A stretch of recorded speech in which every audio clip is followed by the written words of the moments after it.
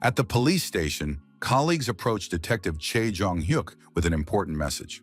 A man with 3 stars on his epaulets categorically announced the closure of the case under investigation.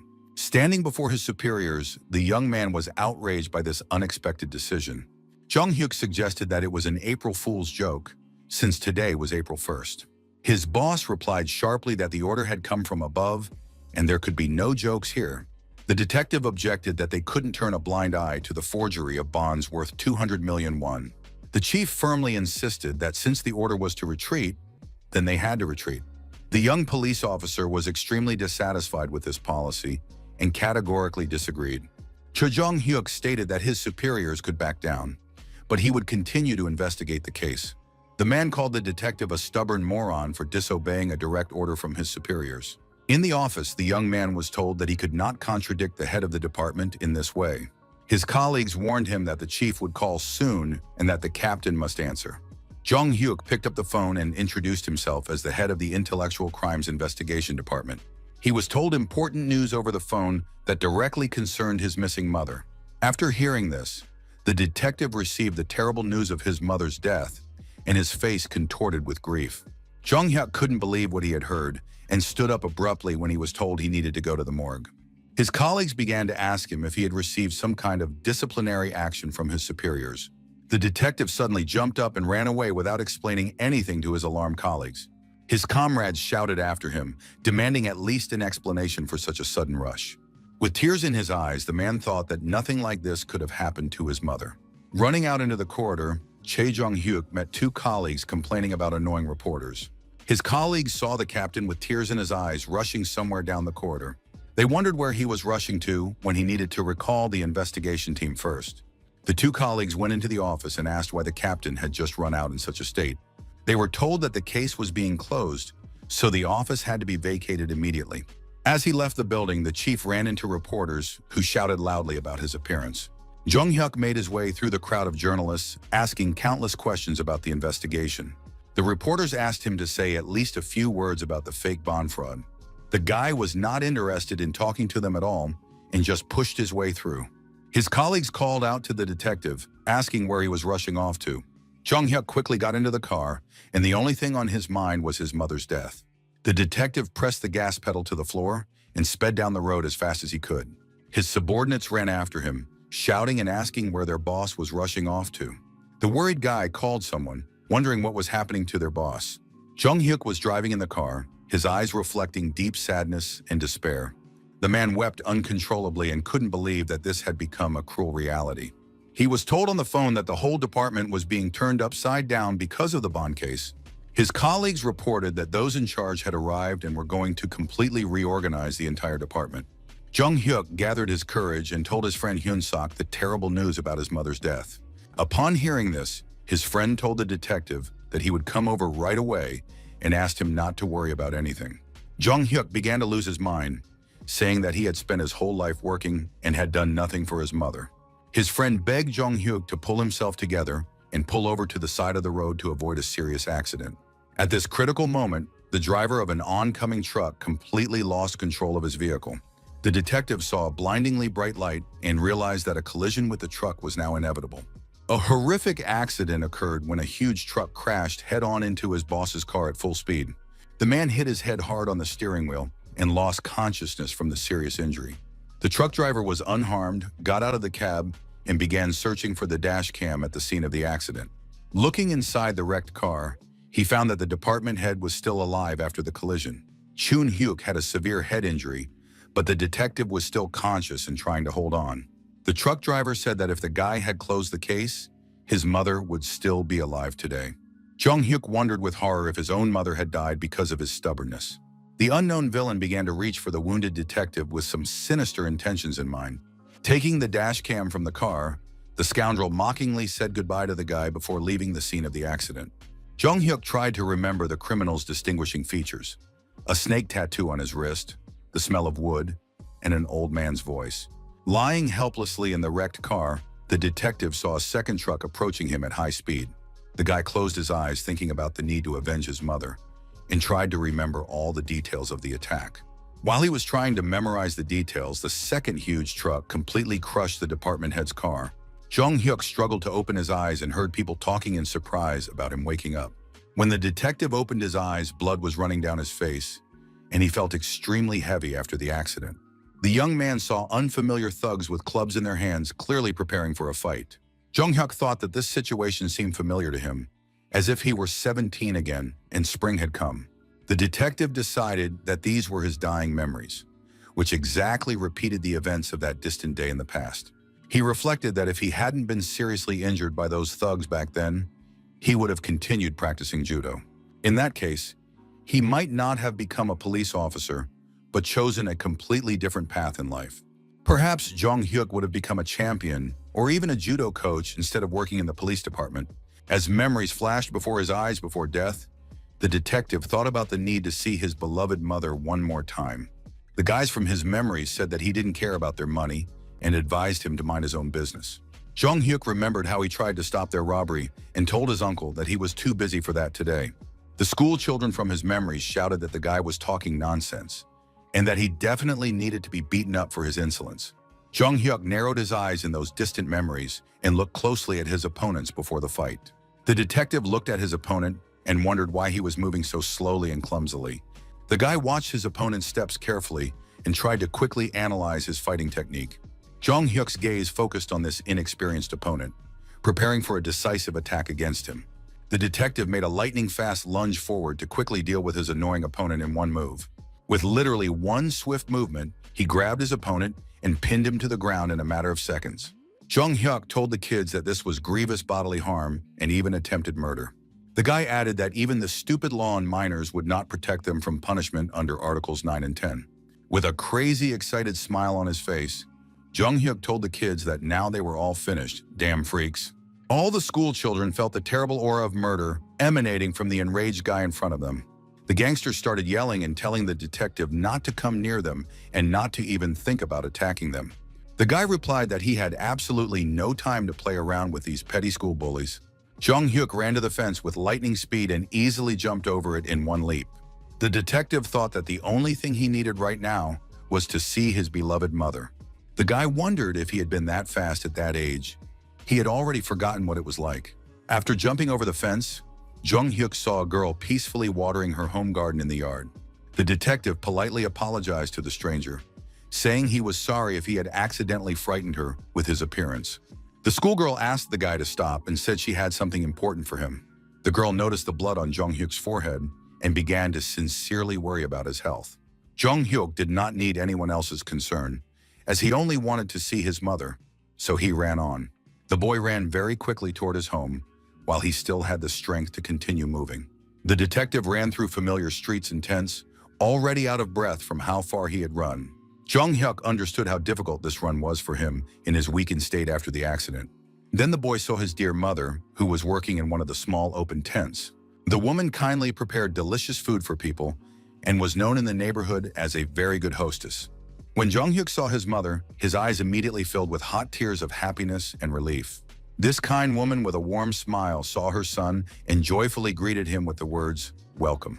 His mother immediately began to worry about her son, asking what he was doing there at such an hour. Seeing the blood on Jung Hyuk's head, the woman became alarmed and asked where it came from and what had happened. The only thought in the young man's head was, "Forgive me, mother. I never appreciated you." The woman began to scold her son, saying that she had told him to fight back, not to silently take blows from bullies. The mother continued to scold Jung Hyuk like a truly caring parent, lightly slapping him on the back. The detective thought that these feelings seemed too realistic for memories. The boy wondered if he had somehow miraculously managed to return to his mother in the distant past. When this realization came to him, Jung Hyuk quickly hugged his dear mother tightly. The detective silently promised the woman that this time he would definitely protect her from all harm. Then he heard the voice of an unfamiliar woman who asked in surprise what had happened to him. Isun turned out to be a woman who worked in a neighboring stall and was the same age as his mother at the market. The young man immediately remembered this person and thought that he remembered this cunning woman very well. Jung Hyuk's light expression instantly changed to anger at the sight of this suspicious person. The detective knew that her real name was Sun Yang Ja and that she had 5 convictions for fraud. Jung Hyuk realized that this was the same woman who had been involved in dirty real estate deals. This swindler gathered people who were willing to invest money and gain their trust for about 3 years. The mother, who had saved money her entire life, was devastated and upset by what had happened after being deceived. Jung Hyuk remembered how the woman cried and apologized to her son for being too trusting. The guy couldn't remember his response, but he remembered his anger and that he had called his mother stupid. Now the detective was incredibly ashamed of his behavior, thinking what a moron he had been. An interesting thought occurred to Jung Hyuk about the possibility of changing the course of events in the past. The con artist came closer and said that his son looked like a very respectable and mature young man. The detective's mother replied that her son looked like her, but had his late father's figure. Yi-sun began to talk about how unfortunate it was that her husband had left such a son and died in a car accident. When the young man heard this, he became extremely angry, clenched his fists, and thought about punching her. Jung Hyuk restrained himself and thought that she should talk while she still had the opportunity to do so. The detective knew that he would definitely expose her fraud and send this swindler to jail according to the law. Jung Hyuk decided to help his hardworking mother, who worked diligently behind the counter at the market. The woman kindly told her son to stop stringing fish cakes together, as she wouldn't sell that many anyway. Sometimes the guy noticed that he was really too carried away with this business and was working too hard. The woman told her son that he had to finish everything to finally calm down. His mother warned Jung Hyuk not to laugh too loudly, otherwise the stitches on his head might come apart. The boy thought about how he had no idea that his mother had been working for over 30 years. Every single day of her life, she traveled such a long way to the market for work. The woman walked the entire way on foot, pulling a heavy cart with goods to sell. She did all this solely for her son, to give him the best in life. His mother said that it was better for him to rest. Why should he go out to help her every day? Wasn't it hard? Jung Hyuk smiled and replied to his mother that with his physical strength, such work could not be hard. The detective thought that he had a plan, so he would definitely help his dear mother prosper. On the next day, trading began, and all the merchants immediately set up their stalls in the market. The boy's mother pointed to him and told him to take the spinach and put it at the front of the counter. Jung Hyuk thought that there were few chain restaurants at that time, so his mother cooked for office workers. The boy knew perfectly well how to make their eatery prosper and what food would sell like hotcakes. Jung Hyuk brought something strange in a pot, and the woman immediately noticed it. When her son opened the lid, there was fragrant kimchi, prepared according to a special recipe from the future. The woman asked in surprise if he really wanted to put this appetizer in their traditional dish. The boy smiled mysteriously and told his mother to trust him and try it at least once. The mother thought that was fine, but it would be better to put less rice in this experimental dish. The woman wrapped the perfect appetizer according to her son's recipe and prepared to taste the new flavor. She said she would now try how delicious it would be and whether it would suit buyers. The mother began to chew everything carefully, analyzing every nuance of the new and unusual taste of the dish.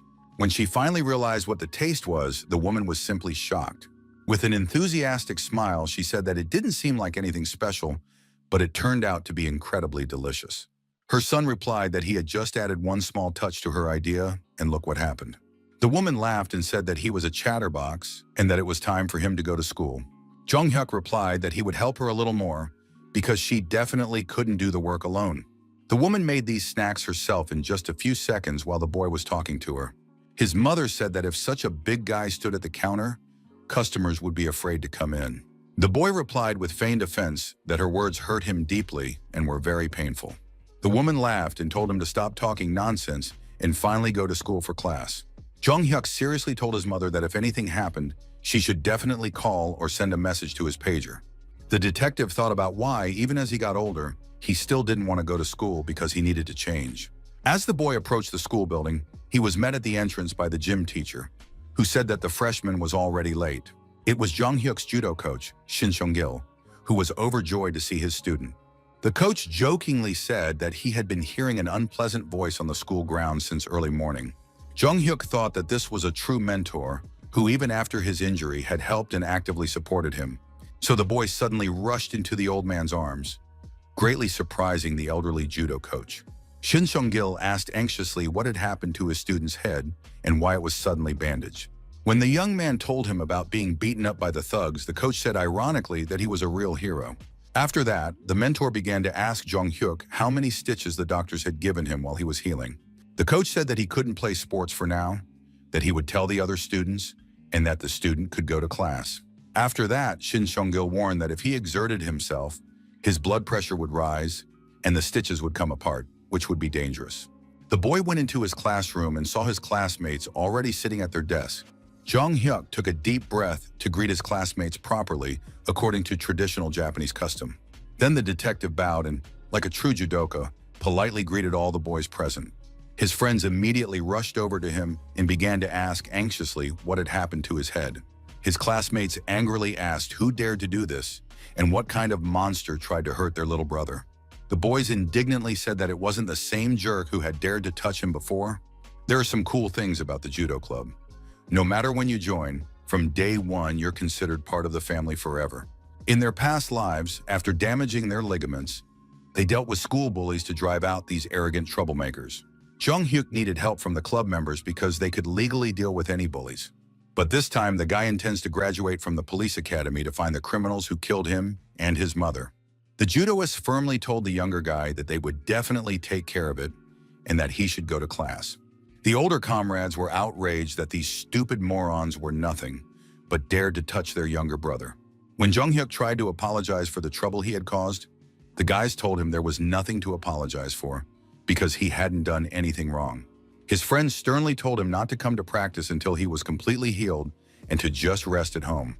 Jong Hyuk, hiding a malicious smile, thought that those bullies would definitely not survive this. In the principal's office, an elderly man was having a rather lively, intense conversation with someone on the phone. Judo coach Shin Seong-gil entered the office and angrily told the principal about some important news. The coach reminded the school principal of what he had said when he invited him to work here many years ago. The principal asked the angry coach to sit down first and calmly explain what had happened that was so serious. Shin Seong-il reminded him that the principal had promised to focus solely on training the children and not to worry about anything else. The coach indignantly reported that their precious student-athlete had been brutally beaten by school bullies. The coach added that the boy had received 25 stitches on his head because of someone's irresponsible attitude toward their work. Shin Seong-il explained that the student had tried to stop the extortionists, and for this he had been brutally beaten with batons. The coach angrily asked the principal if it was acceptable to allow students to treat each other so badly in an educational institution. The enraged man declared that he could not work at such a school and would take the children away, transferring them to another place. When the principal heard the threat of departure, he assured him that the teaching staff was already going to take this issue seriously. The school principal thought that the coach brought in so many medals that he simply could not be allowed to leave. The principal suggested that the coach sit down and calmly discuss the situation over a cup of tea in his office. Shin Seong-gil replied that they should search everywhere, even in the doghouse, but catch the bullies before the first class. At that moment, Jong Hyuk entered the empty classroom, where none of his classmates were yet present. The boy began to calmly prepare for the upcoming lessons and took out his worn school notebook for notes. The detective thought about how quiet and peaceful the classroom was when none of his noisy classmates were there yet. Jong Hyuk thought it was time to make a detailed plan of action and, for starters, a list of possible victims of the criminal. The boy assumed that whoever killed him in the future was probably an accomplice of the person who killed his mother. Suddenly, a pretty girl entered the classroom, and the boy immediately paid close attention to her and became interested. Jong Hyuk recognized her as the girl he had seen in the courtyard when he was running away from the bullies. She was watering flowers in the courtyard at the time and was very surprised to suddenly see an unfamiliar boy. Jong Hyuk thought it was surprising that he and this girl had been in the same class all this time. The detective decided to approach her and apologize for that time, saying that it must have been noisy and unpleasant.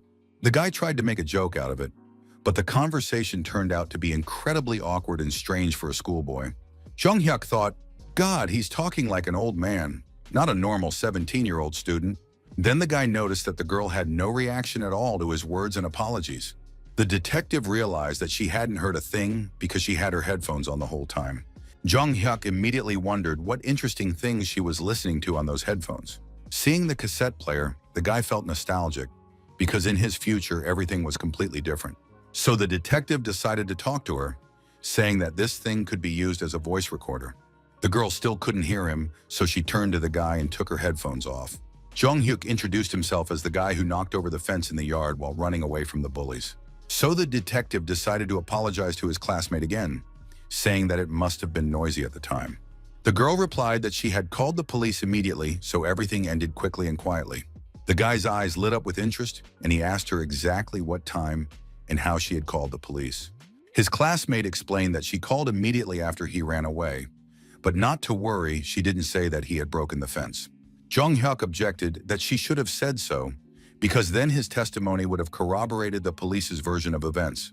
His classmate asked how his head was, to which the guy replied that everything was fine and it didn't hurt much.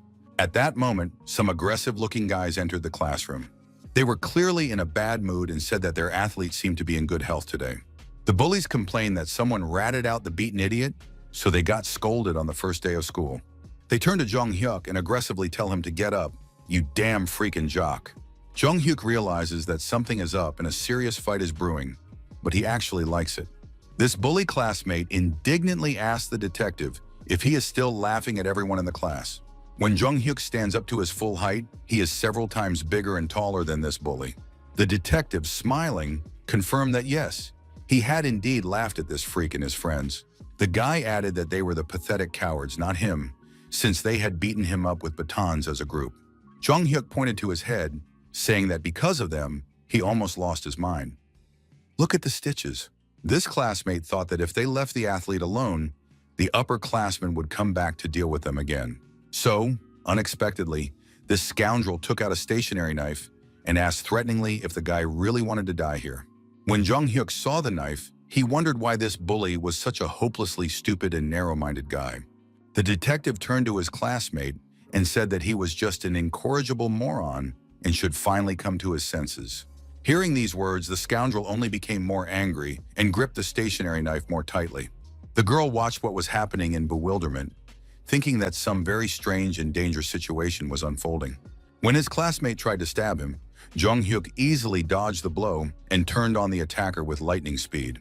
Not only did he dodge the blow, but he also grabbed the scoundrel by the throat with an iron grip. The detective pinned the bully against the office wall, lifting him slightly off the floor with one hand. The grip was so powerful that the office knife simply fell out of the attacker's trembling hands. The students immediately realized that the guy from the judo club was fighting with the local bullies and thugs. Jung-hyuk asked the bully if he really thought the detective was afraid of such jerks. The scoundrel couldn't even answer the question because he was simply unable to breathe normally. It was as if real evil, anger, and bloodlust had awakened in the boy, and it was impossible to stop him. But then his classmates shouted at him, saying that he could kill someone right there in the classroom. Jung-hyuk realized that he shouldn't break the law, so he let the bully go. The boy warned that if they ever extorted money from him again, they would surely die. The bullies, of course, did not want to let the incident go and promised to deal with him again. Jung-hyuk warned the jerks to leave him alone, or they would get what was coming to them for their insolence. The three bullies just got up and stormed out of the classroom, muttering threats under their breath. The detective thought his head was already splitting from the stitches, and now these jerks were getting involved. All of his classmates were stunned by what they had just witnessed with their own eyes. When the teacher entered the classroom, he told them to stop drooling and stand up, as the lesson was about to begin. All the students stood up in unison and bowed politely to the teacher in accordance with school tradition and etiquette. Some of the diligent students thanked the teacher for the upcoming lesson and the knowledge they had previously gained on the subject. Jung-hyuk was very surprised by his teacher's reaction to his bandaged head. The teacher simply did not react to the strange appearance of the student with his head wrapped in bandages. The boy thought it was strange to walk around with his head bandaged, but the teacher didn't even say a word about it. The detective realized that the coach might have told the teachers about his injury after the fight. Although in those days, teachers did not particularly distinguish between the character of students and their academic grades in subjects.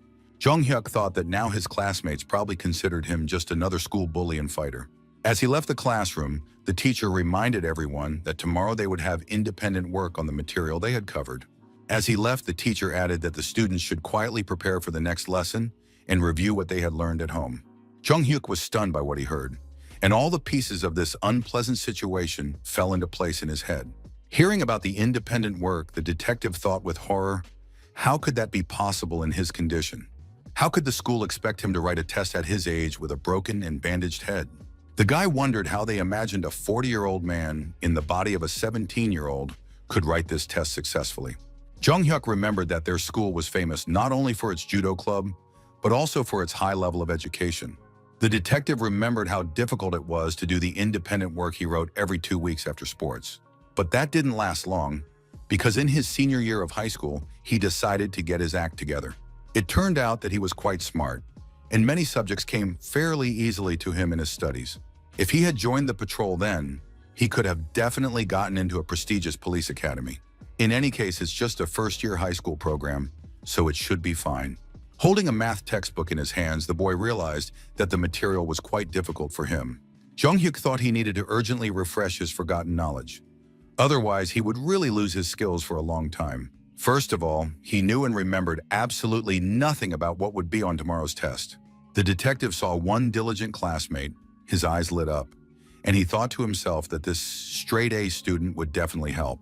Jung-hyuk saw his classmate diligently preparing for tomorrow's test, so he decided to approach him. The boy greeted him and politely asked if he could ask his friend for a small favor to help him prepare. The detective explained that there would be independent work tomorrow and asked for help in preparing for it properly. Jung-hyuk added that if his classmate showed him his notes, he would be very grateful for his help. The classmate with glasses was surprised that it was Jung-hyuk who approached this diligent boy. The straight-A student did not understand why this judoist suddenly decided to turn to him for academic help. Although the boy felt awkward about the attention, he agreed to help, as there was no reason to refuse. Jung-hyuk said okay and suggested they study together until lunchtime, addressing him by his nickname out of habit. Then the detective realized that he was not 40 years old, so he quickly corrected himself and said the more appropriate buddy. The classmate blushed even more at these friendly words and thought that this was the first time in his life that someone had called him buddy. It was lunchtime and the students began to take out their homemade food and rice from the containers they had brought with them. All the students chewed their food and actively communicated with each other, taking a break from their intense lessons.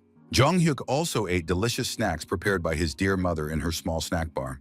When the detective approached the designated spot, he noticed that his nerdy classmate had disappeared somewhere and was not around.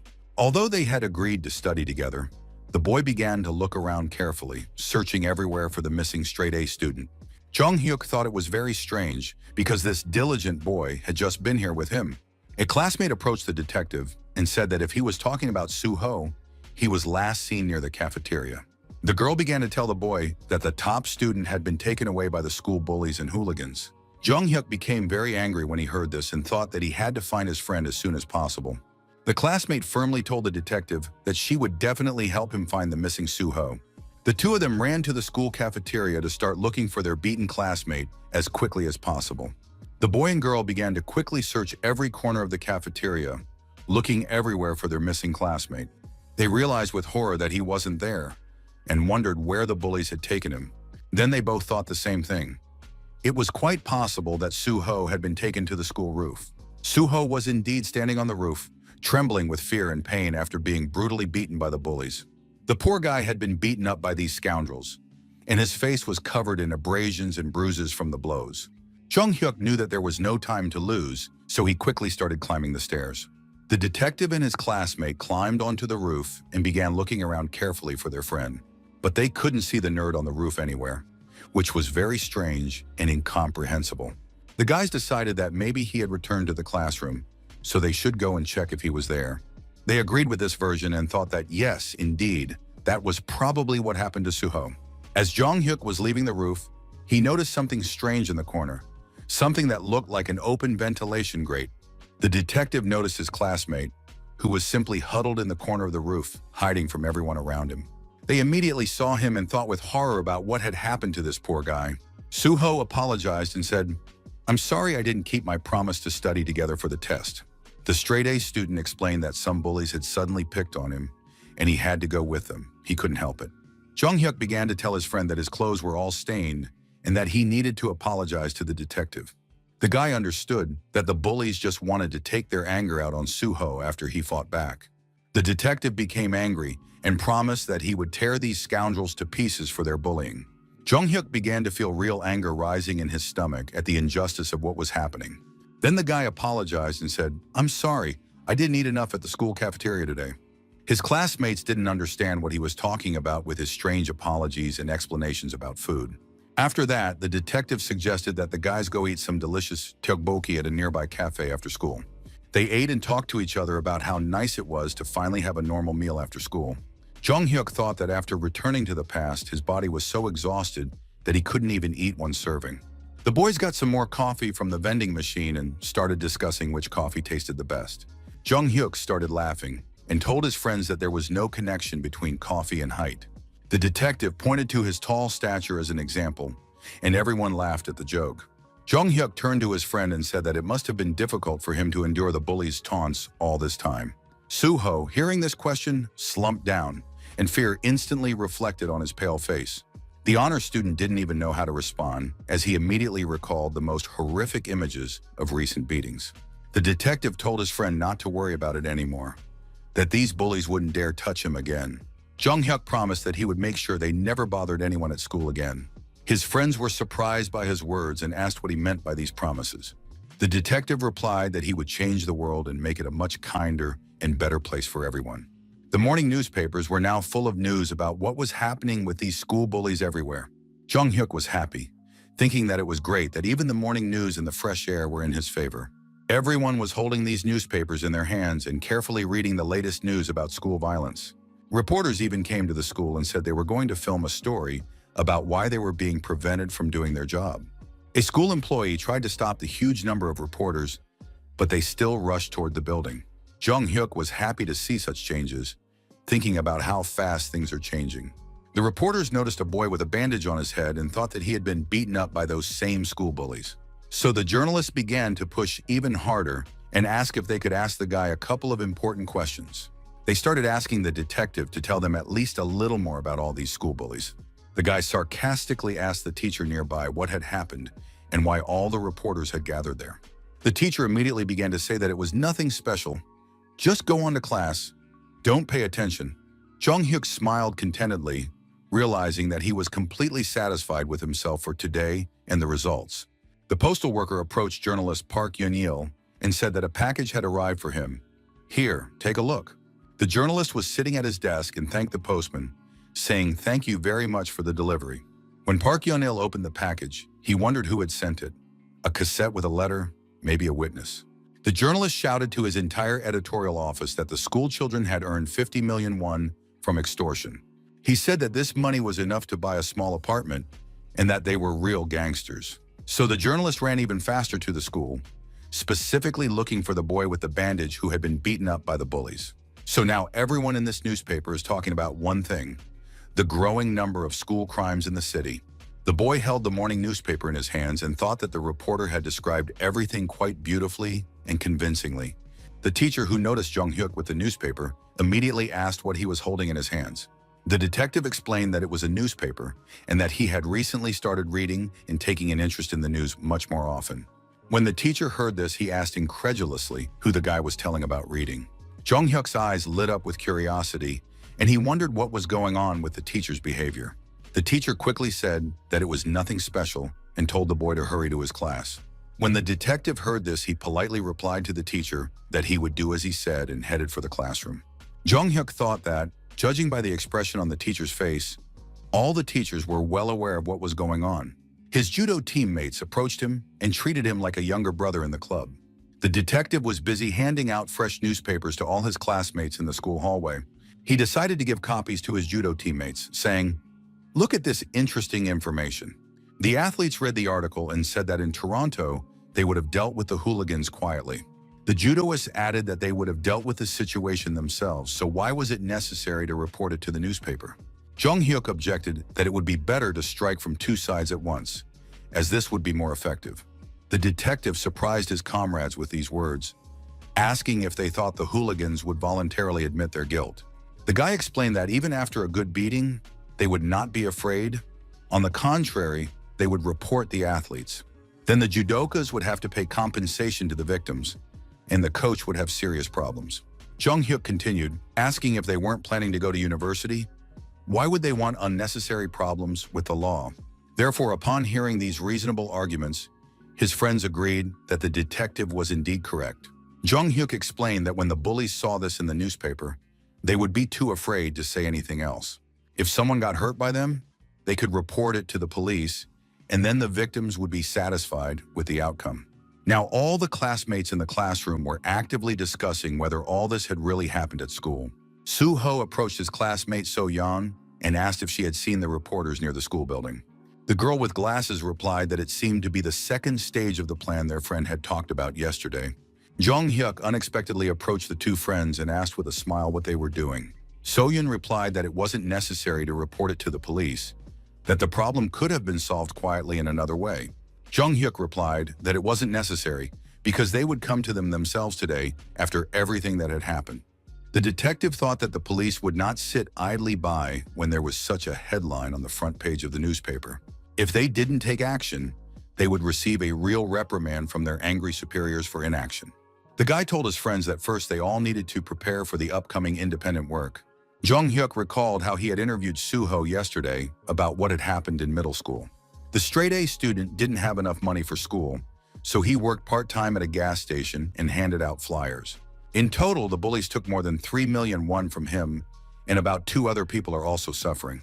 Most likely, they take about 100,000 won from each student every month without exception. It turns out that if you take a minimum of 40 students, that's about 50 million won in income per year. Soo-ho's eyes sparkled with joy when he heard that it was possible to teach these bullies a lesson. Independent work began, and everyone was given sheets of paper on which to fill in their personal details. Jong-hyuk took the assignment sheet and thought it was surprising that there were so few questions on the test. The detective thought that the teachers wanted to finish early and let everyone go home before the police arrived at the school. Indeed, the teacher thought that everything should be done as quickly as possible and that the lesson should not be prolonged. Unexpectedly, for some reason, the teacher called Jong-hyuk to the blackboard to solve problems in front of the whole class. The boy pointed at himself in surprise and asked the teacher if he was really being called to the blackboard. The teacher said that if the detective put the letter A everywhere, it would be inconvenient for him to check the work. Jong-hyuk objected to the teacher, saying that he had actually solved these problems himself and had not copied from anyone. While the teacher and the boy were arguing, someone in the class raised their hand to speak. It was So-yeon, who told the teacher that the boy had indeed been studying hard and that they could see for themselves. Soo-ho also stood up and confirmed that he had studied with his good friend yesterday. The teacher was clearly unhappy that the friends had decided to stand up for their classmate. An announcement was made over the school loudspeaker that student Chae Jong-hyuk was requested to see the principal immediately. With a satisfied smile on his face, the boy told the teacher that he was going to see the principal at the request of the administration. A large crowd of anxious parents of students from the school had gathered outside the principal's office. When Jong-hyuk left the classroom, he smiled when he saw all these worried people gathered outside the office. When the parents noticed this tall young man, they wondered if it was really him. They began to talk among themselves about what strange abilities this guy had and why he was so tall. The teacher told the parents to wait while he talked to the guy, and if anyone asked, to say they didn't know anything. Jong-hyuk thought ironically, does this man really have the right to call himself a real teacher and educator? The boy did not answer the teacher at all, and the teacher was clearly outraged by such silent disobedience. The detective told the teacher that he had no idea what he was talking about or what he wanted from him. The young man went into the principal's office and saw some unfamiliar people in suits sitting there. Jong-hyuk was literally stunned when he suddenly saw them sitting there calmly and waiting. The detective felt their intense, malicious stares scrutinizing him from head to toe. They were the very hooligans he had not expected to see here in the principal's office.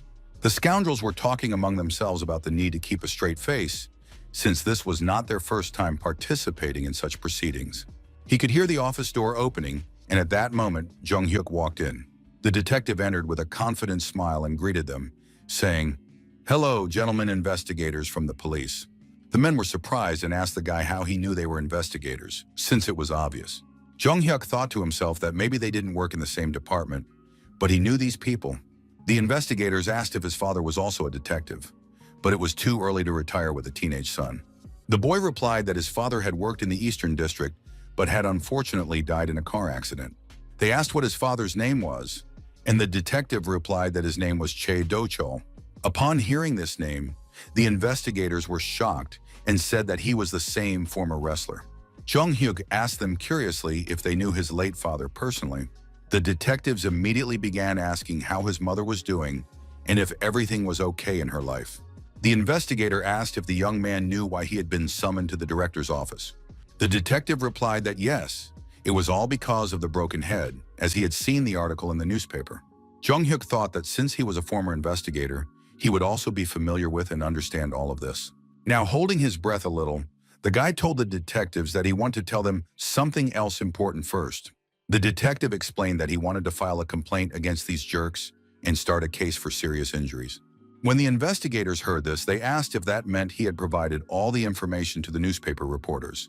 Jung-hyuk pretended to be an innocent boy, smiling sweetly, but he didn't want to reveal all his cards to the investigators. Then unexpectedly, the detective abruptly stood up, changing his behavior in the office.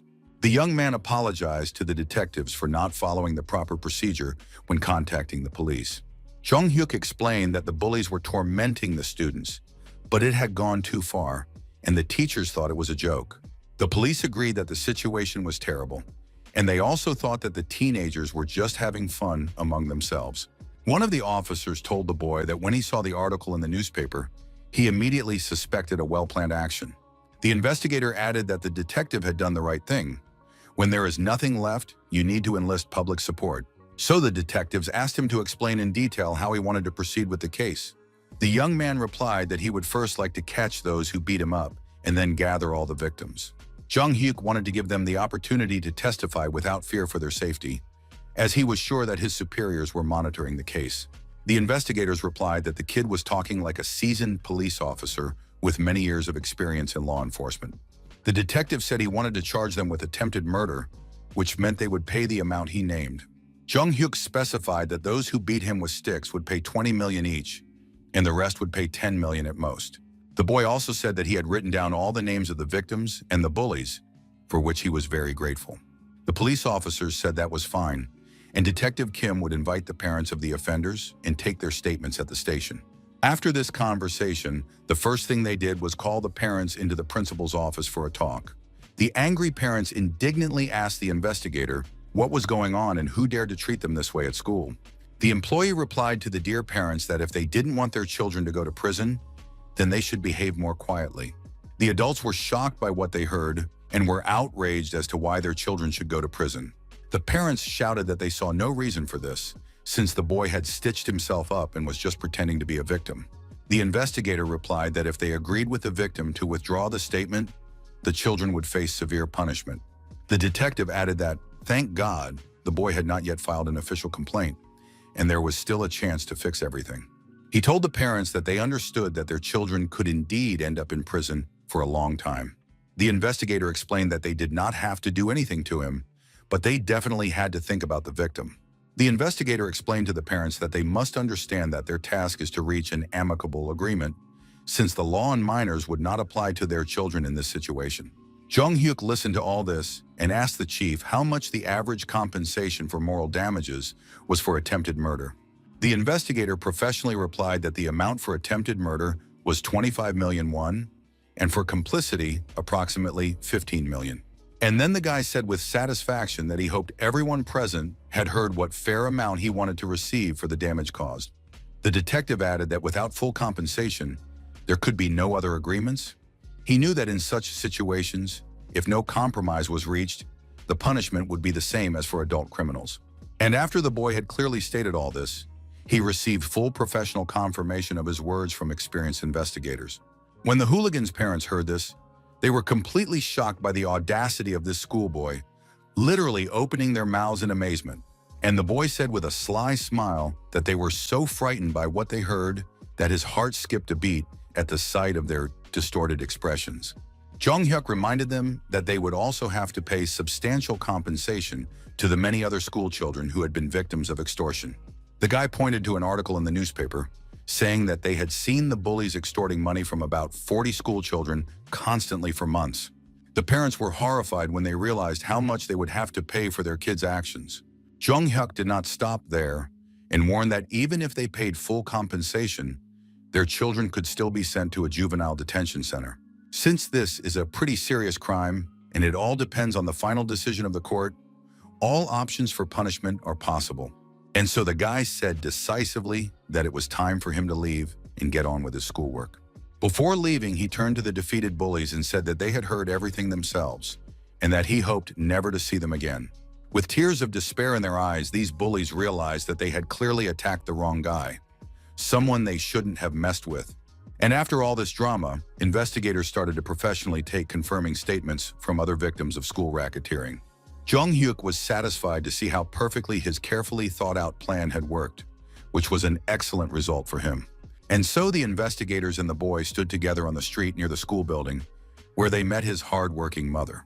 The male investigator politely informed them that since all parties had signed an official compensation agreement, the lawyer for the guilty party would transfer the appropriate amount to their bank account. The investigator added that they had honestly earned it after all their suffering, so there was nothing to worry about in the future. After that, the investigator said admiringly to the mother that her son was a real find. Such a brave and determined guy, which was rare among teenagers. The woman replied with some surprise that he had recently taken his studies seriously, so it was unusual for her to see such changes. The investigator bowed politely in the traditional manner and warmly said goodbye to the family, saying, "In that case, goodbye and good luck to you." The young man shared his expectations for the upcoming test results with his mother, assuring her that she would be pleasantly surprised by his achievements. Jung Hyuk proudly announced his 15th place in the rankings, considering it a remarkable achievement after long efforts in his studies. His mother expressed her sincere hope for her son's continued success in his education and his ongoing development as a person and a student. With tears of joy in her eyes, the woman reflected on how her boy had really changed for the better lately. She announced the end of her workday at the diner and promised to cook delicious roast meat for dinner at home. The investigator had a serious phone conversation with the school principal, discussing the importance and complexity of the current situation. The man warned of the upcoming media frenzy and possible gratitude from his superiors for the work he had done. The police officer felt genuine joy and satisfaction at the successful resolution of the school conflict. The detective watched the boy through the window, thinking deeply about his unusual character and mature behavior for a teenager. The detective carefully hid the truth about his life experience and knowledge of future events from everyone around him. During judo training, the young man grabbed his sparring partner firmly by the kimono, preparing to execute a decisive throw on the tatami. All his movements were aimed at effectively knocking his opponent down and pinning him to the gym floor. The young fighter's gaze radiated unwavering determination and absolute concentration on the current fight with his opponent. The teacher announced to the class that the test scores had been posted on the information board for review. Jung Hyuk recalled with satisfaction his academic progress from 15th place to his current 3rd place. In a recent mock exam, he managed to achieve an impressive 25th place among all students. The young man was genuinely happy that he had finally gotten used to the intensive learning process and was consistently achieving good results. The young man received the long-awaited opportunity to return to full training after completely healing all his head injuries. Coach Shin Sung-il proudly noted his students' outstanding achievement in the school-wide academic ranking. The school principal particularly praised the rare combination of high athletic and academic achievements in one student. The older members of the club good-naturedly teased the younger one, surprised by his unusual reaction to the sports uniform. Jung Hyuk thought deeply about the nature of the memories that came flooding back when he saw the familiar training gear from years past. The detective particularly enjoyed the feeling of a new beginning in life, especially after the final removal of his medical stitches. The young man was genuinely happy to be 17 and to have all the limitless possibilities that lay ahead of him. His strong, youthful body provided an excellent physical foundation for serious training in Eastern martial arts. His current excellent physical condition was radically different from what it had been in his previous life. The guy enjoyed incredible freshness and inexhaustible energy that accompanied him throughout the day. The young man smiled broadly and ran forward energetically, sincerely rejoicing at how successful he had been lately. The coach announced the start of sparring and the need to split into pairs for the most effective practice of judo techniques. All the athletes took their positions opposite each other and concentrated on preparing for the intense training session. Jung Hyuk stood opposite one of his senior teammates and politely expressed his joy at the upcoming joint match. The young man began to control his breathing before the fight with his older and more experienced sparring partner in the section. The senior comrade thought that the junior had become too cocky and overconfident lately. A sly smile appeared on the experienced judoka's face, and he decided to bring the cocky kid down to earth a little. The older guy grabbed the younger guy's kimono sharply, intending to perform a classic throw and pin him on his back. The young man's face showed determination, but something inside seemed to be holding him back from giving his all in the fight. As the opponents tightened their grips, both athletes began to move actively across the tatami, in search of an advantage. Jung Hyuk felt strange feelings inside himself that he could not understand or explain to those around him. It seemed to him that everything around him had slowed down, as if time was passing several times slower than usual. The young man realized that his older comrade was in the mood for a serious fight, not just a light warm-up. The young man unexpectedly performed a technical trip, causing his opponent to lose his balance at a critical moment. Thanks to this maneuver, both fighters fell simultaneously onto the soft tatami mat in the gym. The older comrade was angry that he had not noticed such a brazen and unexpected trip from the younger one. Jung Hyuk felt ashamed of his actions and apologized, explaining that his foot had slipped accidentally without any malicious intent. The experienced judoka, with a sly smile, noticed that the younger man had fully recovered and suggested repeating the match. The coaches watched the sparring closely, noting interesting moments in their students' technique. The mentors were surprised that the younger fighter had so much physical strength compared to the older one. Jung Hyuk thought that the older guy was openly trying to provoke him and show his superiority. The young man understood that he could not allow himself to be mocked and had to take decisive action. The coaches discussed among themselves why the young man was constantly trying to use complex techniques instead of basic moves.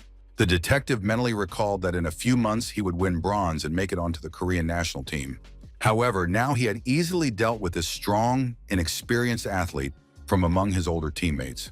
In his past life, a serious injury had forced him to have 2/3 of his stomach removed, after which he lost a lot of weight.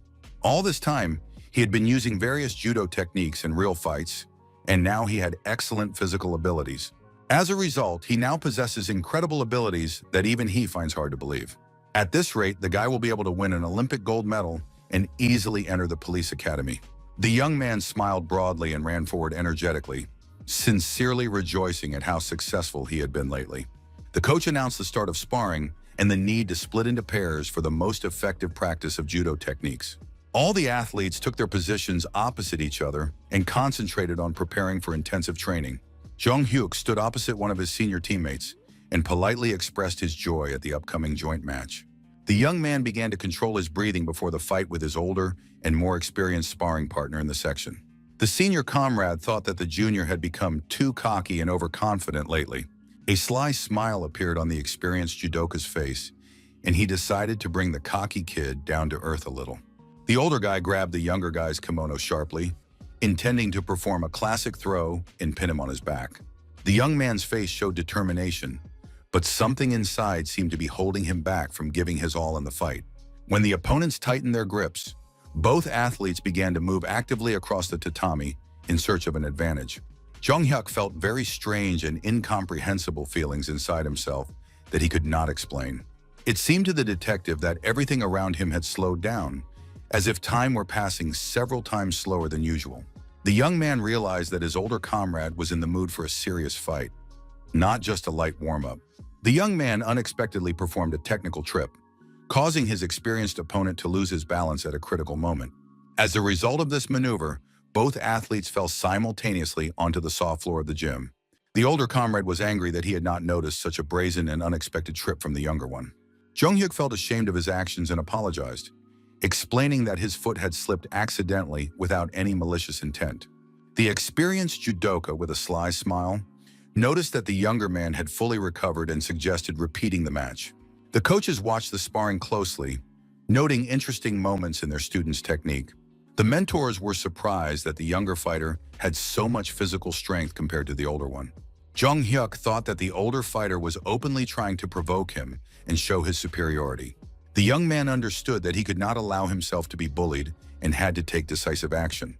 The coaches discussed among themselves why the young man was constantly trying to use complex techniques instead of basic moves.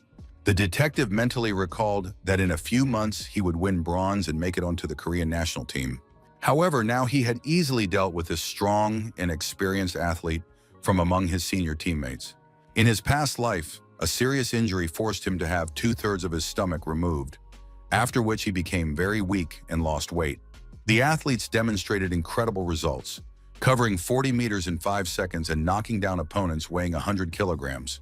The athletes effortlessly jumped over opposing football players who were nearly 190 centimeters tall. Jung Hyuk recalled how he had studied these techniques while working as a police officer to maintain muscle tone. The coach noted that training with these monsters had clearly been beneficial, explaining the sudden changes in physical form.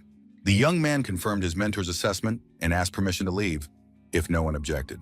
After all the athletes left, the coaches stayed behind to discuss what had happened at today's training session. Jong-hyuk tensed up, wondering if the coaches believed his story about the training methods. The coaches asked the young man to send them an email with a detailed description of the techniques and methods he had mentioned. After finishing the phone call, the coaches were amazed at how quickly the young man had organized everything. The young man smiled and said that the Americans had agreed to send all the materials by email. Shin Sung-il was amazed at his student's ability to get contacts through the computer and his excellent knowledge of English. The young man explained that an era of openness to the world was coming soon, so it was necessary to prepare for change in advance. The mentors asked why the Americans had so readily agreed to provide materials to improve training. Jong-hyuk explained that it was just training and not a state secret, introducing himself as an interested student. The coach noted that people from a major power really do have a broader mindset and an open approach. The young man suggested that the mentor contact Japanese judo schools and request their training materials. Shin Sung-gil wondered if his protege knew enough Japanese to carry out such correspondence. The young man smiled mysteriously, preferring not to reveal all his abilities and knowledge at once. The training programs began to arrive by email, which was a pleasant surprise for everyone. The coaches were amazed at how quickly they received the email from the American office with the requested materials. The coach was delighted that the printer recently purchased for the gym was finally coming in handy. The guy reported that the Japanese refused to share materials, despite attempts to contact several schools. The men agreed that Japan really remains a rather closed country in terms of sharing experience. Upon receiving the documents, the coach noticed the enormous amount of information, which would take a long time to translate.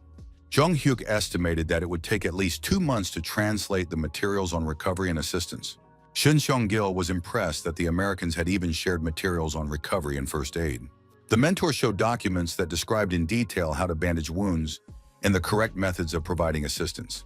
The coach admitted that he did not understand the English text, but considered it necessary to translate these materials first.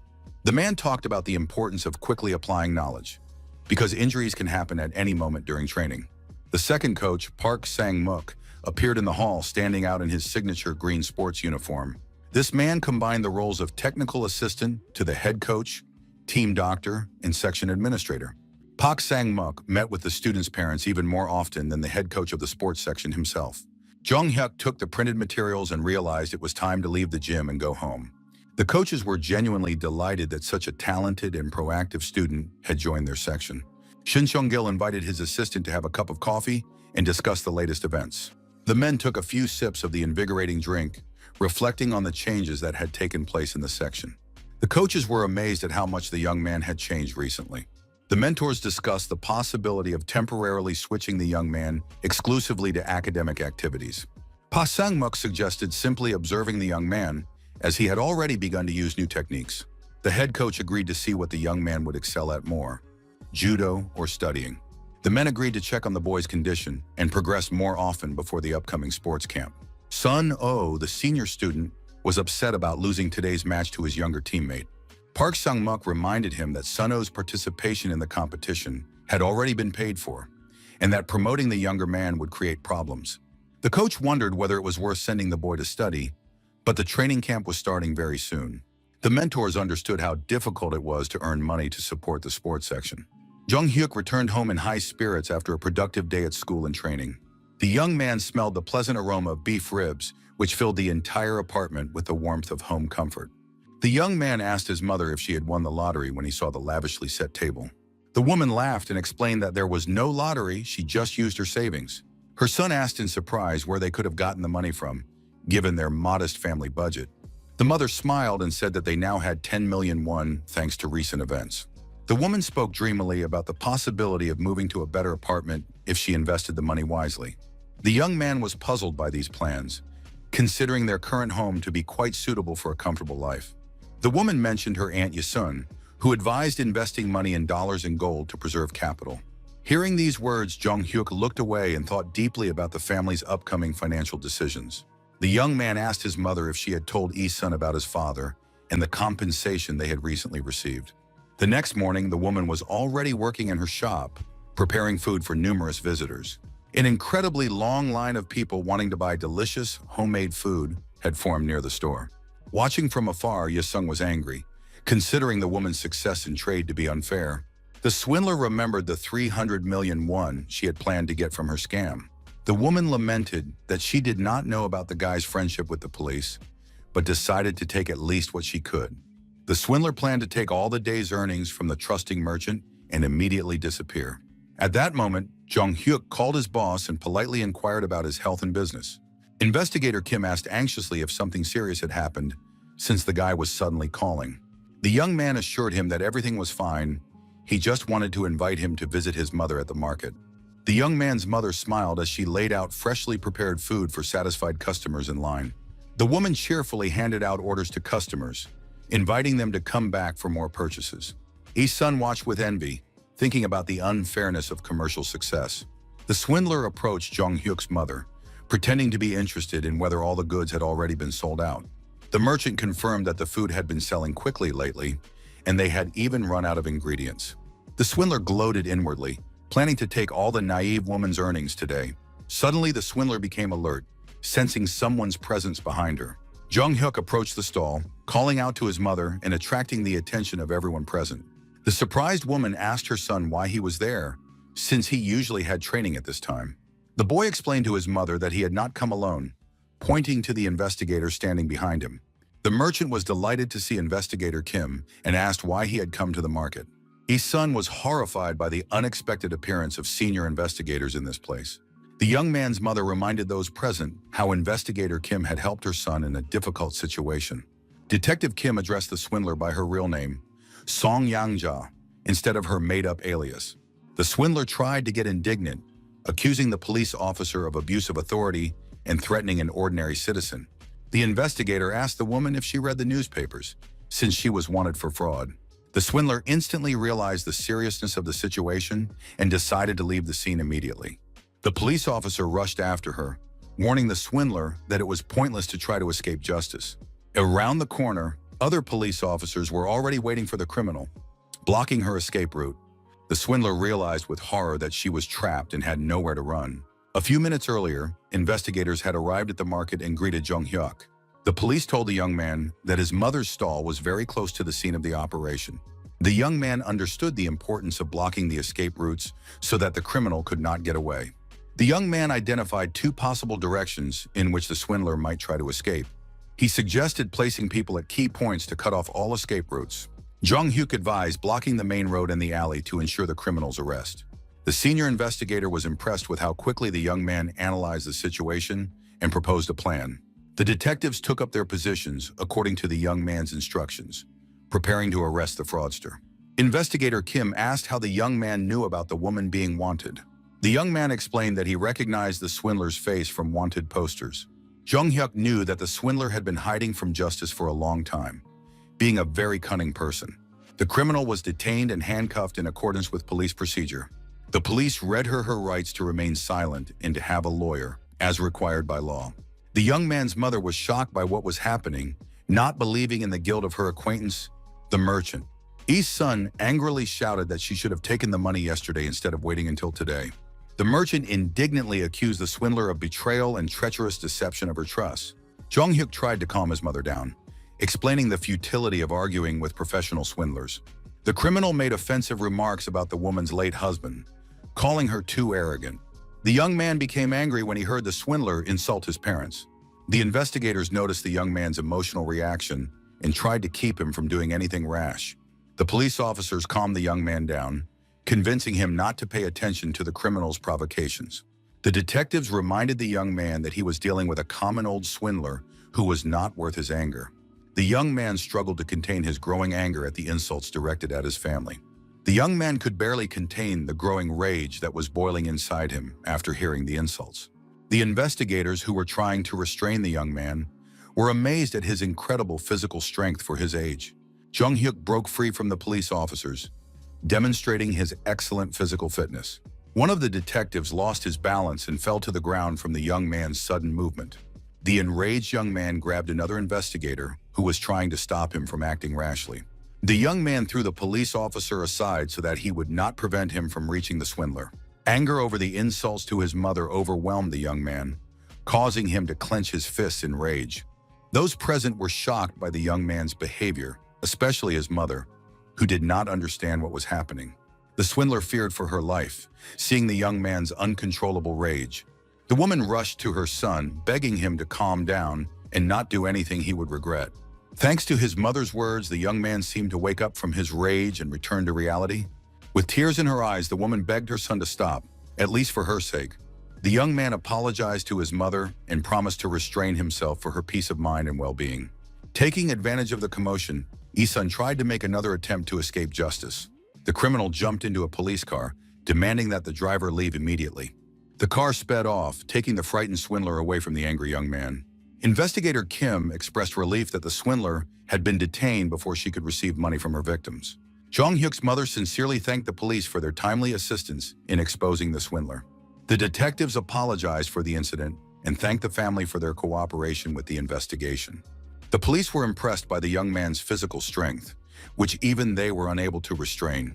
The investigator noted that despite his emotional outburst, the young man had done something important for society. Detective Kim assured the woman that she was lucky to have such a protector and devoted son.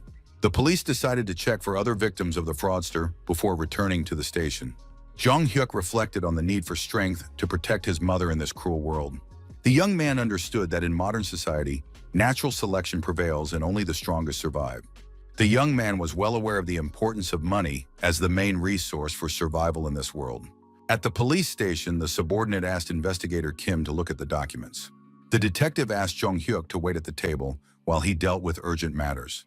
Sitting at the table, the young man noticed his boss's business cards and became interested in their contents. The young man decided to take a few business cards for possible future use. He understood that contacts in the police force could be useful in his future life. Investigator Kim returned and apologized to the young man for the long wait, explaining that the delay was due to the processing of statements. The man offered the young man a snack, ready to treat him to something tasty as a thank you. Jong-hyuk noticed the business card on the table and asked who this financial manager was.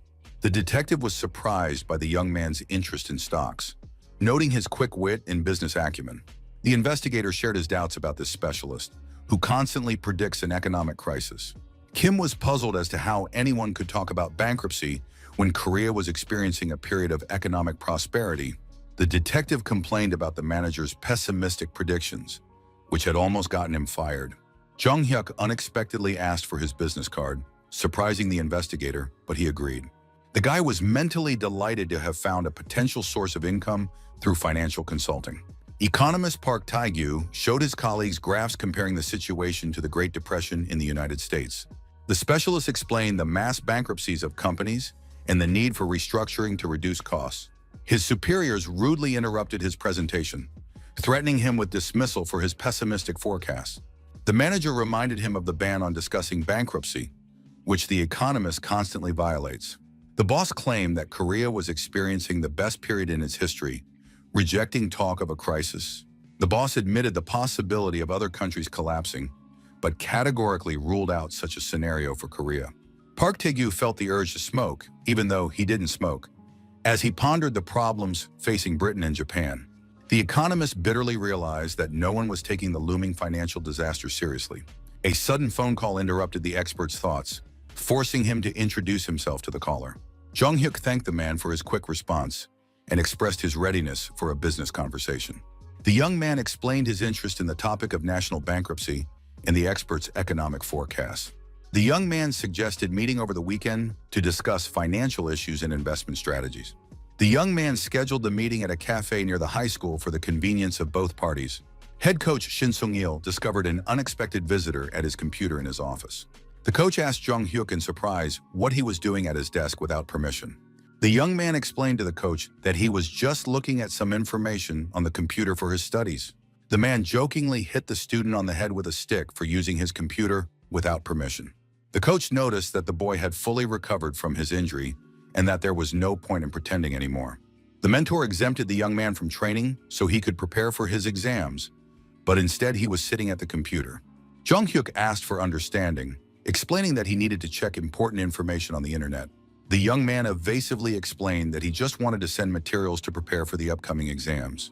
Shin Seong-gil noticed the attempt to hide the monitor and doubted that the athletes would be reading study materials. The coach advised his teammates to focus on physical training rather than studying.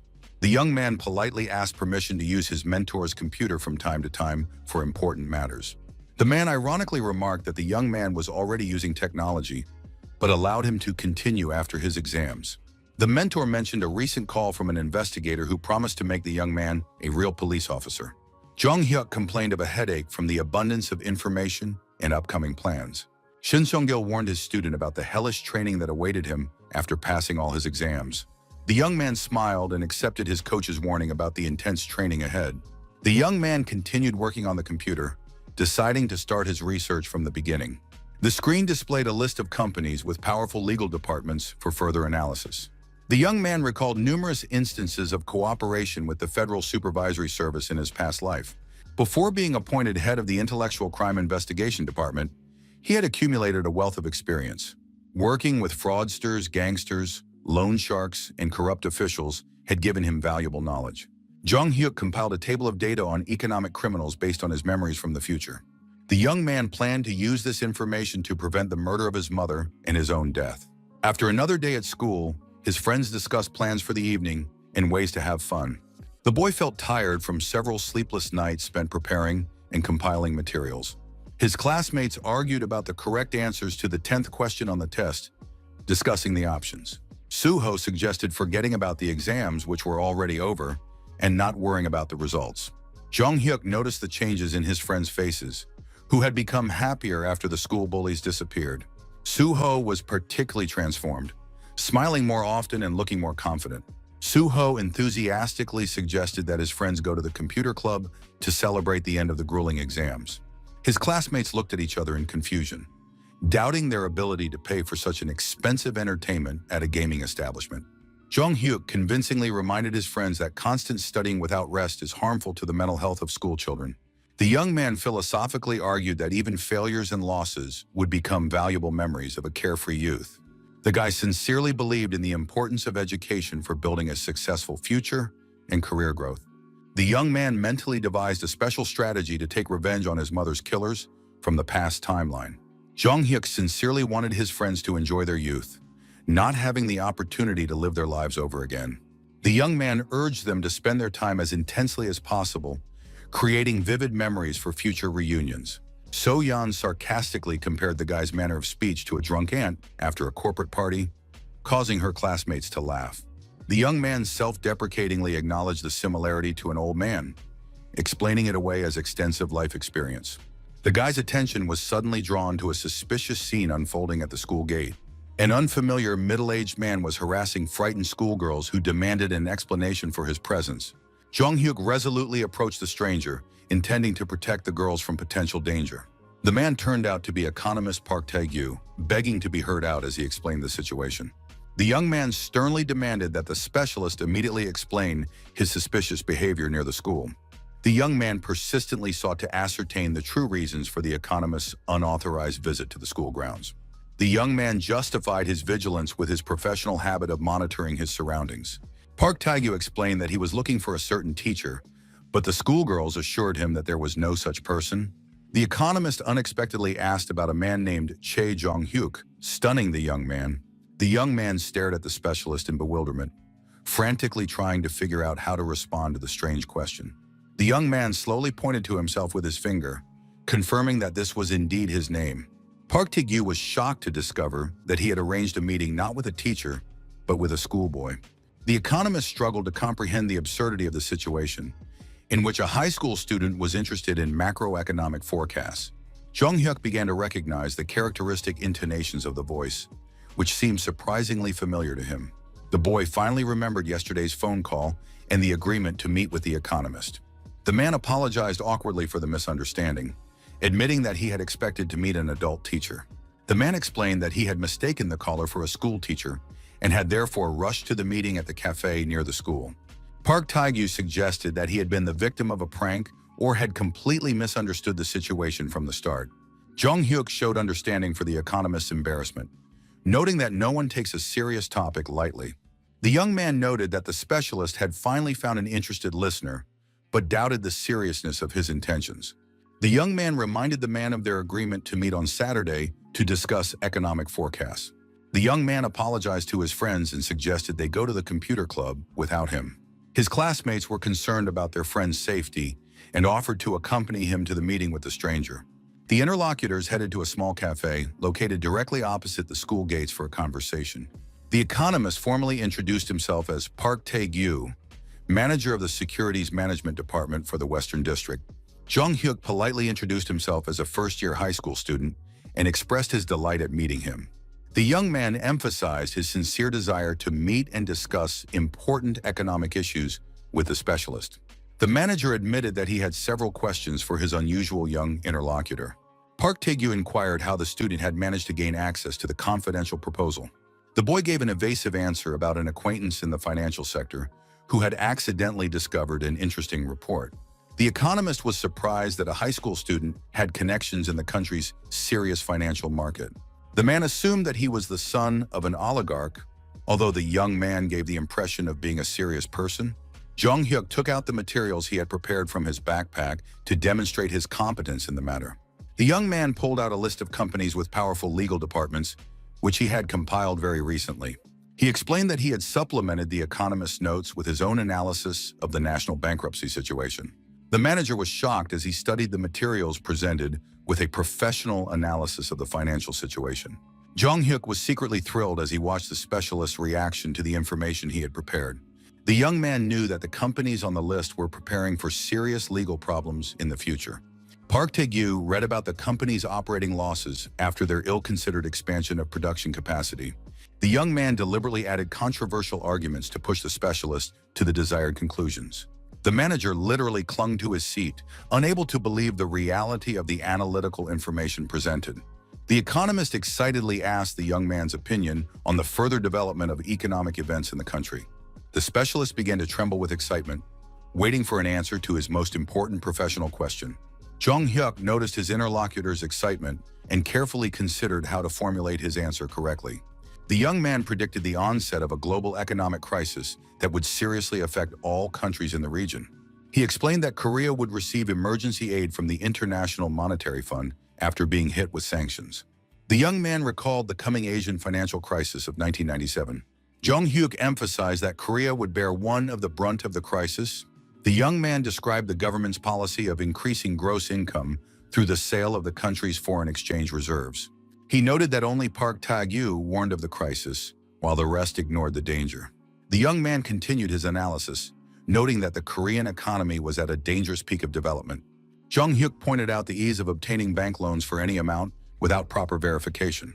The young man warned of the catastrophic consequences of such irresponsible lending policies by financial institutions. He metaphorically compared the country's economy to a fragile sandcastle built on debt. The young man distracted himself with overly sweet coffee, trying to diffuse the tense atmosphere of the conversation. Park Tae-gyu reflected on the strangeness of the situation, in which a schoolboy was sharing such valuable analytical information. Jong-hyuk stated that the moment international aid was received would mark the beginning of the collapse of the national economy. The young man explained the complete dependence of economic policy on the requirements of the International Monetary Fund. He emphasized the impossibility of stopping the crisis due to the weakness of enterprises and the depletion of currency reserves. The young man criticized the unfounded optimism of citizens who believe in eternal prosperity and well-being. Jong-hyuk predicted that Korea would end up in economic hell due to excessive self-confidence. The young man bitterly noted that the realization of the catastrophe would come too late to save the economy. The waitress dropped her cup in shock upon hearing the young man's grim economic predictions. Jong-hyuk gallantly rushed to help the girl, worried that she might cut herself on the broken pieces. The young man advised her to collect the shards with a handkerchief, showing concern for the waitress's safety. The young man unexpectedly announced his willingness to invest 100 million won in the project. Park Tae-gyu was stunned by the amount of the investment and asked for time to consider the unexpected offer. Jong-hyuk referred to another meeting and suggested ending their conversation for the day. The young man left his phone number with the economist for further consultation on investment issues. After a productive meeting, Jong-hyuk headed to the computer club, where his friends were waiting for him. The guy noticed his friends' complete immersion in the game, understanding their enthusiasm for virtual battles. His classmates complained about Suho's poor gaming skills, as he constantly lost in battles. Jung Hyuk confidently told Soyeon that he was better at the game thanks to his past experience. The first battle in the legendary Mortal Kombat fighting game began between the guy and his classmate. The girl attacked first, ironically comparing the boy's gaming skills to the clumsy Suho. The young man unexpectedly performed a complex combination, causing the character to deliver a spectacular kick. Soyeon was shocked by the boy's skill, not understanding how he managed to perform such a move. The classmate demanded a rematch, wanting to understand the secret of the young man's virtuoso playing technique. Jung Hyuk reminded the girl with a confident smile of his warning about her inevitable defeat. The boy was genuinely happy about his victory, enjoying nostalgic memories of his favorite childhood game. The young man's thoughts returned to the economist, who was surely analyzing the materials provided. The young man understood the inevitability of the specialist's decision, regardless of how long it took him to think it over. Several days of waiting passed, and Jung Hyuk reflected on Park Tae-gyu's agonizing doubts. The guy was worried that half of the materials should have been enough to make an investment decision. The young man feared losing his advantage in the negotiations if he called the impatient economist first. The young man recalled the specialist's past involvement in financial fraud due to carelessness. Jung Hyuk knew that Park Tae-gyu was a trusting lawyer who unwittingly defended financial criminals. The young man suffered from headaches, dreaming of learning about his potential partner's current thoughts. The teacher tapped the desk sharply with his pointer, drawing the class's attention for an important announcement. The teacher solemnly announced the long-awaited moment of the test results. The teacher announced the harsh rule of receiving blows for every point below 100. The teacher called on the first student with a score of 78 points for 22 strokes. The teacher began to methodically punish the offending student by hitting him with a pointer on a soft spot. The students froze in absolute silence, shocked by the corporal punishment taking place in the classroom. The teacher ruthlessly announced that each student would go through this humiliating procedure in turn. Jung Hyuk watched what was happening, noting that the teacher was not hitting too hard by his standards. The teacher continued to call out students with low scores to carry out the cruel punishment.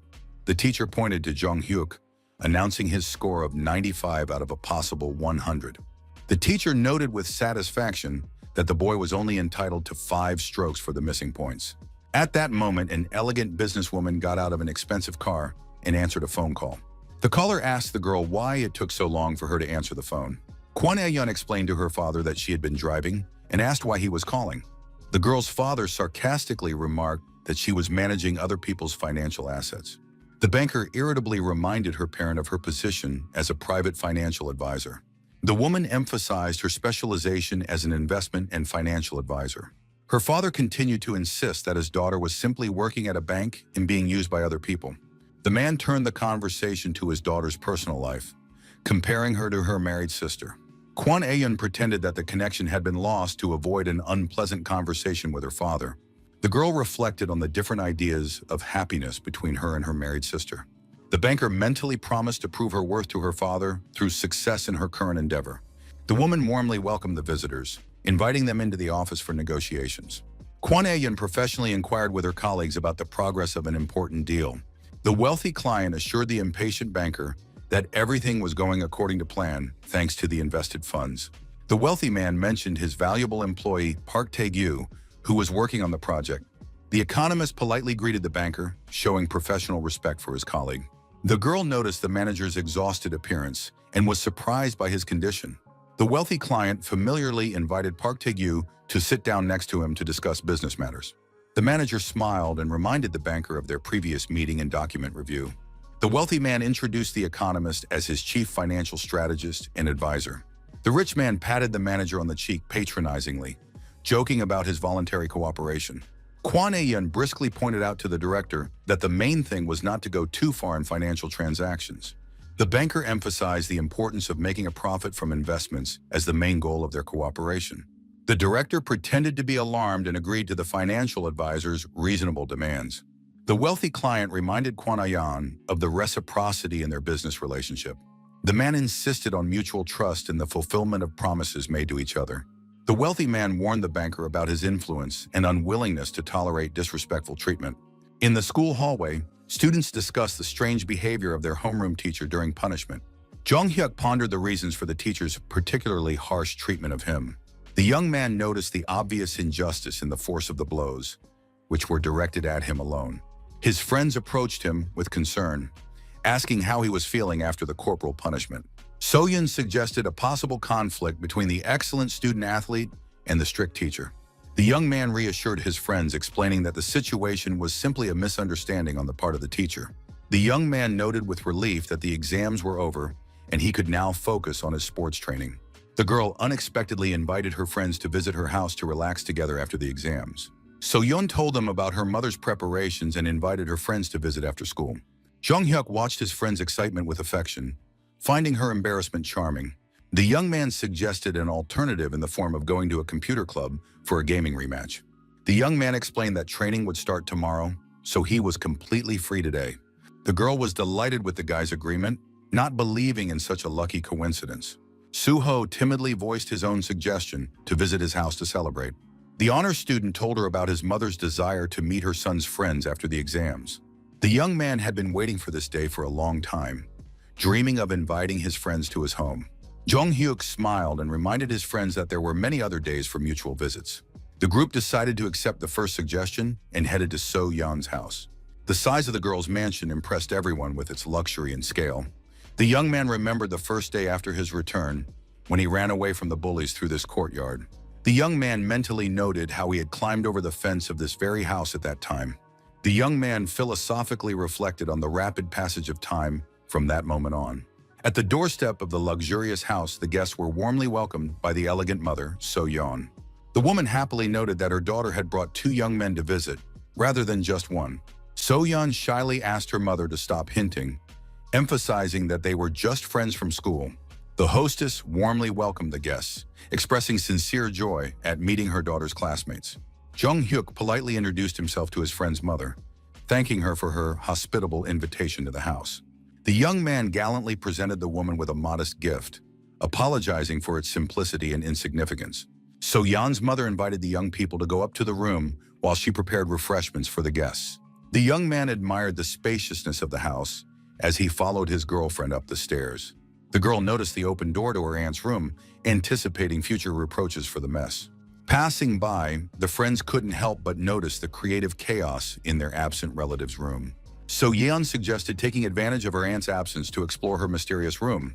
The girl persuaded her friends to quickly look at the interesting things before going to her bedroom. So-yeon explained that her grandfather forbade her aunt from living alone until she got married. Jung-hyuk's attention was drawn to the documents on the table, which made his eyes light up with interest. The young man instantly recognized the papers spread out on the financial advisor's desk. He realized that these were the revised materials he had given to economist Park Tae-gyu. The young man noticed the change in form while the content remained the same, relying on his police intuition. Jung-hyuk hastily asked his girlfriend about her mysterious aunt's professional activities. Suddenly, Kwon-yeon returned home and found uninvited guests in her room. So-yeon panicked internally at the untimely appearance of her strict and demanding relative. The girl warned her friends about the trouble they would face for invading her personal space. The banker sternly demanded an explanation for the presence of her niece and her friends in the room. So-yeon's mother was busy in the kitchen at the time, preparing a festive dinner for the guests. Kwon-yeon went down to the kitchen and told her sister that she had returned home. The woman immediately smelled the appetizing aroma of fried fish filling the first floor. The banker inquired about the reason for such a feast and a possible family celebration. Her sister explained that So-yeon had invited her school friends over, so she was preparing a special dinner. Kwon-yeon was delighted to hear about the guests and went back upstairs to the young people. As she climbed the stairs, the banker heard lively voices coming from her private room. Kwon-yeon instantly realized that someone had invaded her personal space without permission and was rummaging through her things. The banker's mood instantly soured, turning from joyful to extremely irritated and angry. The woman decisively threw open the door, ready to find out who dared to violate the boundaries of her territory. The banker sternly demanded an explanation from her niece for the mess in the room. Kwon-yeon reminded So-yeon of the strict prohibition on entering the room without the owner's special permission.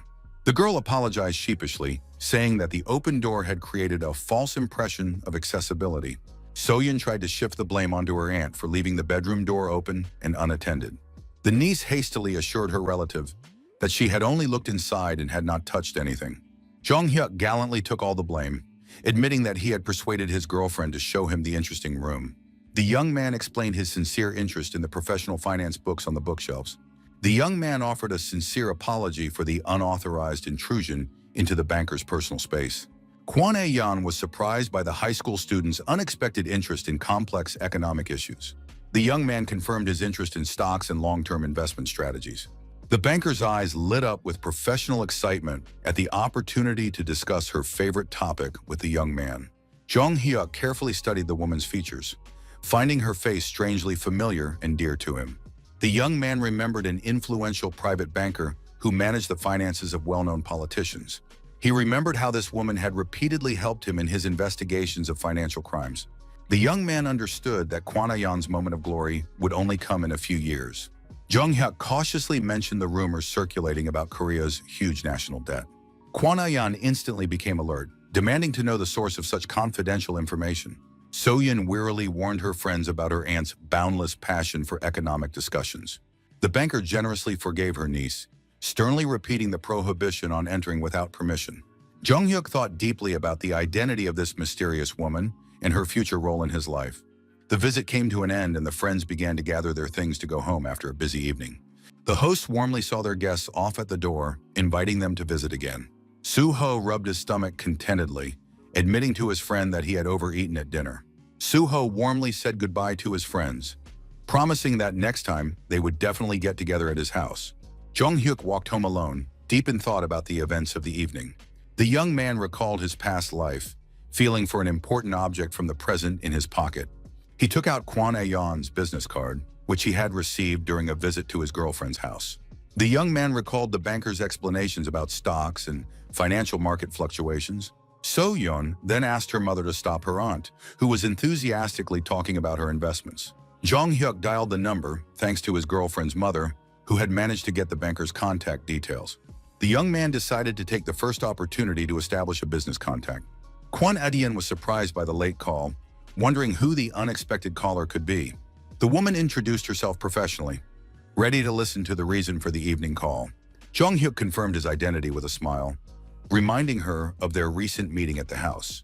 The banker inquired about the reason for the call, offering to call her niece to the phone. Kwon A-yeon noted the awkwardness at dinner due to her sister's disapproving glances at their conversation. The young man decided to ask the question that most concerned him about the current financial situation. The young man asked directly about the whereabouts of economist Park Tae-gyu. The young man mentioned the list of companies with powerful legal departments that he had seen on the table. Jong-hyuk revealed the truth about his authorship of this analytical document. The woman asked again, her voice trembling, not believing the student's confession. The young man confirmed his authorship, noting that the format had been changed while the content remained the same. The young man demanded an explanation for the appearance of his materials on the banker's desk. Kwon A-yeon couldn't believe that a high school student was capable of compiling such a list. The banker pondered the improbability of the situation and what to do with the information. Jong-hyuk advised her to return the money if she had been deceived and forced to invest. The boy metaphorically explained the need to enter the lair to catch the tiger. The young man emphasized the importance of looking for the money where it was originally placed. Park Tae-gyu heard the director praise him for his analytical work in the office. The wealthy client persistently praised the manager for his intellectual efforts. The wealthy man hinted to the economist about the importance of understanding the meaning of praise. The director let Park Tae-gyu go home after completing important analytical work. The manager cautiously asked the director about the promised investments and fair distribution of profits. The director cynically reminded Park Tae-gyu that he had saved him from dismissal, denying any obligation to make payments. The wealthy businessman suddenly stopped when he heard suspicious loud noises outside his office door. The man ordered the guards to immediately check the source of the strange noise in the office corridor. The gangsters indignantly discussed some lunatic who had caused a disturbance near their office. Noticeable dents began to appear on the massive door from powerful blows from outside the room. In an instant, the front door was completely knocked off its hinges with one crushing blow. Jong-hyuk burst into the room dramatically, demonstrating his excellent physical fitness. Park Tae-gyu was shocked by the unexpected appearance of his familiar senior in such a dangerous place. The young man radiated confidence and determination, as if he had really come to deal with the situation seriously. The boy imperiously ordered everyone present to stay where they were and not make any sudden movements. The director looked at the young intruder with contempt, demanding an explanation for his audacious intrusion. The rich man indignantly asked about the identity of the uninvited guest and the reasons for breaking into the office door. The man spoke insultingly to the young man, demanding immediate answers to his questions. Jung Hyuk said with a mysterious smile that he was not a police officer at all. The young man mentally noted that he was not yet a police officer, but had important business with the manager. The director visibly relaxed, confirming that the young man did not have police authority. The rich man suspiciously asked Park Tae-gyu if he knew the insolent young man. The man ordered his henchmen to properly greet the uninvited guest in the office. The guards moved threateningly toward the young man, promising harsh retribution for the broken door. Jung Hyuk spoke contemptuously of the bald thug approaching with aggressive intentions. The young man easily pushed the guard away and addressed the manager with one important question.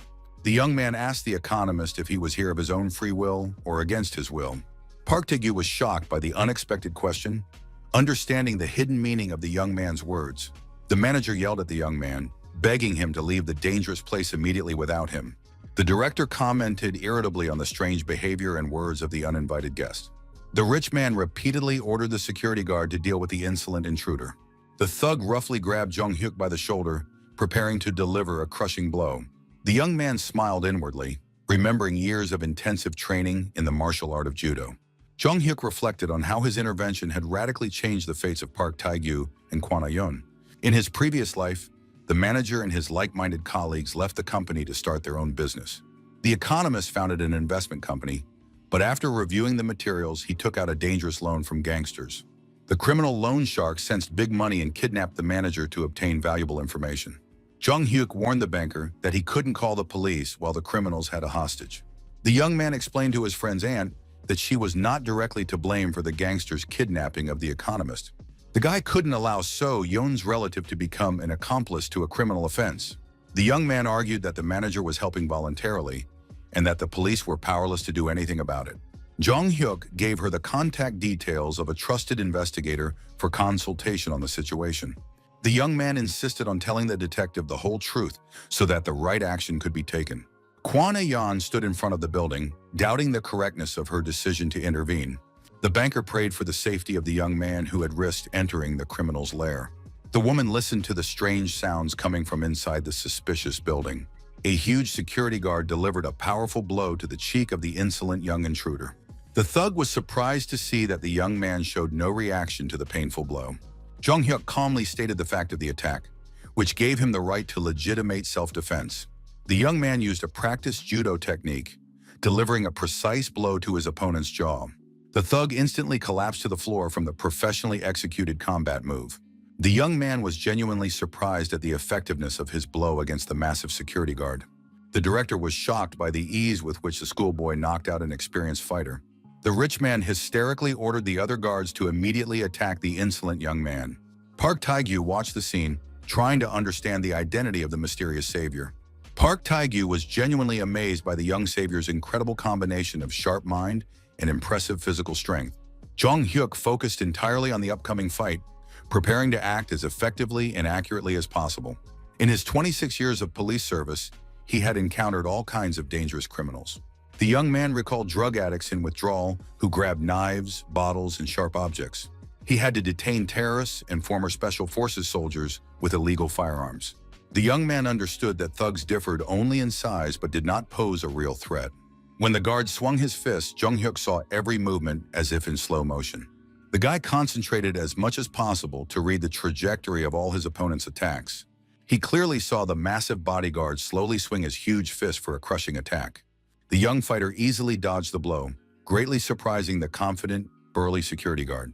Jung Hyuk counterattacked his opponent with lightning speed, landing a precise blow to the chin of the bewildered thug. The force of the blow was so great that the thug lost his balance and fell heavily to the hard floor. The second guard rushed to help his fallen comrade, asking in surprise about the young man's technique. For an experienced judoka, all these clumsy thugs moved unbearably slowly and very predictably.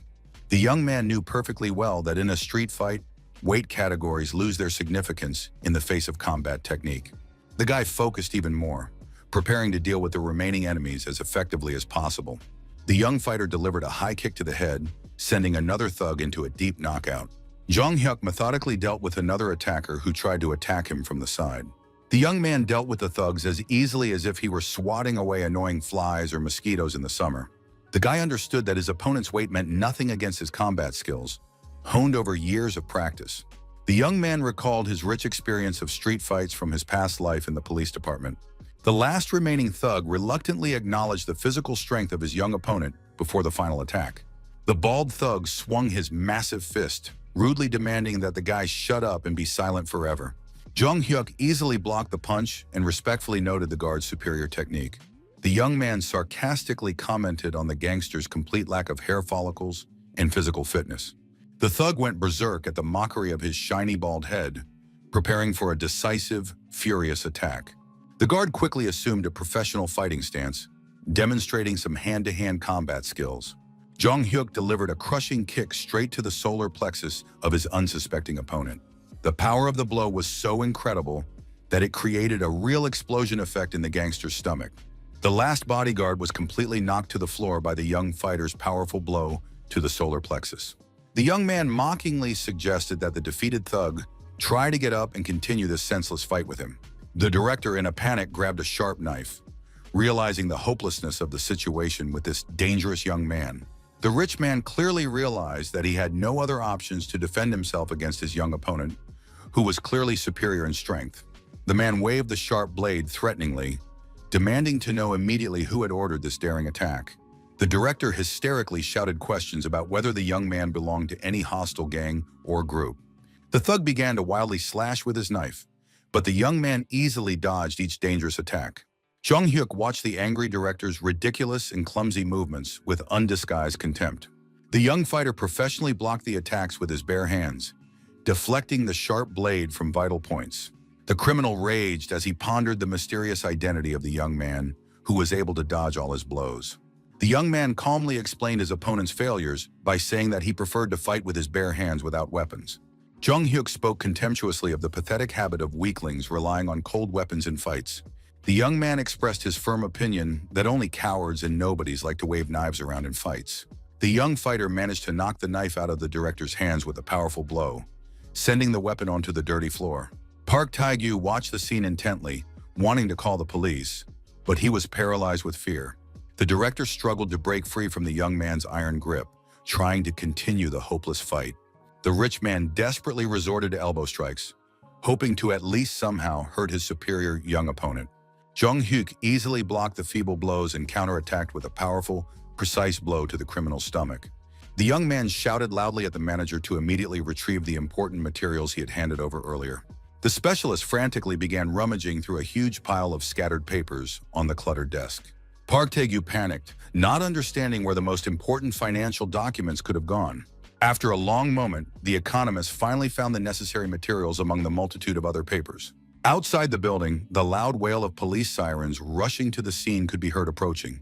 Jung Hyuk understood perfectly well that he could have simply called the police to rescue the manager without visiting in person. The young man's real goal was to prevent his girlfriend's aunt from becoming involved in a dangerous criminal scheme. The young man also wanted to retrieve his secret materials so that they would not fall into the wrong hands. The director maliciously accused the insolent young man of calling the police to completely ruin his business plans. Jung Hyuk sarcastically inquired about investment plans with such a hopelessly stupid head at the helm.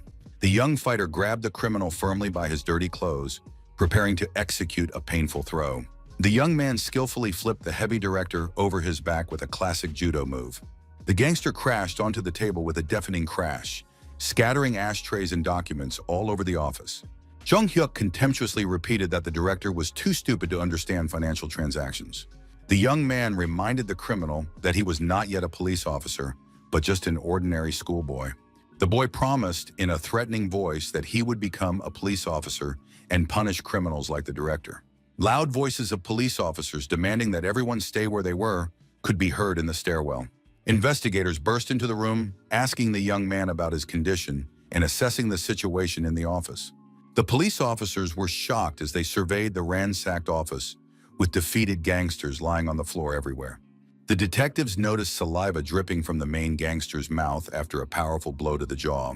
The law enforcement officers handcuffed all the criminals and began leading them to the police cars. Investigator Kim wondered in surprise where these idiots, who looked like brothers, had come from. The gang leader brazenly told the police that making money was not a crime at all. The The detective barely restrained himself from punching this insolent man for his cynical and vile words. Jong Hyuk thanked the police for arriving in time to save him from possible trouble. The investigator praised the young man for his courage, noting his outstanding abilities and physical fitness. The detective reminded the young man that even experienced police officers rarely risk acting alone. The investigator considered scolding the young man, but his confidence spoke of an awareness of his own strength. The police officer sternly asked the young man what he was hoping for when he rushed in there unarmed. The young man replied with a smile that he had completely hoped and believed only in the timely assistance of the police. The detectives asked the young man if he knew the victims of these gangsters. Jong Hyuk explained that the female banker was his girlfriend's aunt and was worried about the kidnapped man. The investigator told him about the gangsters' despicable scheme to kidnap and blackmail the city's financiers. The detective suggested continuing the conversation at the station, once again praising the young man's courage. The young man was glad that the owner of the office had indeed kidnapped the manager, and that his aunt knew nothing about it.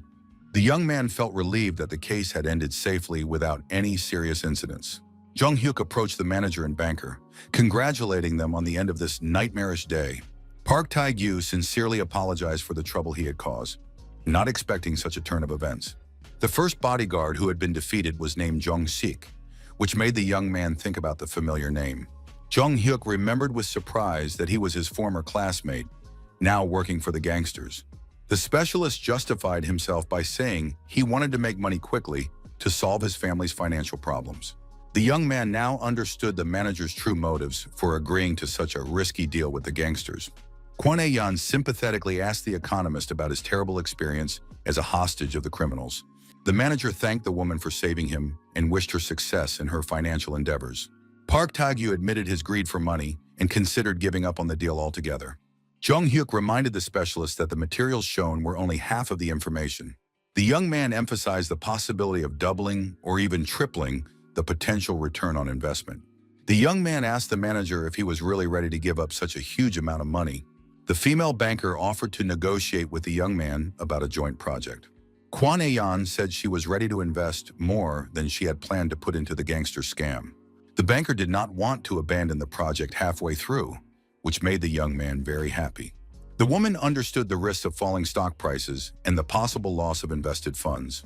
It was not only about money and time, but also about trust between business partners. Jong Hyuk promised to provide the rest of the materials and his investment ideas soon. The young man understood that by removing the gangsters from the game, they would be able to continue their financial venture together. In the parking lot, Kwon Ae-yeon suggested that everyone get into her car to drive home after the stressful situation. Suddenly, a loud cell phone ringtone sounded from the woman's bag, interrupting the conversation. The banker apologized and asked them to wait while she answered the unexpected important call. The woman picked up the phone and introduced herself to the unknown caller with a professional smile. The caller turned out to be her uncle, Lee Young-chan, anxiously asking about leaving the station. Kwon Ae-yeon reassured her relative, assuring him that everything was absolutely fine and under control. Her uncle threatened to find out everything himself and demanded that she stop lying and evading direct answers. Jong Hyuk whispered quietly to the manager, assuming that it was the banker's uncle calling with bad news.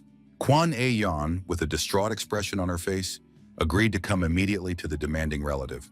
The woman clutched her head, unable to believe that the situation could have spiraled out of control so quickly. The banker apologized to her companions, explaining the need for an urgent visit to her parents. The girl said that her father's lawyer had already reported all the events at the police station to him. Kwon Ae-yeon warned of her father's strict nature, demanding immediate explanations for what had happened. Jong Hyuk recalled that the banker's father was the influential chairman of a large financial corporation. This man had a huge fortune and a strong reputation in business circles throughout the country. The young man understood how much the chairman's connections had helped his daughter build her banking career. The woman apologized again for her hasty departure, promising to contact him later to continue the discussion. Kwon Ae-yeon quickly got into her car and rushed to meet her angry parents. The chairman's mansion was strikingly luxurious, built in the traditional national architectural style. Standing in front of the massive doors of her parents' house, the girl fought the urge to turn around and run away. The banker took a deep breath, trying to pull herself together before the inevitable difficult conversation with her father. Opening the heavy doors, the woman convinced herself of her own courage and determination to go inside. The chairman greeted his daughter coldly, gesturing briefly for her to sit down opposite him immediately. Uncle Lee Yon-chan, leaving the room, sympathetically wished his niece fortitude in the upcoming dialogue. Kwana Yan nervously sank onto the cushion, carefully placing her bag on the floor next to her. The woman watched as her father slowly sipped traditional tea from an expensive porcelain cup. The chairman slammed the cup down on the table, making a loud noise in the tense silence of the room. The man laid out photos of potential suitors from influential families in front of his daughter. Kwan Ae-yeon asked her father to wait with his marriage plans, offering to show him some important documents. The banker took out the materials with a list of companies that young Jong-hyuk had previously compiled. The chairman angrily demanded an explanation for his daughter's presence at the police station today. The woman suggested that her father first study the documents and then make a final decision. Kwan Ae-yeon promised to get married in 6 months if the materials did not change the chairman's mind. Her father asked her in surprise if she was really ready to fulfill this promise. Sitting in front of her father, the girl asked him to trust her business acumen and intuition for the only time in his life. The chairman took the documents to study and was shocked by the content of the company's financial analysis. The man was puzzled about the origin of such valuable information and the source of such accurate forecasts. Kwan Ae-yeon watched her father's reaction with a satisfied smile, asking his opinion on the materials. The chairman asked his daughter if she had compiled this impressive analytical list. The banker admitted that the author was a brilliant student with incredible analytical skills. The woman emphasized the value of the materials, wondering if they would seem trivial to her father. Studying the documents, the chairman sensed the smell of big money in every line of the analysis. The man was skeptical about the possibility of a schoolboy creating such a professional financial forecast. The chairman ordered his daughter to immediately contact the mysterious young analyst for negotiations. Kwan Ae-yeon assured her father of the young man's genius, asking him to take her word for it on this matter. The businessman insisted on checking the goods and was willing to pay a fair price for the information. The woman obediently dialed Jong-hyuk's number and handed the phone to her demanding father for a conversation. The chairman grabbed the phone, introducing himself as the source of money for a potential financial deal. The man asked the young man directly for the desired amount for the analytical materials provided. Jong-hyuk guessed the identity of the caller, asking if it was the chairman speaking. The young man warned that the materials shown were only a preliminary version of the analysis. The young man announced his budget of 100 million won, ready to invest all of his savings. The young man explained the mechanism of investment accumulation after the launch of his financial forecasts. Jong-hyuk emphasized the need for startup capital before the investment scheme could begin. Kwan Ae-yeon covered her mouth with her hand in shock upon hearing the astronomical sums mentioned in the conversation. The chairman offered the young man 2 billion won, wondering if this amount would be sufficient. The businessman announced the terms: a 1-year repayment period with an interest rate of 40%. The young man was stunned by the sum of 2 billion, mentally calculating a maximum of 1 billion. Jong-hyuk caught himself and introduced himself to the chairman, apologizing for the late introduction. His daughter asked her father incredulously if he was serious about investing 2 billion won in the schoolboy's project. The chairman sarcastically remarked that his daughter only loved him when he was financially generous. The man explained that he had planned to leave the money to his daughter as an inheritance anyway. Kwan Ae-yeon bowed gratefully to her father, promising never to forget his generosity. Saying goodbye to her uncle, the woman waved cheerfully, promising to see her relative again soon. Lee Yun-chan asked the chairman about the results of his tense conversation with his niece. The businessman asked the lawyer to take on an important legal case immediately. The chairman emphasized the seriousness of the case, which was directly related to this amazingly brilliant schoolboy. The photojournalist stood at the entrance to the police station, carefully adjusting his professional camera. The man was surprised by the complete absence of fellow journalists at such a busy time of the morning. The policeman greeted the photographer warmly, asking if he had had time to eat breakfast that day. The investigators gathered at the station to discuss cases and eat tasteless government food. The junior detective said he had met Jong-hyuk helping his mother at the market early in the morning. Investigator Kim praised the young man for helping his parents, noting that such behavior was rare among young people. A journalist at the entrance to the station pondered the content of the lively conversation between the police officers inside the building. The photographer decided to go inside to eavesdrop on the detective's conversation. The man pretended to buy coffee from a vending machine, deliberately lingering to eavesdrop on the conversation. The journalist heard surprised voices talking about an honor student who had taken down 7 gangsters single-handedly.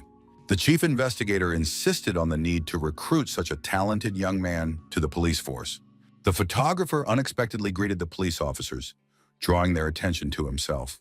The reporter politely asked the detectives to tell him more about the hero of their lively discussion. At that time, Jung-hyuk was diligently helping his mother serve customers at the sales counter. The young man convinced his mother that his financial decisions were correct, asking her to trust her son. The woman agreed not to interfere with the management of the money, recognizing her son's right to independence. His mother suggested setting aside some of the money for college, fearing that the investment project might fail. Jung-hyuk told her about his friend's aunt investing 2 billion won in the same project. The young man emphasized Kwon Ayeon's professionalism and reputation in the country's financial circles. The young man suggested that his mother speak to the banker personally to dispel any doubts. The woman agreed to meet with a financial advisor for consultation if necessary. Looking at her son, the mother wondered when he had grown up and become so independent. Jung-hyuk noticed his mother's intense gaze and asked if he had dirt on his face. The woman thought fondly about how her son resembled his late father in character and appearance. The mother sadly asked the young man not to rush to grow up, but to enjoy the rest of his childhood. At that touching moment of family idyll, a journalist approached them and took a photo of them together. Mother and son heard the click of the camera at the same time and turned in surprise to the unfamiliar man. The journalist apologized for the sudden photo, explaining that he was moved by the touching picture of family idyll. The woman greeted the visitor warmly, offering him something from the shop's assortment. Park Yeon-il introduced himself as a journalist and expressed his desire to interview the family on an important matter. Jung-hyuk recognized the reporter who had covered the story about the school bullies last time. The young man was puzzled as to why the journalist had suddenly appeared at his mother's workplace. The reporter explained that he had received information from investigators and wanted to interview the hero. The woman asked in surprise about the reasons for the press's interest in her school-age son. Park Yeon-il recounted the young man's heroic act against the criminals the previous day. The journalist described with admiration how the boy single-handedly dealt with 7 gangsters and saved a hostage. Jung-hyuk deliberately hid yesterday's events from his mother and tried to escape to school. The woman began to scold her son for recklessly fighting dangerous criminals alone. The mother was outraged by the boy's irresponsibility in risking his life and health for strangers. The reporter realized it was an inappropriate time for an interview and suggested postponing the conversation to another time. Jung-hyuk thought irritably about the intrusiveness of the reporter, who had appeared at the most inopportune moment. The young man mentally promised himself never to talk to this annoying journalist again. An article appeared in the morning newspaper about a 17-year-old judoka who defeated a gang of swindlers. Jung-hyuk brought the translated materials from the American Judo School to the coaches for study. The guy noted the usefulness of the information, although the translation turned out to be much more difficult than expected. The young man was relieved to think about finishing the work on the materials, which had taken more time than expected. The coach admitted that it was difficult to understand the American methods even after a detailed translation. Jung-hyuk explained that walking on your hands is visualized very clearly and understandably in the materials. The mentor was surprised by the differences in approaches, noting the unusual technique of walking on 4 limbs. The guy explained the essence of the technique through repetitive movements of the upper body with the legs stationary.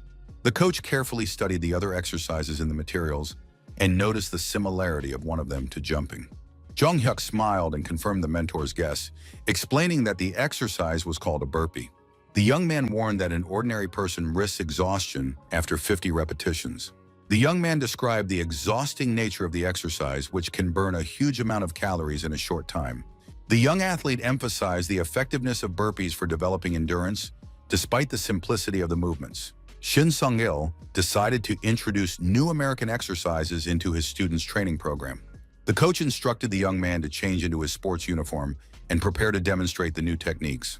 Jung-hyuk was happy to note the beautiful weather, which was perfect for intense training. Traditional sparring between judokas of different age categories began in the gym. The head coach entered the hall and loudly announced an important message for all the athletes present. The judokas instantly stopped training and froze in anticipation of the words of their respected mentor. The athletes bowed in unison and greeted the coach in chorus, according to judo tradition. Shin Sung-il solemnly announced the introduction of new American exercises into the training program. Jung-hyuk acted as an instructor, preparing to demonstrate unfamiliar techniques to his senior teammates. The senior judokas were surprised by the appointment of the junior as an instructor, but respected the coach's decision. The athletes admired the diligence and knowledge of their young comrade, who was ready to share his experience. The young man began by demonstrating proper stretching, explaining the importance of mastering basic techniques. Everyone present watched the young instructor's precise movements in the hall with great attention. Jung-hyuk mentally planned to surprise his opponents at the competition with new effective techniques. The young man commanded the athletes to take the starting position for walking on their hands. The young instructor counted energetically, motivating his teammates to train with maximum effort. The guy explained the technique of turning the body in a handstand with support on one limb. The exercise required holding one's own weight in an unstable position for a long time. The older athletes were amazed at their younger comrades' deep knowledge of techniques unknown to them. Jung-hyuk easily performed complex elements thanks to his young and strong 17-year-old body. The young man understood the importance of proper breathing for the successful performance of strenuous exercises. The coach asked his students about their impressions of the new techniques he had demonstrated.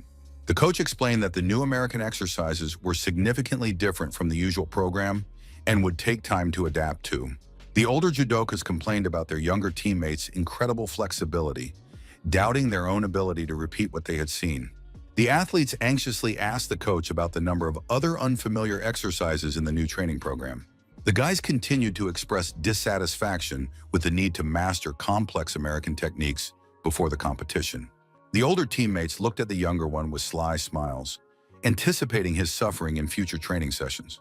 Jung-hyuk smiled to himself, knowing that soon the dissatisfied athletes would thank him for their progress. After 3 hours of grueling training, all the judokas lay exhausted on the tatami, too weak to get up. The new exercise program had led to complete physical exhaustion, even for the most enduring athletes in the section. The coaches discussed among themselves the impressive effect of the American methods, watching their exhausted students. The mentors assumed that in a month or two, the athletes' bodies would adapt to the increased load. Shin Sung-il regretted the lack of budget for a professional massage therapist to help the team recover. The coaches announced the end of the session and ordered the gym to be tidied up after the intense training. Sun-oh slowly got up from the tatami, complaining about the unbearable heat after the exhausting exercises. The team captain watched with respect as his younger teammate performed all the exercises on par with his seniors. The senior athlete suddenly decided to approach and sincerely thank Jung-hyuk for his new knowledge. Sun-oh reminded him that all the judokas in their class had given up their graduation trip for the summer training camp. The team captain was a first-class athlete who consistently won medals at prestigious competitions. Already in his second year, the guy received offers from sports universities but remained modest. Jung-hyuk, saying goodbye to the captain, promised to train hard to reach his level of skill. The young man suddenly remembered the important regular selection for the main team for competitions. The selection of honorary members of the section to represent the school at major tournaments was held twice a year. The winter and summer training camps became a platform for the rigorous selection of the best athletes in the judo section. Only 5 were selected from 50 applicants, and the young man understood the need to make it into the main team. The young athlete mentally prepared himself for grueling training sessions to achieve the desired result. Jung-hyuk tied his shoelaces in the locker room, preparing to leave the gym after a hard day. The coach approached the young man, asking if he had forgotten anything important in the locker room. His mother lovingly gave her son some parting words before he left for training camp, asking him to call her when he arrived and to be careful on the road. The boy reminded his mother with slight irritation that he was an adult, although inwardly he was grateful for her concern. Jung-hyuk expressed concern about his mother's health, working outside in the unbearable summer heat all day long. The young man worried about how the woman endured the scorching sun, standing at the counter from early morning until late at night. He couldn't imagine what it was like for his mother to sell snacks outdoors in such hellish weather. The woman reassured her son, reminding him of her many years of experience working in the market and her ability to adapt to any weather conditions. His mother warmly said goodbye to Jung-hyuk, asking him once again to be extremely careful during summer training. The young man thought about the onset of summer, when sweat pours down, even from simply standing still. The young man realized that time had flown by, unnoticed thanks to the intense training in preparation for the important training camp. After returning to the past, not all events unfolded according to the young man's wishes and plans. Jung-hyuk was sure that the current timeline was totally different from his previous life in every way. The guy understood the need to work hard to remove the barrier that had existed between him and his mother before. At that time, assistant coach Park Sang-muk was on the phone, reassuring the caller about the upcoming training camp. The man in the green uniform assured the caller that their sophomore captain was the main asset of the judo team. Pak Sang-muk assured the caller that everything would go according to plan and that there was nothing to worry about. The assistant coach cast an appraising glance at the assembled athletes, thinking about the upcoming team selection. The man planned to push Captain Sun-oh into the main lineup through regular selection at any cost. Pak Sang-muk considered Jong-hyuk to be the main obstacle to his plans because of the young athlete's outstanding abilities. The coach wondered why a guy with excellent grades would practice judo instead of focusing on his studies. The man understood the need to eliminate the talented freshman in order to promote his favorite to the main team. The second coach loudly ordered the judokas to stop chatting and immediately get on the waiting bus. Jong-hyuk climbed the steps of the bus, mentally rejoicing at the start of the long-awaited summer sports camp. The young man was confident that everything was going according to plan and that he would definitely make it into the school's main team. The bus smoothly pulled away and headed for the training camp. The boy listened to music through the headphones of an old cassette player, relaxing and enjoying the ride along the highway. One of his friends excitedly pointed out the window, drawing the other's attention to the view. The athlete admired the beauty of the sea and the seagulls soaring above the water, visible in the distance outside the bus window. The judokas begged their coach to allow them a short walk along the shore before the start of their grueling training session. The boys marveled at the azure color of the water, as if they were seeing such a beautiful and clear sea for the first time in their lives. Suddenly, the bus began to shake violently on the bumpy road, causing all the passengers to grab the handrails in surprise. The driver turned sharply toward the training center, away from the inviting seacoast. The judokas realized with disappointment that their summer training camp would take place far from the beautiful sea they had dreamed of. The senior athletes quietly agreed to drink the traditional bottle of soju in the evening after their grueling training sessions. The sophomores invited Jong-hyuk to join their evening drinking session, calling him the trump card among all the freshmen. The young man politely declined the invitation, explaining that he wanted to focus entirely on his athletic training. The young man was mentally surprised at the irresponsibility of his older comrades, who were planning to drink alcohol during an important training camp. The offended senior replied rudely that he did not insist on the arrogant freshman's presence at their party. The bus stopped at the building, and the coach ordered the athletes to get out without pushing and in an orderly manner. Shin Sung-il announced that the next month of intensive training would take place at this sports complex. A huge modern building, perfectly equipped for sports activities, towered over the judokas. Next to it was a spacious new stadium with high-quality surfaces for various sports. The coach impatiently ordered the guys to stop staring and start unloading their stuff from the bus's luggage compartment. The athletes were surprised to see another bus arrive at the training center at almost the same time as them. Girls in sports uniforms began to get out of the second bus, attracting the attention of the male judokas. The boys excitedly discussed which school the girls were from and what sports they played. The coach watched with irritation as his students were once again distracted by extraneous matters. Shin Sung-il loudly reminded them of the goals of the judo training camp, demanding that they immediately gather their thoughts and focus. The coach pointed into the distance, drawing the athletes' attention to a barely visible path leading to the sea. The coach ordered them to quickly change into their sports uniforms and run to the shore without stopping. Park Sang-muk, getting into the car, threatened those who lagged behind with a double-round trip without rest. The second coach explained that they would go ahead to set up the equipment for the upcoming training sessions. 5 minutes later, all the judokas began running, fearing punishment in the form of extra laps in the heat. Jong-hyuk prepared for the start, thinking about how long it had been since he had run long distances. A look of determination flashed in the young man's eyes, and he mentally encouraged himself before the start of the grueling race. The coaches at the finish line wondered with interest which of their students would be the first to reach the seashore. Jong-hyuk, of course, led the race, demonstrating excellent physical fitness and endurance. In his previous life, the young man had been strong but quickly exhausted himself. Now he possessed both strength and endurance. The coach with the stopwatch on the shore pressed the button, recording the time of the first athlete's arrival at the finish line. The coach happily congratulated Jong-hyuk on his first place, sincerely praising him for his excellent result.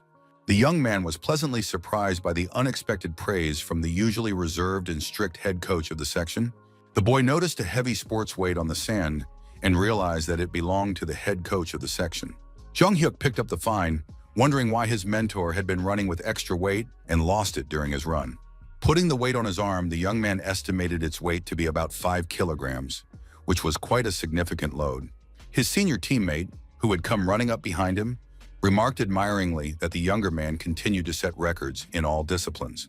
Team Captain Sun barely made it to the finish line, breathing heavily and holding his knees in exhaustion.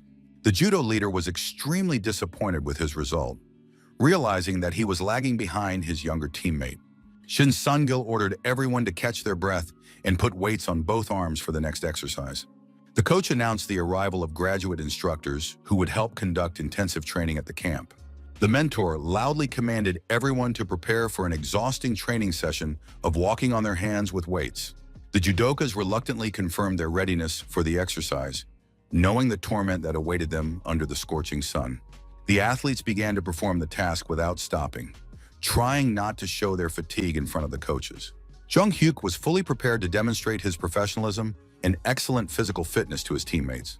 The coach announced the end of the warm-up and the transition to strength training on special exercise machines. Shin Seong-gil said that it took a lot of effort to rent professional equipment for the training camp. The athletes whispered among themselves that the new exercise machines looked like medieval torture devices. Jung Hyuk was mentally surprised at the seriousness of the coaches who had rented so much professional equipment for the training camp. Normally, the section had a modest set of 50 weights and a pair of old dumbbells. Simple rubber bands were used for training, with which the athletes developed muscle strength. The young man understood that for the other guys, these modern training machines were a complete novelty and a rarity. The senior coach called on Jung Hyuk to come forward as an instructor to demonstrate how to use the equipment. The young man, forgetting his role as assistant coach, hastily responded to the call and stepped forward. The coach asked the young man about his previous experience with similar strength training equipment and exercise machines. The young man confirmed his familiarity with the equipment, mentally recalling years of working with iron in his past life. The young man understood the athletes' natural fears of new equipment, because their bodies are their capital. Jung Hyuk realized the importance of a visual demonstration to overcome his teammates' fears of unfamiliar exercise machines. While doing barbell squats, the young man felt that the weight was insufficient and decided to add additional plates to the bar. The young man decided to add extra plates to the bar to increase the weight to a comfortable level for his workout. Park Sang-mook suspiciously asked the young man what he was going to do with such a heavy weight on the barbell. Second coach warned of the risk of knee injury, insisting that half of one's own weight is sufficient for beginners. The other judokas watched with concern, fearing for the health of their younger teammate. The coach continued to intimidate the young man with warnings about possible injuries and the consequences of improperly lifting heavy weights. Shin Sung-il stood up for his student, noting his obvious familiarity with strength training and barbells. Park Sang-mook mentally planned to use the situation to discredit the talented freshman in front of everyone. The second coach, with a fake smile, encouraged the guy to lift even more weight, hoping he would fail. Jung Hyuk felt a strange negative energy coming from the assistant coach in his direction. The young man was puzzled by the hostile attitude of a person he barely knew personally. The guy reminded the coach of his own words about the correct technique that reduces the risk of injury when working with weights. The young athlete pondered Park Sang-mook's strange desire to provoke him into dangerous actions. Jung Hyuk tried to remember how he could have offended or hurt the second coach in their previous communication. The head coach allowed the young man to determine the appropriate weight for demonstrating the exercise to his teammates. Park Sang-mook maliciously anticipated the young upstart's humiliation and injury in front of the entire judo team. Jung Hyuk confidently hoisted the heavy barbell onto his shoulders, preparing to demonstrate the correct squat technique. The assistant coach's pupils narrowed in shock when he saw how easily the young man performed the exercise. Park Sang-mook watched as the young man calmly handled the impressive weight of the barbell. Sweat beaded on the young man's face from the strain, but he continued to perform deep squats with confidence. The second coach's mouth opened in amazement, not understanding where the freshman got such physical strength. Shin Sung-gil joked about the possibility of his students switching to weightlifting after such a demonstration. The head coach asked Jung Hyuk to help the other guys learn the correct technique for working with the barbell.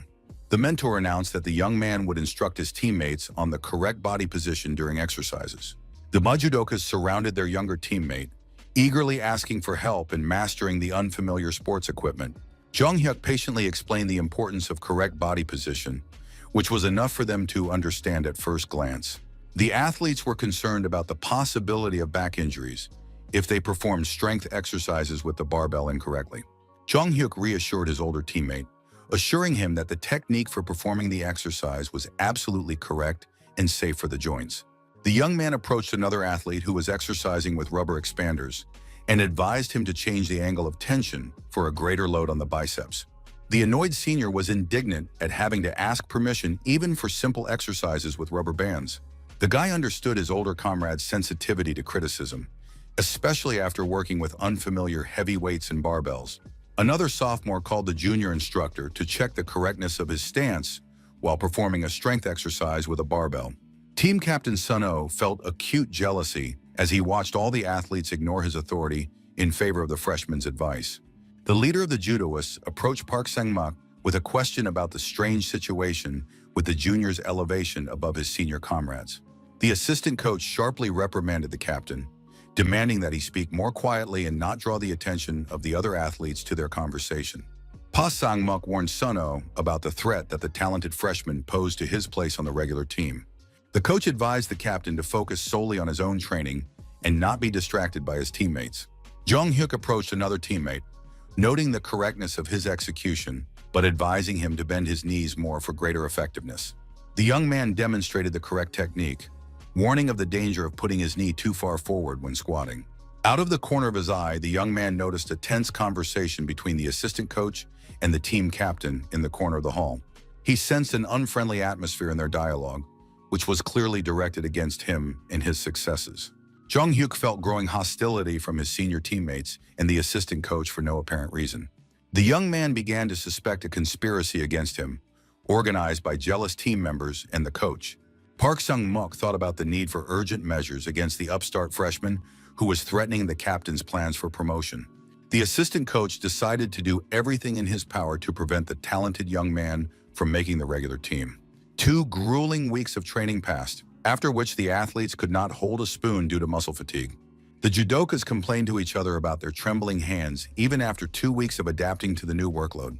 One of the guys lamented the lack of meetings with girls from the neighboring building during the entire training camp. The athletes recalled last year's training camp, where the training was intense but not so exhausting and brutal.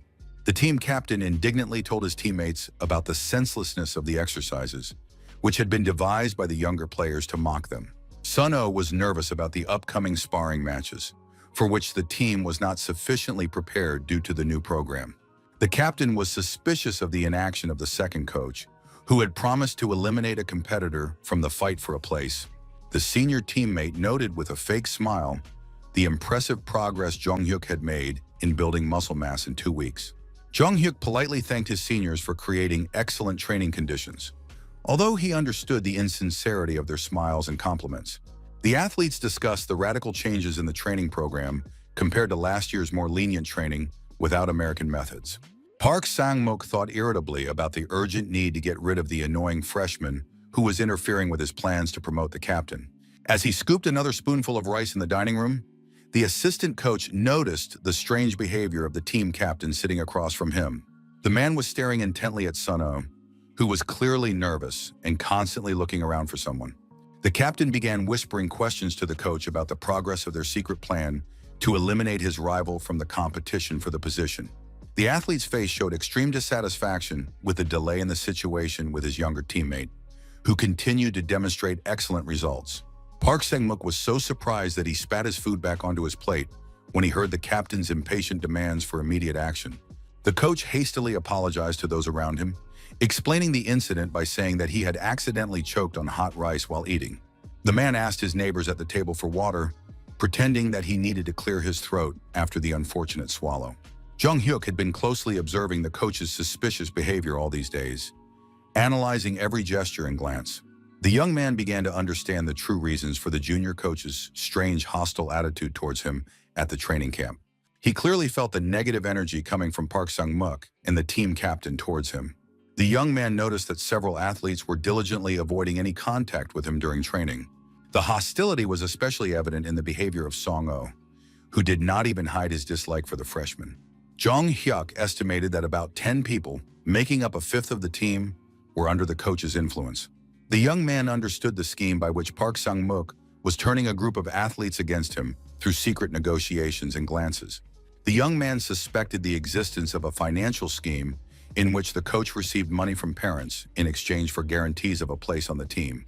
The young man reflected on the corrupt system of promising a place on the regular team in exchange for monetary compensation from families.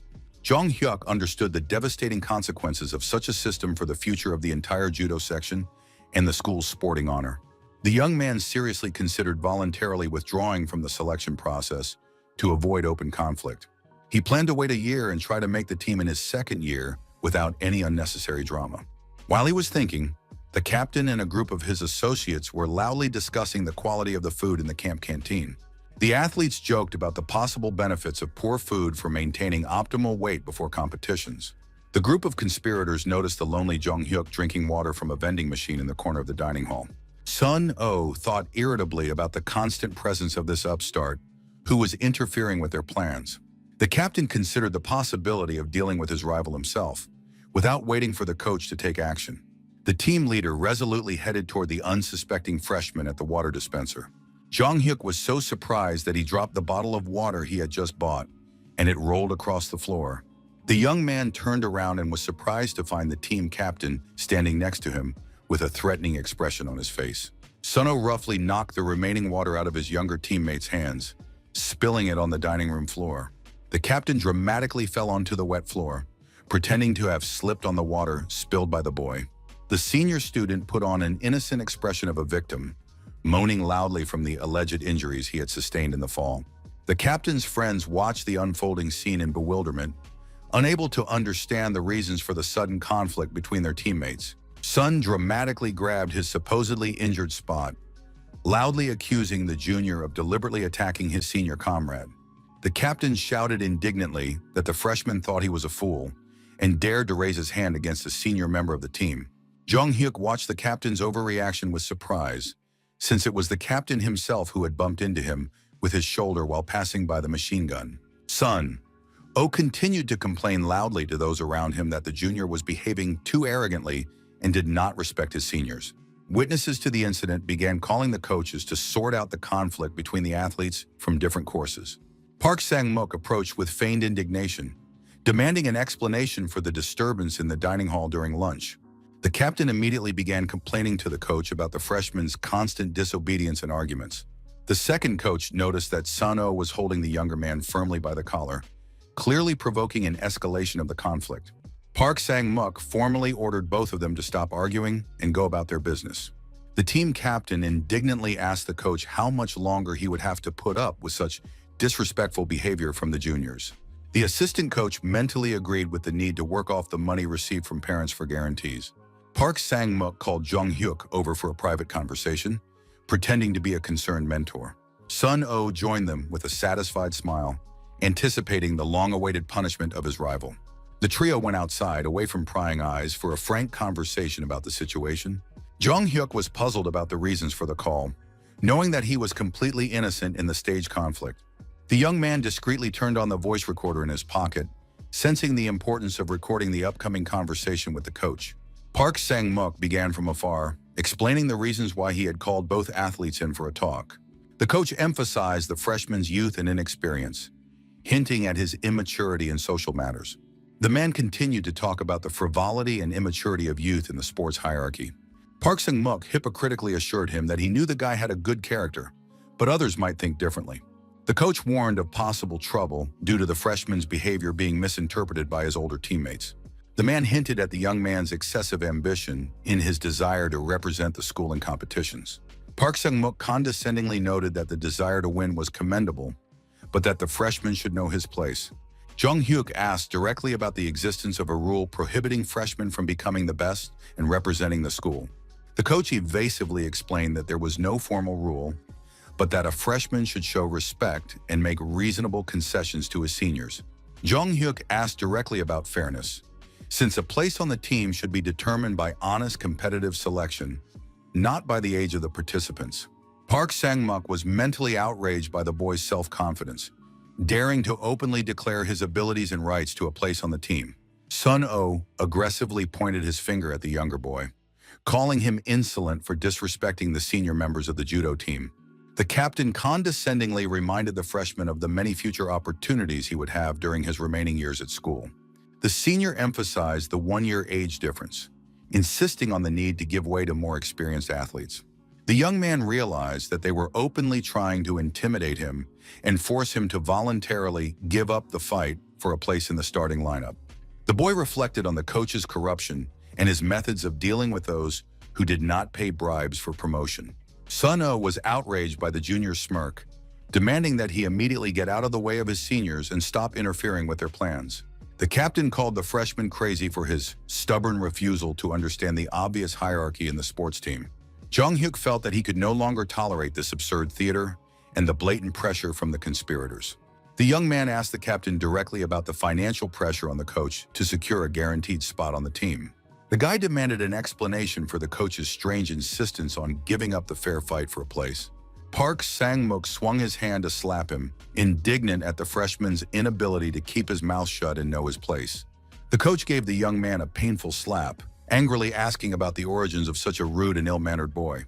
The man threatened to expel him from the judo club for continuing such provocative behavior and disrespecting his elders.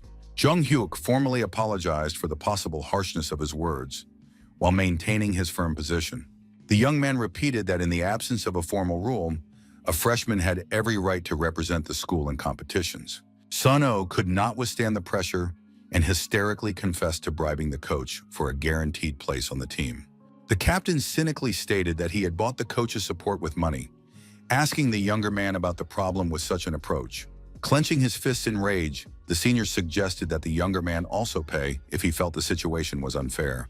Sun-Oh punched the younger boy, reproaching him for his poverty and attempts to stir up trouble in the established system of the club. Park Sang-mook pretended to intervene in the fight, demanding that the captain immediately stop the violence on the campgrounds. The coach warned of possible expulsion from the competition for fighting and violating sports discipline during training camp. Sun-Oh accused the coach of not doing his job properly, which is why he had to resort to force. The captain warned the freshman threateningly that talking about what was happening would make his life in the judo club unbearable and full of problems. Jong-hyuk mentally noted the success of his plan. He deliberately provoked them into being candid and obtained all the necessary information on a tape recorder. The young man firmly decided that he would determine his own fate in judo, not allowing corrupt people to dictate the terms and rules of the game. He pondered the best way to use the compromising recording he had obtained to restore justice in the club. Jong-hyuk approached head coach Shin Sung-il and respectfully thanked him for all his training and guidance. The young man bowed, expressing his gratitude for the knowledge he had gained and the wise guidance he had received throughout his training. Shin Sung-il was shocked and asked his student about the reasons for his sudden decision to quit judo, demanding a calm explanation. The mentor carefully examined the young man's face, looking for signs of beatings or other signs of physical abuse. The coach suggested that the intensity of recent training sessions might have exhausted the young man and undermined his confidence in his abilities. The man delicately asked about the boy's possible doubts about his own abilities and whether he was sufficiently prepared for the competition. Shin Sung-il asked directly about possible bullying by older teammates, demanding an honest answer. Jong-hyuk looked away and unconvincingly denied the bullying, which only reinforced his mentor's suspicions. The coach persistently asked about specific offenders, wondering why his talented student had kept quiet about the problems. The young man silently handed over a cassette tape with a recording, asking him to listen to the contents before making any decisions. The boy suggested that his mentor assess the situation himself after listening to the audio material on the tape. Shin Sung-il took the tape with trepidation, wondering about the possible contents of this mysterious recording. At that moment, Park Sang-mook nervously bit his nails in his room, worrying about the possible consequences of the conflict. The assistant coach hoped that the freshman would not blow the scandal out of proportion and would quietly leave the club without causing any unnecessary fuss. A sudden knock on the door made the man jump in surprise and interrupt his anxious thoughts. The messenger announced an urgent summons to the school principal to discuss the situation in the judo club. The man added that rumors had spread throughout the school about Jong-hyuk's intention to leave the sports club. Park Sang-mook cried out in panic, demanding that the shocking information about the boy be repeated. The coach stood in the middle of the room, realizing how disastrous the situation was for his reputation and career. The man frantically wondered what exactly this crazy freshman could have told the school principal. Park Sang-mook entered the office with a forced smile, wondering why the administration had called him in so urgently.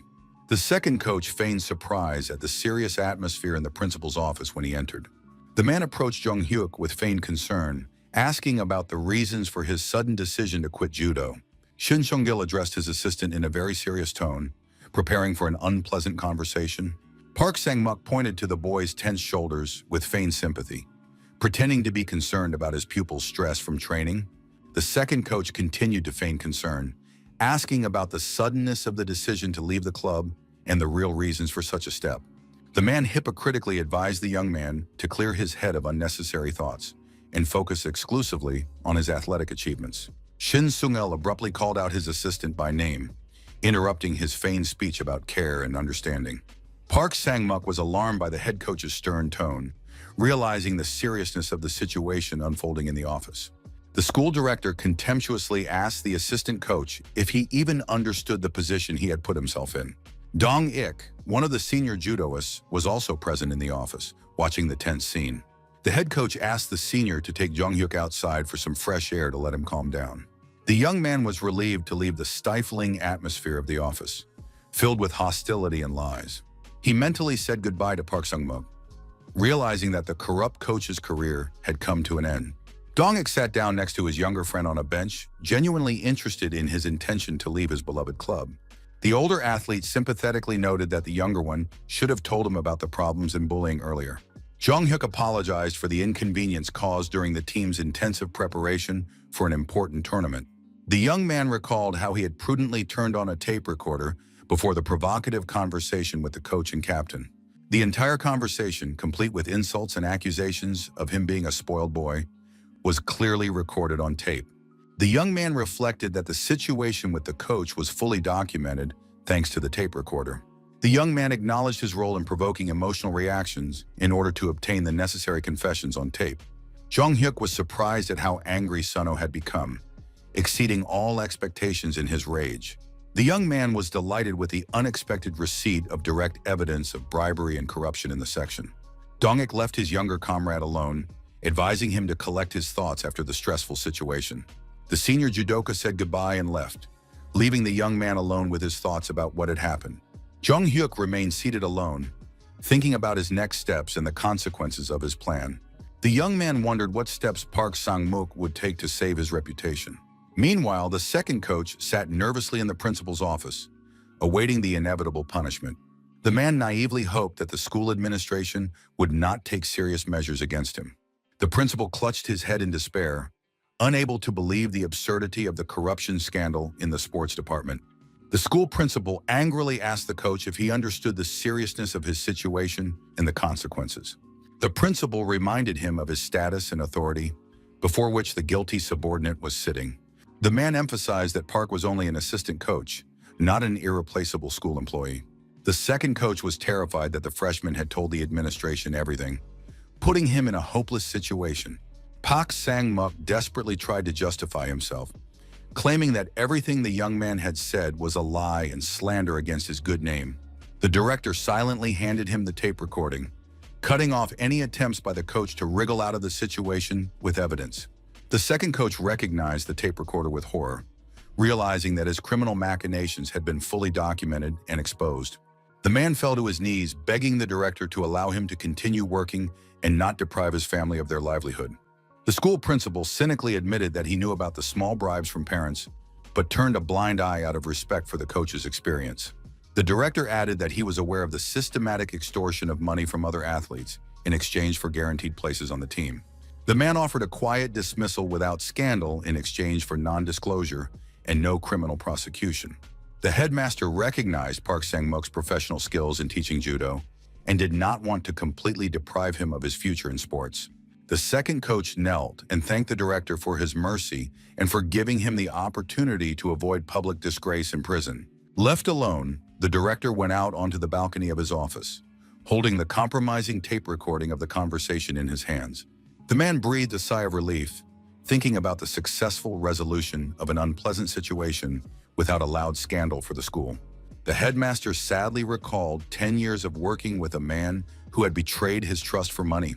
The director understood that without decisive measures, the talented Jong-hyuk would indeed leave the section because of corruption. The man admitted his guilt in condoning and being too lenient towards his subordinates' violations. The headmaster blamed himself for his inability to separate personal relationships from professional responsibilities in managing the school. The next day, a general meeting of all members of the judo section was announced for an important announcement from the management. Head coach Shin Sung-gil got the athletes' attention as he prepared to announce important news about the upcoming competition. The coach solemnly announced the start of the qualifying competition in 7 days of intense sparring between the participants. The coach expressed his confidence that every athlete had put maximum effort into preparing for the qualifying tournament. Shin Sung-il philosophically noted that the goal of joint training is not only the result, but also the process itself. The coach called on everyone to make every effort in the upcoming trials, hoping for an understanding of the importance of the moment. The judokas unanimously confirmed their readiness for the trials and their understanding of the tasks set before them. The coach announced the start of a completely new stage of preparation with special rules for qualifying matches.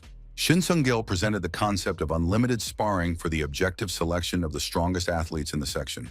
The mentor explained that only the first 5 people to score 70 victories would earn the right to represent the school. These selected athletes will become the official representatives of the educational institution at prestigious judo tournaments. The coach warned of a strict rule.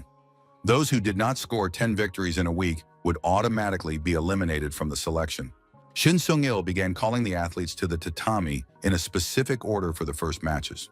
The coach reminded them of the well-known rule: the winner stays on the mat and accepts the challenge of the next opponent. The head coach expressed his hope that each participant would demonstrate their maximum abilities in fair competition. Jung Hyuk confidently tightened his black belt, demonstrating his skill as he prepared for the first match of the section's qualifying tournament. The young man proudly raised his hand, signaling to the judges that he was ready to start sparring and demonstrate his accumulated skills. Shin Sung-gil watched his student with undisguised interest, looking forward to seeing the results of the intensive training of the past few weeks. The young man stepped onto the tatami opposite his first opponent, also a freshman, ready for a fair fight between equals. The opponent tried to cheer himself up with the thought that they were both new to the club and their chances of winning were about the same. The opponent began to shout battle cries, trying to hide his strong excitement before the fight with his comrade, who was known for his strength. Literally seconds after the start of the fight, the opponent found himself on the tatami, struck down by Jung Hyuk's lightning-fast attack. The referee immediately stopped the fight, declaring the freshman's obvious and unconditional victory over his bewildered opponent.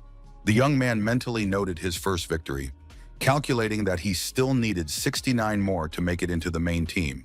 The other judokas were shocked by the speed and efficiency with which the young man had dealt with his opponent on the mat. Sun-oh watched with concern as his younger teammate defeated his opponents literally seconds after the start of the bout. The athletes whispered among themselves that the next opponent would have a very difficult time against such a martial arts master. The team captain tried to calm himself with the thought that he had superior experience and knowledge of techniques over the freshman. The senior thought suspiciously about the strange disappearance of Park Sung-mook, who left without saying goodbye to the team. The school principal also remained silent about what had happened, and none of the participants in the conflict received a public reprimand. Sun-oh pondered the possible connection between the coach's disappearance and the events of that fateful day with the recording. The referee carefully studied the fight schedule, determining the next participant to enter the tatami against the winner. The referee looked through the list of athletes in Group A, preparing to announce the name of the next fighter for sparring. The team captain prayed silently that he would not be called out against this monster in human form. Of course, fate had other plans, and it was Sun-oh who was called to fight Jung Hyuk. The judge sternly ordered the captain to stop procrastinating and immediately step onto the tatami for the fight. Jung Hyuk greeted his main opponent with a sweet smile that hid his readiness for a serious fight. Sun mentally cursed his bad luck, realizing that a clash with the strongest freshman was inevitable.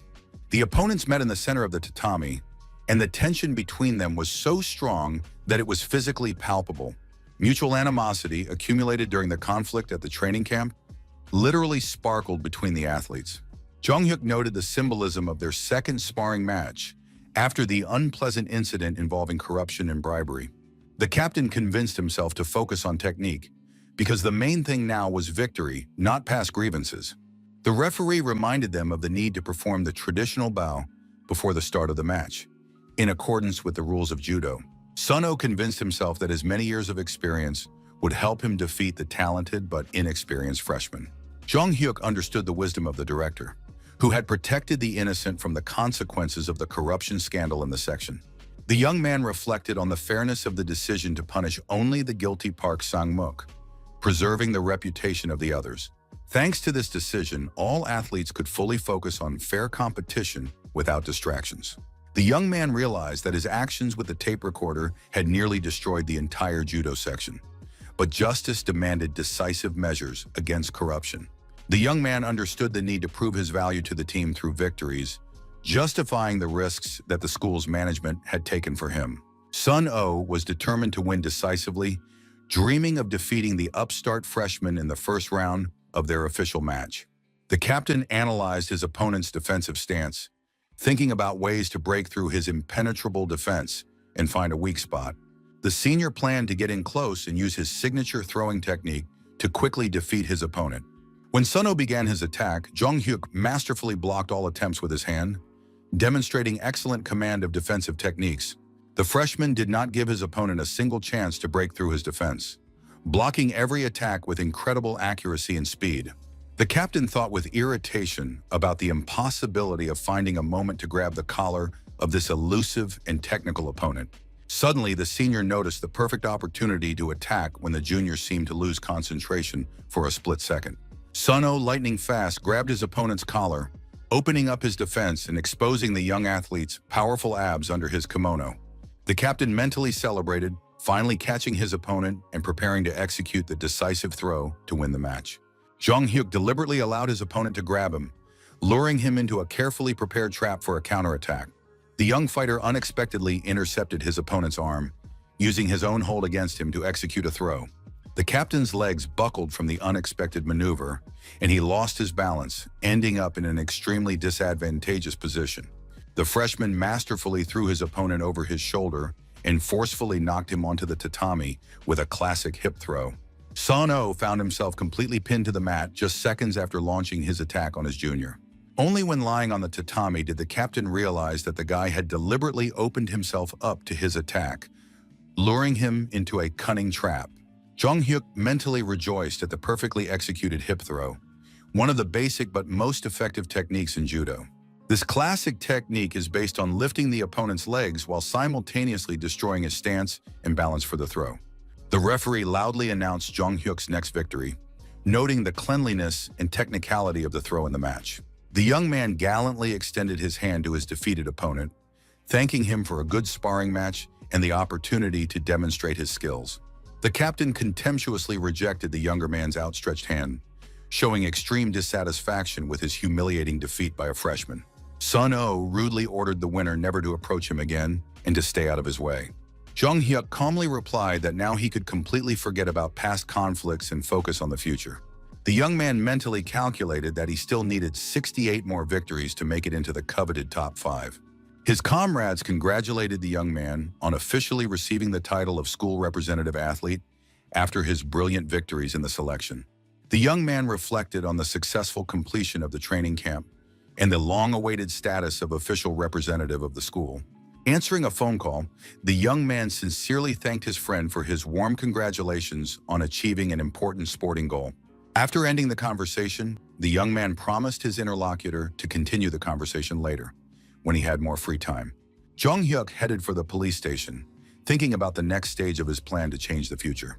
Jong-hyuk continued his phone conversation, inquiring about the general situation in the city, and received assurances that the financial markets were completely calm. The young man asked his interlocutor for details about purchasing investment products through a Hong Kong paper company created specifically for this operation. Kwon Ae-yeon confirmed the successful completion of the transaction, noting that there were no restrictions from regulatory authorities. The female banker enthusiastically expected a 30-fold return if events on the financial markets developed favorably. She explained that global stock exchanges were beginning to see signs of impending bankruptcy in the Korean economy. The banker drew parallels with the Japanese economic bubble when Korea began to restrict sales of investment products. Kwon Ae-yeon talked about setting up a paper company in Hong Kong to circumvent possible restrictions on securities trading. The woman suggested extending the shelf life of financial products, given the development of the situation according to their forecasts. Jong-hyuk categorically rejected this proposal, recalling the patriotism of the Korean people in difficult times. He recalled how citizens had donated gold jewelry to pay off the national debt during past crises. The young man was confident that Koreans would unite to protect their country in the event of an economic disaster. The young man urged the banker to trust his strategy and continue to act according to the plan. After finishing an important business conversation, the young man hung up the phone and headed toward his friends who were waiting for him. Jung-hyuk happily greeted his classmates Soo-ho and So-yeon, who were already waiting for him at the police station. Soo-ho noted that they had not seen each other since the end of the training camp in summer judo camp. His friends once again warmly congratulated their comrade on becoming the school's official representative athlete. The trio decided it was time to carry out their plan to visit the police station. The young people entered the station building under the pretext of doing volunteer work to help the police. The students arrived just in time for lunch break, when the police officers were relaxing and eating at their workplaces. The law enforcement officers turned around curiously, looking at the young visitors who had unexpectedly appeared at the station. One of the police officers began to explain the way, assuming that the teenagers were lost and looking for another place. Jung-hyuk politely explained the purpose of their visit, mentioning senior investigator Kim Jong-do's recommendation for volunteering. The young detective, who was eating lunch at his desk, reacted with interest to the mention of his superior's name. The police officer asked in surprise about the senior investigator's recommendation, not expecting such a turn of events. The man carefully wiped his mouth with a napkin, noting that the volunteers had arrived earlier than planned. The detective asked the visitors' ages, making sure that they were indeed high school students. The police officer warmly introduced himself as Park Chang-do, the local police chief welcoming the young volunteers. The chief warmly noted that senior investigator Kim had praised the diligence and abilities of the young people, especially one of them. Park Chung-do invited the students into the meeting room, genuinely interested in the real reasons for their visit to the police station. The man noted the unusual nature of the situation, as most students diligently avoid police stations out of fear and prejudice. The chief confidently assured the young people that they had absolutely nothing to fear within the walls of the station and that they were completely safe. The students involuntarily flinched at the loud and confident tone of the police officer, but quickly calmed down when they saw his friendly smile. So-yeon explained her desire to learn from her own experience what the daily work of real police officers and detectives is like. Park Chang-do nodded thoughtfully, reflecting on the seriousness of the young girl's intentions and her sincere interest in the profession. Jung-hyuk stated outright that his dream of becoming a police officer had driven him since early childhood and defined his life goals. The police chief asked with surprise and respect about the seriousness of the young man's intention to devote his life to the police service. The young man confirmed that his dream of serving the law and protecting people had been with him since his earliest years. He spoke emotionally about his desire to help lost children find their way home and reunite with their families. The young man added that he wanted to support elderly citizens in need through volunteer work at the station. The chief warned him about the difficulties of police work, which involves much more than just helping citizens. Park Chan-do expressed doubts about the possibility of entrusting patrols to teenagers, given the risk of encountering dangerous criminals. Jung-hyuk passionately argued the importance of volunteering in creating a positive image of the police station among the public. The young man explained his desire to create a friendly image of the police so that people would not be afraid to pursue their dreams of serving. The chief felt sincerity in the young man's words, which set him apart from ordinary school volunteers. The man recalled that most students come for the sake of it and quickly leave without showing any real interest. Park Chan-do assumed that the senior investigator was talking about this bright and determined young man. The chief rose decisively from the table, having made a final decision to allow the students to volunteer. The man officially approved 30 hours of volunteer work, considering this time sufficient for a first experience. Park Chung-do strictly emphasized that the safety of volunteers was the absolute #1 and 2 priority. The chief ordered the officer on duty to issue the students with official patrol group armbands for identification on the streets. The young people enthusiastically received the uniform armbands with the inscription, "Patrol Group," feeling like part of the police force. The students eagerly anticipated an exciting time and the invaluable experience of police work. The trio took to the streets of the neighborhood and began their first official patrol as volunteers. Jung-hyuk suddenly heard desperate cries for help and demands to let go coming from a nearby alley. The young man became alert, trying to determine the source of the sounds and understand how many people were involved in the conflict. Jung-hyuk stared intently into the alley, trying to make sense of what was happening, and his tension did not escape the attention of the accompanying police officer. The patrolman asked the young volunteer with concern what had caught his attention, and caused such an anxious reaction on his face. The young man evasively replied that he had a bad feeling and needed to check on the situation, asking permission to leave, ostensibly to use the restroom. The police officer let the young man go without suspicion, reminding him to hurry up and not stay away too long during the patrol. Jung-hyuk did not go to the restroom, but instead headed toward the source of the suspicious noises, cautiously approaching the scene. The young man hid around the corner of the building, listening carefully to the aggressive voices and sounds of commotion in the alley. Peeking cautiously around the corner, the young man saw a group of local thugs surrounding a frightened foreign tourist. The usual sounds of trade could be heard in the bustling market, drowning out what was happening in the dark alley next to the stalls. A foreigner in a bright yellow suit was enthusiastically talking to himself about Korea as a country of instant noodles and large markets. The tourist was excited about the possibility of finding unique and high-quality goods at the famous Korean market. The man pushed his way through the crowd of shoppers, thinking about additional souvenirs for friends and relatives back home. The foreigner had his hands full of various purchases, barely holding on to numerous bags and bundles of goods. Suddenly, someone roughly grabbed the tourist by the shoulder, causing him to turn around sharply and drop some of his purchases. The thugs began aggressively pushing their special goods, ignoring the polite refusals of the frightened foreigner. The tourist tried to explain in broken Korean that he had already bought enough things and did not need any additional purchases. The criminals persistently continued to offer their goods at a discount, gradually surrounding their helpless victim. After another refusal from the foreigner, several more suspicious individuals joined the first two thugs. The four criminals completely blocked the tourist's path of retreat, driving him into a dead end in the alley. The gang leader menacingly insisted that the tourist simply look at the goods on offer before leaving. Jung-hyuk watched the dangerous situation with the frightened foreign tourist unfold from his hiding place. The gangsters switched to broken English, demanding that their victim look them in the eye and touch the goods. The criminals showed him a white powder in a bag, asking the tourist if he had tried it in his home country. The frightened foreigner was confused, wondering what kind of strange white powder they were trying to sell him. The leader began to convince him of the need to bring a souvenir from the trip, when Jung-hyuk loudly interrupted their conversation.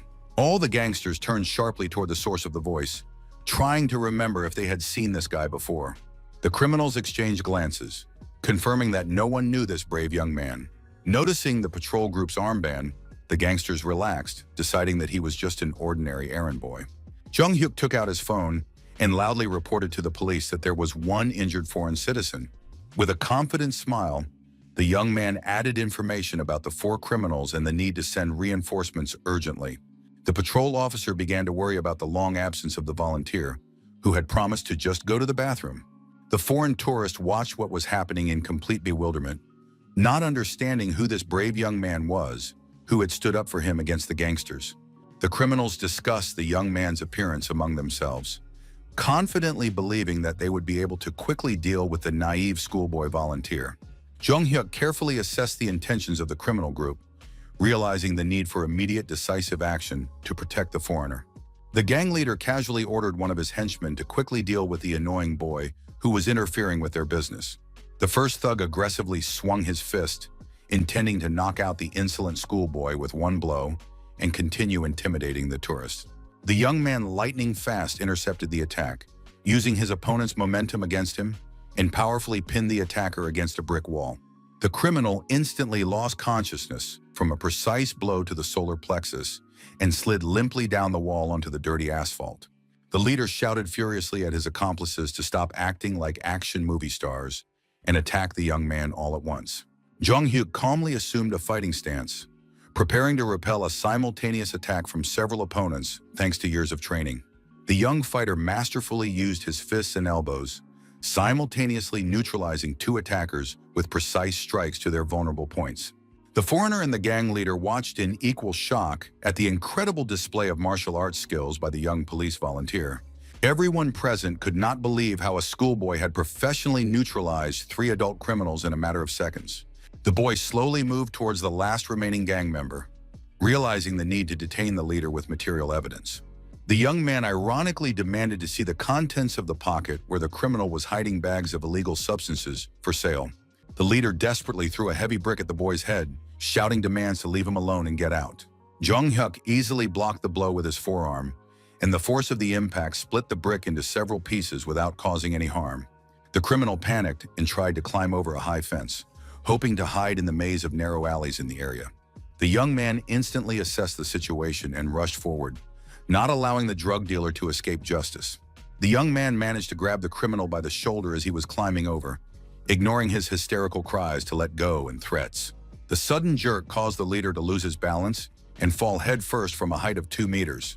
The criminal landed with a thud on a pile of garbage bags, which burst from the impact, and his face was buried in the stinking waste. The criminal lay helplessly among the rotting garbage, breathing heavily and moaning in pain from his bruised ribs and spine. Jung Hyuk warned the defeated leader not to do anything stupid and to calmly wait for the police to arrive. The young man officially announced the arrest for threats, assault, and obstruction of justice by a police volunteer. The young man heard a familiar voice calling his name from the beginning of the alley, where a small crowd had gathered. A patrol officer reported via radio that the missing volunteer had been found and that a support team needed to be sent urgently. The senior officer anxiously questioned Jung Hyuk about the incident and any injuries he may have sustained in the fight. The young man calmly reported that the rest of the gang members had been detained and sent to the police station. The shocked foreigner stood aside, culturally shocked by the scene of the criminal's arrest.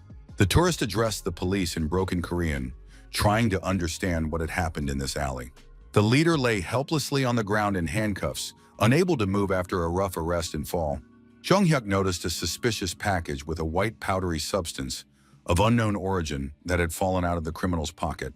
Jung Hyuk concluded that the detainees were involved in the organized trade of illegal substances on the black market in the area. The young man recalled that after 1990, Korea began an active fight against the spread of drugs in the country. In 1997, the government proposed stricter measures to regulate the circulation of dangerous substances. As the number of cases of illegal substance abuse among young people grew, the problem reached critical proportions. The authorities decided to introduce strict legislation regulating the handling of harmful and medicinal substances. At the police station, the chief patrol officer admitted that despite the statistics showing an increase in such incidents, he did not expect to encounter this personally. Police Chief Park Chan-do was shocked by what had happened, calling the situation a real apocalypse for their district. The man demanded that all those involved in the drug trade be caught and that a thorough investigation of the criminal network be conducted.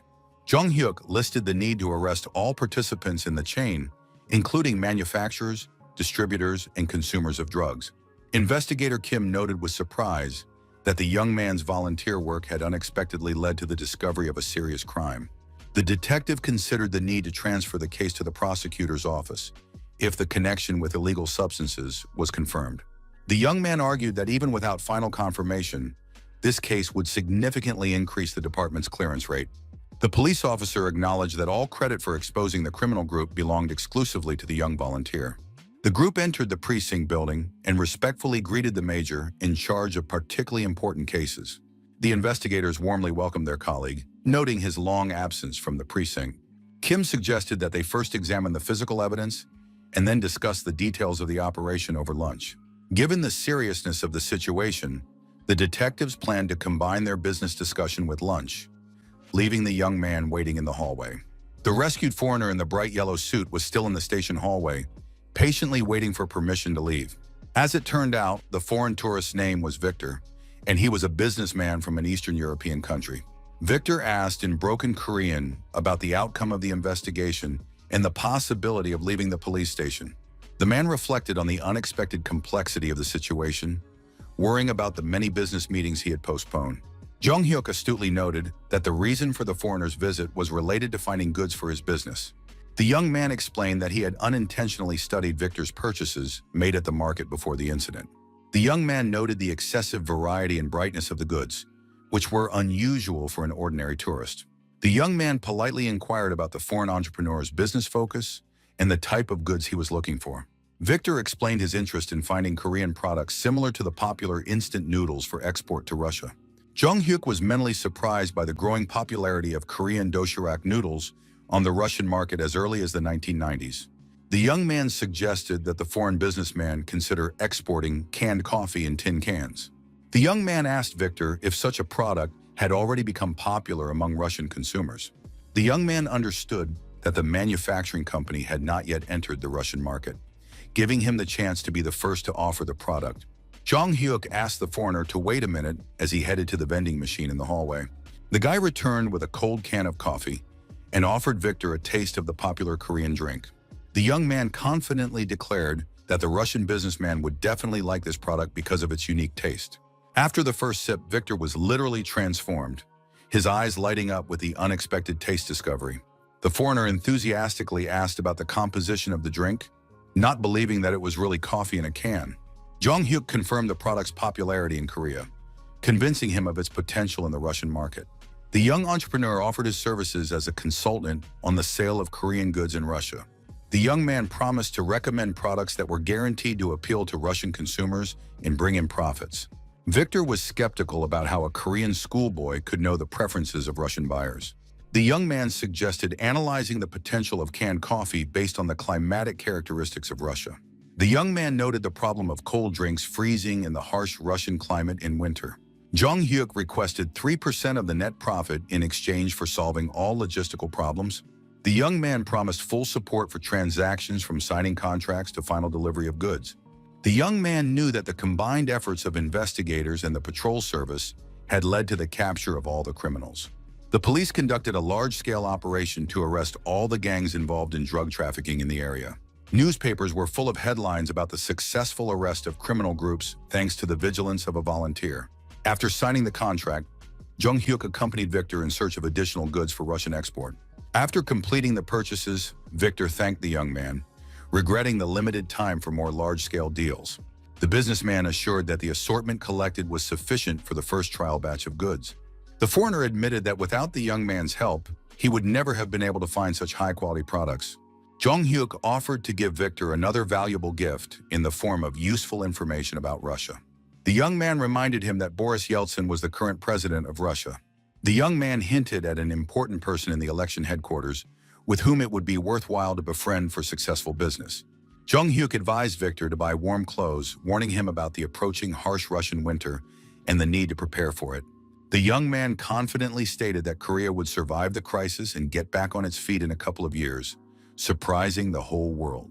Victor asked again, skeptical about the forecast for the Korean economy to recover in just a few years after the crash. The young man confirmed his confidence in the country's rapid recovery, which would amaze the world community with its speed. The Russian businessman acknowledged that the young consultant's advice was indeed worth a $300,000 fee. Victor noted that the lowest price for consulting in Korea turned out to be the most valuable investment of his life. Jong Hyuk smiled and remarked that the foreigner was praising him as if they would never meet again. The businessman assured him that the next time they met, he would bring even more money for new large-scale deals. The partners said a warm goodbye, knowing that future business meetings and continued cooperation were inevitable. The young man waved goodbye to Victor as he walked away, thinking about the prospects of a new partnership. He was mentally delighted to have established an important connection in Russia for future international business.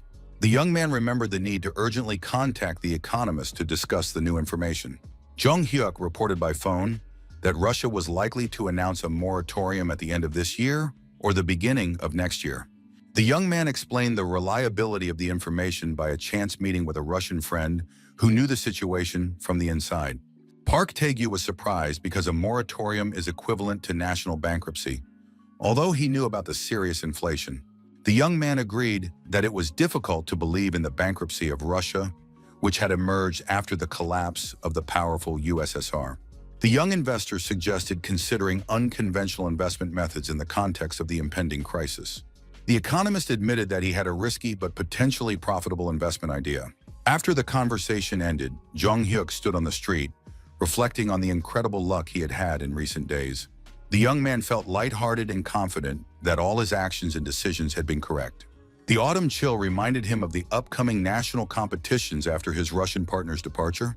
The young man began intensive training for the upcoming national high-level judo competition.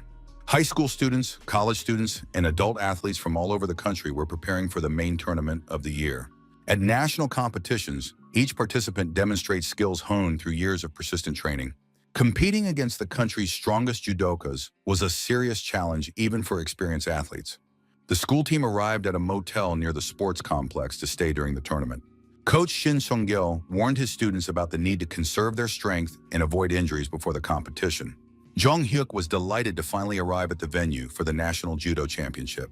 Jong-hyuk could not believe that this was really happening, because in his previous life, he had never reached the level of national competition. Shin Sung-il urged his students to quickly unload their belongings from the bus and check into their assigned rooms before the ceremony. The young man remembered that his friend Hyun-sok's hometown was in the very province where the competition was being held. The young man thought about the current age of his future police officer friend, who did not even know of his existence yet. Team captain Song-oh looked with disgust at the shabby dormitory building, doubting its suitability for living. The athletes were concerned about the availability of basic amenities, such as hot water in such a rundown place. Jong-hyuk noted with horror the cracked windows and obvious signs of insects in the dilapidated motel building. The judokas discussed among themselves the possibility of changing their place of residence to something more decent and clean. The coach sternly ordered them to stop complaining and focus on the upcoming competition, not their living conditions. Shin Sung-gil reminded them about the opening ceremony that evening and the need to rest before this important event. The coach warned of immediate disqualification for any disciplinary violations during the national tournament. The young man understood that the condition of the accommodation was much worse than he had expected, even taking into account the modest budget. He suspected that the team's funding had been deliberately cut by ill-wishers in the school administration. An unexpected call from Kwon Ayon delighted the young man with the opportunity to solve the team's financial problem. Jong-hyuk asked the banker to pay part of the investment profits to cover the accommodation costs. The young man assured the woman that the amount required was relatively small and that they would easily agree on the terms. 5 minutes later, the coach was enthusiastically shouting about the possibility of moving from a shabby motel to decent accommodation. The young man explained that a sponsor had appeared who was willing to cover all the team's accommodation and food expenses. Shin Sung-gil snatched the phone from his student's hands to personally thank the generous patron for his support. Jong-hyuk confirmed that he would cover the cost of accommodation and 3 meals a day for the entire judo team. The young man explained his concern about the quality of food in the dining room, given the deplorable condition of the dormitory. The team arrived at a luxurious hotel, which was in stark contrast to their previous accommodation. The coach did not hide his admiration for the 5-star hotel, calling it a truly amazing place to stay. The young man modestly explained that the expenses were covered by a wealthy individual who was his personal sponsor.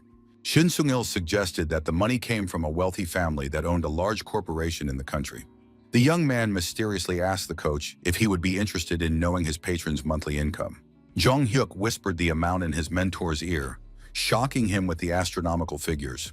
The coach couldn't believe that such money existed, exceeding his annual salary several times over. Jong-hyuk seriously considered the need to justify the trust placed in him, realizing the scale of Kwon Ayeon's financial support and his responsibility to her. The sports complex was buzzing with the cheers of fans supporting their regional teams, with the chants and support of Busan sounding especially loud.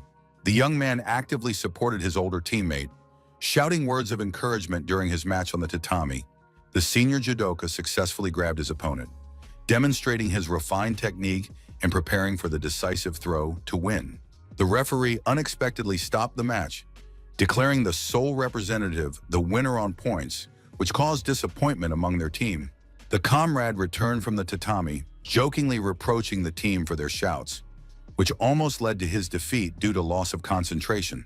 Jong-hyuk sincerely congratulated his senior on his victory, noting his skill in a difficult match against a strong opponent from the capital. The announcer announced the start of the qualifying stage of the competition, where the finalists in each weight and age category would be determined. His teammates cheerfully pushed the young man toward the tatami, patting him on the shoulder and expressing confidence in his victory. The senior judokas jokingly threatened him with particularly grueling training sessions in case of defeat, cheering up their younger teammate before the fight. The young man was touched by the sincere support of the team, feeling responsible for living up to their expectations at the national tournament. He confidently promised to do his best to win, understanding the importance of the moment for the school's reputation. Jong-hyuk stepped firmly onto the tatami, feeling the familiar surface of the sports flooring under his feet and preparing for the match.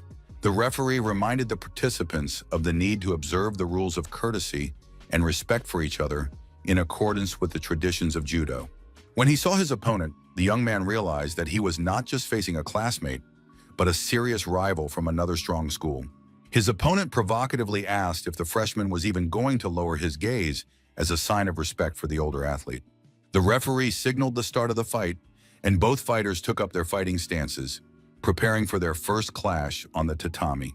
The opponent aggressively rushed into the attack, intending to overwhelm his younger opponent with pressure and physical strength from the very first seconds. Jong Hyuk demonstrated incredible reaction speed, disappearing from the attacker's field of vision and ending up behind him. The young fighter masterfully used his opponent's momentum, grabbing his arm and executing a perfect shoulder throw. The team and spectators were stunned by the freshman's lightning-fast actions, not expecting such a level of skill from a young athlete. Shin Seung-gil did not hide his amazement at his protege's display of strength and technique at such a high level of competition. Even the experienced referee was impressed by the freshman's skill, which is rarely seen among athletes of such a young age. The audience talked in amazement about the incredible speed with which the fight ended, which was over in literally a flash. The young man took up a new fighting stance with a confident smile, ready to continue demonstrating his superiority on the tatami. The young man began a new attack with a feint with his foot, causing his opponent to lose his balance and open himself up for a throw. Jong Hyuk made a lightning-fast grab and performed a classic throw, pinning another opponent to the mat. Beads of sweat appeared on the young fighter's face after his fourth consecutive victory in the tense qualifying rounds. The referee loudly announced the school representative's fourth victory, noting his flawless technique. His older teammates discussed with admiration his incredible speed, 4 victories in a total of 20 seconds on the tatami. The coach ran up to his student, admitting that he had not seen such a level of skill at national competitions for a long time. Shin Seung-gil smiled and asked if the boy was trying to set a world record for the fastest victory in combat. Jong Hyuk unexpectedly asked about the possibility of participating in individual competitions, not just in the school's team competition. The coach thought about it and agreed that with such a level of skill, the young man could well compete in the individual championship among adults. Jong Hyuk admitted to his friends with a slight smile that the fights had ended so quickly that he even got bored from the lack of a real challenge. The young fighter expressed a sincere desire to compete in the future with opponents who could give him a worthy fight on the tatami. The young man understood his need to fight judokas of equal or superior skill in order to further develop his skills. The guy went into another match, getting ready to fight a new opponent in the individual championship of the tournament.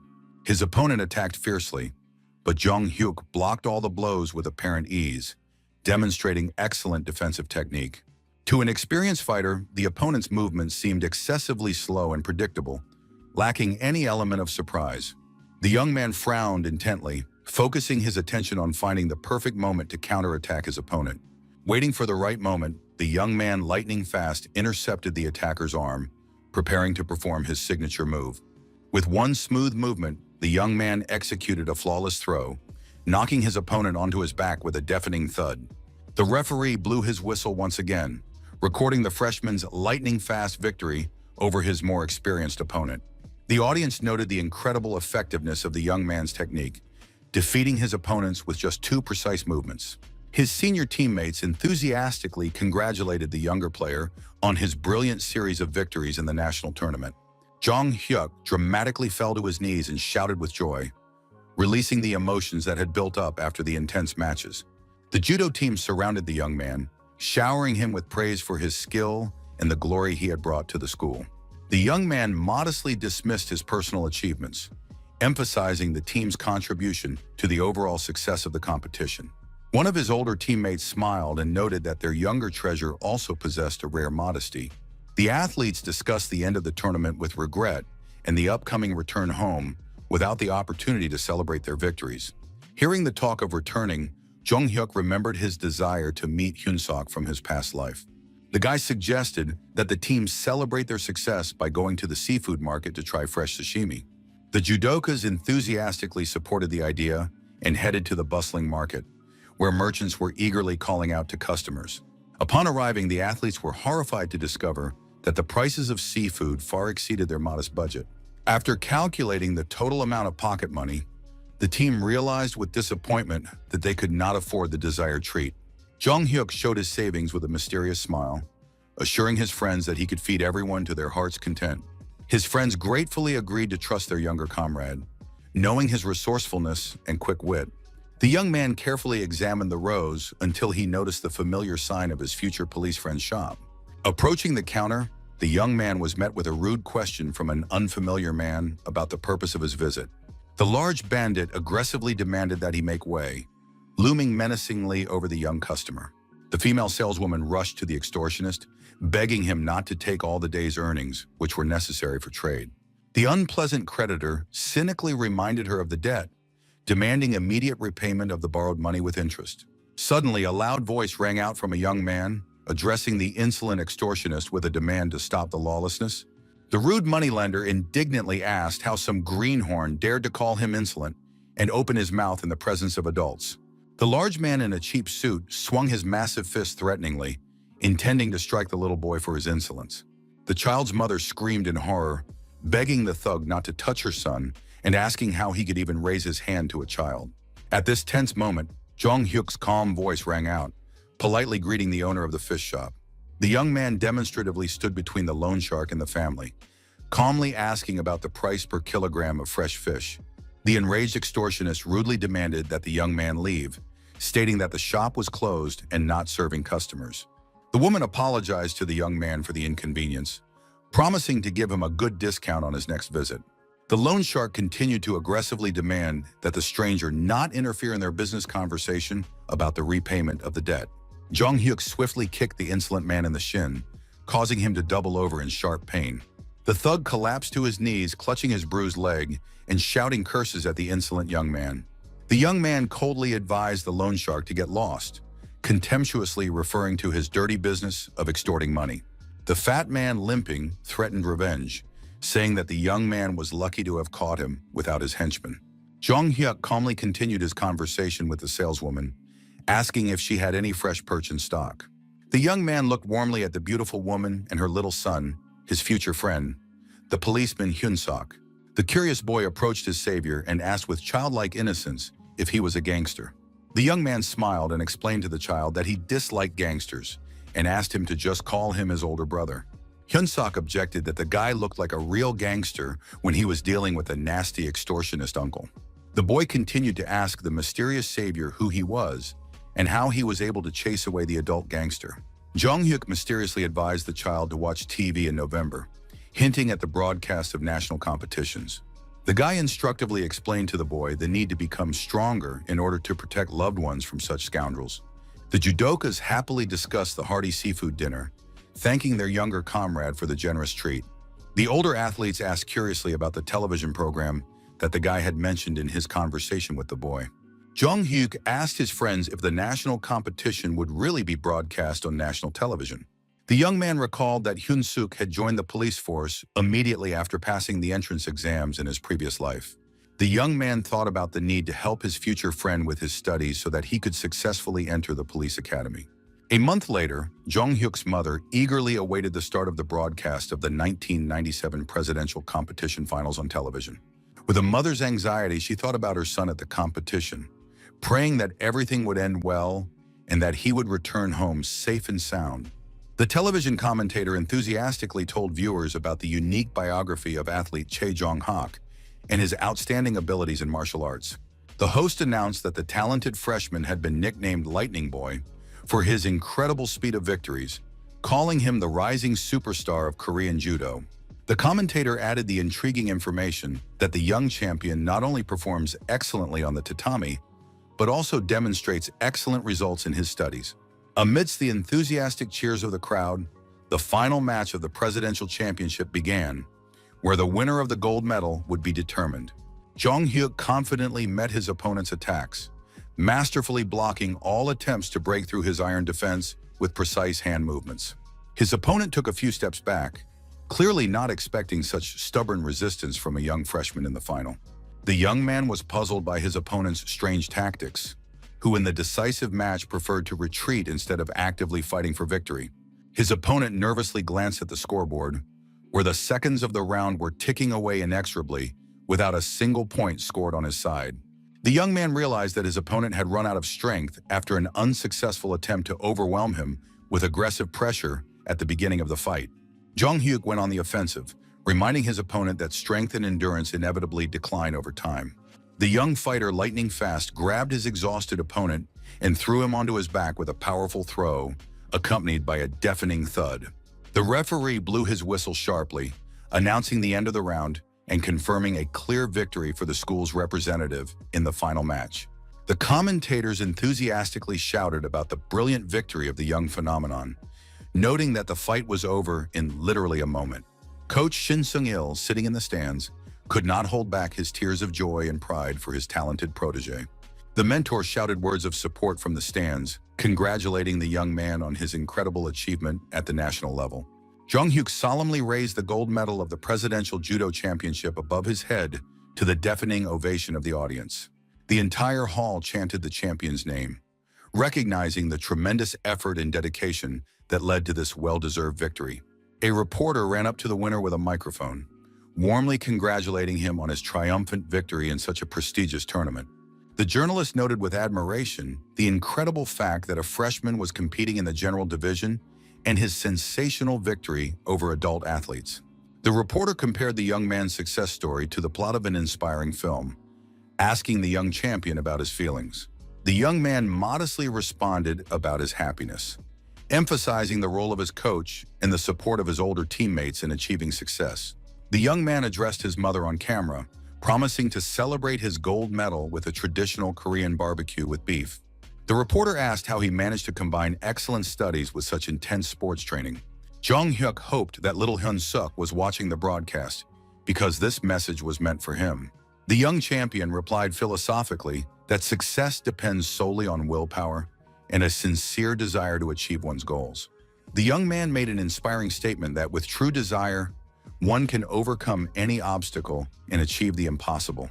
The young man ambitiously announced his plans to win a gold medal at the Asian Games next year, challenging the continent's strongest athletes.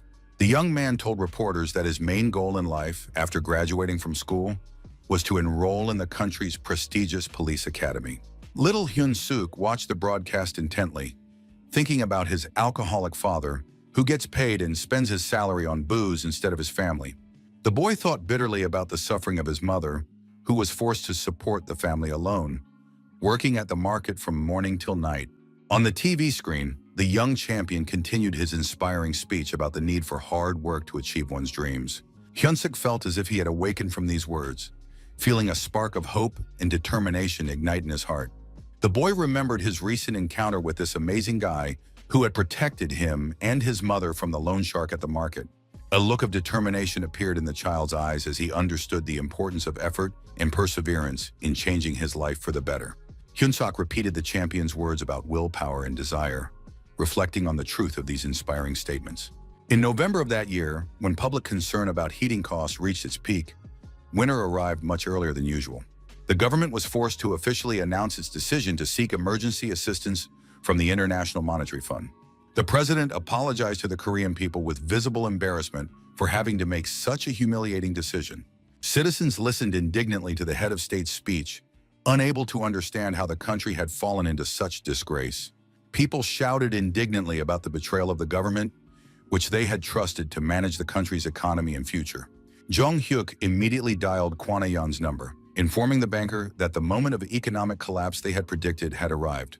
The Korean economy was overwhelmed by a wave of bankruptcies, exacerbated by early cold weather and rising heating costs. Companies built on loans and debt obligations began to collapse one after another like houses of cards. Banks that had recklessly gambled with dollar loans and currency speculation were declaring bankruptcy on a daily basis. Soo-ho waved happily when he spotted his friends at the festive Christmas market in the city center. The straight-A student called his friends over to his modest stall, where his family was selling homemade Christmas decorations. So-yeon jokingly reproached her friend's younger brother for not being happy enough about his older sister's visit. Soo-ho responded with embarrassment, denying the accusations of not loving his sister in her unexpected visit to the fair. Jong-hyuk's attention was drawn to the poor condition of his friend's stall, which revealed the family's difficult financial situation. The young man sadly noted the poverty in which his talented friend lived, who deserved a better fate. The young man fumbled in his pocket for the gift he had prepared, hoping that the modest present would not offend his proud friend. The young man handed his friend an envelope, thanking him for the invitation to the Christmas fair and the warm welcome. The envelope contained valuable exchange coupons for kerosene and food vouchers for the store in these difficult times. Jung-hyuk explained that his sponsor had sent too many Christmas coupons, which he wanted to share with his friend. Soo-ho accepted the gift with understanding, realizing the real reason his friend wanted to meet today. Jung-hyuk warmly reassured his friend, reminding him that true friends must support each other in difficult times of economic crisis. So-yeon asked him to walk her home, admitting that she was unfamiliar with the unfamiliar part of town. Suddenly, two young men with an unhealthy gleam in their eyes and unsteady gait approached the group of friends. The strangers with unfocused eyes aggressively asked the girl where she was going at such a late hour. The boys recognized her as Soo-ho's girlfriend and began to behave even more strangely and unpredictably. The young men swayed and muttered incoherent phrases, clearly under the influence of illness or exhaustion. Friends immediately surrounded the frightened So-yeon in a protective circle, demanding explanations from the strange strangers. Soo-ho was surprised to recognize his neighbors and sternly asked them about the reasons for their inappropriate behavior. The trainee singers broke into pained smiles, greeting a familiar face after a long separation. The top student explained to his friends that these guys lived nearby and were training at an agency, dreaming of becoming idols. The singers incoherently explained that a water pipe had burst in their dormitory, leaving them without water or heat. Jung-hyuk stared intently at the boys' faces, experiencing a strange feeling of déjà vu from their manner of speech and movements. The young man was shocked to realize that he was looking at the future members of a famous national music group from his past life. He remembered their incredible success in the future, when they would become some of the most popular artists in Korea. The young man couldn't believe his eyes seeing the future stars in such a pitiful and emaciated state. One of the trainees suddenly staggered and collapsed onto the cold asphalt, losing consciousness from weakness. Jung-hyuk immediately asked about the condition of the fallen man, to which the singer's friend replied that he had been complaining of weakness since the morning. The young man firmly stated that it was necessary to call an ambulance immediately for the unconscious guy. The trainee anxiously suggested the possibility of tuberculosis infection from his roommate in the dormitory. The young singer described his friend's symptoms: a persistent cough, high fever, and coughing up blood. Upon hearing about the coughing up of blood, Jung-hyuk was horrified by the possibility of a tuberculosis outbreak among young people. At the hospital, a nurse reassured everyone, explaining that it was not tuberculosis, but a severe cold caused by exhaustion. The medical worker explained that malnutrition deprives the body of energy due to a lack of essential nutrients. Jung-hyuk breathed a sigh of relief but insisted on the need to test all interns for tuberculosis. The singer bitterly admitted that he did not have the money for a medical examination due to his poverty. The trainee blamed himself for his comrade's illness, explaining that his American origin made things more difficult for everyone. Soo-ho silently handed the envelope with coupons to the singer, insisting that they needed the vouchers more in their situation. The honor student apologized to Jung-hyuk for passing on his gift, but his friend nodded understandingly in response. Soo-ho reflected that his family situation, despite their poverty, was still much better than that of the starving interns. Jung-hyuk handed the singers money with the wish that they would not forget their friends when they became famous artists in the future. The trainee leaned over his sick friend's bed, happy that now they wouldn't have to worry about heating in the dormitory. Leaving the hospital, the friends bought hot meat pies, enjoying the aroma of fresh pastries in the frosty air. Soo-ho suggested washing down the pies with milk at home, warning his friends not to eat everything in one bite out of hunger. Jung-hyuk thought warmly of his friend's incredible kindness, willing to share his last with those in need.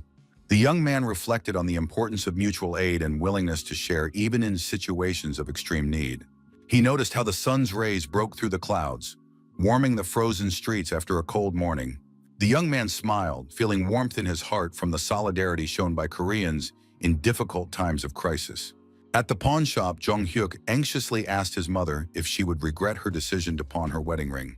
The woman sadly admitted her regret, but noted that it was impossible to keep the gold when the country needed help. His mother confidently stated that his late father would have understood the need to use the ring for a good cause. The young man took his mother's hand in his, feeling her fingers tremble with excitement. The young man firmly supported his mother's decision, assuring her that their joint patriotic act was the right thing to do. A reporter approached them, recognizing the rising star of judo, and asked for an interview about the charity event. The journalist noted the national champion's active participation in the patriotic campaign to collect gold for the country. The reporter asked in amazement if the athlete was willing to donate all his gold medals. Jong Hyuk explained that 2 gold medals could bring real help to the country at a critical moment.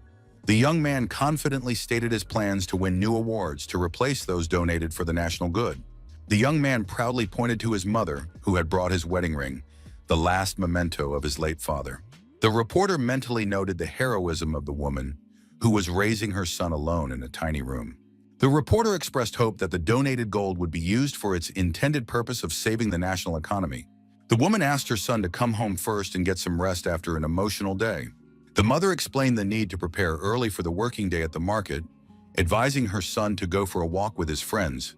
The woman lovingly praised the young man, calling his deed more significant than sporting achievements.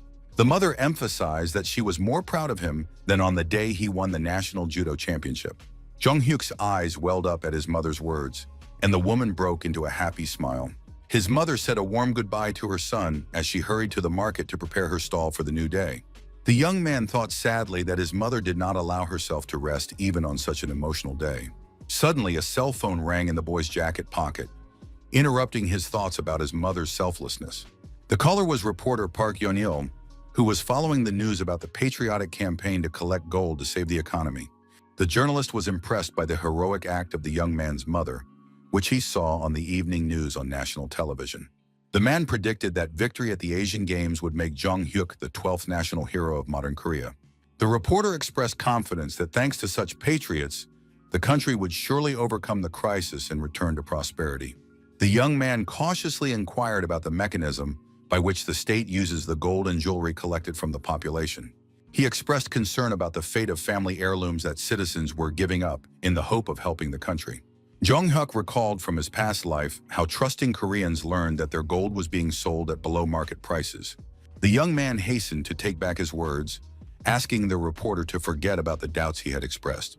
The young man suggested that the reporter consult with reliable colleagues about the transparency of the state campaign. In the evening, at an expensive restaurant, the partners raised their glasses, celebrating the successful completion of the difficult year of 1997. Kwon Ae-yeon made a toast to the coming year 1998 in the official establishment of their investment company. Jong Hyuk talked about donating gold medals, setting a personal example of civic responsibility. The banker admired the young man's ability to anticipate developments and stay ahead of events. The woman expressed her hope for a quick end to the crisis and the recovery of the national economy. The girl was amazed at the incredible profits made without the support of large corporations or government agencies. Park Tae-gyu recalled the influential Russian partner who provided international support for their operations. The economist noted that their leader was among the richest 1% of people, which guaranteed the company's immunity. Jong Hyuk promised to create a protective mechanism for the company against possible attacks from competitors and authorities. The young man explained his plan to make the company so transparent that attacks would become meaningless and counterproductive. He announced the start of an important mission to install a protective shield the very next day. The young man planned to use his stay at the National Training Center to implement his plan. At the training center, coaches were preparing the country's best athletes for the upcoming Asian Games. The judokas whispered about the mysterious guy standing behind the head coach of the national team. Jong Hyuk stood modestly behind his mentor, already known as a monster rookie with a gold medal. Shin Sung-gil did not hide his pride in his protege, who had achieved national recognition. The director of the center introduced himself as the head coach of the national judo team, responsible for preparing for the Asian Games. The head coach of the national team solemnly announced his ambitious plans to win as many medals as possible to boost the morale of the Korean people. The director of the center proposed holding an official ceremony to introduce the members of the delegation, starting with the youngest athletes and ending with the experienced veterans. Jong Hyuk modestly introduced himself to the audience as a judo athlete who had been given the honorary position of assistant coach thanks to a personal recommendation from the director of the National Center. The young man mentally planned to include the investment companies Kwon Ae-yeon and Park Tae-gyu in the official list of sponsors supporting the national judo team. After 9 months of grueling training, the team finally arrived at the bustling Incheon International Airport for their departure to the long-awaited Asian Games. The young man walked confidently through the endless corridors of the modern terminal, feeling the weight of responsibility for the upcoming performances. A crowd of reporters instantly surrounded the delegation, eagerly asking the head coach about his goals and expectations for the Continental Tournament. The team's coach firmly told reporters of his intention to make every effort to win a record number of medals for Korea. The press turned their attention to the young champion, asking him to share his personal ambitions and predictions for the upcoming competition. The young man was momentarily taken aback by the flashes of cameras, but then dramatically struck his chest with his fist, demonstrating his determination. He loudly promised reporters that he would definitely return home with a gold medal, confirming the seriousness of his intentions. Upon arrival at Bangkok International Airport, the athletes were amazed by the scale of the ultra-modern building and its architecture. A confused Western tourist politely asked Jong-hyuk where exit number 2 was. His teammates were impressed by the junior coach's flawless command of English and his communication skills. The senior athletes jokingly admitted that they should follow the example of their educated and multi-talented junior colleague. The head coach got everyone's attention with a loud clap as he got ready to give an important motivational speech before they left. The coach warned of inevitable encounters with the world's strongest athletes at the hotel, who would pose serious competition for the Korean team. The coach reminded them of the countless hours of training, liters of sweat and blood shed in order to achieve the highest level of skill. He emphasized the enormous responsibility of representing a country that places its hopes in its national heroes during difficult times. The judokas unanimously and loudly confirmed their readiness to justify the trust placed in them and give their all on the tatami. Leaving the air-conditioned airport building, the Korean athletes were stunned by the tropical heat and humidity of Thailand in December. A stranger rushing by accidentally bumped into the pensive Jong-hyuk with her shoulder, pulling him out of his thoughts about the upcoming competition. The young man instinctively turned around, wanting to get a better look at the girl who had not apologized for the awkward collision in the crowd. The stranger continued on her way without a word, which unexpectedly intrigued the young man with her unusual coldness. The young man turned around completely, trying to follow the mysterious woman with his gaze as she disappeared into the crowd. His gaze fell on a dazzling blonde with piercing blue eyes as if she had stepped off the cover of a fashion magazine. Jong-hyuk felt his cheeks flush with embarrassment at the unexpected encounter with the beautiful foreign woman. His teammates impatiently called out to the young man, who had frozen in place, wondering why he had suddenly stopped.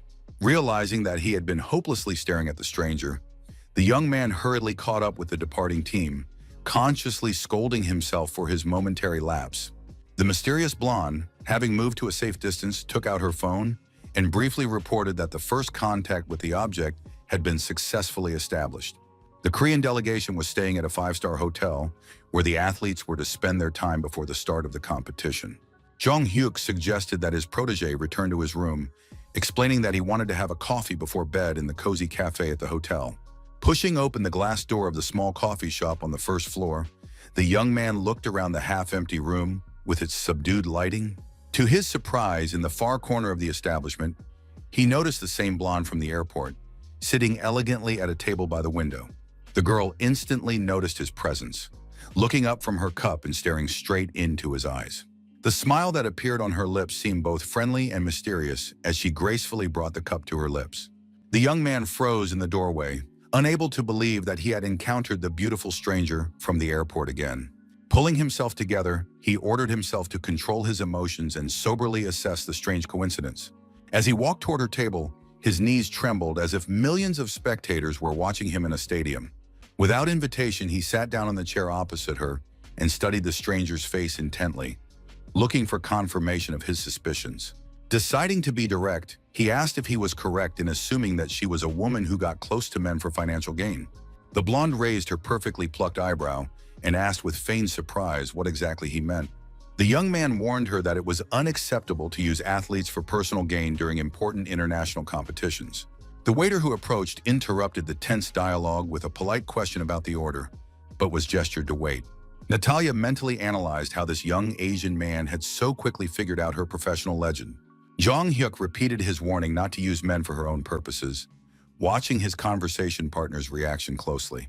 The question of who had ordered the beautiful European woman to get close to the Asian athletes hung in the air between them. Unexpectedly for the guy, the blonde began to applaud slowly, acknowledging his insight with an admiring smile. The young man noted with satisfaction that his suspicions about the professional nature of the chance encounter were correct. The woman introduced herself as Natalia, noting her interlocutor's surprising prudence for his young age. Extending her graceful hand for a handshake, she calmly added that she worked as a KGB agent. The young man smiled and suggested that Victor had earned an impressive sum since he had attracted the attention of the Russian special services. Natalia's professional curiosity demanded to know the methods that had allowed the young man to expose her so quickly. His modest answer about natural attentiveness did not satisfy the experienced agent, who was accustomed to flawless disguise. The woman got down to business, noting the obvious reasons for her interest in the successful young investor. Jong-hyuk confirmed her guest that the visit was related to his profits from the Russian financial crisis and moratorium. Skipping the preliminaries, Natalia declared her readiness to move directly to the purpose of her visit. The offer to obtain Russian citizenship came as a surprise even to a guy who was prepared for surprises. The astonishment on the young man's face was genuine when he asked again about the seriousness of such an unusual proposal. His categorical refusal to leave his native Korea was firm and left no room for further persuasion. Natalia mentally noted that despite the apparent frivolity of the refusal, the young man's words conveyed unwavering sincerity in devotion to his homeland. The KGB agent asked directly about the methods that allowed such a young man to predict the Russian default and profit from the economic collapse. The young man smiled mysteriously, explaining his success by his understanding of a special national trait of the Russian character, passed down through generations. Jong-hyuk philosophically noted that one unchanging characteristic stretches from the Russian Empire through the Soviet Union to modern Russia, a tendency to make reckless decisions at critical moments. The experienced intelligence officer was struck by the depth of her interlocutor's analytical thinking, which possessed a wisdom unusual for his young age and Asian origin.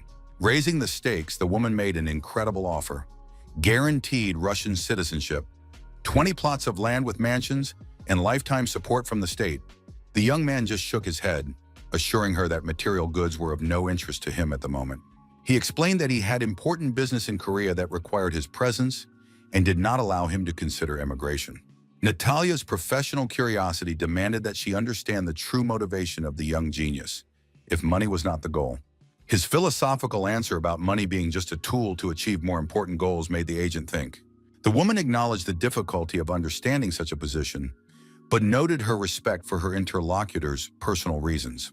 Unexpectedly changing tactics, Natalia offered an alternative with a charming smile: simple friendship without obligations. Jong-hyuk ironically asked what kind of friendship the KGB representative was interested in, left or right. The young man mentioned the bad reputation of Soviet intelligence, but agreed to symbolically shake hands as a sign of establishing friendly relations. Instead of a handshake, the blonde gracefully rose, leaned over, and left a light kiss on the cheek of the stunned young man. Natalia explained that this was a Russian tradition of saying goodbye between close friends, adding intimacy to their acquaintance. Before leaving, the woman promised to send a small gift in honor of the beginning of their unusual friendship. Left alone, the guy touched his burning cheek, thinking about the deadly danger of the charm of a professional seductress. Bangkok's National Stadium was awash with festive fireworks, and fireworks marking the grand opening of the Asian Games.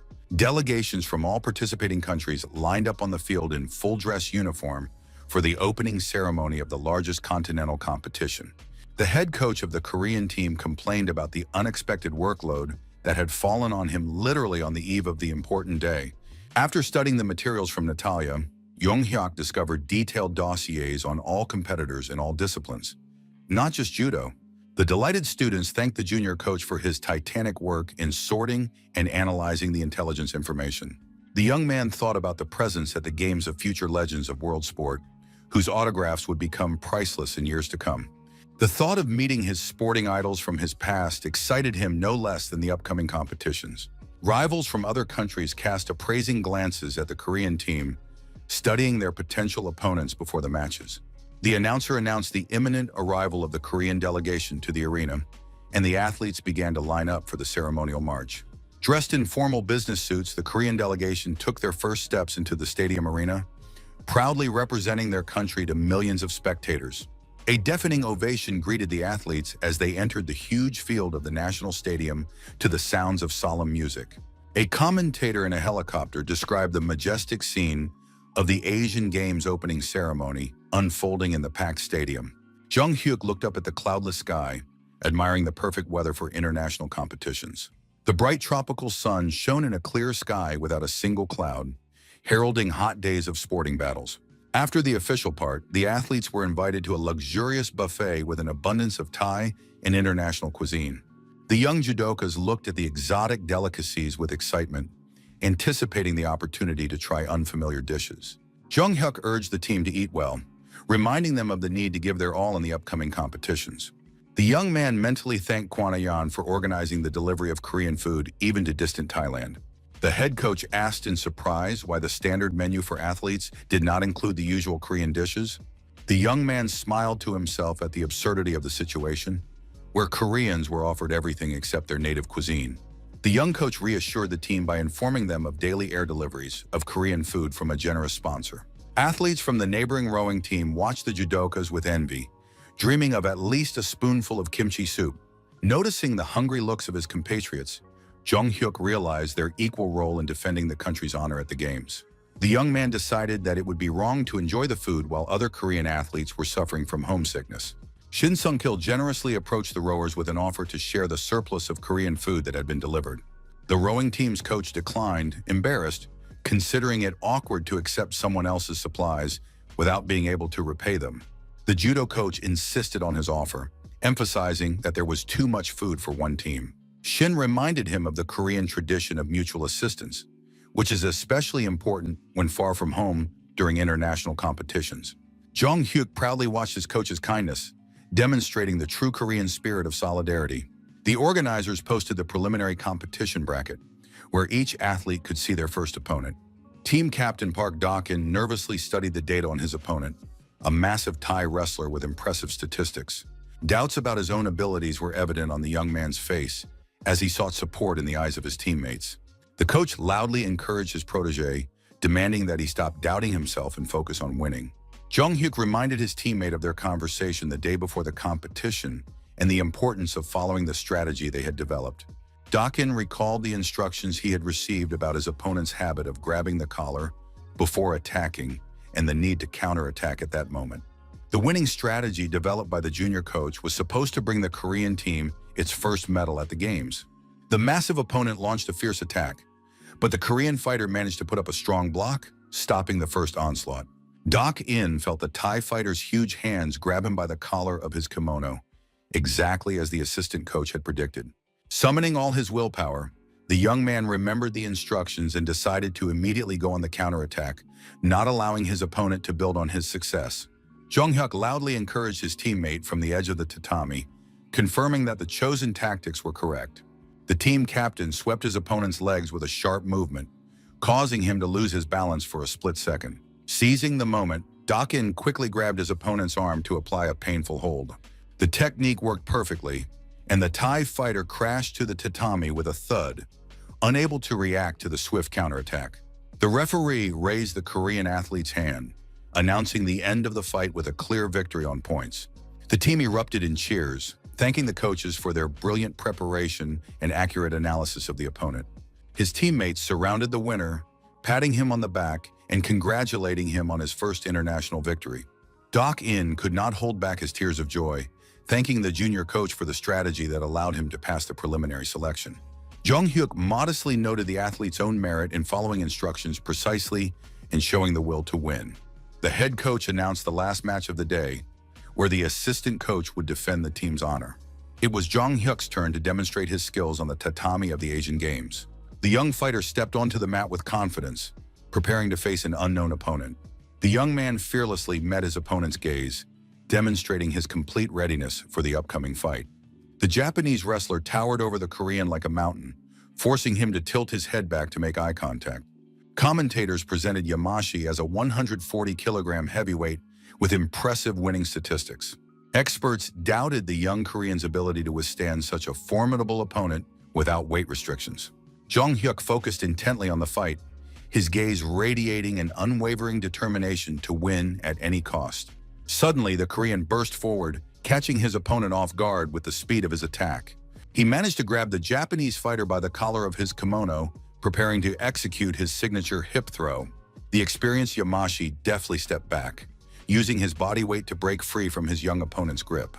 Breaking the rules, the Japanese man secretly struck the Korean in the solar plexus with his elbow as he broke away. Yamashi whispered a greeting with a mocking grin, enjoying the pained grimace on his opponent's face.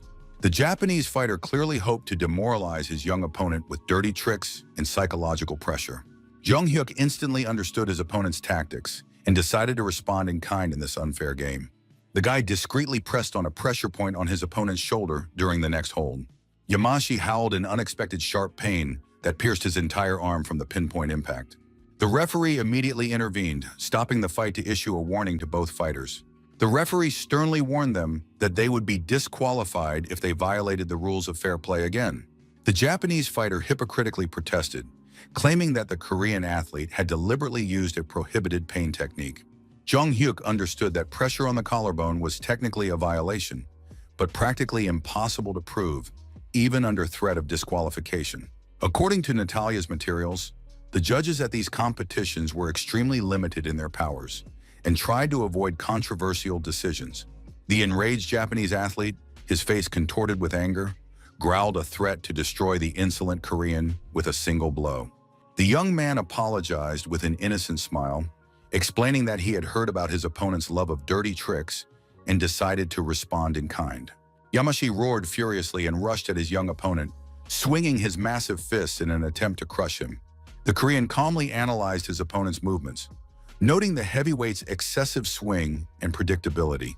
The huge Japanese fighter was shocked to find himself flying onto the tatami after a lightning-fast shoulder throw.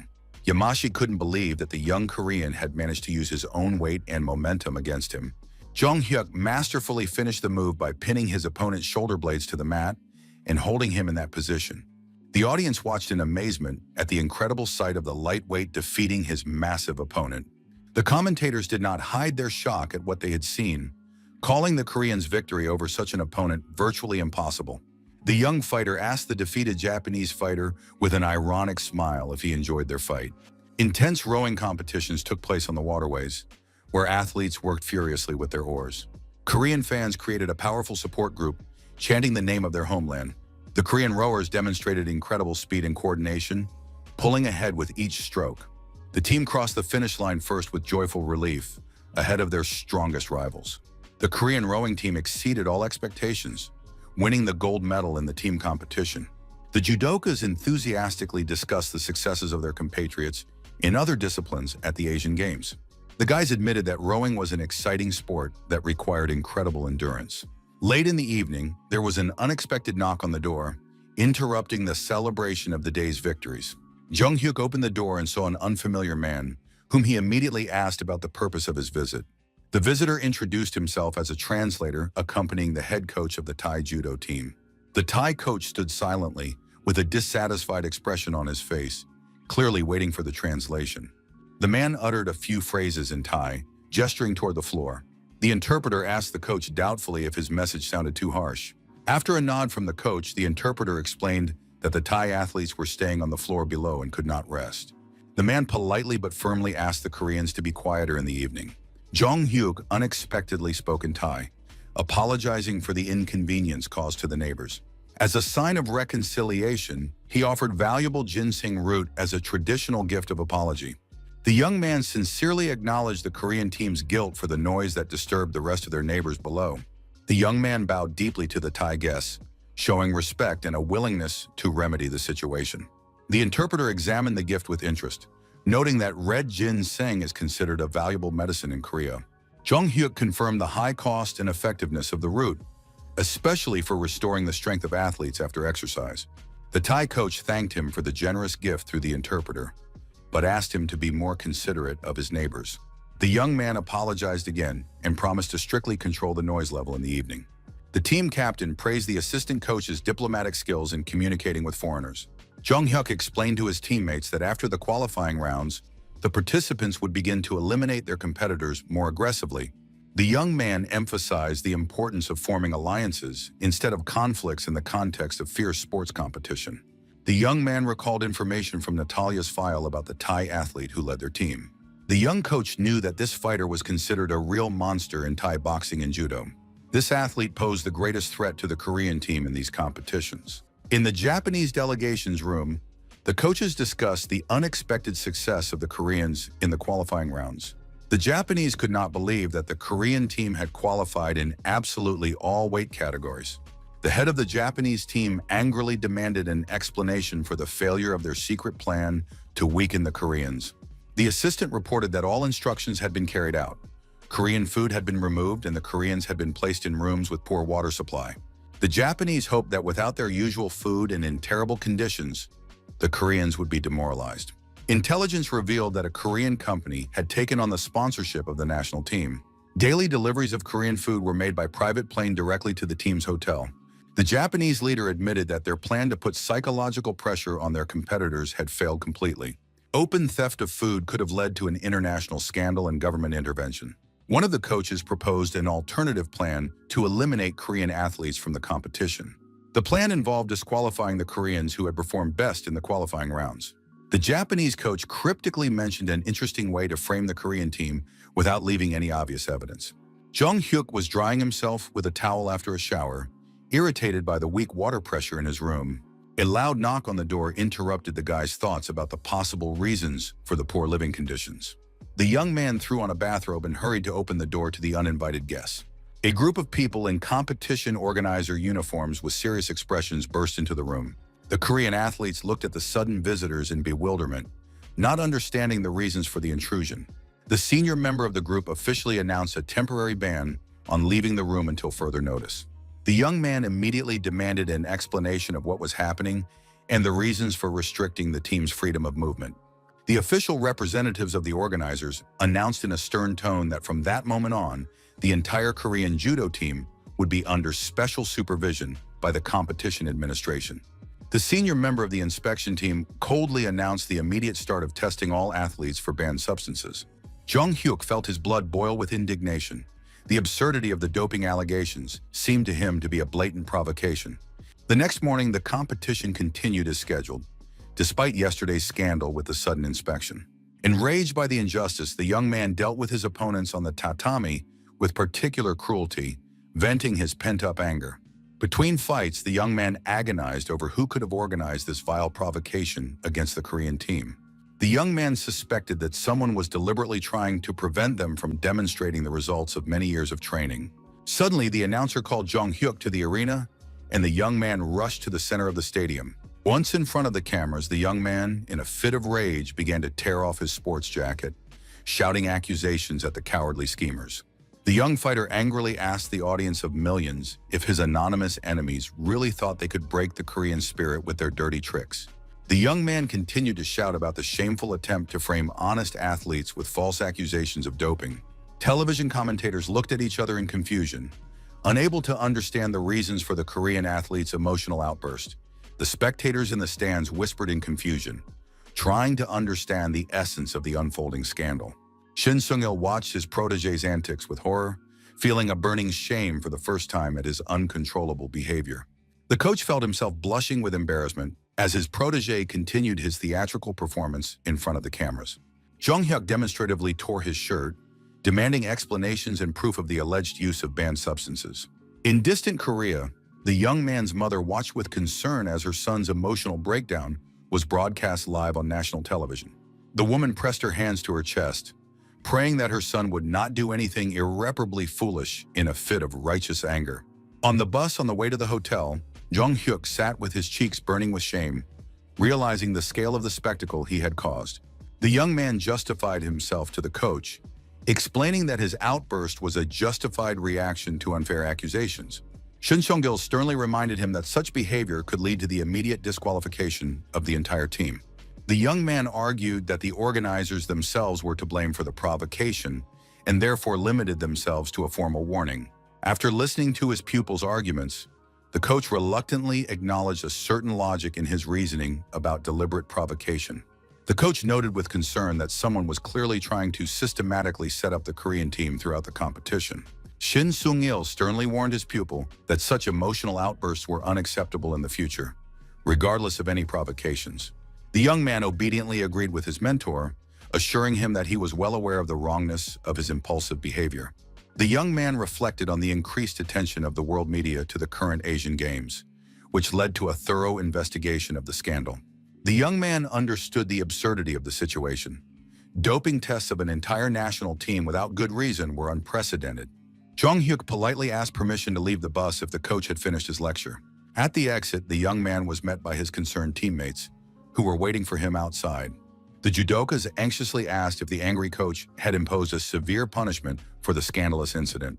The young coach reassured his friends, explaining that he wanted to take a walk alone to gather his thoughts. In fact, the young man headed for a secluded spot with the firm intention of making an important phone call.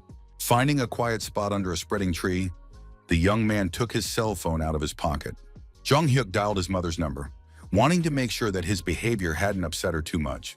His mother was relieved to hear her son's voice and admitted that she had been eagerly awaiting his call after what she had seen. She wisely noted that her son's success was causing envy among ill-wishers who were looking for ways to discredit him. His mother expressed confidence in her son's innocence, advising him not to worry about the machinations of envious people. The woman asked her son to eat well and take care of his health, assuring him of her unconditional faith in him. Hanging up the phone, Jong-hyuk shivered from the unexpected cold wind in the tropical country, deciding to figure out the strangeness. The young man's attention was drawn to a group of Japanese athletes walking past on the park path. The young man instantly recognized the members of the Japanese judo team, his main competitors at the games. The young man remembered their strange, appraising glances at the opening ceremony of the competition. He particularly remembered the dishonest fighter who used dirty tricks during their match. Jong-hyuk forced himself to put aside his suspicions, realizing that accusations without evidence were unfounded. The young man reminded himself of the importance of objectivity and the inadmissibility of baseless accusations against competitors.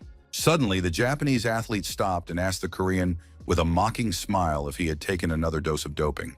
The young man stared at the insolent man with an icy gaze, outraged by the audacity and shamelessness of the insult. The Japanese athlete continued his provocations, advising him to hurry up before the banned substances were detected in his blood. Jong-hyuk felt rage boiling in his veins, his fist clenching involuntarily with the desire to strike. An inner voice told the young man that these scoundrels were well aware of the real reasons for the doping test. Looking more closely at the Japanese athletes, Jong-hyuk noticed strange bald spots on the backs of all the team members' heads, as if from regular shaving. The skin around the Japanese athletes' necks had a characteristic reddish tint, reminiscent of marks from frequent injections or irritation. A terrible thought pierced the young man's mind. Could it be that the Japanese team was using banned substances themselves and trying to divert suspicion? His thoughts were interrupted by an unexpected call from an unfamiliar international number. The young man looked suspiciously at the unfamiliar country code on the display, wondering whether to answer. Curiosity overcame caution, and the young man accepted the incoming call from the mysterious caller. Natalia's familiar female voice inquired about the young man's well-being after the unpleasant incident with the inspection. The Russian intelligence agent spoke with a slight flirtatious tone in her voice, clearly enjoying her interlocutor's confusion. Jong-hyuk was amazed at the KGB agent's knowledge of the inner workings of sporting events. The young man understood that Natalia was well informed about all the behind-the-scenes intrigues of the Asian Games. The woman offered her help in resolving the unpleasant situation, reminding him of their special relationship. The blonde playfully emphasized the status of their friendship, hinting at mutual obligations. The young man smiled and agreed that the help of a true friend really could not be refused. In a small cafe at the hotel, a middle-aged man in a business suit fidgeted nervously in his chair. The representative of the organizing committee could not believe that Soviet intelligence agents had approached him. The man feverishly ran through possible reasons for the KGB's interest in his humble person. When he saw Jong-hyuk entering, the official became even more nervous, realizing the seriousness of the situation. The young judoka politely introduced himself as the official representative of the Korean national team. The organizer tried to remain calm, saying that he was expecting someone else for a business meeting. When the young man sat down opposite him, a heavy pause filled with unspoken accusations hung between them. The young man apologized for having to resort to the help of influential friends to arrange the meeting. The official realized with horror that the Korean athlete had connections with Soviet intelligence. The man tried to get up and leave, saying he had nothing to discuss with the young man. Jong-hyuk imperiously asked his interlocutor to return to the table for a serious conversation. The young man asked directly about the size of the bribe received from the Japanese delegation for organizing the provocation. The young man demonstratively placed a compact cassette with a recording of the compromising conversation on the table. The young man noted with a smirk the excessive talkativeness of one of the organizer's subordinates. The official's pupils dilated in horror at the sight of the material evidence of his corrupt activities. In a panic, the man snatched the cassette and slammed it on the floor, trying to destroy the evidence. The cafe patrons watched in astonishment at the strange behavior of the respectable gentleman. The plastic case of the cassette broke into many pieces, and the magnetic tape unraveled on the floor. The organizer, his voice filled with despair, reproached the young man for the cruelty of making such serious accusations without any solid evidence. Suddenly, something in the scattered fragments of the cassette caught the official's attention, causing him to look more closely at the debris on the floor. The man knelt down, feverishly gathering the plastic fragments and trying to examine the remains of the magnetic tape he had just destroyed in a panic. Jung Hyuk confirmed the obvious with a cold smile. The broken cassette was just a cheap copy for psychological effect. The young man demonstratively twirled the real cassette between his fingers, suggesting that the organizer repeat the act of vandalism with the original recording. The young man sarcastically remarked that even the almighty KGB had been unable to provide the official with a complete picture of what was happening and all the players in this game. Hearing the hint of incomplete information from Soviet intelligence, the man tensed up and demanded explanations about the hidden details of the situation. The young man calmly explained that he had already found reliable channels for transferring the compromising recording to the relevant Thai government agencies. The young judoka emphasized that these were structures directly subordinate to the top leadership of the country hosting the games. The young man vividly described the consequences of the scandal, the disgrace of the organizer of the prestigious Asian Games, who succumbed to the provocations of a foreign power for the sake of a bribe. Jung Hyuk added a juicy detail about the official's older brother, who holds a high position in Thai military circles and whose career will also be threatened. The young man ruthlessly described the chain reaction, the downfall of an entire family because of a single corruption scandal at the international level. The organizer tried painfully to understand how a simple Korean sports coach ended up connected to Soviet intelligence and possessed such capabilities. The broken man collapsed to his knees in the middle of the cafe, begging for a way to escape the impending disaster. Seeing his opponent's complete surrender, Jung Hyuk realized that victory was assured and graciously agreed to conduct doping tests for the Korean team. The young man confidently declared that all Korean judokas were ready to undergo any tests for banned substances without exception.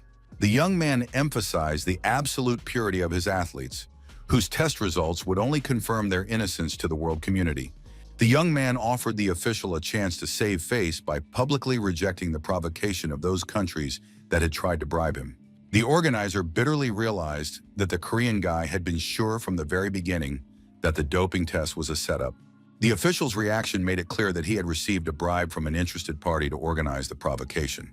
Jung Hyuk majestically repeated his offer to give the official a chance to redeem himself for the sake of the honor of the Asian Games, demanding an immediate decision. In a car parked nearby, Natalia listened intently to the conversation through headphones connected to a hidden microphone. The Russian intelligence agent watched with professional admiration through a hidden camera as the young genius manipulated the experienced official. The woman reflected on how she had provided the young man with only basic information about the organizer's identity, and he had managed to put together a brilliant combination. The KGB agent analyzed the logical chain of actions of the young man, who had turned minimal data into a powerful weapon of psychological pressure. Natalia mentally applauded the skill with which the seemingly inexperienced young man had broken the will of a bureaucrat hardened by intrigue, when a sudden vibration from her phone interrupted her observations. Natalia answered the call in a professional tone, introducing herself and showing her willingness to listen to the caller with full attention. Jung Hyuk noted with slight irony that he was obviously being watched and suggested that the KGB agent join him for lunch after the exhausting intrigues. The Russian intelligence officer was genuinely impressed by the young man's insight, who had seen through the surveillance despite her professional disguise. The best judokas on the continent gathered in the arena of the sports complex, ready for the decisive battles of the Asian Games. Television commentators greeted an audience of millions, announcing the continuation of the live broadcast of the final matches. The host reported the sensational news of a large-scale doping test conducted by the Thai organizers for all participants in the competition. The results of several athletes were annulled after the discovery of banned substances, causing an uproar in some delegations. The announcer solemnly announced the imminent start of the final match featuring rising Korean judo star Choi Jong-hyuk. Shin Sung-gil encouraged his protege before the fight with the Thai monster, a two-time international tournament champion, urging him to stay calm. The coach warned of the danger of his opponent's lightning-fast interceptions, his signature technique that had brought him many victories. The mentor emphasized the Thai fighter's ability to counterattack at the moment when his opponent is confident of victory and loses vigilance. Jong-hyuk studied his opponent, wondering if he might have French blood, which would explain his physique, unusual for an Asian. The Thai fighter was indeed larger than even the massive Japanese fighter the young man had fought earlier. The young man mentally listed the difficulties he had overcome that had brought him to this arena for the final match of the Asian Games. In such moments of extreme tension, the young man felt an acute sense of existential loneliness, as if he were the only person in the universe. The guy was surprised to realize how deeply he had immersed himself in judo, which he had initially considered only as a tool for achieving his goals. Victory in this match meant recognition as the strongest judoka in the entire Asian region, an incredible achievement for a freshman. When the finalists stepped onto the tatami, the stands erupted with cheers from fans of both countries. The athletes performed the traditional bow, showing mutual respect before the start of the decisive battle. The Thai fighter studied the young Korean with a sly smirk of superiority, clearly underestimating his opponent. Jong-hyuk remained completely focused, planning to end the fight as quickly and efficiently as possible. The referee's piercing whistle cut through the tense silence, signaling the start of the final battle for gold. The Thai fighter's eyes suddenly narrowed in surprise when he noticed something unexpected in his Korean opponent's stance. Jong-hyuk attacked lightning fast, but the experienced Thai fighter managed to put up a strong block and immediately went on the counterattack. The Korean fighter analyzed his opponent's movements, noticing a brief vulnerability in his defense as he transitioned to attack. Waiting for the optimal moment, the young man attempted to grab his opponent by the collar to perform a hip throw. Unexpectedly, the technique did not work as intended, and confusion flashed in the young man's eyes at the failure of the practiced move. The young man mentally analyzed the situation, realizing that his opponent had easily blocked his grab, but forced himself to remain calm and not panic. The young man tried to deliver an unexpected heel strike to the body, but the Thai fighter seemed to anticipate the move and dodged it with minimal effort. Jong-hyuk respectfully acknowledged his opponent's skill, realizing that he was facing an opponent of a completely different level than all the previous ones. Having retreated to a safe distance, the Korean fighter realized that a quick victory against such an experienced and skilled opponent was impossible. Shin Sung-il shouted loudly from the edge of the tatami, warning his protege to be patient and cautious against treacherous counterattacks. The Thai coach impatiently urged his fighter to stop stalling and apply the tactics they had practiced in training. The Thai coach furiously demanded that his fighter immediately break the resistance of the insolent Korean and end the fight with a convincing victory. Hearing his coach's calls, the Thai champion seemed to wake up from a slumber, his eyes burning with fighting spirit. The fighter from Thailand unleashed a barrage of punches and holds on the Korean, attacking from different angles in an attempt to break through his defense. Jong-hyuk decided to focus on defense, masterfully repelling every attempt by his opponent to find a breach in his defense. After the young Korean blocked absolutely all attacks, the Thai champion's face showed genuine amazement. Both fighters were breathing heavily, standing opposite each other in a tense confrontation of wills and techniques.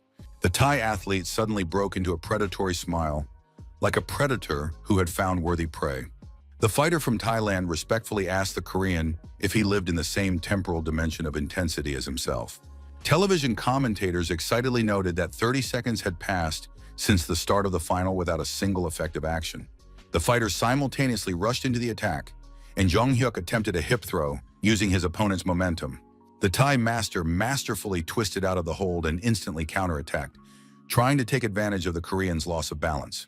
The ferocity of the attacks on both sides amazed the audience, who had never seen such intensity in the final bouts. The opponents took a step back in unison, and Jong-hyuk mechanically adjusted his loosened belt, preparing to continue the fight. The fierce confrontation between the two masters captivated the attention of thousands of spectators who were unable to take their eyes off the exciting fight. The referee's sharp whistle suddenly pierced the tense atmosphere of the arena, causing the fighters to freeze. The referee raised his hand, signaling the end of the fight, which caused confusion among both finalists. Jong Hyuk looked around in confusion, trying to understand the reason for the sudden stop in the midst of an intense exchange of techniques. Realization came instantly. The 3 minutes of regular time had flown by unnoticed. The commentators announced that the regulation time had expired without a single point scored, which meant that the match would go into overtime. The stands buzzed with amazement. An Asian Games final with no result in regular time was an unprecedented event. An elderly Japanese coach sharply rebuked his noisy neighbors, demanding silent respect for the demonstration of the highest skill on the tatami. Among the thousands of spectators in the stands, one woman watched the match with particular excitement, mentally analyzing every move the fighters made. Jong Hyuk's mother had unexpectedly flown to Thailand to personally support her son in the most important match of his career, whispering words of encouragement. The roar of the stands became deafening before the final bout resumed, with fans from both countries chanting the names of their heroes. The young fighter felt a tingling sensation in his limbs from overexertion, his muscles trembling with fatigue after the intense confrontation. The young man carefully studied his Thai opponent, trying to determine his physical condition from the slightest signs of fatigue. The young man reminded himself that this is how international finals should be: exciting and extremely tense. Jong Hyuk gathered his last reserves of strength, deciding to put all his remaining energy into a final attack to win the gold. The scoreboard showed 17 seconds left in overtime, and one of the fighters had to score the decisive point.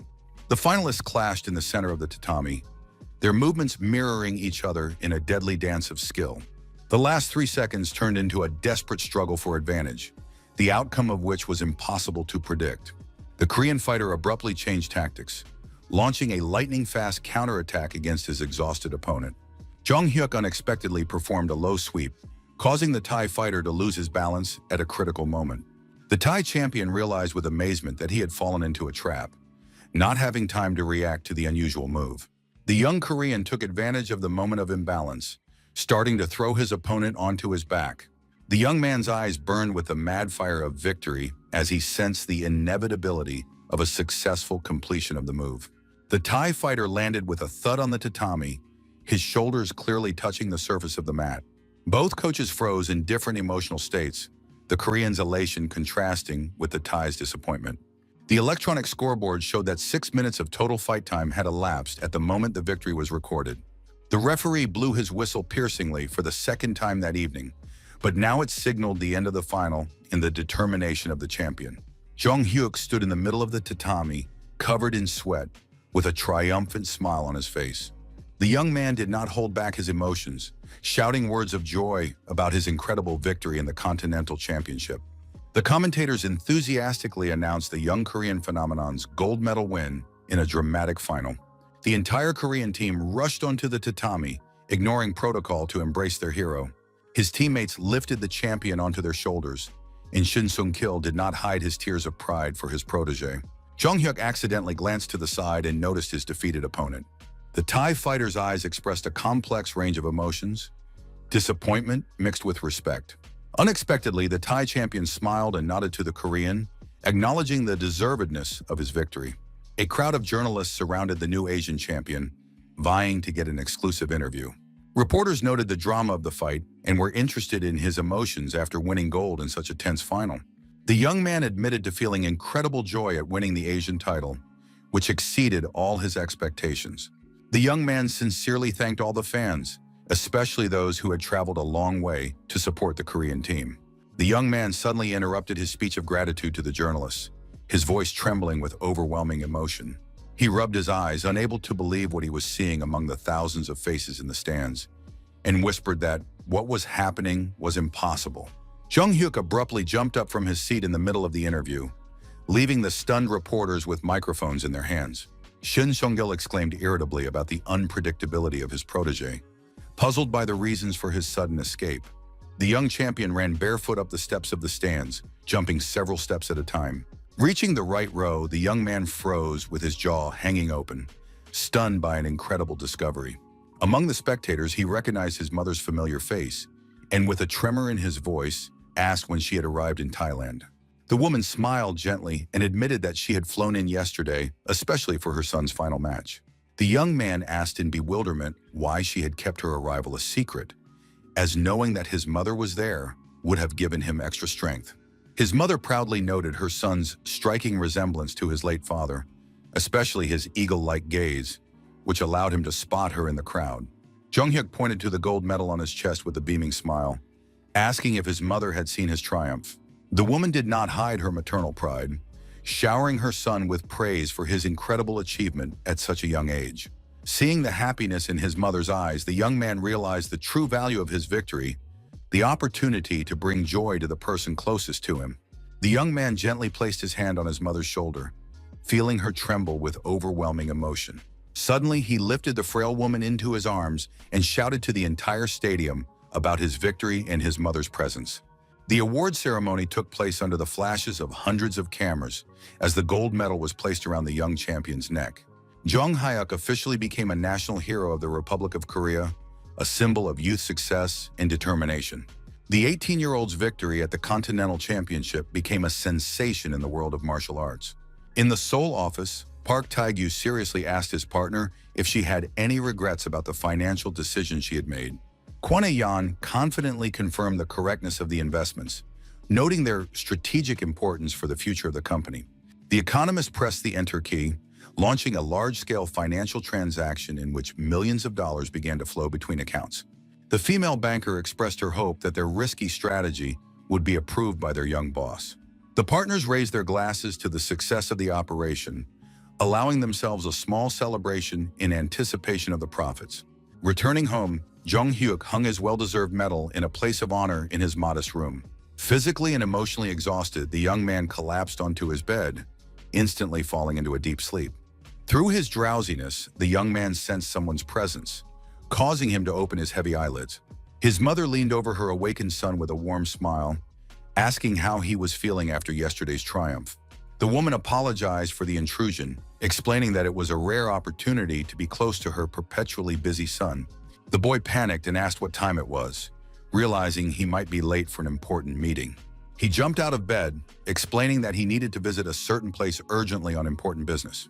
The young man announced his plans for the day to his mother, insisting that she accompany him on an important errand.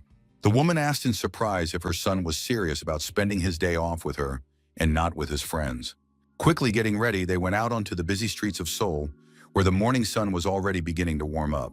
The mother wondered about the reasons for the urgency, reminding her son of his well-deserved rest after the exhausting competition. The young man noticed his mother's uncharacteristic haste, as she was usually measured and calm in her movements. The woman asked her son, somewhat embarrassed, why he was so excited. Noticing his barely contained excitement, Jung-hyuk stopped in front of a modern office building made of glass and concrete, asking his mother's opinion about the structure. The woman stood frozen with her mouth open, staring at the 30-story tower in the capital's prestigious business district. The young man asked if his mother would like to move her small business to this impressive building. The young man clarified his question about renting space in this elite complex. With a mysterious smile, the young man suggested not renting, but purchasing the entire building outright. His mother scolded her son for his inappropriate jokes, suspecting that he was tired after the competition. Jung-hyuk handed his mother a bank statement, insisting on the seriousness of his intentions and capabilities. Seeing the numbers on the account, the woman turned pale with shock, not believing her eyes. The sum of $100 million seemed unreal, causing his mother to doubt the reality of what was happening. The young man calmly explained that the capital came from successful investments he had made while in school. The woman admitted that she could never have imagined such astronomical sums, even in her wildest dreams. The mother became concerned about the advisability of spending such money, suggesting that her son keep the capital for himself. She reminded him of the upcoming expenses for his university education and unforeseen circumstances in life. The young man insisted that she trust his financial intuition and business acumen, promising to take care of everything. Jung-hyuk promised to provide his mother with a comfortable old age so that she would never have to worry about money. With maternal wisdom, the woman reminded him of the unpredictability of life, where things don't always go according to plan. The young man referred to experts' predictions that real estate prices in the area would increase fivefold in 5 years. The young man mentally thanked his mother for her years of selfless care alone after his father's death. The young man solemnly promised to do everything possible for the health and happiness of the person most dear to him. With a trusting smile, the mother agreed to rely on her son's business acumen, seeing his sincere desire to help. The young man hugged the frail woman tightly, whispering words of love and gratitude for everything they had been through together. Jong-hyuk thought about the need to complete investment transactions related to the Russian default before the critical moment arrived. Approaching the office of his investment company, Jong-hyuk noticed through the glass door a suspicious commotion and an empty bottle of expensive whiskey on the conference table. Kwon Ae-yeon reproached her colleague with annoyance for violating the agreement about one symbolic glass, pointing to the chaos of documents and overturned glasses. The sound of the door opening made both employees jump in surprise, frantically trying to tidy themselves up. Park Tae-gyu assumed with horror that only their young boss could have come to the office on a day off for a surprise inspection. The female banker hurriedly stood in front of the desk, trying to use her body to block the compromising evidence of yesterday's celebration of a successful deal. The young man ironically noted the unexpected meeting with employees on a day off, wondering why they were in the office. The young boss looked around the room suspiciously, noting the strange nervousness of the usually imperturbable financial market professionals. Kwon Ae-yeon hastily explained her presence by the need to check the profitability of recent transactions and prepare a quarterly report. Jong-hyuk continued to study the faces of his employees closely, trying to understand the real reason for their confusion and obvious panic. The economist explained uncertainly that they had completed complex calculations and decided to allow themselves a short break for tea. The young man remarked with a smile on the strength of their tea, judging by the characteristic smell of expensive alcohol and the blush on their cheeks. Unexpectedly for the employees, the young man nodded approvingly, acknowledging their right to celebrate after working hard on the deal of the century. The young boss added with a sly smile that he did not condemn office romances, which completely confused his subordinates. Noticing their shocked faces, the young man innocently apologized for any possible misunderstanding of the situation between colleagues. The guy mentally noted the obvious mutual attraction between the partners, evident in their synchronized movements and glances. Deciding not to embarrass his employees any further, Jong-hyuk turned his attention to studying the financial documents spread out on the table. The figures he saw made him forget about the romantic atmosphere in the office. The amount of profit exceeded his wildest expectations. The young investor's face reflected a mixture of shock and delight at the realization of the scale of the capital earned. The young man could not believe that their risky strategy had yielded profits several times higher than the initial forecast. Addressing his employees, the young man noted that the expected income from the Russian crisis had been significantly exceeded. Russia's announcement of a moratorium created an information vacuum, which they successfully exploited even ahead of the IMF. Kwon Ae-yeon proudly announced that each of the partners had decided to reinvest 70% of their personal profits. Upon hearing this decision, Jong-hyuk anxiously asked about the reasons for such a risky reinvestment of funds. The banker explained the logic of creating a closed investment cycle for exponential growth of the company's capital. The young boss seriously asked the partners if they had any regrets about investing their personal funds in the joint venture.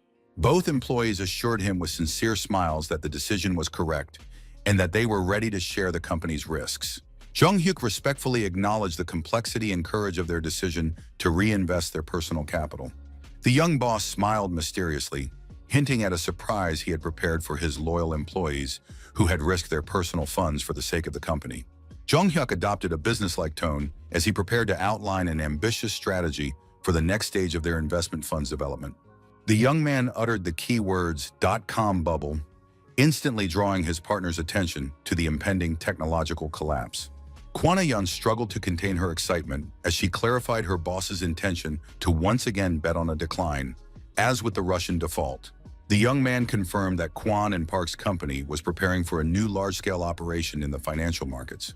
The young strategist announced plans to profit from the collapse of overvalued internet companies whose shares had skyrocketed without any real basis. Both employees looked at each other in amazement at the audacity of the plan to play against the entire technology sector of the global economy. Jong-hyuk shared his prediction that the first cracks would appear in 2000, with a complete collapse occurring a year later. The young man ironically noted the absurdity of a situation where adding .com to a name guaranteed millions in investment. Recalling data from his past life, the young man knew about the $5 trillion in damage caused by the bursting of the tech bubble. The female banker immediately got to work, suggesting that a detailed list of all IT companies be compiled for analysis. Park Tae-gyu took it upon himself to study the real indicators through a network of insiders among large investors. A sudden vibration from his phone interrupted the strategic meeting, demanding the young manager's attention. His friends were eagerly asking about his whereabouts, and he promised to arrive at the meeting soon. Apologizing to his employees, Jung-hyuk announced that he had to end the work meeting due to personal commitments. Kwon Ae-yeon noticed her boss's increased busyness after his triumphant return from the Asian Games. The young man philosophically noted the need to balance his roles as a son, friend, and national sports hero. A cheerful group of school friends was already waiting for him at the entrance to a trendy cafe. The young man was genuinely happy to see them, warmly greeting his friends after a long separation. Jung-hyuk was surprised to note the drastic changes in the clothing style of his usually conservative friends. Soo-ho and So-yeon explained sheepishly that they had decided to match the atmosphere of the radio station and modern trends. His friends laughed, admitting that the new look suited them surprisingly well, and asked who was responsible for the transformation. Behind their friends appeared familiar trainee singers, who proudly admitted to the stylistic experiment. The young artist looked healthy and energetic after recovering from exhaustion and illness. Jung-hyuk's gaze lingered on a vaguely familiar face that he couldn't immediately identify. His memory helpfully reminded him that this was Jin-hyuk, the rising star of the popular drama Pearl Hunters. The young man enthusiastically shook the actor's hand, confessing his long-standing admiration for his talent. The group entered the radio station building, where the modern interior and professional equipment made a strong impression on everyone. Jung-hyuk looked around the spacious lobby of the radio station, surprised to recognize many faces from the future among those present: politicians, businessmen, and media personalities who were not yet known to anyone. The young man mentally noted the official who would be caught taking bribes in a few years, and the producer whose scandalous antics would be heard throughout the country. The young man thought ironically about the future elite of society gathered here, many of whom would find themselves at the center of corruption scandals, but, paradoxically, would receive promotions after serving their sentences. A young woman in a strict business suit politely interrupted his thoughts, introducing herself as the producer's assistant and inviting him to a preliminary interview. Jung-hyuk smiled charmingly at the stranger, greeting her politely and showing his willingness to cooperate with the media. Something about the woman's features seemed vaguely familiar, as if he had seen her in a completely different context in a past life. Upon entering the small recording studio, the assistant explained the procedure for pre-selecting material before the main recording of the program. David, an American intern, patted his friend on the shoulder and, with his characteristic accent, promised to look around the building while he gave the interview. The whole company laughed at the guy's funny pronunciation, mixing English slang with Korean expressions into an unimaginable cocktail. Jung-hyuk let his friends go, reminding them to keep in touch in case of any problems or unexpected events. Sitting down opposite the interviewer, the young man apologized for his friend's eccentricity, explaining that he had been raised in the United States and taught Korean by an elderly immigrant. The young man added that despite his oddities, David was a talented producer who was training a promising music group. The female interviewer nodded in agreement, noting the obvious charisma and creative potential of the unusual American. The assistant busily looked through her notes, announcing that she was ready to begin the official part of the preliminary interview. Meanwhile, in the hallway, actor Jin-hyuk was reprimanding David for his careless remarks, which could cause problems with the press. The young artist patiently explained the importance of neutral wording when communicating with media representatives in Korea. The American waved it off casually, calling the actor "dude" and praising him for his intelligence, which lived up to his expectations. Suddenly, loud voices and the sound of heavy footsteps from several people could be heard ahead in the hallway. Jin-hyuk looked warily into the dimly lit hallway, trying to determine the source of the suspicious noise. A group of burly men in expensive suits appeared from around the corner, turning to the children with fake smiles. The young people looked at each other in confusion, not understanding who these strangers were and what they might want. The leader of the group, with an unpleasant smirk, suggested they talk to their uncle, clearly hinting at something sinister. At that moment in the studio, the interviewer noted with satisfaction that Jung-hyuk had answered almost all of the prepared questions. The ringtone of an incoming call interrupted the recording, forcing the young man to apologize and glance at his phone's display. The young man asked for a short break, explaining that he needed to answer an important call. So-yeon's voice sounded alarmed as she asked about her friend's well-being and whereabouts. The girl excitedly reported a serious problem that required Jong-hyuk's immediate intervention. In the background, David's shouts in a mixture of English and Korean could be heard, urging everyone to leave the building immediately. The American snatched the phone from his friend and shouted about some kind of trouble, with the sound of a scuffle in the background. The sound of the struggle intensified, and the connection was interrupted. Someone had forcibly taken the intern's cell phone. The singer's indignant voice came through the phone, demanding that his phone be returned and that the chaos stop. Director Lee took the phone from the singer and addressed Jong-hyuk with feigned friendliness, noting how long it had been since they last met. The young man did not immediately recognize the voice, trying to orient himself in the chaotic situation and understand who was calling and what was happening to his friends. The man formally introduced himself as a prosecutor from the Seoul Central District Prosecutor's Office, asking to speak immediately about an important matter. Jong-hyuk tensed at the mention of the prosecutor's office, cautiously asking about the subject of their potential conversation and the reasons for their interest in him. The prosecutor suggested meeting at a cafe near the radio station to discuss sensitive details that could not be discussed over the phone. The young man feverishly pondered the situation, torn between concern for his friends and the need to find out the essence of what was happening with the representative of the law. Apologizing to the female interviewer, the young man cited a critical matter that required his immediate attention. The assistant tried desperately to keep the guest, reminding him that the recording was almost complete and that the material was important for broadcast. Jong-hyuk had no time for explanations. He quickly left the studio, heading for the source of the problem. In the cafeteria, he saw an imposing man in an expensive suit surrounded by several stone-faced assistants. In the corner of the room, his friends were pinned against the wall by burly security guards, their faces expressing fear and confusion about what was happening. One of the security guards rudely ordered the kids to stop making noise, clenching his fists threateningly to intimidate them. Jong-hyuk carefully studied the prosecutor's face, trying to understand his true intentions and the seriousness of the situation. The young man tried to remain calm, analyzing the situation and the possible reasons for the prosecutor's interest in their company. The man at the table turned out to be the very prosecutor whose voice he had just heard on the phone. Prosecutor Kang gestured for the young man to join him at the table, displaying ostentatious politeness. The young man understood the importance of remaining calm when communicating with a representative of the authorities, despite his inner anxiety. Sitting down opposite him, Jong-hyuk introduced himself by his full name and asked directly about the reasons for such an unusual meeting. The prosecutor was surprised by the young man's calmness instead of the expected aggressive reaction to the arrest of his friends. The man extended his hand for a handshake, formally introducing himself as Prosecutor Kang and expressing his pleasure at meeting him. Jong-hyuk politely noted that he was flattered by the prosecutor's attention to his athletic achievements at the Asian Games. Reaching out his hand in response, the young man suddenly froze, realizing something extremely important in the name he had heard. The prosecutor's surname seemed strangely familiar, evoking vague memories from a past life.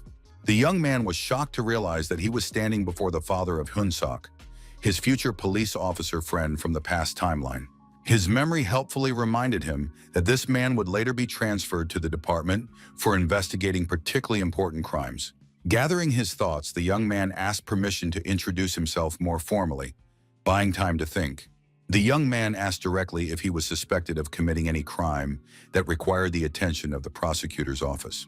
Jong-hyuk noted the unusualness of the situation, where a prosecutor from the Criminal Investigation Department was personally dealing with students. Prosecutor Kang was clearly puzzled by the young man's knowledge of the exact name of his specialized unit. The young man explained with an innocent smile that he knew about it because he had friends in law enforcement, and he remembered the department when he heard the name Kang. The prosecutor got to the point, reporting the discovery of a suspicious organization with questionable financial flows linked to the young man's bank account. The man demanded an immediate explanation for the large sums of money in the 18-year-old student's accounts. Jong-hyuk mentally compared what was happening to a primitive telephone scam, where the victim is intimidated with non-existent accusations. The prosecutor increased the pressure, hinting at connections with a certain American-Filipino criminal organization. Suddenly, Kang stopped mid-sentence and looked away, as if remembering something important. The man abruptly changed the subject, mentioning a suspicious friend named David with dubious origins. The guy laughed at the absurdity of the accusation, explaining that his friend was an ordinary American of Korean descent who had grown up in the United States. The prosecutor skeptically noted the strangeness of poor Korean language skills for an ethnic Korean. Kang demanded to see identification documents, deciding to start the investigation with basic formalities. The young man became wary, wondering about the legality of the prosecutor's access to banking information without a court order and his consent. The oddity of the situation was that the prosecutor had come to him himself, instead of officially summoning him to the prosecutor's office with a subpoena. Plucking up his courage, Jong-hyuk asked directly if there was an official warrant for the investigation. The prosecutor's face changed instantly, his eyebrows furrowed, betraying his irritation at the unexpected question. The young man watched Khan's reaction closely, trying to detect signs of bluffing or abuse of authority. The prosecutor's negative reaction confirmed his suspicion that the necessary documents for a legal investigation were not present. The young man continued his offensive, pointing out the illegality of detaining his friends and forcing them to talk without a court order. The young man logically concluded that in the absence of a warrant, he could only be a witness, but not a suspect. The prosecutor tried to appeal to common sense, avoiding a direct answer about the existence of official documents. Jong-hyuk reminded him of the prohibition on accessing citizens' personal information without a court order. The young man mentioned the law on the protection of personal data, the violation of which carries serious consequences. He emphasized that protecting his rights did not constitute obstruction of official duties. Kang claimed to have a warrant, but refused to show it even to the national sports hero. The young man understood the absurdity of the situation. The sudden accusations of financial fraud seemed like a crude attempt to pressure him. Suddenly, a flash of insight struck the young man's mind as the scattered facts came together to form a coherent picture. Jong-hyuk looked away, his face reflecting the shock of realizing the true reason for the prosecutor's visit. Jong-hyuk slowly turned his head, carefully examining the interior of the cafe, as if noticing the details of his surroundings for the first time. Among the decorative flowers in a hanging planter, he noticed the faint glint of a professional camera lens. The young man smiled to himself, finally understanding the true nature of what was happening. It was a setup for a television show. Realizing the prank, the young man couldn't help but smile sincerely, appreciating the scale and thoughtfulness of the prank. Such an unexpected reaction clearly threw the prosecutor off his game, causing him to blink in confusion. The actor covered his mouth with his hand, trying to hide his own smile, realizing that the victim had spotted the hidden camera. The man was amazed at how quickly the young athlete had figured out the carefully prepared scenario. In the next room, director and producer Kim Seok-gyu watched the proceedings on monitors. The film crew was amazed at the guy's insight, who had uncovered their plan in a matter of minutes. The actor decided to play out the scene to the end, demonstratively producing a fake arrest warrant with official seals. The man suggested continuing the conversation in the interrogation room, trying to keep the intrigue alive for the audience. Jong-hyuk realized that the prop looked so realistic that it could pass for a real document. So Yeon and the other friends behind the prosecutor could barely contain their laughter at the comical situation. Seeing the cheerful faces of his friends, the young man was finally convinced that he was right. It was a carefully staged prank. The young man mentally reproached himself for falling for the provocation, even though his intuition had told him from the very beginning that something was fishy. The young man politely asked the prosecutor to lend him a pen, ostensibly to write down important information. The actor handed over the stationery with surprise, not understanding his victim's plan. Jong-hyuk took the pen and thanked him with a mysterious smile, preparing his next move. On the back of the fake order, the young man began to quickly write illegible symbols. From the outside, it looked like the young man was simply scribbling meaningless squiggles on an official document. When the actor looked closely at what was written, his eyes widened in amazement. The message read, "I understand everything. Let's end this nicely so as not to spoil the show. Will you play along?" The actor playing the prosecutor was impressed by the quick-wittedness of the young man, who instantly joined in the game. The guy wondered how long his friends had been in cahoots with the show's producers. The actor held the piece of paper with the message, thinking about how to improvise further within the script. The man decided to test the young athlete's acting skills by continuing the prank. The prosecutor offered to withdraw the warrant in exchange for a certain service, creating intrigue for the audience. Jong-hyuk asked permission to call home, explaining the need to bring an important document. The actor insisted on making the call right there, portraying the suspicion of an experienced investigator. The man sarcastically asked if the young man was hiding something, since he wanted to step away to talk. While dialing his mother's number, the young man thought about how to play the scene naturally for the cameras. The young man understood the importance of creating engaging content for the television audience. Pretending to talk to his mother, the guy mentioned the bank documents at home. Jung-hyuk masterfully improvised, talking about his meeting with the prosecutor and his unusual request. The young man instantly assessed the criticality of the situation, realizing the need for immediate action to maintain the intrigue of the TV show and solve the problem that had arisen. Suddenly, a real call came in from the Financial Supervisory Service, which was definitely not part of the show's pre-planned script. An official voice reported the discovery of suspicious transactions totaling an astronomical $1 billion through his bank accounts. Jung-hyuk anxiously recalled the recent transfer of a large sum of money to purchase an office building for his mother's business. The young man's face reflected genuine concern as he turned to the actor-prosecutor and apologized for having to interrupt the conversation. The young man quickly improvised an explanation about the need to return home for important bank documents from the home safe. The actor playing the prosecutor frowned dramatically and asked suspiciously if the young man was planning to use the excuse to escape. The young man turned around with a look of bewilderment, his gaze darting between the actor and the cameras, showing a mixture of acting and real anxiety. The guy shifted his gaze to the barely noticeable camera in the flower pot, realizing the irony of the situation. The prank intertwined with real problems. Suddenly, Jung-hyuk grabbed the unsuspecting David by the arm, deciding to use the moment for a dramatic finale to the show.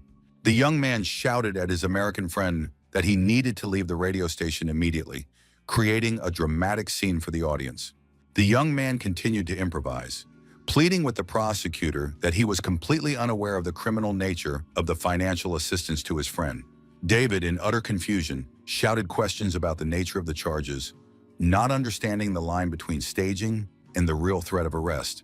The actor-prosecutor instantly appreciated the young athlete's creative approach and decided to support the improvisation by developing the plot further. The man loudly ordered the immediate arrest of both young men for participating in an international financial scam and money laundering. The guy's friends stood with their jaws dropped, their brains refusing to process the chaos unfolding between reality and the TV show. The prosecutor continued to shout convincingly, telling everyone present that this was no longer a hidden camera, but a real arrest. The actors playing investigators, with the professionalism of real police officers, grabbed the young men, demonstrating well-rehearsed techniques for detaining suspects. The men loudly announced the arrest for participation in the activities of international organized crime groups involved in money laundering. The entire group of friends was in a state of complete shock, their faces expressing a mixture of fear, bewilderment, and disbelief. So-yeon, her voice trembling, reminded them of the preliminary agreement with the producers about the promised cultural vouchers for their participation. David hysterically shouted in a mixture of languages about his innocence, waving his arms and insisting that this must be a television show. The American intern looked imploringly at his friend, asking for an explanation of the madness that was happening and confirmation that it was still a prank. Passers-by and radio station employees stopped, forming a tight circle of onlookers watching the arrest scene. In the control room, producers feverishly discussed emergency measures, realizing that the situation was completely out of control. The film crew decided that immediate intervention was necessary to prevent the show from turning into a real scandal. The producers rushed out of their hiding place, desperately shouting at the actor playing the prosecutor to immediately stop the overly realistic and dangerous performance. The actor, completely immersed in his role, remained in character as a stern law enforcer, accusing those who intervened of protecting criminals. The program's chief director broke out in a cold sweat, realizing the real threat of the entire television project being shut down due to ethical concerns.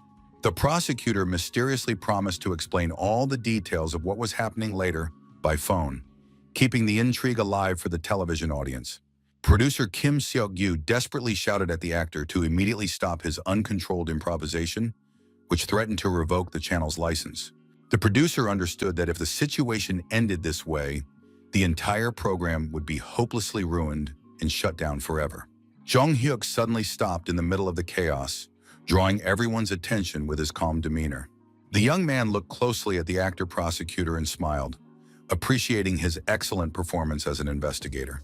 The young man turned to the man, asking if the ending was dramatic enough for the television audience. With a sly smile, the young man reminded the prosecutor of his words about a possible career in acting. Everyone present froze in shock, realizing that the young athlete had brilliantly outplayed the entire film crew. Actor Jin Hyuk stood with his mouth open, unable to utter a word out of amazement and admiration. Jong Hyuk showed two fingers in a sign of victory, beaming with the satisfied smile of a true winner of the prank.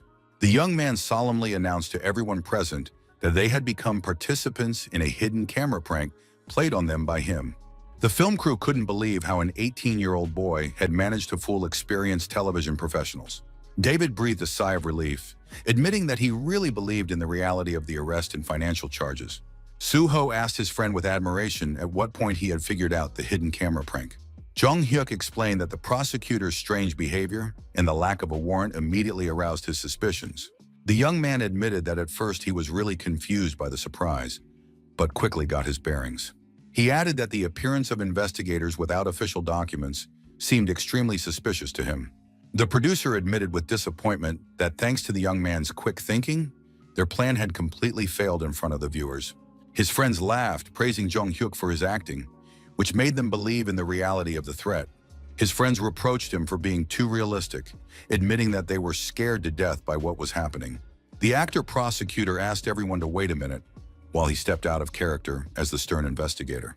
The man laughed and asked to have the fake handcuffs removed since filming was officially over. The prosecutor thoughtfully admitted that the script had not gone at all as planned by the producers. The actor seriously asked the young man if he had thought about applying to law school.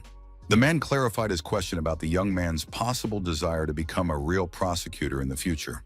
The actor jokingly promised to remove the handcuffs only if the young man chose a career in law instead of the police. A few days later, investigators at the Central District Prosecutor's Office approached their boss with news. Prosecutor Kang laughed, admitting that he had anticipated such a reaction from his staff to the television program. The man generously told his subordinates that he had to praise them for their professionalism. The secretary announced a call from the district prosecutor, who requested that he come to his office immediately.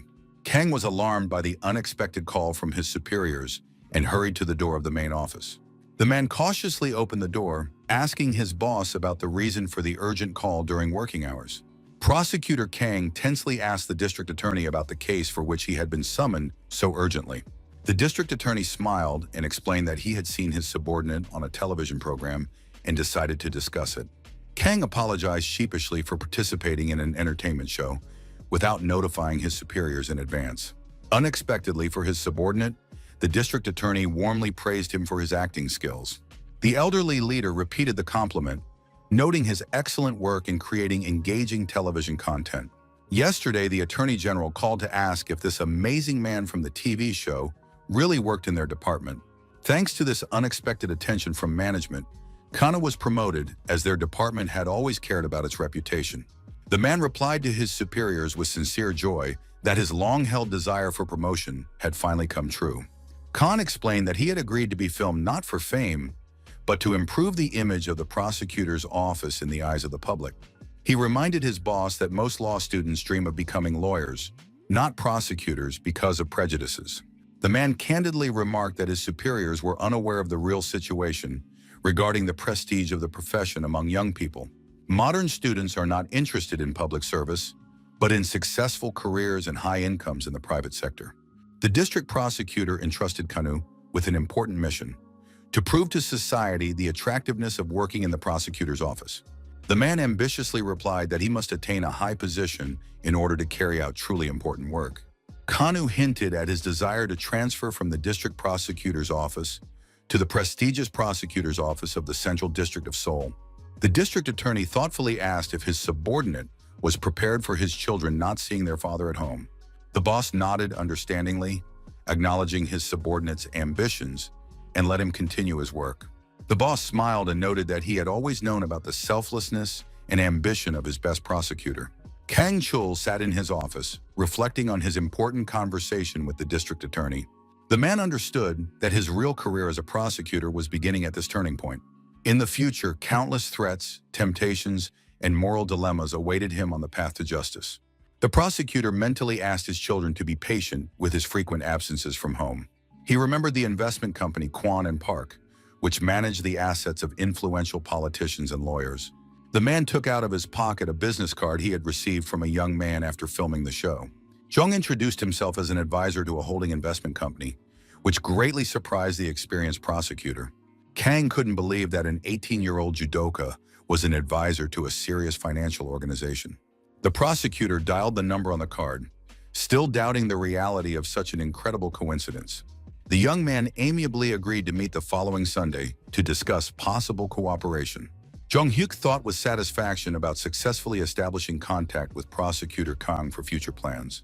In order to catch corrupt officials, the prosecutor needed the strength to remain unshakable under any pressure from above. The young man reflected on the need for honest people in the prosecutor's office, recalling his dream of becoming a judge in his past life.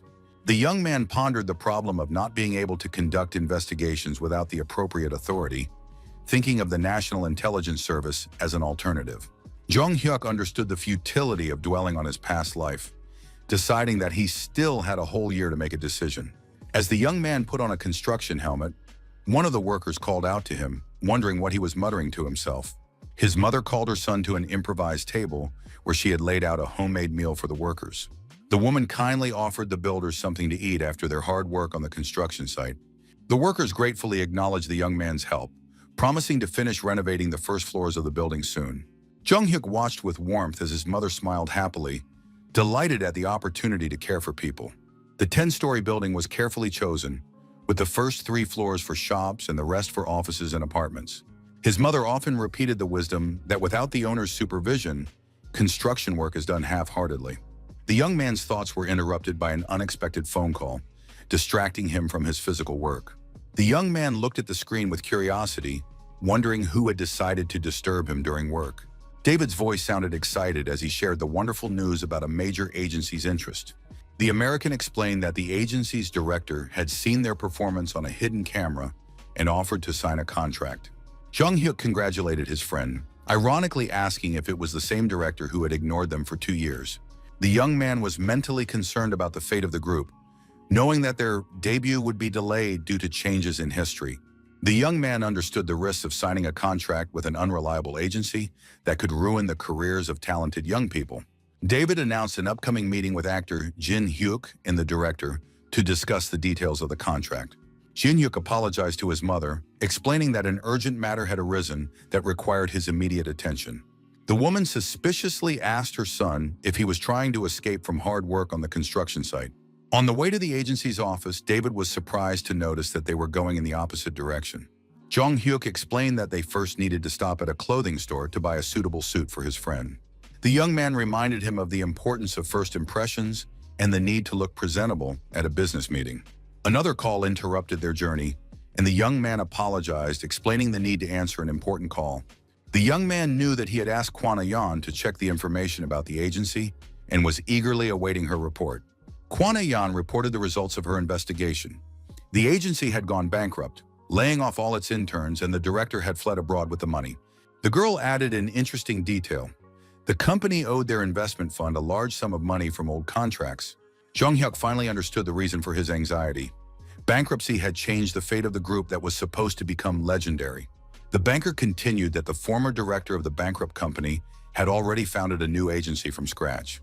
According to information from business circles, this man was known as kind but extremely indecisive in business. Kwan Ae-yun suggested considering investing in the new company if the terms were favorable.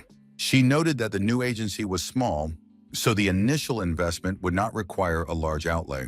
Director Chae Yun-dok sat in an empty office, admitting to the actor that he was the company's only employee. The man bitterly asked why anyone would deceive them when the company was on the verge of collapse. Suddenly, the doors to the meeting room swung open, drawing the attention of the men sitting at the table. Jung Hyuk entered with his friends, politely greeting the director and introducing himself in a formal tone.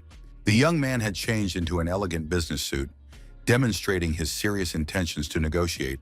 Director Chae Yun-dok was shocked to see respectable young men instead of the street thugs he had expected. The assistant director recognized the famous athlete and enthusiastically asked about his victory at the Asian Games.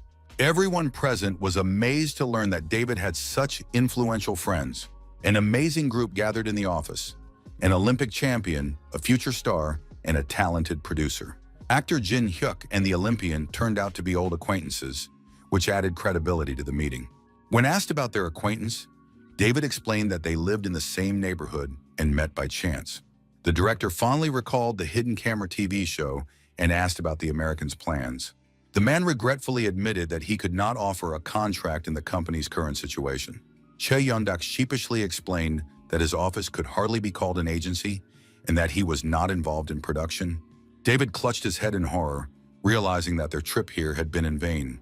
The owner apologized for the rush, explaining that he was expecting an important guest and was short on time. The director sincerely wished the young people luck in finding another agency to showcase their talents. Jung Hyuk listened attentively to the director, realizing that Kwon was right, that he was a kind man, incapable of deception. The young man decisively interrupted the man's sad reflections, stating the need to make an important proposal to everyone present. The young man philosophically remarked that since fate had brought them together, it would be sad to part on such a minor note. The young man suggested that the director listen to his friend's performance, hoping that it would change his pessimistic mood. David was visibly nervous about the unexpected request to perform unprepared in front of a potential employer. Director Che Yondok thoughtfully weighed whether to give the young people a chance to show their talent. Jung Hyuk prayed silently that the man would agree, knowing the group's future success and huge profits. After much deliberation, the director reluctantly agreed to listen to one song from the potential interns. Che Yondok's thoughts were interrupted by the arrival of new visitors who entered the meeting room without knocking. The director was genuinely pleased to see the new guests, noting their timely arrival for the important audition. David asked the newly arrived band members in surprise how they had found out about the meeting. The young singers explained that Jung Hyuk had invited them in advance for a surprise performance. A distinguished man in a business suit appeared at the door, apologizing for any inconvenience. The stranger introduced himself as a lawyer, also invited by Mr. Jung for an important meeting. The young man noted with satisfaction that all the guests had arrived exactly on time. The young man enthusiastically suggested that the guys perform a song that would win the director's heart. The band members quickly grabbed their instruments, preparing for an impromptu performance in the office. Their melodious voices began to sing about past doubts and the inability to continue on their path. The harmony of their voices created an amazing atmosphere of unity, and the song flowed sweetly and soulfully. Everyone present was amazed by the beauty of the sound and the professionalism of the young performers. The director felt nostalgic, acknowledging that music really did improve his mood. Jung Hyuk noted the man's obvious interest despite his initial doubts. Che Yondok acknowledged that regardless of the field of activity, such talent cannot be ignored. The young man clarified whether he had correctly understood the director's willingness to take the group under his wing. The man confirmed the accuracy of his assessment of the guy's talent, explaining the reasons for leaving his previous agency. The director described a system where the abilities of artists were determined solely by the company's brand. Che Yondok admitted that he was willing to give up 70% of the profits in exchange for the freedom to choose talent. The director warned about unscrupulous companies that use telemarketing to deceive newcomers to the entertainment industry. Che Yondok offered to share important advice as a senior colleague, which immediately caught the young man's attention. The man seriously warned not to trust anyone in this field, where unscrupulous people constantly try to take advantage of inexperienced artists. The director strongly recommended reading every clause of the contract carefully, regardless of the producer's attractive promises. Glancing at his wristwatch, Che Yondok noted with regret that the meeting was coming to an end. The man apologized for having to end the conversation because he was expecting an important investor guest. Jung Hyuk unexpectedly interrupted the director's apology, asking for one more minute for an important message. The young man philosophically remarked how nice it would be if there were more sincere people in the entertainment industry. The young man apologized for the late introduction, preparing to reveal his true role in this meeting. The young man officially introduced himself as an investment consultant for Kwon and Park Holding. The director froze in shock at what he heard, and Jung Hyuk added that even his friends did not know about his position. Che Yondok couldn't believe his ears, repeating that it was completely impossible and unbelievable. The man struggled to utter a guess that this young man was the expected investor. The group members watched in amazement at the sudden change in the potential employer's behavior. The director literally collapsed into a chair in shock, unable to stand on his feet from the shock. Jung Hyuk calmly announced his proposal to start investing with 2 billion won. Che Yondok's eyes widened to the size of saucers at the astronomical investment amount. Leaving the office, the young man noted with regret that the director was unable to immediately accept the generous offer. The man asked for time to consider such an unexpected and large-scale proposal for cooperation. The young man understood the director's shock and believed that he would soon realize the benefits of the proposal for all parties. The young man was confident that his friends would become even more popular than they had been in their previous lives. David approached his friend, sincerely thanking him for his help, but stating his desire to solve problems on his own. The American explained that the group had to learn to cope with difficulties without constant supervision. Jung-hyuk supported his friend's decision, reminding him of his double debt for the help he had received. The future stars emotionally shouted words of gratitude and love to their patron and friend. The guy accompanied the group to the bus stop, warmly wishing them luck on their musical journey. Jung-hyuk watched the bus drive away with a warm smile, sincerely happy for his friends, knowing what a bright future awaited these talented young men in the music industry. Meanwhile, Hyun-suk climbed the stairs to his apartment with a tired gait after a long day at school, carrying a bag with a few small purchases. As soon as he opened the door, the joyful cries of his younger brother and sister filled the small apartment as they greeted their older brother. The little ones rushed to him with sincere joy, hugging his legs and looking into his eyes with childish adoration. Noticing the bag of food in their brother's hands, the children eagerly reached for it, hoping for something tasty. His younger sister asked disappointedly why it was only appetizers again, and not the fried chicken she had been dreaming of. Hyun-suk wearily explained that prices in Seoul were incredibly high and he couldn't afford expensive food. Her younger brother sadly remarked that even soy paste was hard to find in the capital, and it was so necessary for a good mood. A sudden knock at the door interrupted their conversation, and the girl happily ran to open the door for the uninvited guest. Her sister shouted from the hallway that a friend of her older brother's had come and was waiting at the door. Hyun-suk frowned in surprise, wondering who could have come to see him since he had only recently transferred to a new school. A familiar voice from the intercom said his name, asking him to open the door and let him into the apartment. The boy instantly recognized the voice of the athlete who had helped them at the market a few months ago. Hyun-suk rushed down the stairs, unable to believe that the famous champion remembered him. A broad smile spread across the young man's face at the sight of the unexpected but welcome guest. Jung-hyuk warmly greeted his future friend, sincerely asking about his affairs and well-being. The young champion smiled and asked if Hyun-suk remembered their meeting at the market a few months ago. Hyun-suk excitedly admitted that he had watched the athlete's interview after the Asian Games countless times. Jung-hyuk had found out the family's address in advance through prosecutor Kang, with whom he had arranged a meeting on Sunday. The young man mentally noted that he had worried in vain about the inappropriateness of the visit, seeing Hyun-suk's sincere joy. Going up to the apartment, the young man correctly assumed that prosecutor Kang and his wife were still at work. The younger children were thrilled to meet the famous judoka, who had been shown on television after his victory. Hyun-suk admitted that he was frightened by the realism of the arrest scene in the hidden camera TV show. Jung-hyuk laughed, agreeing with the realism of the production, and asked if they had had dinner yet. The young man took out several boxes of pizza, knowing that it was the favorite food of all children and teenagers. The younger children enthusiastically thanked him for the treat, inviting their brother's cool friend to come over more often. The young man explained that he had deliberately bought enough food for everyone, wanting to share dinner with the family. Jung-hyuk asked about his friend's academic progress, understanding the importance of education for his future career. His younger sister proudly revealed the family secret that their brother was the best student and ranked first in his class. Hyun-suk modestly declined the compliment, noting that Jung-hyuk's achievements in sports and academics were incomparably higher, with a gold medal at the Asian Games and a place among the top 10 students at a prestigious school. The younger brother declared with childlike spontaneity that their older brother would definitely become a prosecutor, as their father had always dreamed, continuing the family tradition of serving the law. Hyun-suk sharply objected to his younger brother, categorically denying any plans to follow in his father's footsteps into the prosecutor's office, which caused confusion among everyone present.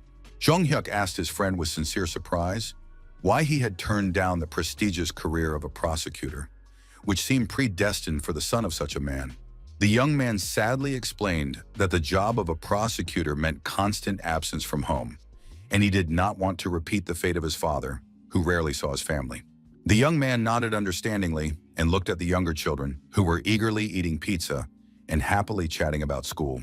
Jung-hyuk noticed with concern the numerous patches and holes in the children's clothes, revealing the prosecutor's family's difficult financial situation.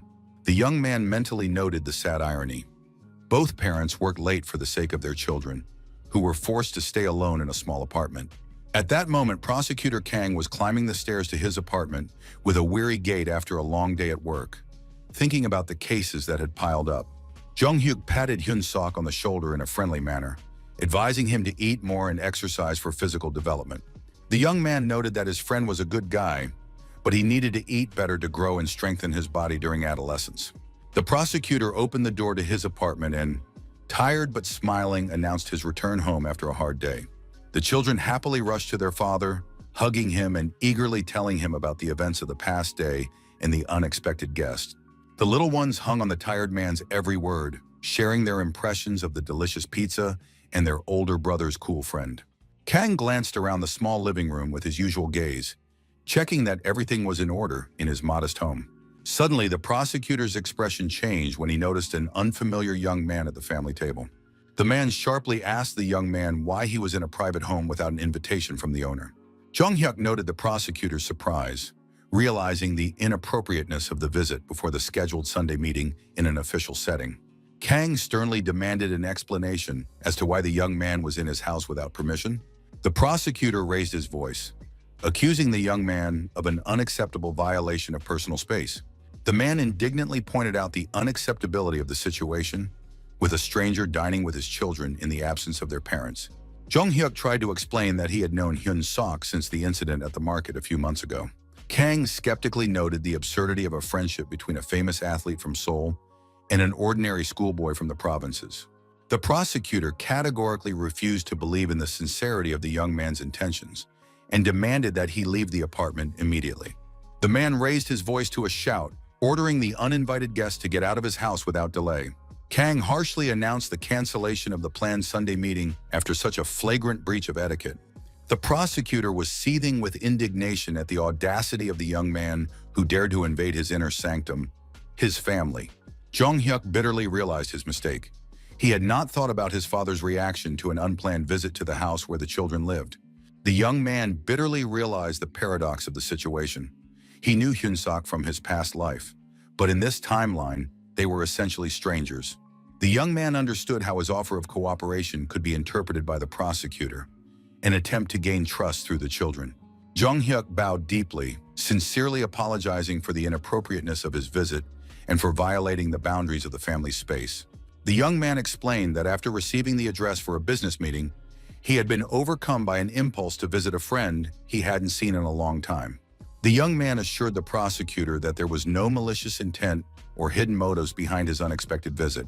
He swore that he had no selfish motives for visiting the civil servant's home unannounced. Hyun-suk asked his father in confusion about the reasons for such a sharp reaction to the presence of his school friend. Jung-hyuk apologized again for the awkward situation and hurried to leave the apartment so as not to exacerbate the conflict. The young man said goodbye to his friend, promising to meet at a more appropriate time and under different circumstances. The young man already had his hand on the door handle, ready to leave the tense atmosphere of someone else's home. Prosecutor Kang began to doubt the correctness of his harsh reaction, seeing the sincerity of the young man. The man noticed the upset faces of the children, especially his eldest son, who was upset by the rude treatment of the guest. Hyun-sok indignantly demanded an explanation from his father for such disrespectful behavior toward his friend. Kang waved him off wearily, telling his son that he did not understand the complexity of the situation and should calm down. The eldest son reminded him of their friendly interaction on a television show, not understanding the reasons for the sudden hostility. The prosecutor irritably asked his son to stop questioning him while he changed after work. Hyun-suk insisted on his respect for his friend and his right to know the reasons for his father's rudeness. The man sternly reminded the children of the rule not to take food from strangers, hinting at the danger. The younger children agreed fearfully and hurried to another room to play. Hyun-suk indignantly asked why his father did not believe in their acquaintance with the champion. The boy reminded his father of the incident at the market when an unknown young man protected them from loan sharks. The young man revealed that it was Jung-hyuk who was the hero who saved their family from the gangsters. Hearing this revelation, the prosecutor abruptly turned off the TV and turned to his son. Kang was shocked to realize that he had driven away the man who had protected his family from danger. The next day, the prosecutor sat in a bar, apologizing to Jung-hyuk for yesterday's misunderstanding. The man poured soju into small cups, acknowledging his mistake in assessing the situation. Prosecutor Kang sincerely admitted his mistake, regretting that he had not listened to the explanation until the end, and expressed his gratitude to the man who had saved his family from the loan sharks. The man warmly thanked the young man for answering the call and agreeing to return for a conversation after yesterday's incident. Jong-hyuk generously assured him that he understood a father's instinct to protect his family and did not hold a grudge for his harsh reaction. The prosecutor cleared his throat and asked permission to ask a personal question about the young man's motives. Kang asked directly about the reasons for his early desire to earn money and his interest in criminal investigations at such a young age. The man suggested that it was all related to the tragic death of the young man's father many years ago. The prosecutor admitted that he had inquired about Jong-hyuk's family, apologizing for the intrusion into his personal life due to professional necessity. Kang talked about the weird stuff in the case, like how the dad died while chasing a dangerous criminal, but his death wasn't recognized as happening while on duty. Moreover, the killer received only 2 years in prison, a suspiciously lenient sentence for such a serious crime. Jong-hyuk mentally noted that the prosecutor had touched on a painful subject, but decided not to reveal the true motives behind his actions. The young man replied evasively that he was not yet ready to discuss the subject, hoping for his interlocutor's understanding. The prosecutor assured him of his support as a reliable ally, ready to help in any situation. The young man thanked him for his trust and promised mutual assistance within his capabilities. Suddenly, the scene changed. Jong-hyuk was standing in a destroyed nightclub, surrounded by defeated security guards. The guy had a deep wound above his eyebrow, and blood was pouring into his eye, preventing him from seeing what was happening around him. The young man held his wounded shoulder, feeling the throbbing pain from the injuries he had sustained in the fight. The thugs mockingly commented on the young man's shaky condition, barely able to stand due to blood loss. The leader mockingly remarked that the king of the criminal department was not such a formidable opponent after all. Jong-hyuk realized that he had fallen into a trap when he came to this establishment to gather information about the drug trade. The young man bitterly regretted his carelessness, not having foreseen such a dangerous turn of events. The young man remembered that he had to warn Hyun-sok not to come, as it was his mother's birthday today. The young man anxiously wondered if he would be able to hold out until reinforcements arrived alive. The gangster noticed the guy's attempt to reach for his phone and asked mockingly if he was waiting for an important call. The leader pointed mockingly at the victim's broken phone, offering to lend him his for one last call. The scoundrel burst into triumphant laughter, confident in his absolute triumph over the beaten investigator. Suddenly, the gangster's expression changed dramatically, as if he had seen a ghost behind his victim. Jong-hyuk struggled to turn his bloodied head, trying to see the cause of fear in the leader's eyes. Hyun-suk stood in the doorway with a fire extinguisher in his hands, directing a stream of foam straight at the stunned gangsters' faces. Despite the pain, the young man smiled inwardly at his friend's recklessness in coming to his rescue at the most critical moment. The future police officer cheerfully suggested quickly dealing with the scoundrels and then celebrating the victory with a glass of soju. Jong-hyuk nodded slightly, promising to find the most delicious snacks to celebrate their survival. The presence of his friend gave the wounded boy strength, allowing him to stand more confidently on his feet. The young men understood the need to join forces against their outnumbered opponents. The young man gathered his last strength and rushed into the attack, putting his fists forward. The judoka's muscle memory allowed him to block blows and counterattack even in a semi-conscious state. The gang leader pulled out a knife, intending to finish off the stubborn investigator with one blow. Noticing the glint of steel out of the corner of his eye, Jong-hyuk tried to dodge the deadly attack. The blade slid across his shoulder, leaving a deep cut, but the young man remained standing. The bandit was confident of victory, but his pupils suddenly dilated in surprise. The vision faded, and Jong-hyuk woke up abruptly in his bed, covered in cold sweat. The young man felt his body, relieved to find no wounds or scratches. The realism of the nightmare caused his heart to pound wildly for several minutes after he woke up. The young man remembered yesterday's meeting with the prosecutor and hoped that he had made it home safely. His mother peeked into the room, happily noting that her son had finally woken up after yesterday's drinking. The young man felt the effects of the alcoholic evening, a dull headache and dry mouth. Despite his hangover, the young man forced himself to focus on finding candidates for new investments. He understood his company's weakness in real estate matters and the need to find a competent specialist. The lack of experts in this field posed a serious problem for the expansion of the investment portfolio. The aroma of kimchi soup filled the room, although the young man was puzzled as to why a hangover dish was being prepared. The woman smiled and explained that she just wanted to treat her son to traditional Korean soup. At the table, the mother carefully served her son a large portion, insisting on the need to regain his strength. The woman asked about the content of yesterday's conversation with Prosecutor Kang. Jung-hyuk told her about the offer of help if he chose a career in the prosecutor's office. The young man noticed his mother's strange reaction and asked her opinion about such a career path. The young man reflected that the job of a prosecutor should be safer than police work, hoping to calm his mother's fears. The woman warmly noted that Prosecutor Kang seemed like a decent person, but that the final decision about his career should be made by her son himself, and that she was proud of his independence. His mother shared the good news that the construction work on the building was almost complete, freeing her son from the need to be present at the construction site and supervise the workers. Jung-hyuk was delighted to have a day off, as he had planned to hold an important meeting with potential partners in the new office space after the renovation was completed. The young man pushed open the glass door of a trendy cafe in Central Seoul, where he had an appointment with representatives of the police department. As soon as he entered, he noticed the familiar faces of the investigators and greeted them cheerfully, noting how long it had been since he had seen them after his return from the Asian Games. 4 men in plain clothes had already taken a table in the corner of the establishment, clearly arriving early to discuss the strategy for the upcoming conversation with the young champion. The table was already laid with a variety of Western dishes, burgers, French fries, and soda, which seemed somewhat unusual for a business meeting. One of the detectives joked that he had suggested going to a regular Korean restaurant with grilled meat, but 4 adult men in such an establishment would look suspicious without female company. Department head Kim Jong-do explained the choice of venue by saying that he wanted to treat his young friend, adding with a smile that lately only children prefer fast food to traditional cuisine. Everyone present congratulated the young man on his brilliant victory at the Asian Games and winning the gold medal, which brought glory to the country in difficult times. Jung-hyuk asked with a sly smile if congratulations were the only reason for this unexpected meeting on a weekday. The investigators bustled about, offering to order more food, clearly trying to delay the moment when they would have to move on to the real topic of conversation. The young man asked directly whether the experienced detectives had gathered at the cafe solely to congratulate him on his Olympic medal, or if there was another reason.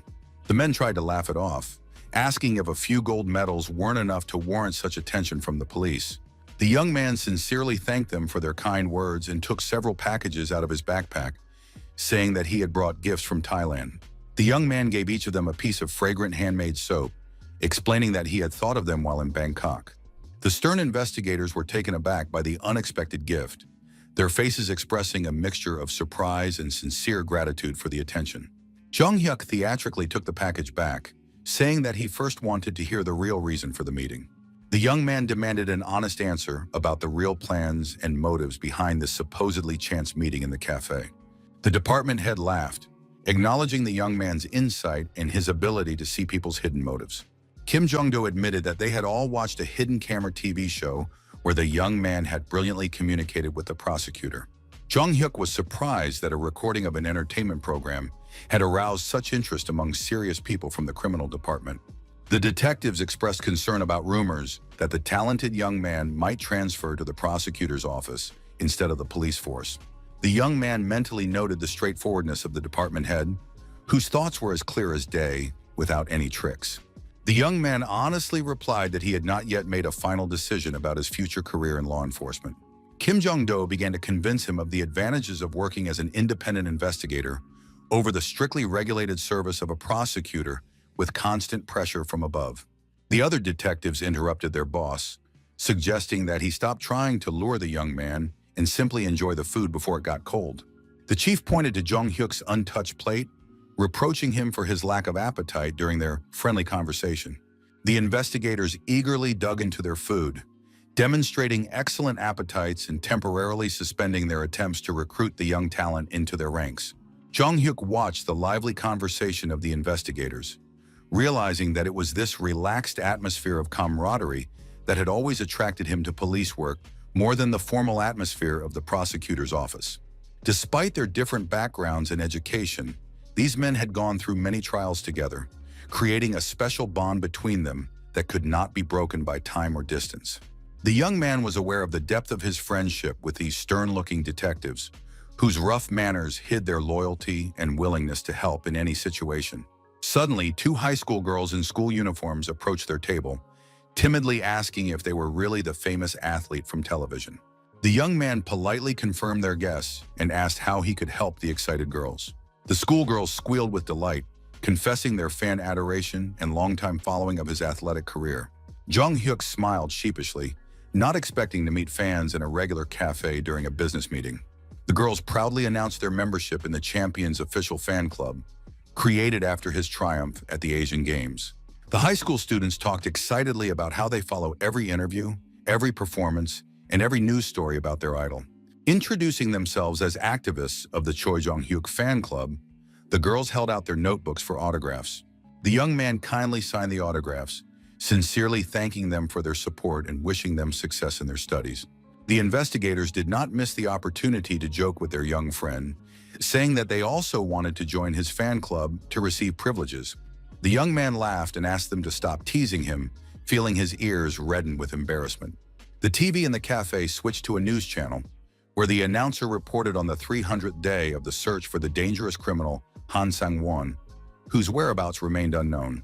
The report mentioned the police's plans to set up special investigation committees in 6 regions of the country to coordinate the search for the fugitive. Hearing the familiar name, Jong-hyuk tensed, remembering from his past life that Han Sang-won would become Korea's most wanted criminal, terrorizing citizens for several years. The young man knew that this psychopath would wreak havoc on the night streets, leaving a bloody trail of victims across the country. The department head pushed his plate away in disgust, saying that such news completely ruined his appetite. The young man recalled how, in his previous life, dozens of police officers who had failed to catch this maniac had been fired. The other detectives also frowned, realizing that sleepless nights and exhausting shifts awaited them as the manhunt intensified. Jong-hyuk was aware of the uniqueness of his position. He knew not only the true identity of Han Sang-won, but also other dangerous criminals who were still living ordinary lives. Many future murderers and rapists now lead a measured existence, unaware that their dark side will manifest itself in years to come. The young man understood that it was impossible to catch all potential criminals at once, because his personal mission to change fate was a higher priority. The young man decided to start with the most dangerous ones, and Han Sang-won topped this grim list of those who needed to be stopped.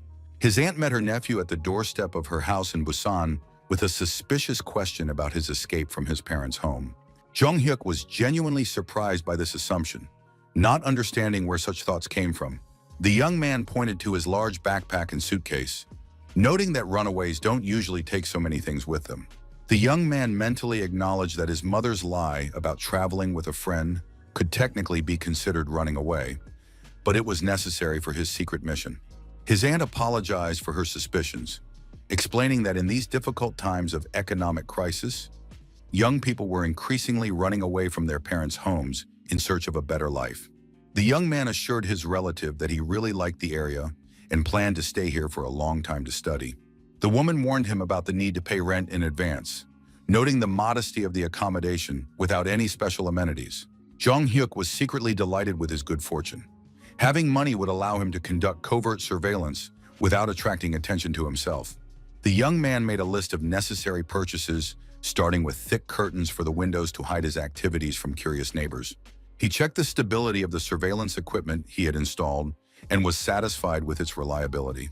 A knock at the door interrupted his preparations, forcing him to hastily cover the equipment with newspapers. The courier delivered the box he had ordered, containing special equipment disguised as ordinary household appliances. The second package contained expensive rice cakes from a well-known pastry shop, an important element of his cover story. The young man remembered the main rule of undercover investigation: complete assimilation into the environment without the slightest sign of suspicious activity. After installing surveillance cameras, the young man began to methodically study the daily routine of the residents of the neighboring house. Jong-hyuk understood that the smarter the criminal, the faster he would notice the surveillance and change his hiding place. Han Sang-won was renowned for his exceptional powers of observation and ability to sense the slightest changes in the familiar surroundings of the neighborhood. In his previous life, despite the mobilization of enormous police resources, it took almost 2 years to arrest the maniac. The young man knew the approximate location of the hideout thanks to his memories of the criminal's diary he had found. Unfortunately, the diary did not specify the exact floor, which made it difficult to find him quickly. The young man was confident of success thanks to his knowledge of future events and the criminal's behavioral patterns. According to his calculations, it would take at least a week to establish a relationship of trust with the local residents. A group of elderly women who gathered in the courtyard every day was an ideal source of information about all the residents. Establishing contact with the local gossips required delicacy and naturalness so as not to arouse suspicion. As he approached the bench where the women were sitting, the young man heard them discussing the new student tenant. The elderly ladies greeted the young man warmly, noting the thoughtfulness of the treats he had brought. The most talkative of the women thanked him with a warm smile for the expensive rice cakes. The young man explained that he planned to treat all his neighbors when they returned from work in the evening. The landlord noticed the young man's generosity, hinting at the extravagance of such an expensive gift. Jong-hyuk clarified that he would only treat his closest neighbors, not the entire neighborhood. As if by accident, the young man pointed to the gloomy building opposite, asking about its residents. The atmosphere changed instantly. The women exchanged anxious glances, and their faces darkened. The young man innocently asked if there was any reason to avoid that house. The landlady lowered her voice to a conspiratorial whisper, informing him of the bad reputation of the girls from the house opposite, who led a dubious lifestyle. The elderly woman described with disapproval how these individuals leave during the day and return drunk at dawn, disturbing the peace of the respectable neighborhood. Jong-hyuk mentally rejoiced, as the information about the night butterflies perfectly matched his knowledge of the fugitive criminal's preferences. The young man remembered from the case files that Han Sang-won always sought refuge with women of easy virtue, using their apartments as temporary shelters. The young man innocently asked for the apartment number, explaining his desire to avoid awkward situations with questionable neighbors. After receiving information about apartment 204, the young man thanked the women and hurried to his observation post. Through the installed equipment, he saw a sleeping couple, the criminal and his temporary girlfriend, in an untidy room. Han Sang-won woke up abruptly to the insistent ringing of the doorbell, his body tensing with sudden alarm. The man cautiously got up, listening to the sounds behind the door and trying to determine the degree of threat. The sleepy girl asked him discontentedly why he was so agitated, not understanding the danger of the situation. The criminal gestured for her to be quiet and cautiously crept up to the peephole to see who the uninvited guest was. The daylight and the quiet of the neighborhood somewhat calmed his paranoid suspicions of a police raid. The insistent voice outside the door continued to politely ask if anyone was home. The girl offered to open the door, seeing no reason for concern during the daytime. The woman stood up decisively and headed for the door, ignoring her guest's warning gestures. Opening the door slightly with the chain still on, she asked irritably why they were disturbing her so early in the morning. With a charming smile, Jong-hyuk introduced himself as the new neighbor, asking for a moment of her time to get acquainted. The girl looked the handsome young man over appraisingly, noting his obvious youth and innocent appearance. The young man handed her a box of expensive rice cakes, explaining the tradition of treating neighbors when moving in. The young man told her about his recent move for school and his desire to get to know the residents of the building. The woman accepted the gift with polite gratitude, but did not rush to invite the stranger inside.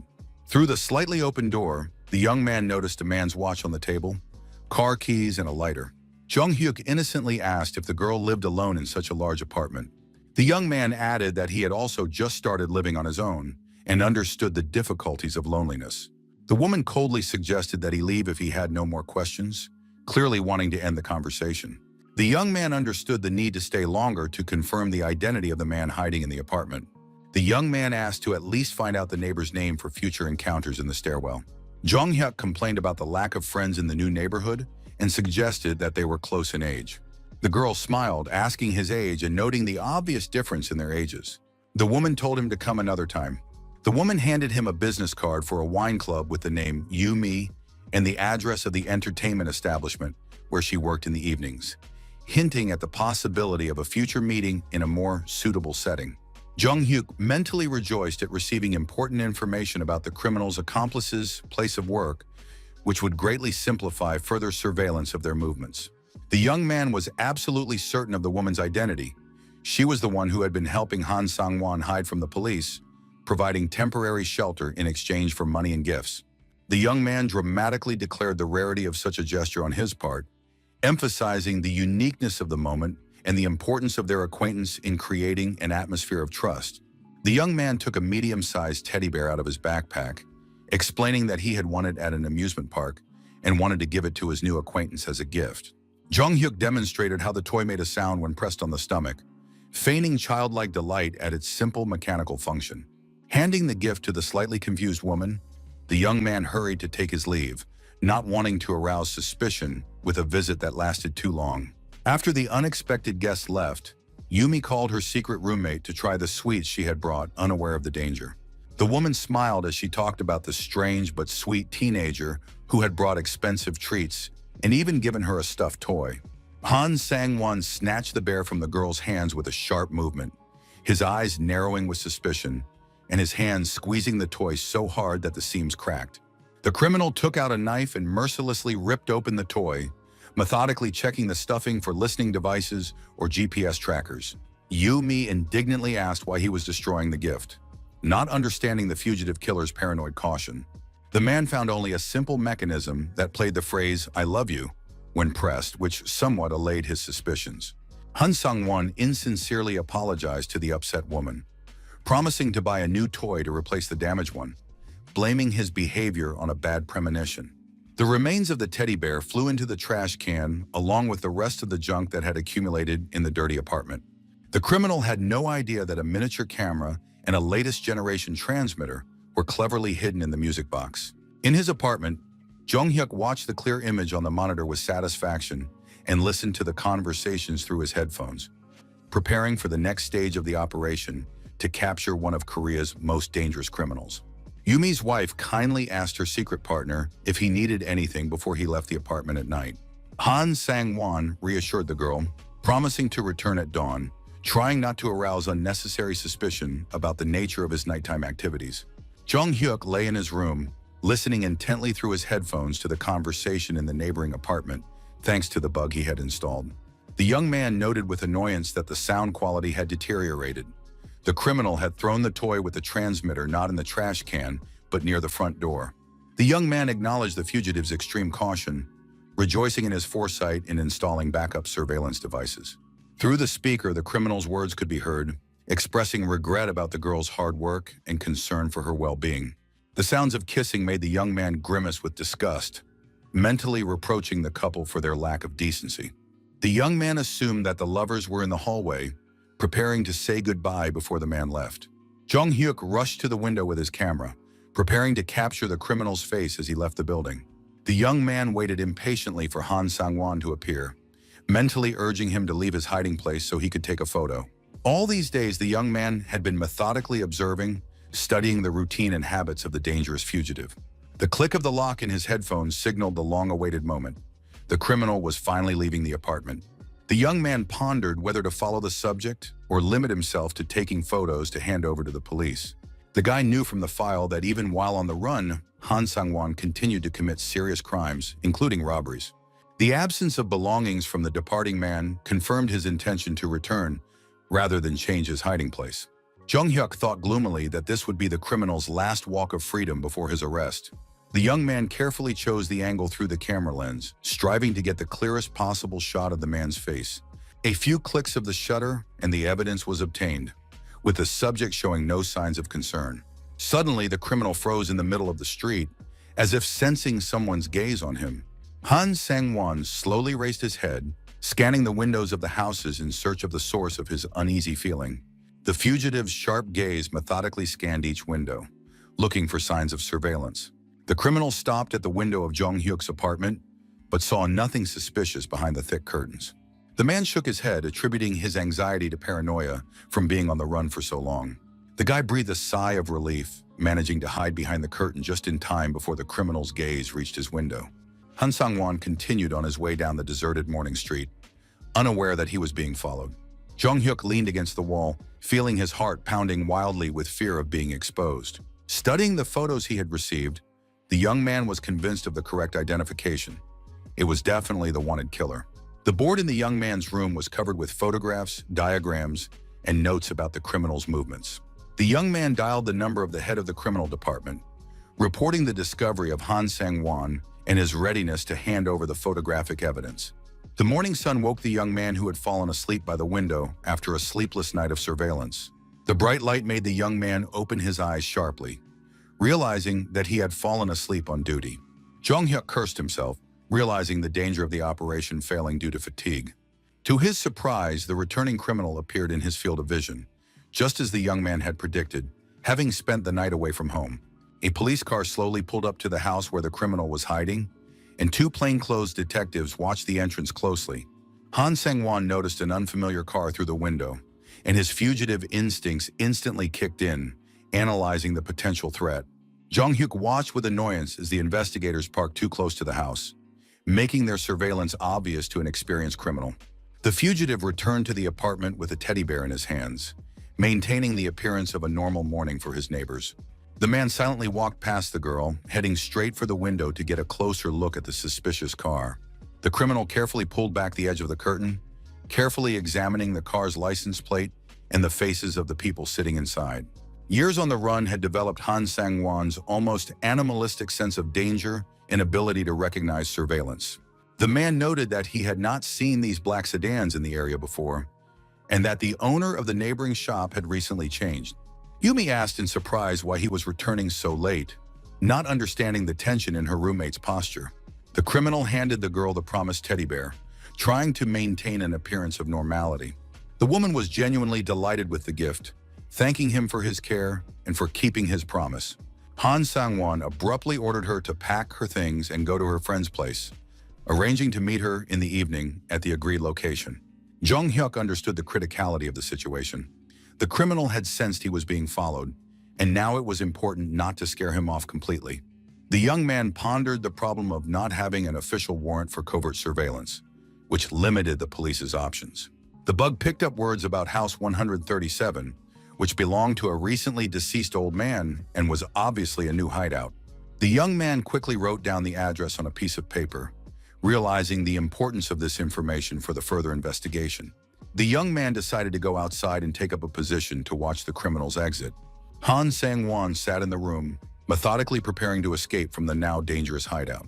The man had a wig and makeup in his hands to change his appearance, part of a carefully thought-out plan of disguise. Jong-hyuk went down to the street and headed for a grocery store, which offered a good view of the entrance. The detectives in the car were talking on their radios, reporting that they had been waiting for 3 hours with no signs of activity. The young man asked the shopkeeper for 10,000 won worth of buns, using the purchase as an excuse to observe. The young man glanced impatiently at the entrance door, expecting the criminal to appear at any moment. The sound of a cane hitting the asphalt caught the attention of all the observers on the street. A hunched old man in worn clothes appeared from around the corner, the perfect disguise for a fugitive murderer. The criminal masterfully imitated the frail gait of an elderly person, leaning on a cane. Jong-hyuk watched the pseudo-old man furtively, analyzing the details of his movements and appearance. Han Sang-won was confident in his mastery of disguise, honed by years of living on the run. The young man noticed inconsistencies in his gait, movements that were too confident for a frail old man. The position of the cane at his side rather than in front of him revealed a man who did not need real support when walking. The wide, energetic strides did not match the age the criminal was trying to portray. The young man recognized the distinctive sneakers he had seen on the criminal during his previous observation. This detail finally confirmed his guess that the wanted murderer was hiding under the old man's mask. Jong-hyuk was confident in his identification. The same sneakers gave the criminal away despite the makeup. The trick of the disguise was to completely change his silhouette and manner of movement, but small details gave away the deception. The young man forced himself to remain calm, realizing that a careless movement could scare off his prey. The salesman investigator leaned toward the young man, whispering to ask about the suspect's whereabouts. Jong-hyuk approached his boss's car and knocked on the window, informing him of the need to find a girl named Yumi for questioning. Jong-hyuk explained to the department head that a woman named Yumi was the criminal's partner and was providing him with temporary shelter in exchange for money. The young man gave the name of the entertainment club where the girl worked, suggesting that the staff be questioned to quickly establish her whereabouts and arrest her. The young man gave the address of 137, where the police were to arrive in 10 minutes to carry out the arrest operation. The young man explained the need for independent verification, without taking his eyes off the pseudo-old man with a cane walking away. Han Sang-won cautiously entered the abandoned house through the back door, making sure there were no witnesses on the street. The criminal took off his suffocating mask and wig with relief, throwing the cane into the corner of the dusty hallway. The man smiled smugly, thinking about how easy it was to fool the police, who did not recognize his disguise. Hunger drove the fugitive to the kitchen in search of food, hoping to find at least a packet of instant noodles. Opening the old refrigerator, the criminal was disappointed to find a complete lack of food, not even the traditional kimchi. A suspicious noise in the yard made Han Sang-won alert and listened to the sounds outside. The man cautiously crept up to the window, trying to make out the source of the noise through the dirty glass. Jong-hyuk nimbly jumped over the rusty fence, trying not to make any unnecessary noise when he landed. An elderly gardener, who was trimming bushes, asked fearfully about the identity of the uninvited guest, threatening to call the police. The young man put his finger to his lips, gesturing imploringly for the old man to remain silent and not raise the alarm. The young man apologized for the intrusion, explaining that he needed to get to the second floor for an important matter. The young man showed a fake ID, saying he was looking for a dangerous criminal hiding in the house. Using the gardener's master key, Jong-hyuk silently opened the front door and began climbing the creaky stairs. The young man mentally thanked his luck for the trusting old man's possession of a universal key. The young man prepared for battle, understanding the advantage of surprise in a confrontation with a dangerous killer. Han Sang-won thought intently about his young neighbor's connection to the police and the source of the leak. The criminal feverishly went over the possibilities of betrayal, trying to figure out who could have given away his hideout. The man hid behind the door with a sharp kitchen knife, ready to attack anyone who entered. Jong-hyuk slowly turned the doorknob, well aware of the danger of an ambush on the other side. The criminal jumped out of his hiding place like lightning, aiming the blade at the throat of the unexpected visitor. The young man barely had time to put his forearm out, blocking the deadly blow at the last moment. The young man grabbed the attacker's wrist, using a painful hold to weaken his grip on the weapon. The young judoka clenched the fist of his free hand, preparing to deliver a decisive blow to his opponent's jaw. The blow hit its target, and the criminal's head jerked back from the force of the impact. Han Sang-won flew several meters, crashing into the wall with a dull thud. The force of the collision was such that an antique vase on a stand swayed and shattered on the floor. The criminal sank heavily to the floor among the shards, trying to catch his breath after the blow. Coming to his senses, the man grabbed a sharp shard of the broken vase, turning it into an improvised weapon. Jong-hyuk instantly noticed the new threat in his opponent's hands and prepared to continue the fight. The wounded killer let out a wild scream and lunged at the young man, swinging the sharp piece of pottery. The young athlete used a classic judo technique, grabbing the attacker's armed arm. With his other hand, the young man grabbed the criminal by the collar of his shirt, preparing to throw him over his hip. Using his opponent's momentum, the guy made a perfect throw, sending the killer flying. Han Sang-won landed with a crash on the coffee table, which collapsed under his weight. The criminal's head hit the hard floor, stunning him and preventing him from continuing to resist. Jong-hyuk caught his breath, noting that the fight had been easier than expected. In the past, he had had to fight more dangerous opponents. Jong-hyuk thought with relief about the successful arrest of the criminal. Listening to the sounds of approaching police sirens on the street, the young man's attention was drawn to the whistling kettle on the stove, steam pouring from its spout and filling the kitchen with a damp mist. The young man noted with disgust that the killer felt so confident in someone else's house that he even cooked himself a meal. While the young man was distracted by the boiling kettle, Han Sang-won struggled to his feet, holding onto the wall. The criminal grabbed a pair of sharp tailor's scissors from the table and, with a desperate cry, swung at the young man's back. A blow from a police baton struck the killer's wrist, knocking the improvised weapon from his numb fingers. Investigators burst into the room at the most critical moment, preventing the attempted attack from behind. Jong-hyuk gratefully noted the timely arrival of reinforcements and the professionalism of the police officers. The detectives patted the young man on the shoulder with admiration, congratulating him on the capture of one of the country's most wanted criminals. The head of the criminal division personally handcuffed Han Sang-won, savoring the moment of long-awaited victory.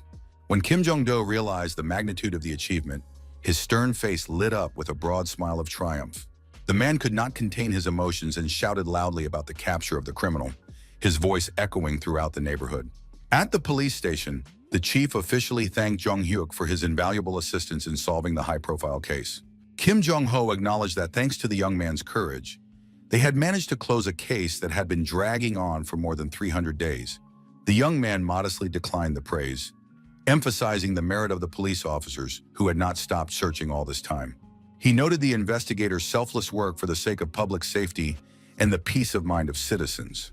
The chief mentioned the young man's refusal to give interviews to the press, asking about the reasons for this decision. Jong-hyuk explained that the credit for catching the criminal should go to the police, not to a random witness. The young man came up with a story about a tourist trip to Busan, where he accidentally encountered the wanted murderer. Detectives predicted that Chief Kim would soon be promoted and transferred to headquarters after such a success. Kim Jong-do reflected on the uniqueness of the young man, an Olympic champion with the talent of an investigator. The chief offered him special employment in the police force without going through the standard recruitment procedure. The man assured him that the decision was up to the young man and that he could take his time to consider the offer. Jong-hyuk politely thanked him for his trust but did not rush to give a final answer. The young man smiled thoughtfully, weighing the pros and cons of the offer to join the police force. Kim Jong-do spoke hopefully about working together to catch criminals in the future. The young man explained that special employment meant starting at the lowest rank of patrol officer. The young man recalled his past life, where he had spent years working his way up to the rank of lieutenant, and did not want to repeat that path. The chief agreed with the logic of the refusal and asked about the reasons for avoiding publicity. Jong-hyuk wisely noted that a recognizable face would not be able to conduct covert investigations effectively. Kim Jong-do laughed and promised to treat the young man to the most expensive beef in gratitude for his help in advancing his career. The head of the criminal department apologized for having to return to his duties, promising to meet in the evening to celebrate the successful conclusion of the case. Jong-hyuk loudly addressed someone invisible, suggesting that they come out of hiding and stop hiding behind the corner of the building. A middle-aged man reluctantly emerged from the shadows, notebook in hand, clearly embarrassed at being spotted. The stranger suggested going up to his office to talk or going downstairs if that was more convenient for the young man. Reporter Park Yeon-il, with whom the young man had already dealt with after his victory at the Asian Games, came down the stairs. The journalist apologized for eavesdropping unintentionally, explaining his professional interest in the details of the capture of a dangerous criminal. The man took out a worn notebook with pre-prepared questions about the young man's role in the arrest of the fugitive murderer. When asked directly about his sole contribution, Jong-hyuk categorically objected, emphasizing the teamwork with the police. The young man insisted on the importance of the investigator's months of work, without which the capture would have been impossible. The young man rhetorically asked the reporter if he looked like the kind of person who would say what people expected to hear. Park Yeon-il nodded with satisfaction, stating that there was enough material for a full report on the event. The journalist promised to emphasize in his article the decisive role of the police in the successful arrest operation. Jong-hyuk reflected that if the CCTV cameras had been working properly, the criminal would not have been able to hide from justice for so long. At that time, people were suspicious of cameras on the streets, fearing invasion of privacy and total control. The young man mentioned the upcoming personnel changes in the upper echelons of the police force, following the scandal over the lengthy manhunt. He added that he had heard his superiors talking about the need for more thorough checks on the competence of high-ranking officers. The reporter thanked him for the candid interview, noting the value of the insider information for readers. The young man hoped that the publication would force senior police officials to be more vigilant and responsible in their work. All the news outlets covered the story of the capture of the talented fugitive and the heroes who apprehended him in detail. Newspapers were full of headlines about the dramatic arrest, turning the story into a real media sensation on a national scale. Prosecutor Kang carefully studied the morning newspaper article, analyzing every detail of the report. His attention was drawn to a quote from athlete Chae Jong-hyuk about problems in the police system. The man immediately grabbed his phone and dialed the young man's number to find out more details. The prosecutor was delighted when the young man answered the call quickly, despite the noise in the background. Kang inquired about the cause of the loud noises and the location of his young ally. Jong-hyuk explained that he was at a corporate party with a team of investigators celebrating the successful conclusion of a case. The young man apologized for the noise, explaining that all his colleagues were celebrating the capture of the criminal and their boss's promotion. The prosecutor mentioned a newspaper article he had read, which described in detail the young man's role in the operation. The man noted with slight envy the young man's strong ties with the police department's leadership. Kang half-jokingly warned him not to give in to persuasion to become a police officer, hinting at better prospects in the prosecutor's office. The young man confirmed his refusal of the police offer, assuring the prosecutor that his decision was final. Kang tactfully ended the conversation, not wanting to distract the young man from celebrating with his fellow investigators. After a brief farewell, the prosecutor hung up the phone, tapping his fingers thoughtfully on the table. The man's mind was preoccupied with the idea of creating a reliable legal team where the talented young man would find a worthy place. To Khan, wasting such potential in the ranks of the regular police seemed like a real crime against common sense. Meanwhile, in the district prosecutor's office, there was a heated discussion about the latest events and the police department's response. The door burst open, and Khan stormed into the room, demanding an immediate audience with his superiors. Those present stared in surprise at their agitated colleague, wondering about the reasons for such haste. The man insisted on a personal meeting with the district attorney to discuss an urgent matter. The chief nervously wiped the sweat from his forehead, anticipating another headache from his subordinates' initiatives. Kana's words about the need to immediately hire a distinguished investigator made everyone tense up. The prosecutor excitedly told the story of a gold medalist who had become a key witness in a high-profile case. The story of how the young man had tracked down and helped apprehend a dangerous fugitive on his own made a lasting impression. The mention of the police's plans to poach the hero of the day made the district prosecutor think seriously. The need to stay ahead of the competition in the fight for valuable personnel became obvious to everyone present. A few days later, Jung Hyuk was holding an official badge that said Honorary Prosecutor. Kang proudly introduced the young man to his colleagues, emphasizing the importance of his joining the team. The head of the department and a young female prosecutor nodded warmly to their new colleague. A large investigator nicknamed Clubfoot shook the young man's hand warmly, assessing the strength of his grip. His gratitude for the warm welcome sounded sincere, although the young man felt somewhat awkward from the attention. Internally, Jung Hyuk was surprised by the speed of the prosecutor's office's response and the unexpected offer of an honorary title. Boleg asked Khan about his plans for the upcoming management meeting. The mention of the invitation from the boss left no choice. Attendance was mandatory. All the key employees had already gathered in the conference room, eagerly awaiting the late prosecutor. The creak of the opening door interrupted the quiet conversations of those gathered. The appearance of a young man next to Kana drew curious glances and whispers from those present. The prosecutor officially introduced Jung Hyuk as a new intern, whose presence had been specifically requested by the authorities. The announcement of the Olympic champion's one-month internship at the prosecutor's office came as a surprise to many. A polite request to take care of him was accompanied by a charming smile that encouraged cooperation. A prosecutor's office employee asked the young man if he knew the exact name of their department. Jung Hyuk confidently replied that it was the Department for Combating Serious Criminal Offenses. Hearing this answer, the man asked what specific acts fell into the category of serious crimes. Without hesitation, the young man listed the main types: theft, murder, arson, and bodily harm. The young man added harassment and intimidation to the list, noting the department's responsibility for combating gangsterism. The detailed answer impressed the man, confirming the rumors about the young man's abilities. The employee continued that the prosecutor's office also oversees investigations of large criminal organizations. The next question concerned the number of gangs operating in their jurisdiction. Jung cited figures ranging from 115 to 230, specifying the composition of about 60%.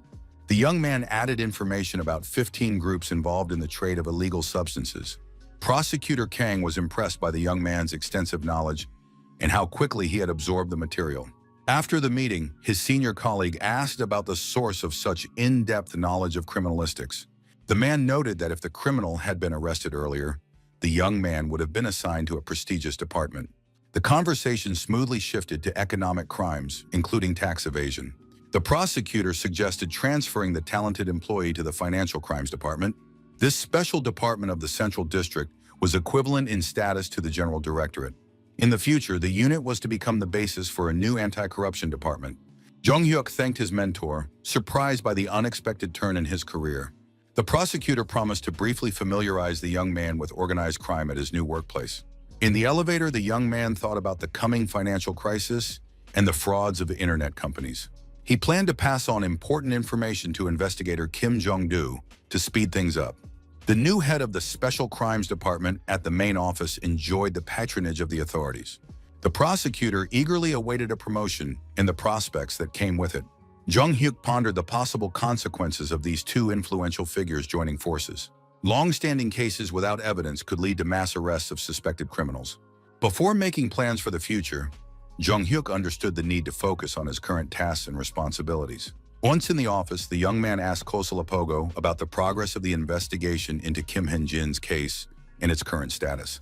The young employee asked the newcomer to help sort through the accumulated documents and tidy up the archive. She warned the young man not to mention the mess, explaining that all cases needed to be systematized in some way. Jung-hyuk noticed his colleague's incredible speed, but decided to remember her methods of organizing document flow for the future. The employee complained about the police, who were supposed to systematize the materials before sending them, but the documents were lying around in chaos.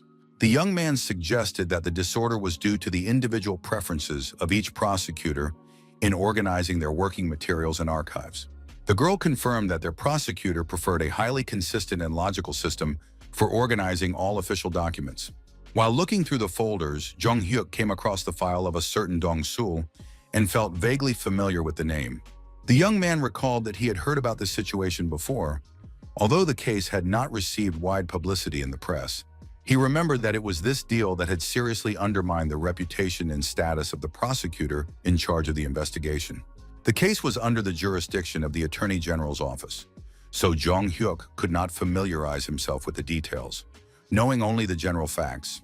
Despite the modest size of the organization involved in the supply of alcohol and related products, it posed a serious threat. The criminals skillfully manipulated the prosecutor's office, which led to the demotion and discrediting of the prosecutor in charge. Jung-hyuk was puzzled as to why the case had been referred to the prosecutor's office, since such investigations were usually handled by the police. The neatly kept register looked particularly suspicious, as hooligans were not known for such meticulousness and honesty. Suddenly, a bright light flashed in the young man's head, and he understood the real reason for the strange events.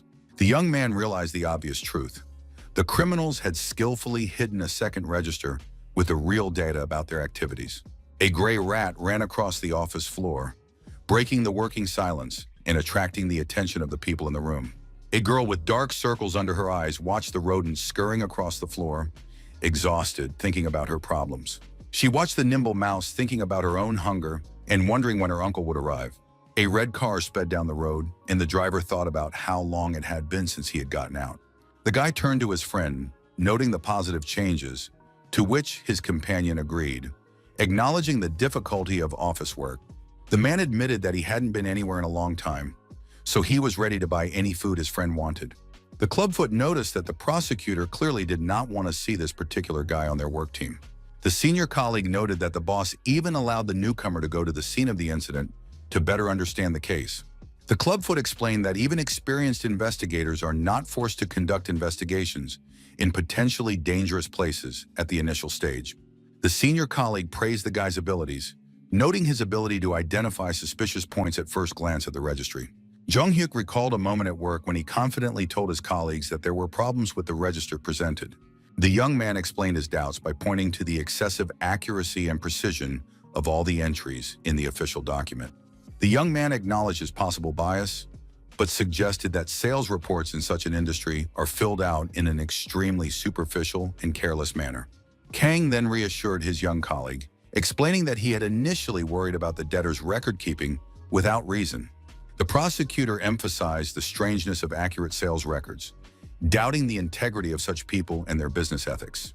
In his previous life, Don Chol had few employees, but it later became clear that he had illegally hired a large number of women. Initially, managing 4 locations with such a small staff seemed completely pointless and unprofitable. After telling all the details, the guy realized that the prosecutor had simply read his mind and come to the same conclusions. Both men agreed on the existence of a second, carefully concealed register with real data on the business's activities. The investigators arrived at the scene of the incident at the suspicious club, preparing for a thorough inspection of all the premises and evidence. The men cautiously descended the stairs into the gloomy basement, turning on their flashlights to illuminate the space. Jung-hyuk accidentally stepped on a broken bottle, which shattered into multiple sharp shards with a characteristic ringing sound. Upon entering the room, the investigators felt an oppressive and gloomy atmosphere, saturated with the smells of alcohol and human sweat. The clubfoot suggested that they first take a thorough look around and determine whether the hidden registry was indeed in this building. Jung-hyuk expressed his firm conviction that the documents they were looking for must definitely be stored in this very place. The investigators decided to start their search in the boss's office, realizing the need to be persistent and decisive in their investigation. The young man realized that simply waiting and doing nothing would only lead to disgrace and the failure of the entire investigation. The young man pondered the reasons for transferring the case to the Attorney General's office, suspecting that the names of high-ranking officials were included in the second register. In a previous life, an unknown woman left a secret register in front of a police station and then disappeared without a trace. The document contained the names of numerous employees, including minors, as well as detailed information about the establishment's regular customers. After the discovery of compromising evidence, the case was immediately transferred to the prosecutor's office, depriving the police of the ability to control the investigation. It was assumed that the evidence did not disappear by accident and that high-ranking officials at various levels were involved in concealing the evidence. Kosalapi noted with surprise that the young man quickly learned to orient himself and act correctly at the scene of the incident. After completing the initial inspection of all accessible rooms, the investigators decided to continue their search in other parts of the building. The chief stopped the young man at the door, warning him that minors were strictly prohibited from entering this particular room of the establishment. The man explained that the ban was because beautiful girls were changing clothes there, so the young man was strictly forbidden from entering. Jong-hyuk thought about the stupidity of such prejudices and resolutely pulled the door handle, ignoring the boss's warnings. Upon opening the door, the investigators discovered a strange room with a variety of women's clothing of various styles scattered across the floor. What struck the men most was the sharp, unpleasant smell, which was definitely not there during their previous visit to this place. The young man asked his boss for the exact number of girls who worked there and was told that there were 12 employees. The young man noticed that there were more than 15 items of clothing lying on the floor, which was clearly too many for that number of people. After carefully counting all the scattered clothes, there were more than 100 different outfits and accessories throughout the room. Jong-hyuk noted that in such establishments, the rush hour is on the eve of Saturday, so the girls risked getting fines. The boss, in complete shock, asked the young man how he managed to guess such obvious but hidden details. The young judoka reminded his interlocutor of his words about the absence of anything suspicious in the back room of this establishment. The man confirmed that there were indeed police officers there who were simply guarding the area and doing nothing else. Hearing this answer, the young man suggested the possibility of secret rooms or hidden storage areas for evidence in the building.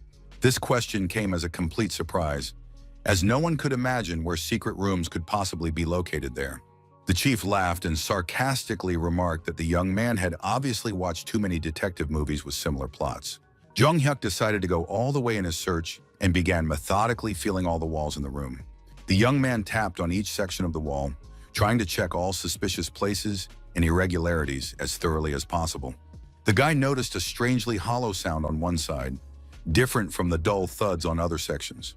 The investigators realized that they needed to work together to press on the suspicious section of the wall and see the result.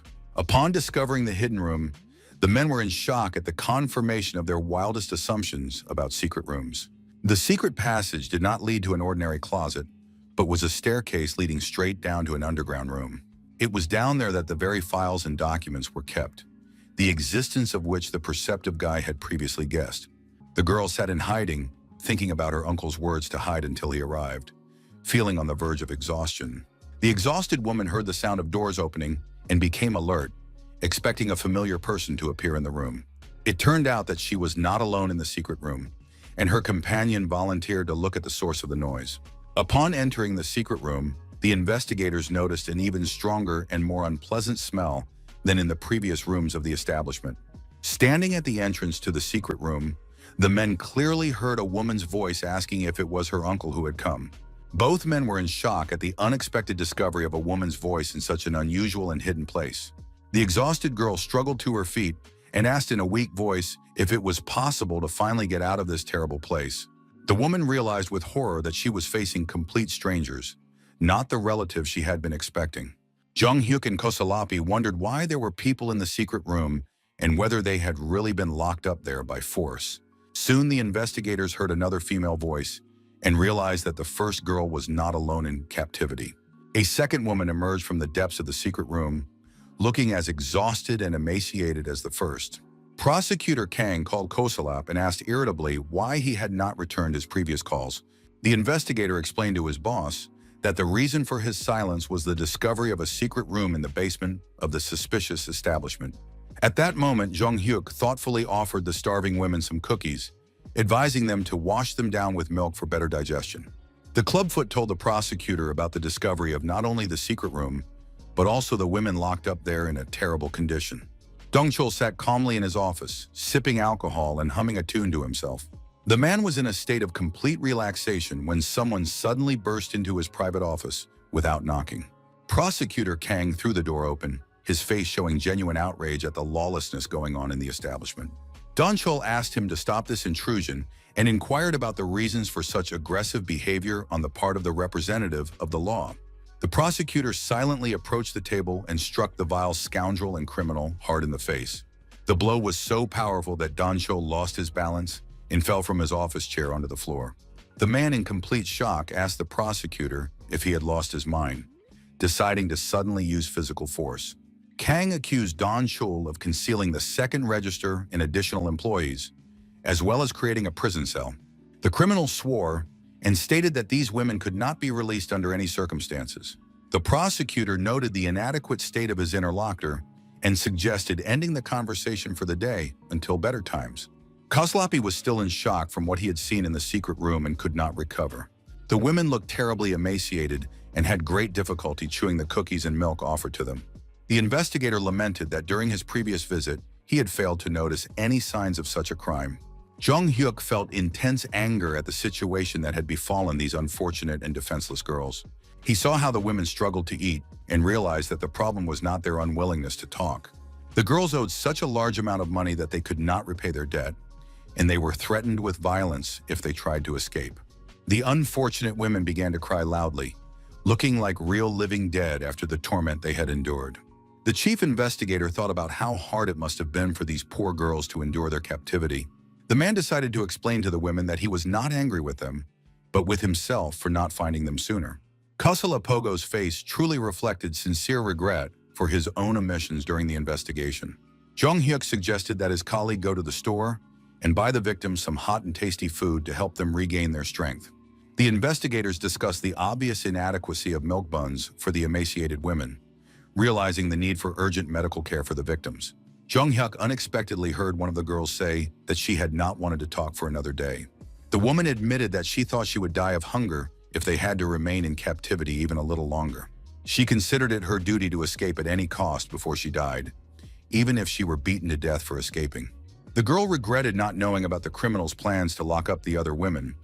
Otherwise, she would not have listened to the scoundrel. The young man instantly knelt before the exhausted woman, showing deep respect and sympathy for her suffering. The young man expressed his joy at their rescue and cautiously inquired what they had been told during their imprisonment. The girl was in severe shock from the young man's unexpected behavior and asked if he meant their overseer. The woman explained that the man was only an accomplice to the crime and would be quickly released from prison even if arrested. The criminal claimed that he would be released from the detention center in a day or two and would immediately return to take revenge on the girls who had escaped. He threatened not only the women themselves but also their loved ones, friends, and family members if they escaped. The girl thought about the possibility of a collective escape to a place where no one could find them. Despite the IOUS, the chief turned to his colleagues and reported a completely different problem that required immediate attention and resolution. The man reported the arrival of journalists, who had already gathered in large numbers in front of the district prosecutor's office building. The investigators were puzzled as to how confidential information about the investigation had leaked to the press so quickly and become public knowledge. The victims themselves were extremely surprised at the lightning speed with which the news had spread among the media. Jung Hyuk advised the women to wear sunglasses, medical masks, and caps to hide their faces from the intrusive cameras as much as possible. He also suggested that they use expensive bags and coats to create the image of ordinary visitors to a government institution. The young man explained the plan of action and asked his colleagues to try to restrain the aggressive reporters as much as possible. The investigators understood the need to hurry with the evacuation of the victims and agreed to leave immediately after the final preparations for departure. Journalists at the Central District Prosecutor's Office excitedly discussed the involvement of minors in the case, anticipating sensational headlines. Representatives of the press agreed that younger colleagues should step back to get a better view of what was happening. An employee of the investigation department loudly called on all the journalists gathered to calm down and observe basic order on the premises. The reporters instantly turned their heads toward the source of the shout, trying to see who was addressing them with demands. Kasalapi explained to the press the importance of high-quality special reporting and the need to behave appropriately in this situation. Kasalapi reminded the journalists that there were teenagers among the victims and asked them if they really wanted to do a report that would only irritate the public. A white bus pulled up to the prosecutor's office, instantly attracting the attention of all the media representatives gathered there. The journalists turned their heads in unison toward the vehicle, eagerly awaiting the appearance of the passengers from the bus. Young girls began to get off the bus, and the reporters immediately realized that these were the victims in the case. Members of the press tried to restrain their colleagues, urging them not to even think about photographing these unfortunate and tormented women. The victims walked past the crowd of reporters wearing dark glasses and medical masks to conceal their identities. The women carefully covered their faces with special accessories for their own safety and anonymity in the future.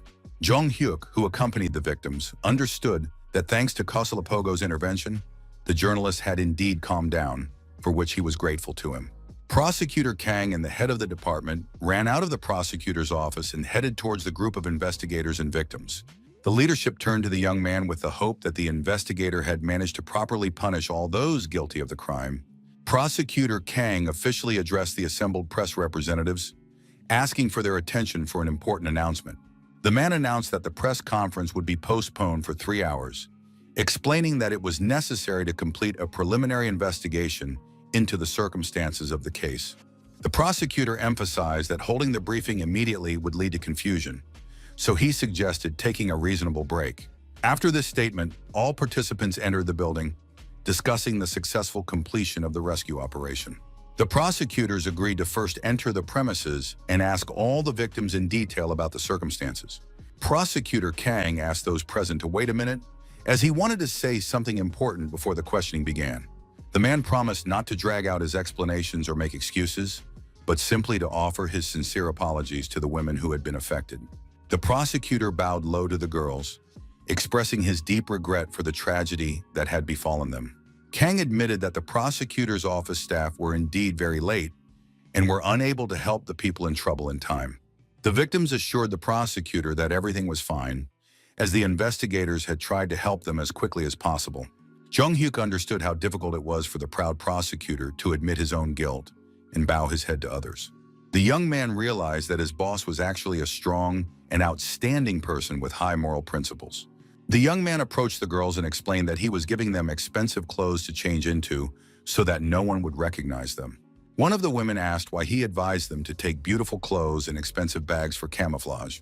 The young man recalled that he had successfully used this method in his previous life to conceal the identities of crime victims. The girl thanked the investigator and politely asked for permission to know the name of her savior, if he didn't mind. The guy introduced himself. The girl introduced herself as Henji, and then he advised her to forget everything and return to her normal life. With a sincere smile on her face, the woman once again thanked the young investigator for his help and support. Jung Hyuk pondered the strange feeling of familiarity with this name, which for some reason seemed well known to him. Prosecutor Kang suddenly hugged the young man from behind and asked admiringly how he had come up with a way to help the victims remain unnoticed. The man admitted that he had not even taught the young man such methods, but he performed all tasks too perfectly anyway. The prosecutor hurriedly suggested that they quickly go inside the building, as the Attorney General was already actively searching for the young investigator. The Attorney General asked the young man if this kind of work was his true calling in life. The high-ranking official noted that the young man had not been working as an honorary investigator for the prosecutor's office for very long. The Attorney General expressed his gratitude for the discovery of important evidence and emphasized the significance of the young man's contribution to the investigation. Jong Hyuk modestly replied that he was just lucky and that nothing would have been possible without the help of the prosecutor and other investigators. The chief thought that this young man truly possessed not only outstanding abilities, but also rare modesty. The Attorney General expressed such deep gratitude that he was ready to grant the young investigator any wish as a token of his appreciation. Deep down, the young man thought about how he would really like to have access to the archives of the main prosecutor's office. The Attorney General encouraged the young man to speak openly and not to be shy about expressing his wishes and requests. The young man knew of rumors about the existence of countless high-profile cases in the Central Investigation Department that could shake the entire country. The young man assumed that he might find information there about the very criminal organization he had to take revenge on for the past. Jung-hyuk replied that he had simply done his duty and that his only personal desire was for Korea to become a safe place. The Attorney General noted the similarity of their desires and suggested that they work together for the good of the people and national security. The leadership suggested that the young investigator take a break while they finished their conversation with the Attorney General about future plans. The chief remained alone with his high-ranking colleague and confirmed his words about the extraordinary nature of this young man. The men discussed the surprising fact that the young man had refused to fulfill his wish when he was offered any reward for his achievements. The Attorney General reflected on the dream of a safe Korea and recognized the young man as a truly outstanding talent with noble goals. The high-ranking official informed Prosecutor Kanu of the Attorney General's office's plans to conduct a search in connection with the arrest of the criminal. Measures were also planned to confiscate the property of the suspicious establishment and all related assets. The Attorney General emphasized the need to take care of the young man, predicting a great future for him in law enforcement. Suddenly, the Attorney General's cell phone rang, interrupting an important conversation about the plans and prospects of the young investigator. The caller introduced himself as the head of the Kwan and Park Holding Company, who wanted to speak urgently with a high-ranking official. The Prosecutor General was puzzled by the sudden call from the head of a large consulting firm at such an inopportune moment. Jung-hyuk left the building with the prosecutor and offered to treat him to lunch, realizing that he had not had time to eat during this time. The prosecutor asked his young colleague about his preferences, noting his hard work and the need to eat well after a difficult day.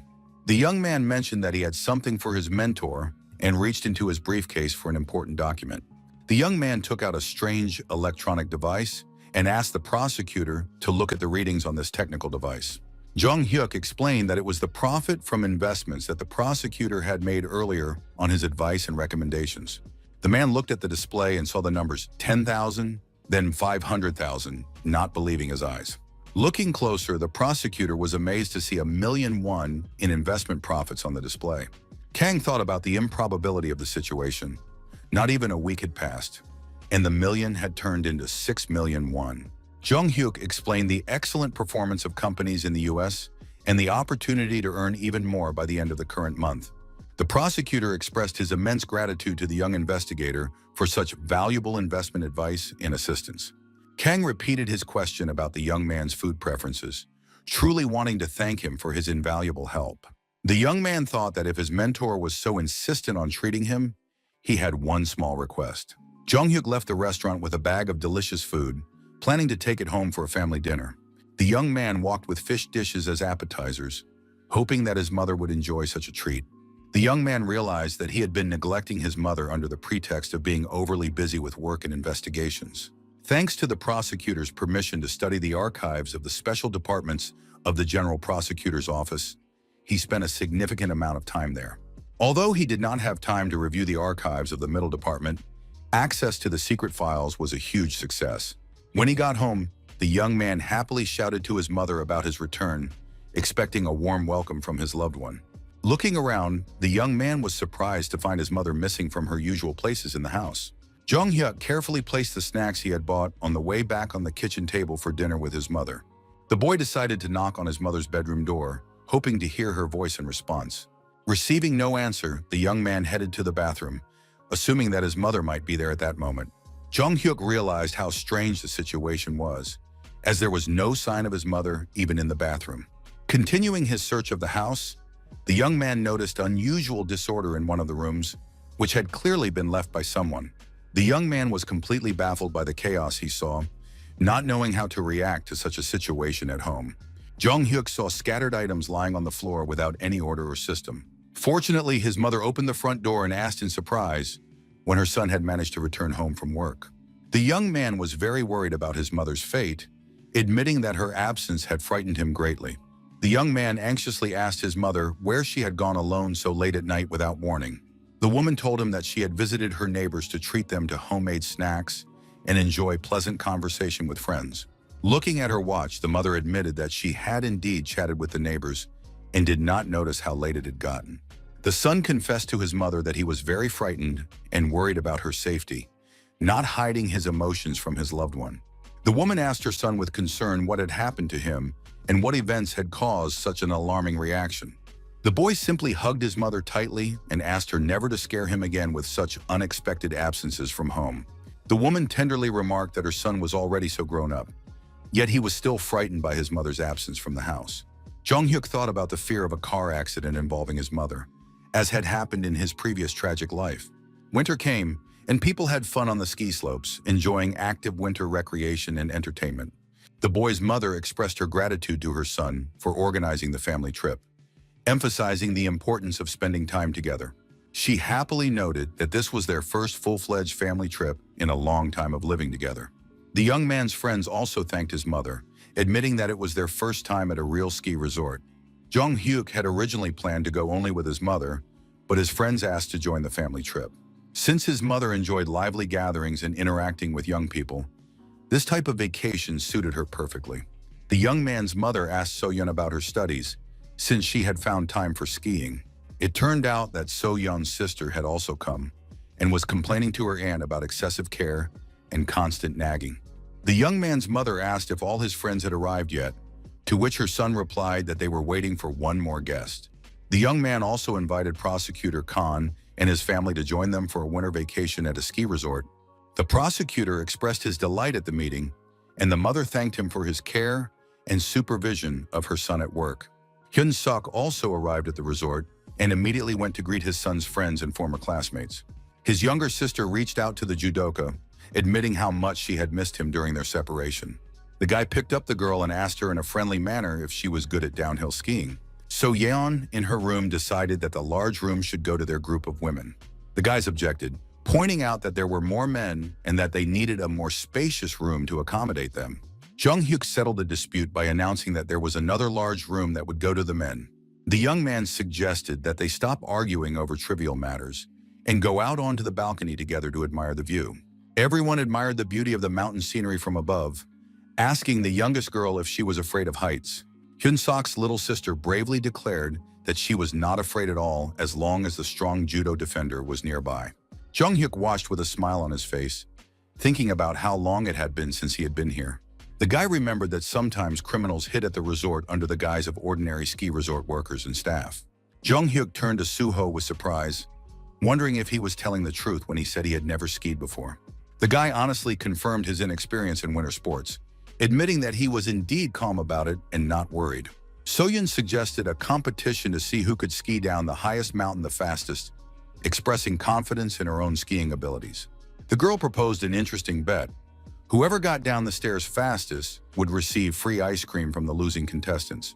Jong-hyuk laughed and questioned So-yeon's experience, asking her about her confidence in her own abilities and chances of winning the competition.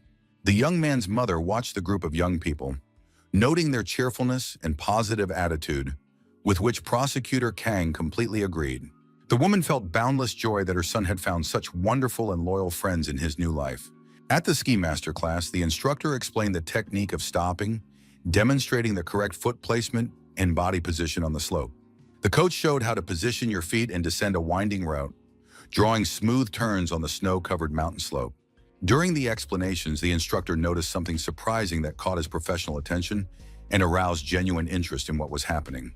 All the guys present simultaneously turned their attention to a snowboarder who was masterfully performing tricks on the neighboring slope with incredible ease. A man was descending the slope on a snowboard with astonishing speed and grace, demonstrating a professional level of mastery of this extreme sport. So-yeon and Suho were completely enthralled by the skill they saw, forgetting about their own bet and competition in speed skiing. It turned out to be Jong-hyuk, who, like a true master of extreme sports, rode his snowboard with professional technique. The guy approached his friends and asked with a smile if they had managed to warm up properly before the main skiing session. His friends expressed their doubts about Jong-hyuk's claims that this was his first time skiing, as his skill suggested otherwise. The young man confirmed with a sincere smile that it was indeed his first time skiing, although he understood that this only applied to his current life.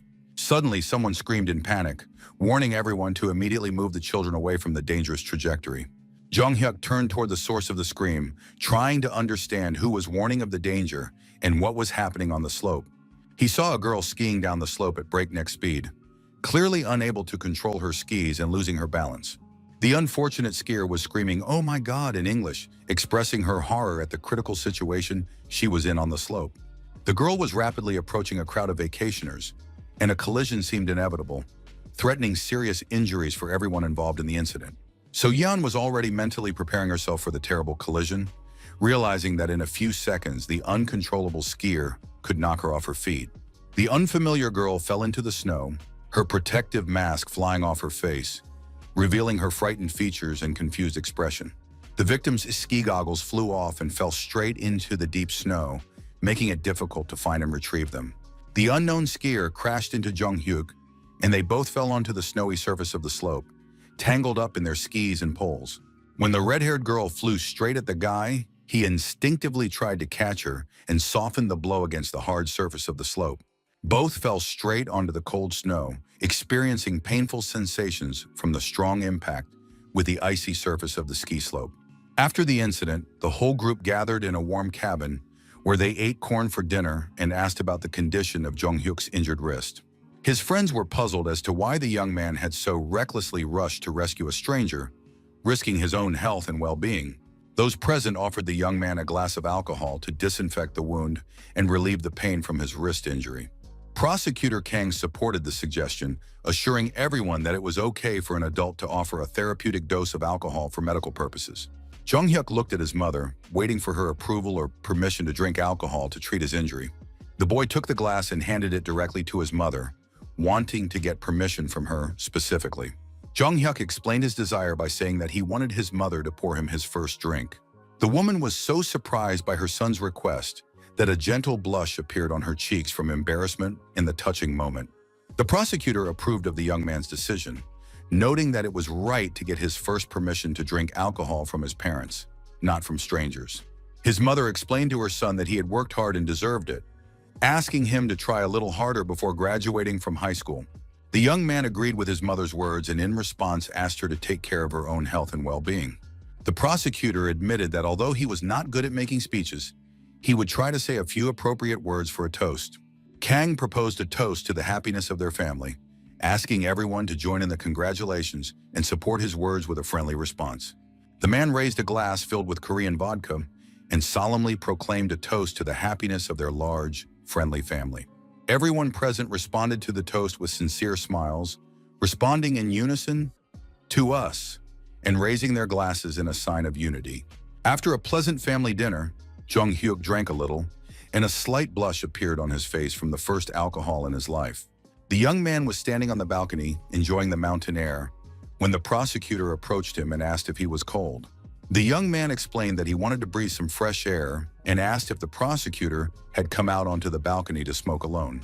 Mr. Kang admitted that he actually wanted to tell the young man something extremely interesting and important for their common cause. The prosecutor asked the young investigator if he remembered the register they had found in the secret room of the suspicious establishment. Jong-hyuk thought that his mentor was referring to the second hidden register of the criminal Dong-chul with real data. Kang shared the surprising news that the investigation had reached the level of a high-ranking municipal councilor in the city administration. Hearing this information, the young man was extremely surprised, not understanding how the case could have risen to such a high political level. The prosecutor explained that Representative Kim Seong-ren did indeed have connections with a second-class municipal councilor in the city administration. The man spoke about plans to redevelop the area and speculated about the existence of influential patrons backing the deputy. The prosecutor warned that this was not all the surprising news, as the investigation had revealed even more shocking facts and connections. Kang reported that all ties connecting the deputy to the highest echelons of power had disappeared, as if they had vanished without a trace. The man explained that all contacts and documents had quietly disappeared, as if they had never existed in the first place. Jong-hyuk inquired about the fate of the deputy himself, assuming his arrest or detention in connection with the disclosure of the criminal scheme. The prosecutor reported the tragic news of the deputy's death on the day he was summoned for questioning. The man had hanged himself at home. Upon hearing about the suicide, the young man suspected the possibility of murder disguised as the voluntary departure from life of an influential politician. Kang explained that the National Forensic Service had officially registered the case as a suicide, not a murder. The prosecutor noted the suspicious nature of the careful elimination of connections, suggesting the existence of a larger organized crime group in the upper echelons of power. Jung Hyuk was horrified by the thought of an entire organization in the highest echelons of power. Unable to imagine the scale of the corruption scheme, investigators understood the possibility of influential business figures being involved in this complex criminal scheme with political connections. The prosecutor continued the conversation, advising the young man to pay more attention to his mother while he still had enough time to communicate with her. Kang warned that after entering university and becoming a prosecutor, the young man would have significantly less free time for his family. The man noted the remarkable qualities of the woman who had raised her son alone and the importance of not limiting oneself to professional success in life. The young man promised to do his best, although he thought to himself that he did not yet know for sure whether he would become a prosecutor. After a serious conversation with his mentor, Jung Hyuk sank into deep thought about his future and family priorities. The young man stood on the balcony, breathing in the frosty air and thinking about the existence of an entire criminal organization in the highest echelons of power. He wondered if this organization could be connected to those who had harmed him and his mother in his past life. Jung Hyuk firmly decided that no matter what happened, he would never stray from his goals and principles. The young man suggested that his mother go down the slope with him, reminding her that they had come here to ski, not just to watch others. The woman agreed, expressing interest in seeing her son's skiing skills and spending time together on the ski slope. The red-haired girl who had crashed into the boy yesterday approached them and asked about the condition of his injured wrist. Jung Hyuk explained that it was her he had collided with yesterday, assured her that everything was fine, and invited her to dinner. The girl politely asked if they would mind if she and her father joined their friendly company for dinner. The young man noted that he had not had the opportunity to introduce himself yesterday and introduced the stranger to his mother and other friends. The girl's father expressed his deep gratitude for saving his daughter and introduced himself as Mr. Kazel Shak, a university professor. The red-haired girl's name was Irina, and she was 18 years old, which made her the same age as Jung Hyuk and his classmates. The young man noticed that they both spoke Korean very well, which aroused surprise and interest in their origins. The man explained that he worked as a professor of English in the foreign languages department at a Korean university. Irina admitted that she thought she had hit a brick wall and asked if the guy was a professional athlete. Nearby, an unfamiliar woman expressed her indignation at the loud noise and merriment that was disturbing her peace in the restaurant. She was openly angry about what was happening and showed her dissatisfaction with the behavior of young people in a public place. The woman asked her son how he liked the food, showing unexpected care and kindness in her voice. Her son indifferently replied that pork cutlets are the same everywhere, and asked why his mother was suddenly being so kind to him. The young man rudely stated that his mother's kindness made him sick, showing extreme disrespect for his loved one. Jung Hyuk, hearing this conversation, felt a strong sense of unease and anxiety, as if something familiar had stirred in his memory. The young man heard his son continue to mistreat his poor mother, and that voice seemed painfully familiar to him. He remembered the snake tattoo on the wrist of the man who had killed him in his past life and the details of that tragic day. Jung Hyuk also remembered that distinctive voice and thought with horror, could this be the same killer from the past? Jung Hyuk heard the guy speak rudely to his mother, demanding that she finish eating immediately and leave the restaurant. The young man listened carefully to their conversation, wondering what kind of unworthy person would treat his own mother that way. Everyone present immediately noticed that Jung Hyuk had frozen in place, and his friends asked him anxiously what was wrong. Even the young man's mother looked at her son with concern, trying to understand what was bothering and upsetting him so much. Jung Hyuk thought that although the voice sounded a little younger, it was definitely the voice of the killer from his past life. The young man abruptly got up from the table and apologized to the company, saying that he would be away for a short time on important business. The young man wondered why he hadn't thought of this obvious possibility of meeting the killer in his youth before. At the time of the tragic incident in his past life, that man was clearly not a young guy. Now, having gone back in time, the murderer appeared before him as a very young man with no criminal experience. Jung Hyuk realized that it was quite possible that the criminal was now his age and attended the same school or university. The guy approached a stranger, put his hand on his shoulder, and started talking, but then realized his mistake. The young man apologized for the confusion, explaining that he had mistaken the man for someone else, and continued his search for his real target. Jong Hyuk looked around, still hoping to find the guy among the restaurant patrons and other patrons. The young man realized with horror that the suspect had already left the building, and now the search had become much more difficult in the resort environment. Jong Hyuk jumped up and quickly ran out into the street, hoping to catch up with the potential killer from his past. The guy's mother followed her son anxiously, asking him why he was behaving so abruptly and unexpectedly in the restaurant. Jong Hyuk looked around, realizing he had missed his target, and explained to his mother that he had seen something on the street. The killer from his past life and his mother walked slowly along the snow-covered street of the ski resort, discussing the previous evening. The woman stopped abruptly on the sidewalk, wanting to ask her son important questions about their time at the restaurant. The mother cautiously asked her son how he liked the dinner and spending time in pleasant company. The scoundrel didn't even understand what she was talking about, so he indifferently asked what exactly he was supposed to like. The woman continued the conversation, admitting that she should have taken her son out more often in the past and apologizing for her past mistakes in raising him. Her son responded harshly, saying that such a mother was still better than his father, who had gone bankrupt because of the IMF and died of stress. The young man rudely demanded to go home as soon as possible, showing a complete unwillingness to continue the conversation with his mother. The woman asked him to wait for her, explaining that she needed to return to the restaurant to retrieve a scarf she had left on the table. The son noticed his mother's strange behavior and her unusual nervousness throughout the evening at the resort.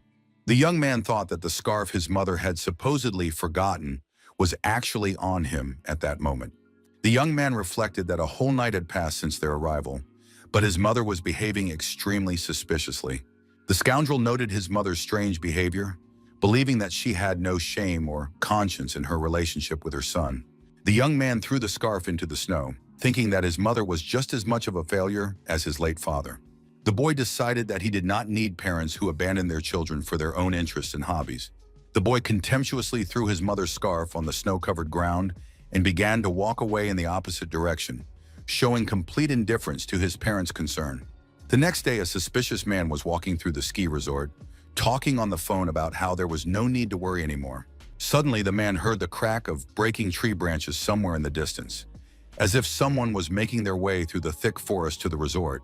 From behind the trees appeared the very same villainous killer with a distinctive snake tattoo on his wrist who had pursued Jong Hyuk in his past life. The man was greatly frightened by the unexpected appearance and exclaimed in surprise, not understanding what was happening in this deserted place. He rudely asked the young man what the hell he was doing there and inquired if he knew about the ban on walking there. The young man quietly replied that he was unaware of any rules or restrictions on walking in the forest. The man's phone rang, and he heard questions from the other end about what was going on and what was happening. He explained to the caller that some young kid had appeared out of nowhere, disrupting his plans and peace of mind. The man continued his conversation on the phone, warning his interlocutor not to stick his neck out and to sit quietly until his superiors called him. After finishing the phone call, the suspicious man turned to the young guy and asked him to wait a second. The guy turned around and asked irritably what this stranger wanted and what he wanted from him in this place. The man rudely asked the youngster what he was doing there at such an hour and why he was in the forest.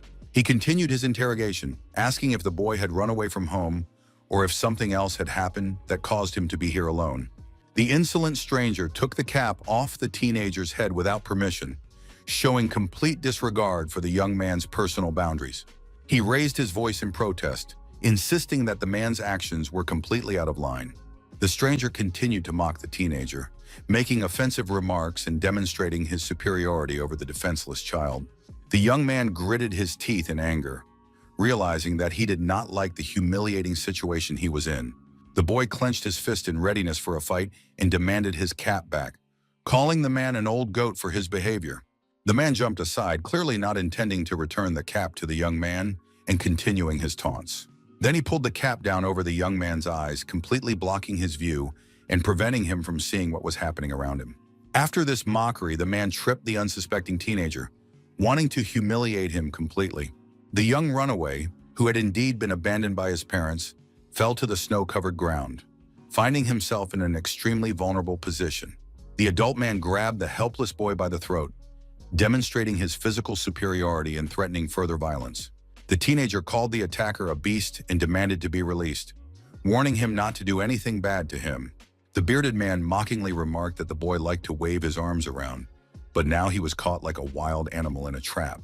This real devil suggested that the boy go with him, promising to feed him properly and take good care of him.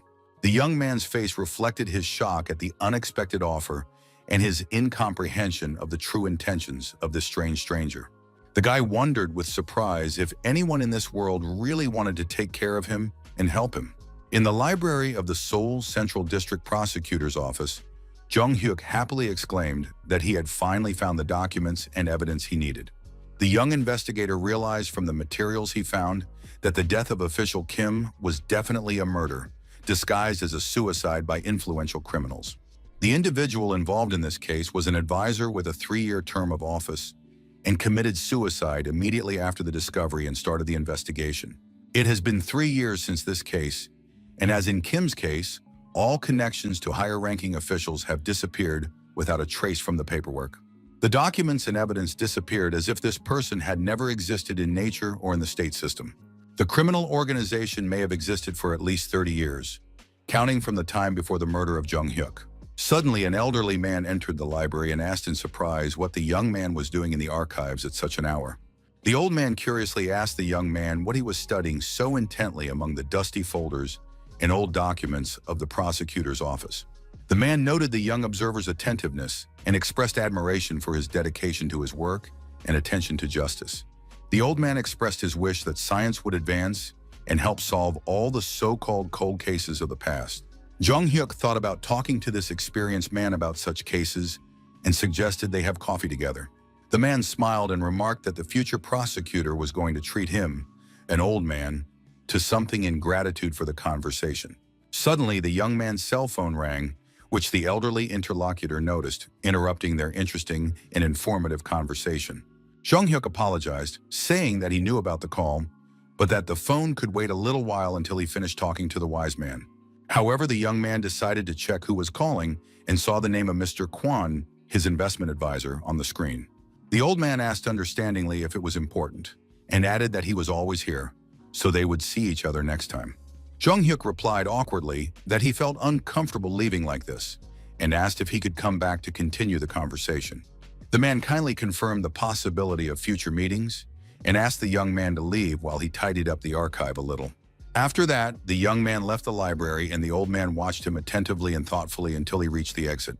As soon as the young man was completely out of sight, the smile disappeared from the man's face and his expression became completely different, more serious. He began to carefully put away the boxes of documents that the young investigator had been studying, erasing all traces of his research. The old man quietly remarked that sometimes ignorance really is bliss for curious young people. Jung-hyuk went outside and started talking on the phone with Kwon, apologizing for the delay in answering the call. The guy thought about the long search in the archives for information about this organization, but he couldn't find anything special. If it had been that simple, he would have caught the criminal long ago and uncovered the entire corruption scheme. Jung-hyuk apologized to Kwon for the delay in answering, explaining that he had been busy with important work in the prosecutor's office archives. Kwon reported that the dot-com investment story was coming to an end and suggested that they finish the project together in the near future. The young man smiled and agreed that it was the right thing to do, promising to come as soon as possible to finish the job. The young man quickly caught the first taxi he saw to get to the meeting place with the investment consultant as quickly as possible. Getting into the car, he asked the driver to take him to his destination as quickly as possible without breaking any traffic rules. A strange car suddenly appeared behind Jung-hyuk's taxi and began to follow them unobtrusively through the streets of Seoul. The black car seemed to be following Jung-hyuk's taxi the whole time, keeping a discreet distance on the streets of Seoul. The guy arrived at his company, sat down at the conference table, and asked the employees how the move to the new building was going. Kwon admitted that she was completely focused on the dot-com project, so she completely forgot about other important company matters. She explained her plans to find a few more employees to expand the business, so the move needed to be completed before the staff increased. Jung-hyuk suggested postponing the discussion of the move and asked his colleagues to do one important thing for society first. He shared his idea of creating a shelter for teenagers who run away from home due to family problems and violence. Kwon and Taegu looked at each other in confusion, wondering about the details of the project. and Jung Hyuk confirmed his desire to help underage runaways. The young man explained the need to help teenagers who want to wait out a difficult period by providing not only shelter and food, but also education.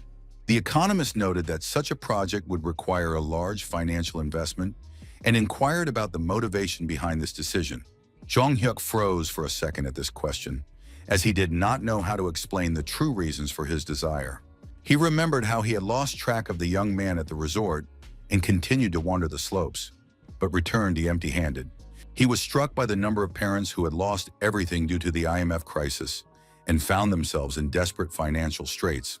Many of them left their children at ski resorts and amusement parks, unable to afford to support them. Jung Hyuk explained that they now earn a lot of money.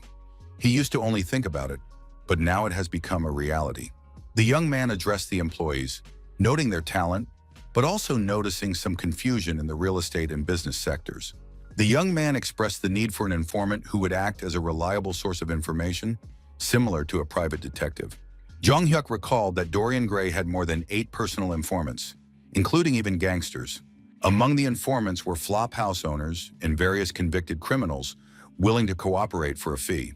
While the young man was deep in thought about his future plans, the black car continued to follow him unnoticed. Inside the car sat a journalist who was photographing the young businessman for some article or investigation. There were 2 men in the car, the driver and the photographer, discussing how hungry they were and wanting to take a break. They agreed to take a few more photos and then go to a restaurant that was right in front of them on the street.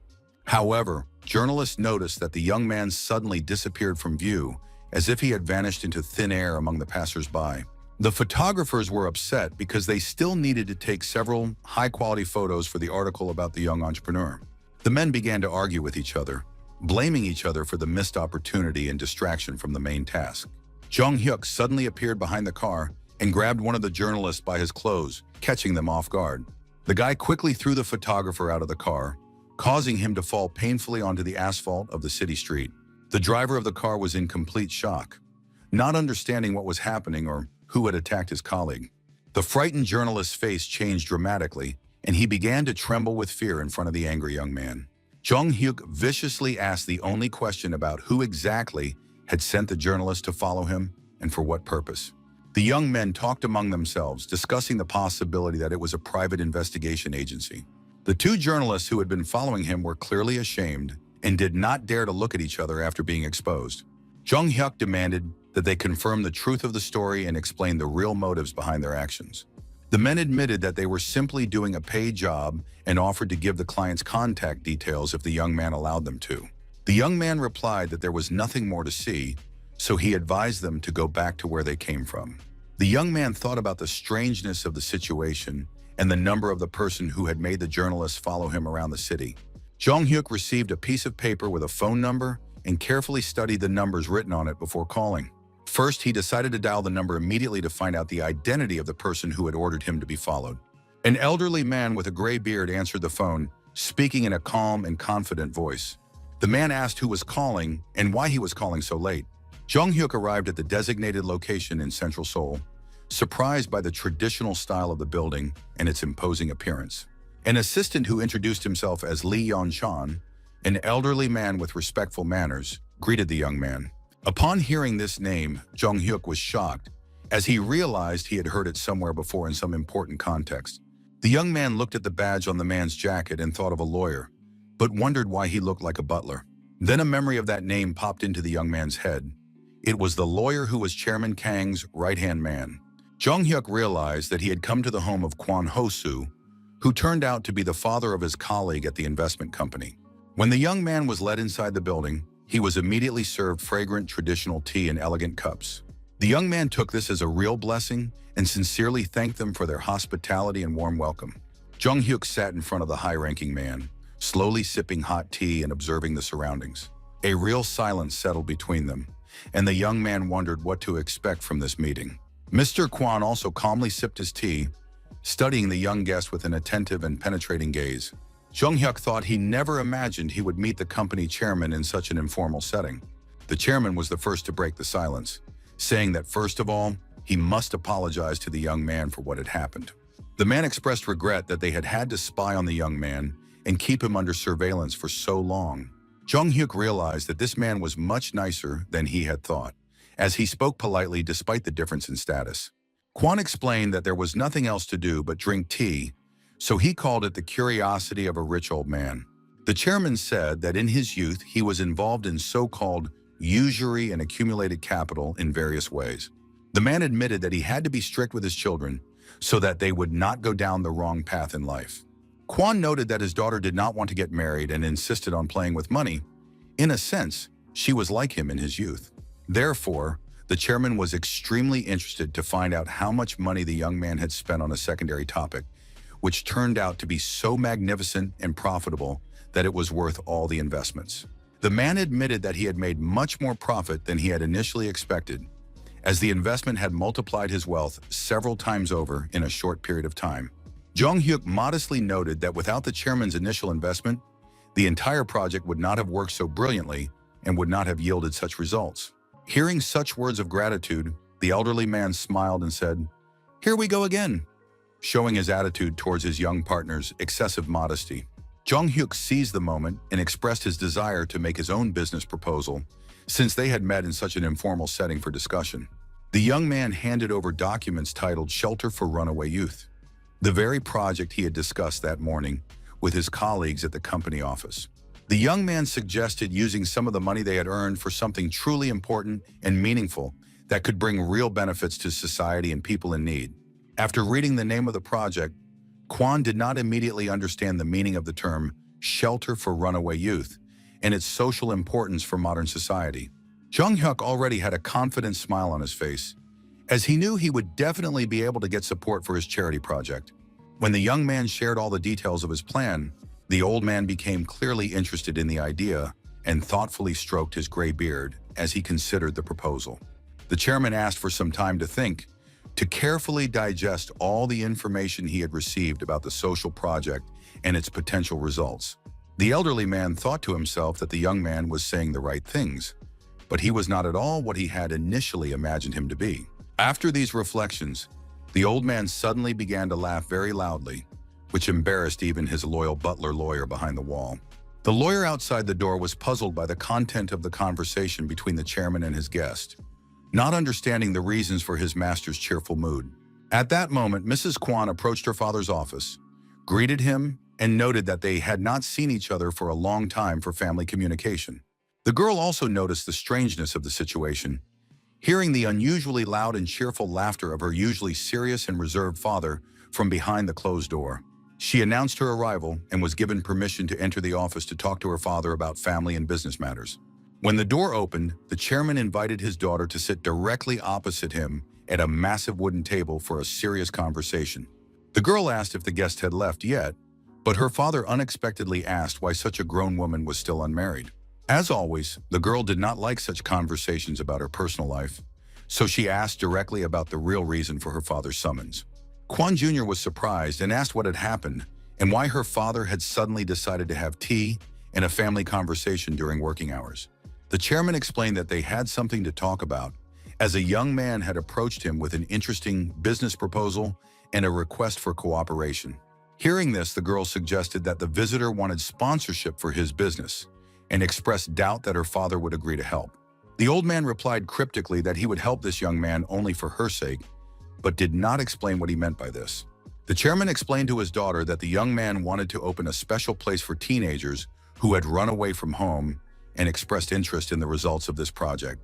The girl replied that it was not just about doing good deeds, as creating a positive image through charitable shelters would improve the public's perception of their company. She added that this way, if their company were to face a crisis, it would not collapse so easily thanks to the reputation it had built as a socially responsible business. Mr. Kwon thought that anyone involved in serious business should be able to see the benefits in absolutely all endeavors and projects. Her father handed his daughter a stack of documents, suggesting that she take on the organization and launch of this charitable social project.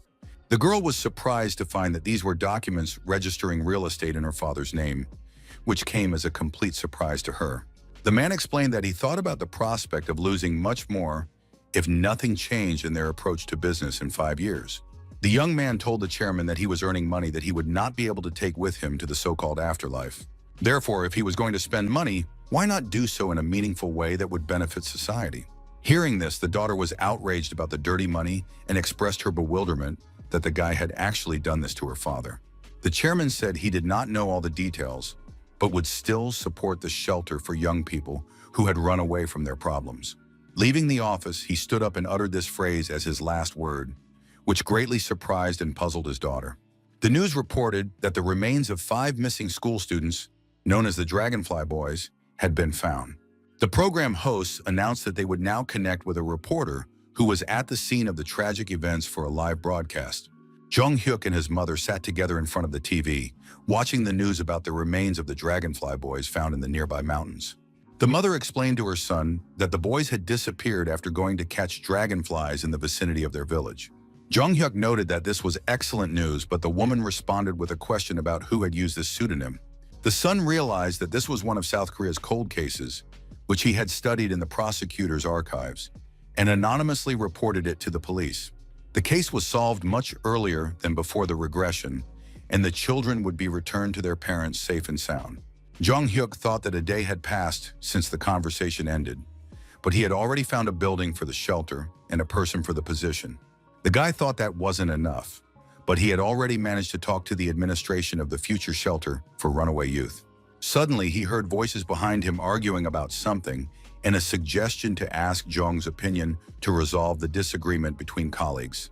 The prosecutor asked the guy's opinion on the number of something, assuming that it was a matter of dozens of units or cases. Jung Hyuk stated that the price was not important as their prosecutor had been promoted to the Economic Crimes Investigation Department. Prosecutor Kang expressed his deep gratitude for this wonderful gift and sincerely thanked the young investigator for his support. Kang asked his colleagues if they were done celebrating to go about their business, as he had a lot of work to do. Jung Hyuk and the prosecutor were left alone, and the young man asked if everything seemed too complicated for the new appointment.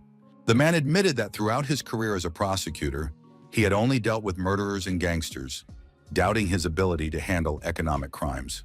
The young man suggested that the prosecutor was concerned about innocent victims who could suffer from financial fraud and scams. Jung Hyuk remembered his transfer to the Intelligence and Criminal Investigation Department in his previous life, so he could understand his mentor's concerns. The young man thought to himself that this was precisely why he liked the prosecutor. Instead of simply chasing criminals, he cared about preventing crime. The young man expressed confidence that Kang would definitely cope with his new responsibilities and promised to do everything possible to help. He added that the prosecutor was someone who could be trusted completely in any circumstances in difficult situations. Hearing these sincere words of support from his young colleague, the man felt deep satisfaction and gratitude for the trust placed in him. Jung Hyuk understood that there was only 1 week left before the end of his term as an honorary investigator, and after the winter break, he would become an ordinary high school student. His colleagues regretted that the young man would no longer be able to engage in his favorite investigations, expressing regret at the end of their collaboration. Suddenly, the prosecutor's phone rang, and he noticed the young investigator's popularity, judging by the number of incoming calls. Kang smiled and asked the young man if he really received so many calls from people about various issues and matters. Mr. Taegyu called with news about the discovery of suspicious activity related to Jung Hyuk's recommendations. The employee reminded him of a portal called Next, which the guy had advised his boss to buy for investment purposes. Taegyu reported that some operatives were trying to shut down this portal at that very moment. The man noted the strangeness of the situation, as it should have been an excellent gift to the prosecutor for his promotion. Jung Hyuk explained that this was exactly what they needed right now. As a group of fraudsters had been operating during the Korean.com boom, the guy added that economic crimes are difficult to prove, and unlike the police, prosecutors cannot act solely on the basis of statements. Jung Hyuk was concerned about how to warn the prosecutor about the existence of fraudsters without revealing the source of his knowledge about the future. Thanks to the employee's call, the young man had a great idea on how to solve this delicate problem of warning about fraud. The young man approached the prosecutor with a proposal to conduct a so-called targeted investigation to identify financial crimes. At that moment, a group of men were sitting in a club with a large number of alcoholic beverages on the table. One of the men boasted about his love of money and his ability to drink as much expensive alcohol as he wanted. Another participant in the meeting proudly announced that he had earned 4 times the amount he had invested, explaining his excellent mood. The first and oldest member of their group was introduced as Mr. Kim, who was held in high esteem by those present. His companions noted that he had worked with scrap metal his entire life, but still exercised caution in new ventures. The bearded man suggested that Kim was having fun in the brokerage business, but the old man sharply asked him to watch his words. The older participant offered to treat everyone to a strong drink and turned to Deputy Wang for permission. The deputy modestly replied that he had simply rented the place for the meeting, so there was nothing special about it. Those present asked the deputy to make a toast to their successful cooperation and future plans for enrichment. The man in the business suit raised a glass of expensive alcohol and immediately asked the group an important question.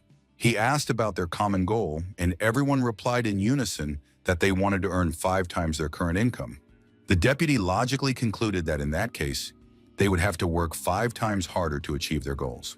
Huang Jong-soo, a 34-year-old future fund manager, was considered the architect of the stock price manipulation operation. Jong-hyuk told the prosecutor that, in addition to this man, 4 other colleagues were allegedly involved, one of whom had heard the deputy's drunken confessions. Upon hearing this information, the prosecutor exclaimed in surprise that the colleagues were unaware of this. But it appears that the fraudsters are using secondary accounts. The funds currently being used by the criminal group are estimated at 10 billion won for manipulation. Jong-hyuk added that it is 10 billion won at the moment, but the amount is expected to increase several times in the future. The guy expressed confidence that many people had committed suicide because of financial losses from the actions of this group. After hearing all the information about the scale of the fraud, Prosecutor Kang clearly sank into deep thought about the upcoming investigation. The investigator energetically declared his readiness to obtain an arrest warrant, even if it meant literally grabbing the criminal by the throat. However, for some reason, the prosecutor's face expressed disappointment and concern about the complexity of the upcoming operation. Then he enthusiastically turned to the young man, expressing his hope that he would also join the arrest operation. Jong-hyuk was naturally delighted with the offer, as he really enjoyed and was fascinated by this kind of work. The investigators were surprised to hear about the young man's participation in the operation and asked how they could prove the crimes without evidence. A female colleague expressed concern that Huang and his gang could simply format the computers and destroy all the evidence. Hearing this scenario, everyone present was shocked by their colleague's practical assumption. Jong-hyuk said that this was possible, but that they had access to digital forensics to recover deleted data. Then the guy realized with horror that digital forensics had not yet appeared at that time and was not available to investigators. The prosecutor also showed interest and asked what this mysterious digital forensics was all about. The young man explained that it was a data recovery program, but immediately heard from his colleagues that such technology did not yet exist.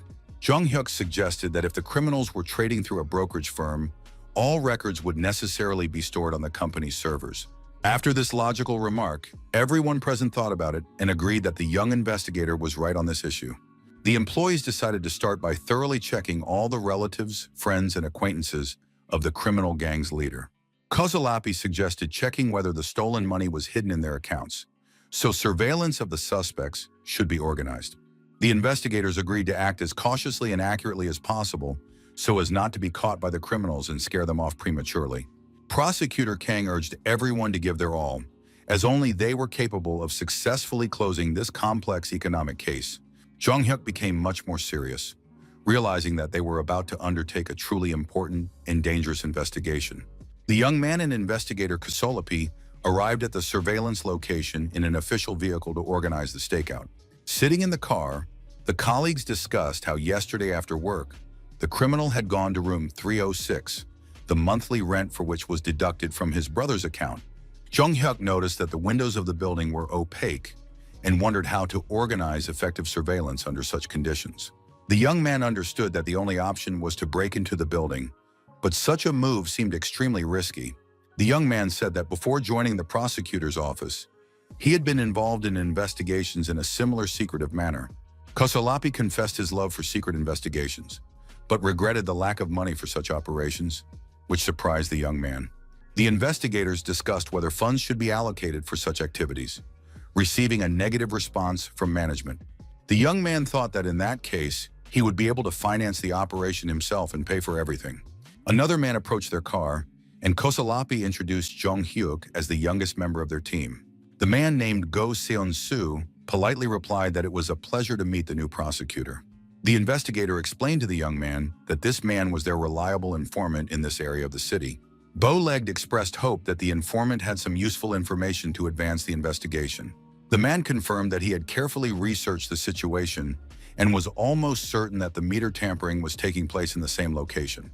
The informant reported that, according to his information, there were at least 8 people there, one of whom seemed to drink every day. The informant added that another person was constantly sleeping, and there was another suspicious character who was the first to arrive. The man reported an important detail. Today, the criminals did not order lunch from the Chinese restaurant, which was a break from their usual routine. When he heard about the Chinese restaurant, Jung-hyuk was very surprised by this information, as it opened up new possibilities for surveillance. Kosolapi praised the informant for his truly excellent work and expressed his gratitude for such valuable information about the group's activities. The young man turned to the investigator with a rather anxious expression on his face, anticipating the complexity of the upcoming surveillance operation. Jung-hyuk suggested going to the Chinese restaurant immediately to take advantage of the opportunity that had arisen for the investigation. The basics of covert surveillance are to act in such a way that no one suspects the true intentions of the observers. Disguising oneself as a courier is an excellent opportunity, as most people do not pay attention to the faces of food delivery personnel. This is a great way to avoid suspicion, as delivery services are extremely important in the daily life of modern people. A new courier was approaching the building, as the popular advertisement said, with an iron briefcase, "You can go anywhere in the country." The courier stopped after another delivery and was ready to finish his working day at a Chinese restaurant. The clubfoot immediately approached the delivery man, apologized, and showed his service ID for official identification. The investigators invited the courier to talk, noting the difficulty of his work, but the man said he could not help them. The delivery man explained his refusal by saying that the restaurant owners were simply closing their shop in the near future. Jung-hyuk asked if the delivery man could work for at least a few more days to complete their operation. The man replied that he would like to help, but his son had been in an accident, so he urgently needed to find money for treatment. After hearing the sad story, the young man said that in that case, they simply had no other choice but to continue their surveillance. Jung-hyuk asked if the courier had also signed a contract to rent the premises to other people. The young man slammed his fist on the table and said that in that case, he would simply buy the Chinese restaurant for the purposes of the operation. With a serious expression on his face, the young man asked the owner how much the shop cost and what the final purchase price was. After the unfinished conversation, the guy quickly rode off on his motorcycle, hurrying to complete all the formalities for the purchase of the establishment. Judging by the smile on Jung-hyuk's face, the negotiations ended favorably for the purposes of their secret investigation.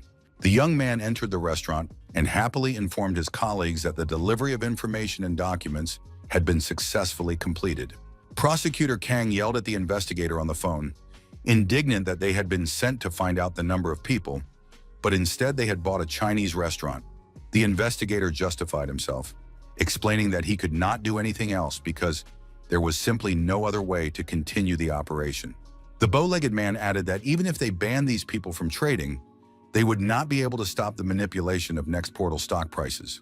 Jung-hyuk thought that by quickly becoming the main shareholder of Next, they could minimize the damage caused by Hwang Jung-soo's actions, so buying the restaurant was justified. The chief investigator said he would go fry some dumplings and prepare for the operation to observe the criminals. Picking up a dumpling, he exclaimed in surprise at how insanely delicious and appetizing this food was. Jung-hyuk heard the phone ring in the restaurant and told his colleagues that he would answer the call from customers himself. The young man picked up the phone and heard an order for 3 servings of some dish, but did not immediately understand the details of the order. Not understanding the details of the order, the young man asked the caller again what exactly 3 portions of were and to what address they should be delivered. The customer clarified that 3 portions should be delivered to room 603 as soon as possible for a group of people. Jung-hyuk understood perfectly well that these criminals had finally revealed themselves and made it possible to determine their exact location.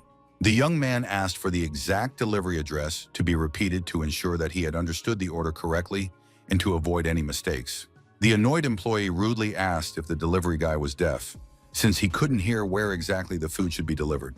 The man repeated that he had clearly stated that the order needed to be delivered to room 603 and not to any other location.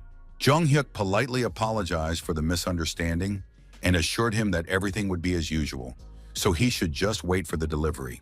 After this brief conversation, the young man carefully hung up the phone and prepared to carry out the undercover operation. The investigator was surprised to admit that his young colleague was indeed right in his assumptions about the whereabouts of the criminals. A confident smile appeared on Jung Hyuk's face as it became clear that everything was ready for the secret operation. Now they knew the exact address of the criminal group's headquarters, room 603 in this building. In the office, one of the swindlers asked his colleagues how their stock price manipulation was going.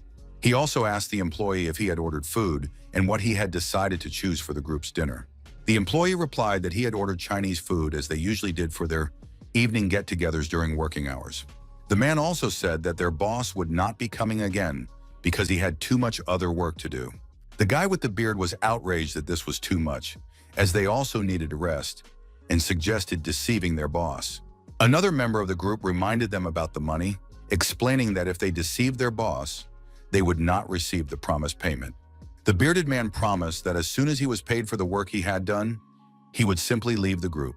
During their conversation, there was a sudden knock at the door, and a voice announced that the food they had ordered had been delivered. One of the scammers replied that he would go to the door to accept the delivery from the restaurant courier.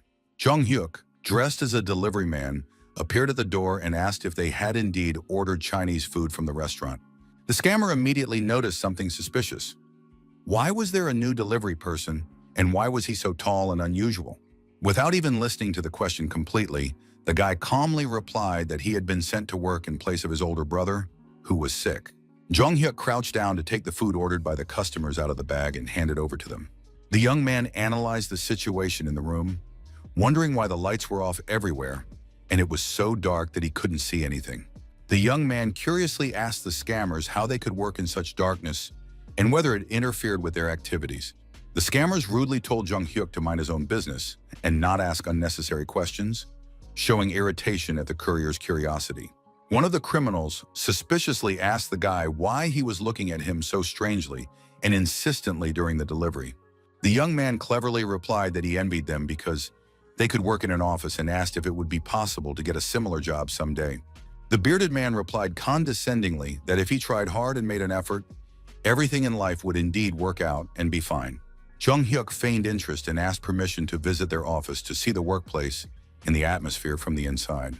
The young man noticed one of the scammers playing a turn-based strategy game on the computer, clearly distracted from the group's main criminal activities. Jung Hyuk curiously asked if they were developing software or something similar in the field of technology. One of the group members approached him and asked mockingly if a simple courier understood stocks and financial instruments. The swindler boasted that if the courier knew how many billions they were making, but immediately called him ignorant, incapable of understanding their activities. Jung Hyuk decided he had seen enough for the operation, so he politely mentioned that he had other orders and wished them bon appetit. As soon as the young man left the building, he immediately took off his courier mask and took out his cell phone to urgently contact his colleagues. The young man called the chief investigator and confirmed the location of the criminals, reporting the successful completion of the reconnaissance mission. Jung Hyuk said that he had seen documents that the fraudsters were working on simultaneously on several computers to coordinate their actions.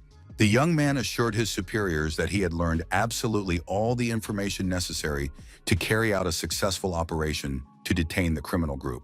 He suggested arresting the fraudsters tomorrow, as soon as they started their usual dirty work of manipulating stock prices. The next day, a whole crowd of armed police officers in heavy gear climbed the stairs to the right floor of the building. Kasalapi stopped the group of riot police at the entrance and gave them final instructions before storming the premises where the criminals were located. The investigator emphasized the priority importance of protecting computers containing evidence from attempts by fraudsters to destroy compromising data.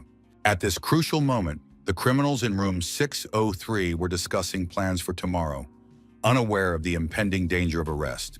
Kasalapi knocked on the door and politely said that he had come to pick up the dirty dishes from yesterday's Chinese food delivery.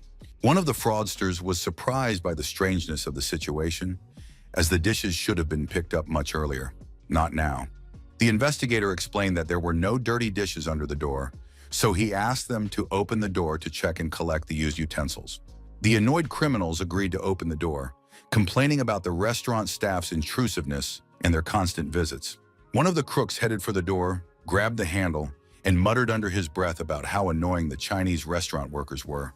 As soon as the door opened, the man was blinded by a bright flash of light and instinctively covered his eyes with his hands in surprise. After the blinding flash, the criminal was literally knocked aside, and the riot police received the order to immediately enter the premises. The fraudsters were in complete shock and bewilderment, not understanding where such a large number of armed special forces officers had come from. The leader of the group began hysterically shouting at his subordinates about the need to urgently delete all data from the computers in order to destroy evidence of criminal activity.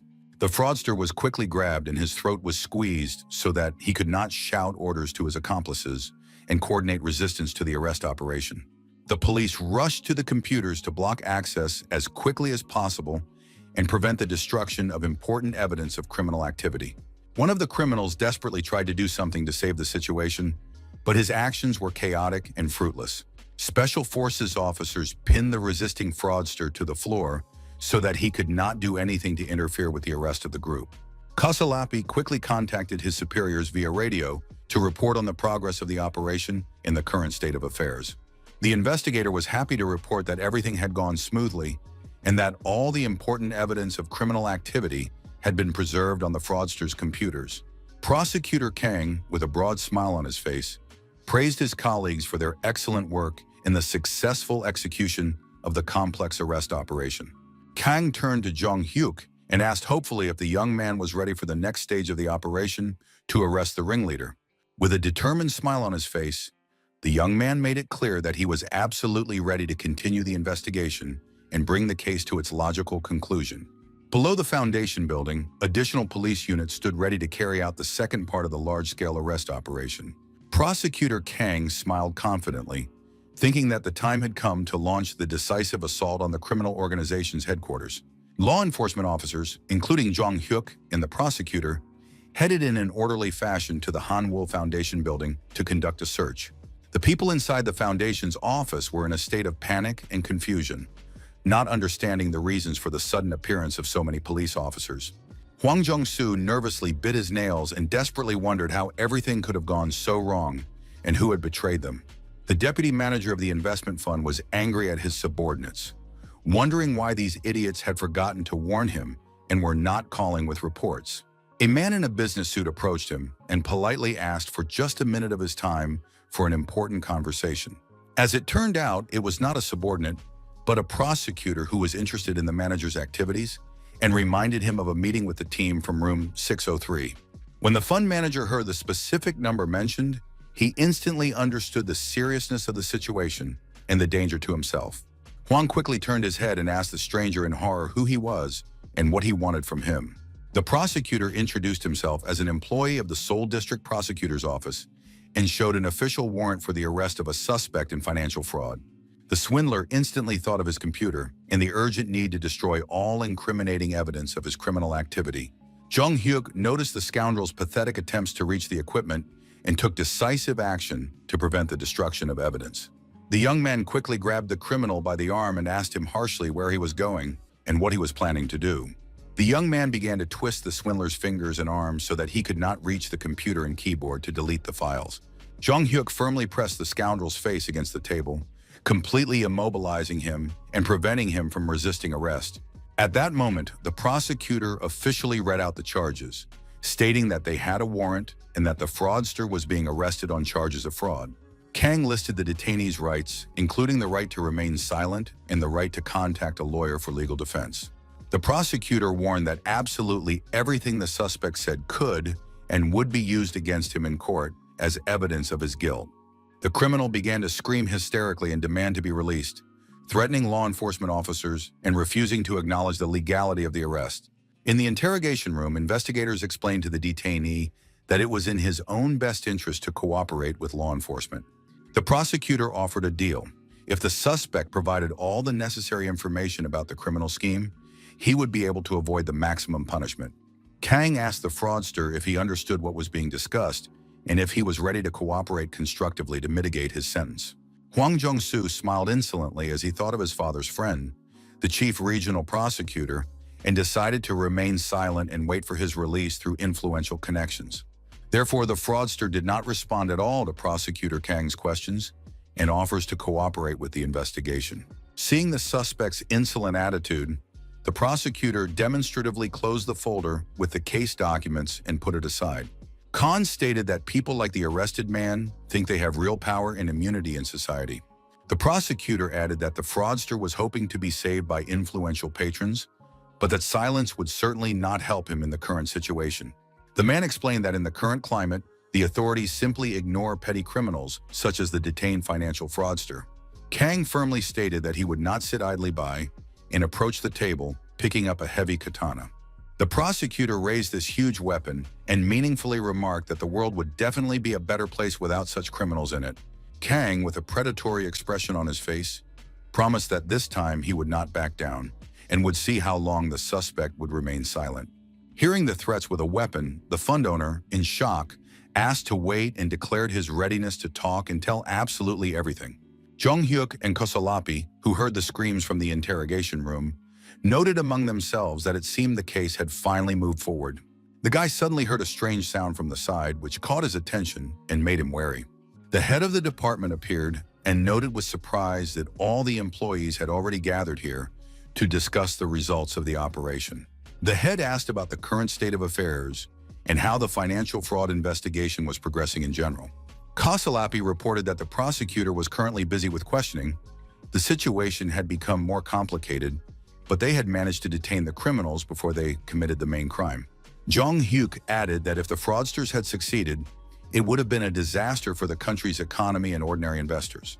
After listening to the explanation, the chief acknowledged his understanding of the situation, but reminded them that they were still representatives of the police, not the prosecutor's office. The chief noted that he had heard about Jong-hyuk's huge investment in this operation, which made him feel uncomfortable and anxious. The young man assured his boss that everything was fine, and there was no need to worry, as he was pleased to know that his efforts had not been in vain. Jong-hyuk explained that the fund manager who managed his assets had warned about the stock market overheating recently. The young man understood the need to act, as inaction could have dire consequences for the entire financial system. The chief agreed with the need to counteract speculators and fraudsters, so law enforcement officers are obliged to act as quickly as possible. The man thought to himself that he himself had noticed strange fluctuations in stock prices on the stock market recently. Kosolapi noted that the most important thing now was to wait for the fraudster's testimony in the case and get a complete picture of the criminal scheme. The employee noted that the suspect looked like a tough nut to crack, so it would not be easy for the investigation to break his resistance. At that moment, the fraudster shouted that he was ready to tell everything he knew, but asked for the physical pressure on him to stop. The prosecutor replied that they were still far from completing the case and would not stop until they had obtained information about all the participants in the scheme. The female employee confidently stated that it would actually be very easy to get the necessary information from the detainee and would not take much time. At that moment, workers were standing in a garage, realizing that it was time to finish their dirty work. A young man was trembling with fear, holding a control panel with a single red button to start the press. The young man was extremely agitated, and beads of cold sweat from nervous tension and horror appeared on his pale face. The workers asked him why he still couldn't press the red button and finish the job. His colleagues wondered if he really wanted to be punished for refusing to press the button as ordered by his superiors. The poor young man, trembling with fear and tears in his eyes, replied fearfully that of course he didn't want any problems with management.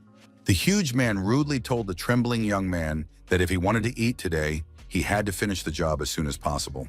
The boss also ordered the other workers to hurry up, as they needed to wrap up the operation and get out of there immediately.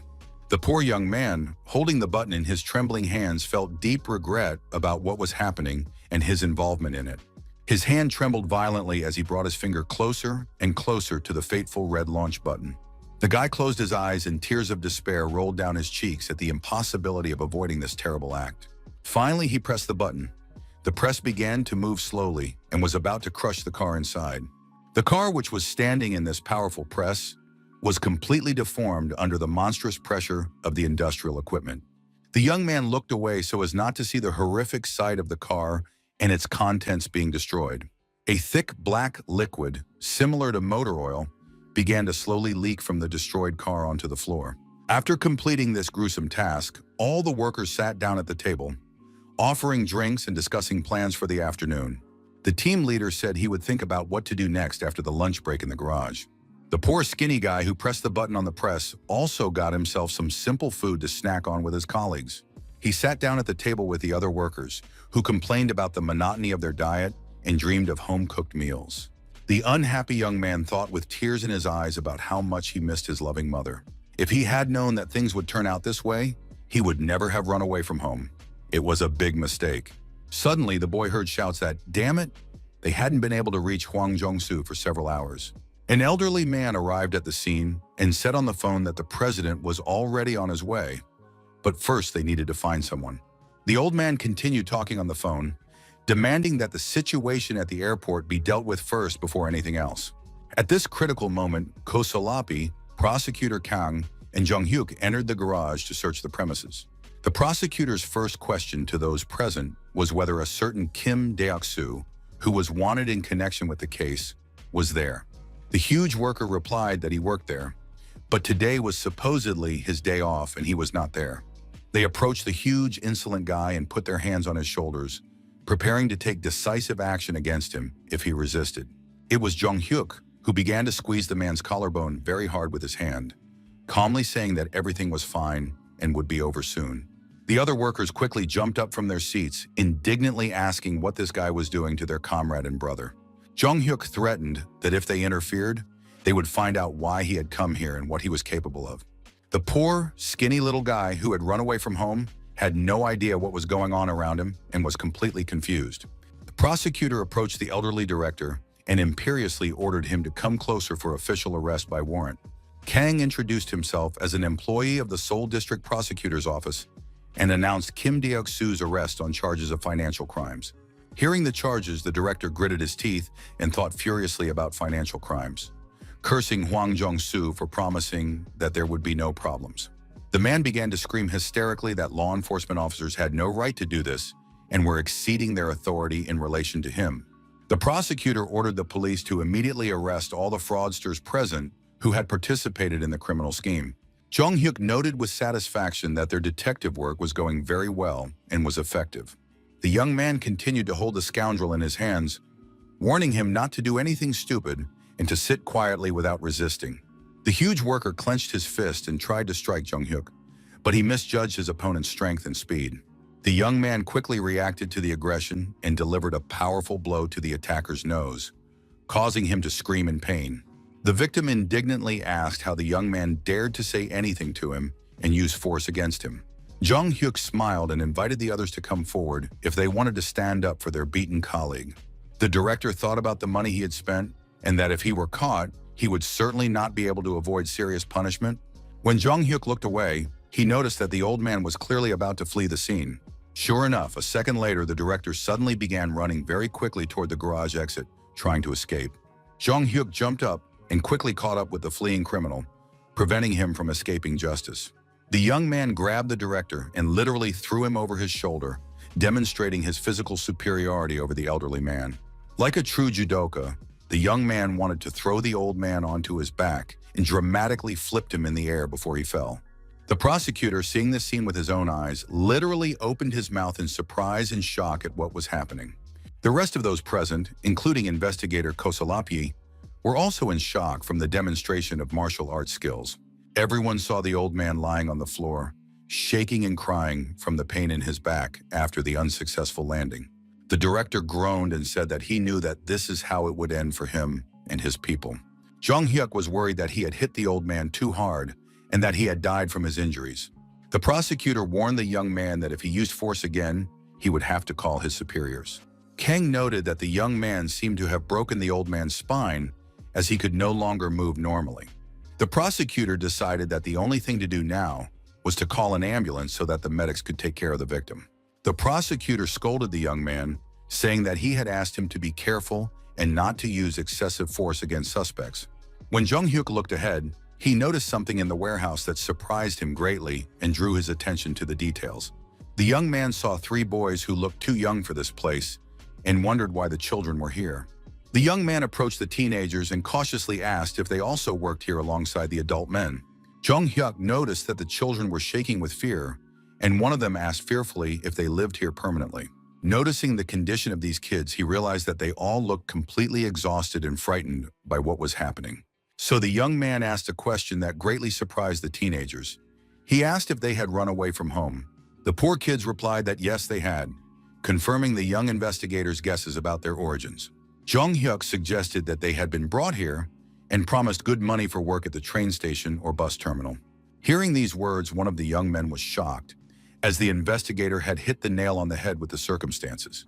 Jung Hyuk said that everything was clear from the expressions on their faces, and that he did not need any further explanation of what was happening. The young man explained that brokers simply sold people to those who could pay, and at that time it was not considered unusual. The young man added that everyone had their own circumstances, so life was clearly not easy for teenagers. With a warm smile, he told the children that they were actually very brave for their resilience and survival. Jung Hyuk noted that not everyone would have the strength to escape and survive the whole nightmare they had to go through. When the young boys heard these words of support, they couldn't hold back and cried with relief and gratitude. All these days had been very difficult for them. They didn't know what to do or how to get out of this terrible situation. Jung Hyuk understood the seriousness of the situation, so the smile disappeared from his face, giving way to concentration and determination. He asked the young men to tell him absolutely everything that had happened here during their stay. Jung Hyuk took the young boys to the police station and cautiously asked if they were very frightened by what had happened. The guy thought to himself that the children were definitely not to blame for anything, that this was a mistake and a crime committed only by adults. One of the teenagers in a green jacket looked particularly pale and exhausted from the ordeal. Jung Hyuk reassured the children, advising them not to pay attention to the stern prosecutor and to just relax during the conversation. The boy in the green jacket began to stutter a little and struggled to find the words to tell his story. He admitted that he thought the same people had come back, and he was afraid that it would all start again and they would be sold again. Jung Hyuk asked who he was talking about, and it turned out that the teenager was referring to people from China. The investigator asked the boy to tell him a little more about these people and their activities in relation to children. Then they got some info that this place was pretty much like a regular auto repair shop, or more accurately, it was just a cover for it. The teenager recalled how his bosses yelled at them in Chinese to hurry up and go there, and how people from China brought him and his brothers to this place. He said that the boss told them to go home, but it was a lie to calm the children and their parents. Kim Dik-soo then asked the children about the house where their new families were supposedly waiting for them, misleading them about his true intentions. The boy recounted how he was grabbed and tied to a chair when he failed to complete the task, and how he shouted that he was only doing what he was told. The teenager desperately shouted that he had never stolen anything, never informed on others, and never done anything against the will of the criminals. The poor guy was beaten before being captured and tied to a chair as punishment for disobedience. One of the criminals noted that workshops and landfills really have a lot in common in terms of disposing of unwanted items. With a crazy look in his eyes, he added that what was destroyed there simply could not be restored or traced.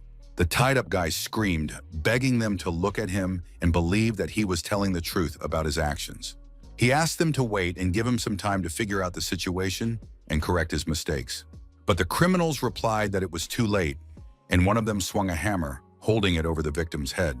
The huge hammer was almost touching the face of the poor man, who had already been through so much in this terrible place. The next day, the criminals discussed how the entire conflict had been completely resolved by their radical methods. The teenager recalled how he was there at the time and was called upon to witness the punishment of his friend. A thug approached him and said that he had done a good job, so now it was his responsibility. The poor guy, looking guilty, just slumped down, realizing that he had become an accomplice to the crimes. The teenager told everything that had happened and shared his feelings about the experience.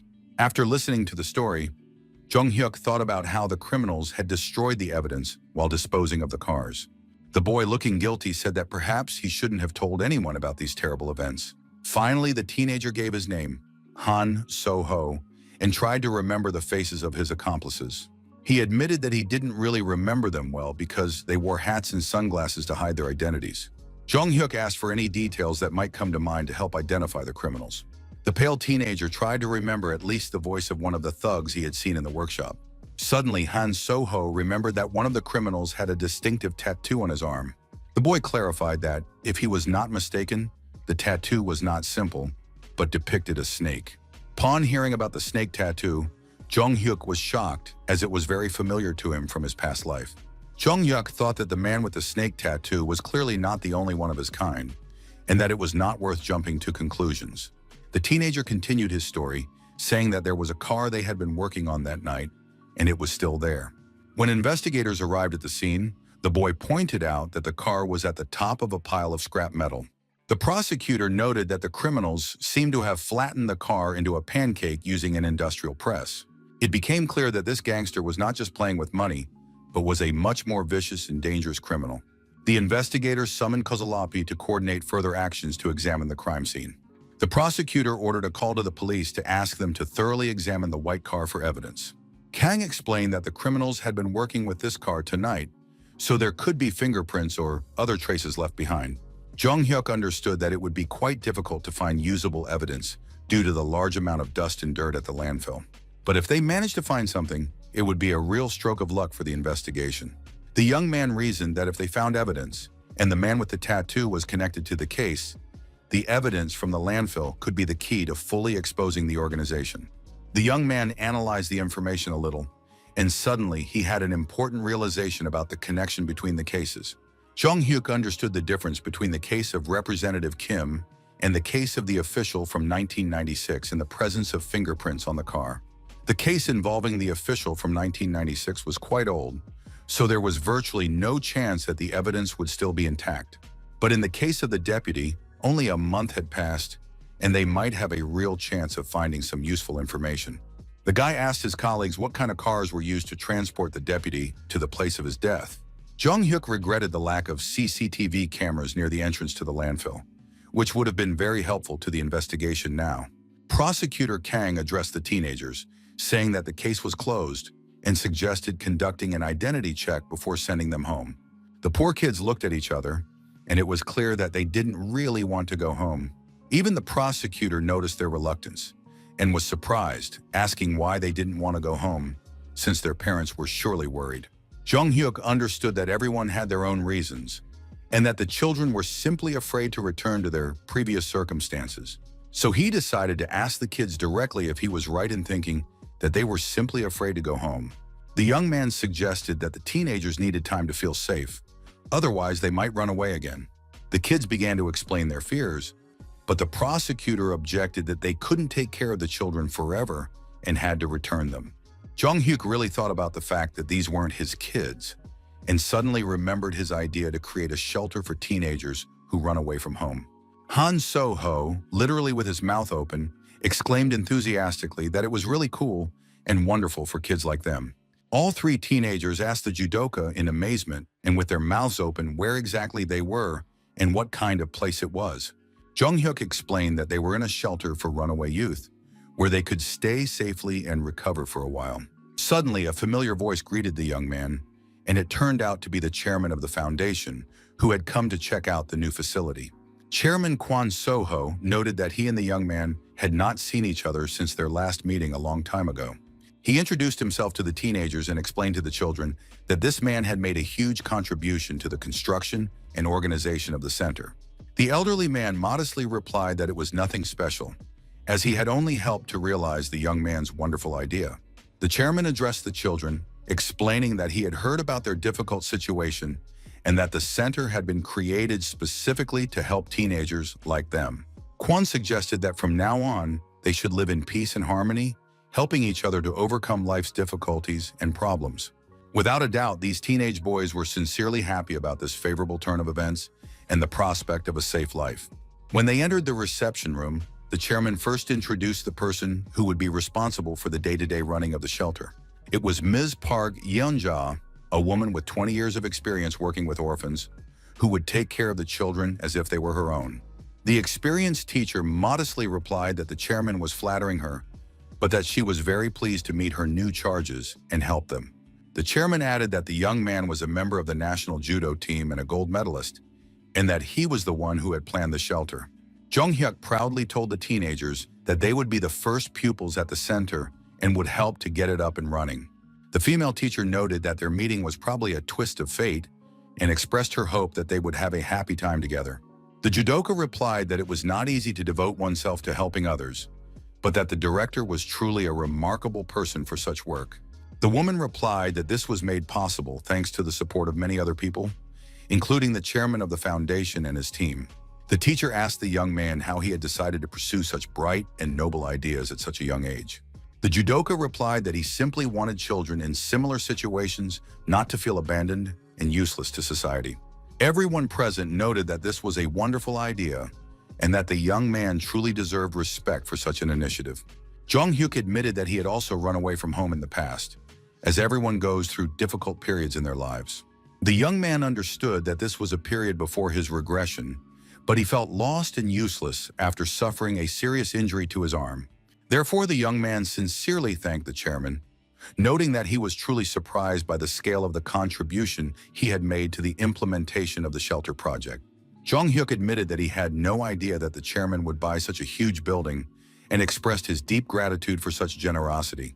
The young man noted that it seemed they were truly in the same boat and offered another idea for the development of the shelter. He suggested setting up a free shop and cafe on the first floor for children and visitors to the center. Jong-hyuk explained that in such a place, children could eat normal, high-quality food without financial restrictions. The young man believed that teenagers could run the shop themselves under adult supervision, which would help develop their independent skills. Upon hearing this idea, the chairman paused to think, scratching his gray beard thoughtfully as he considered the proposal.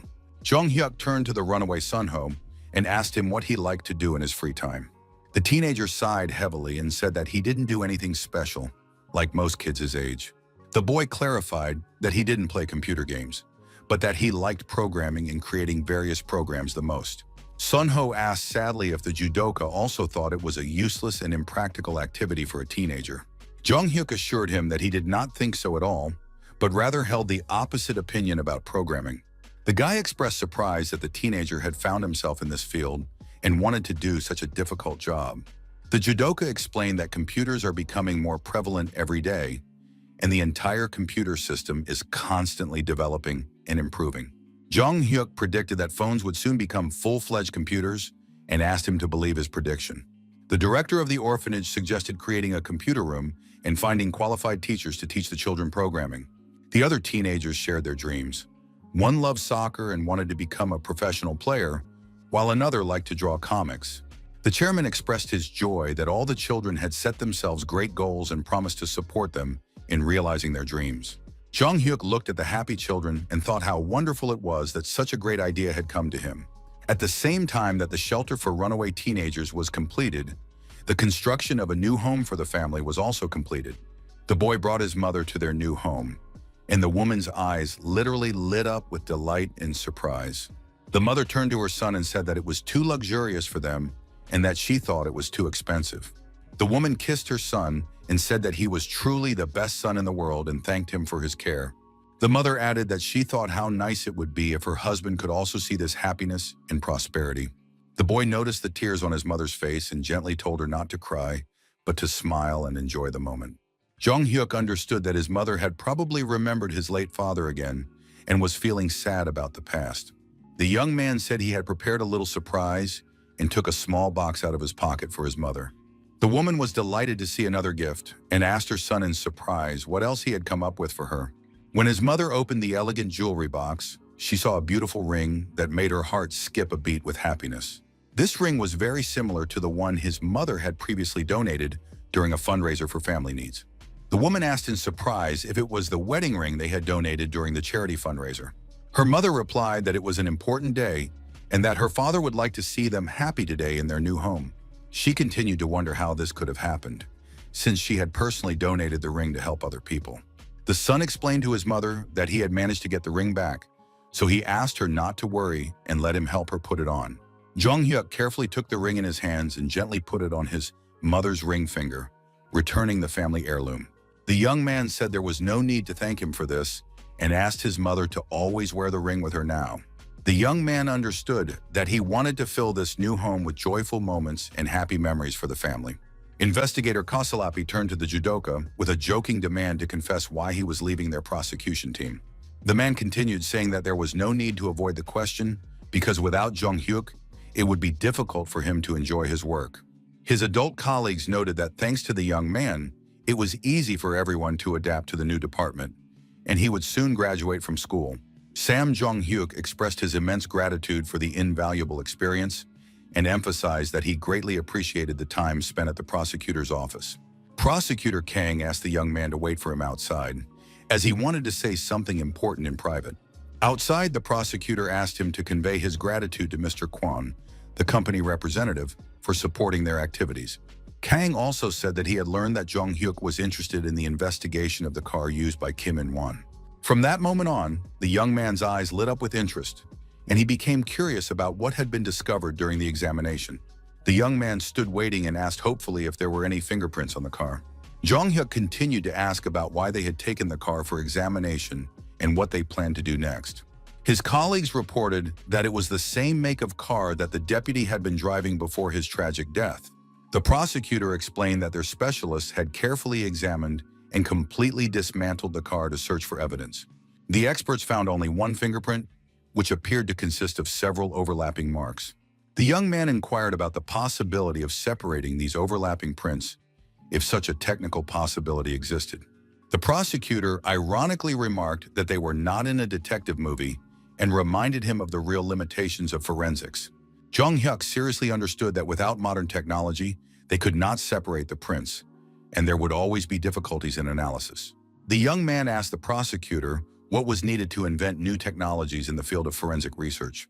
The man explained that a qualified developer was the most important thing, but time and a sufficient budget played an equally important role in creating innovations.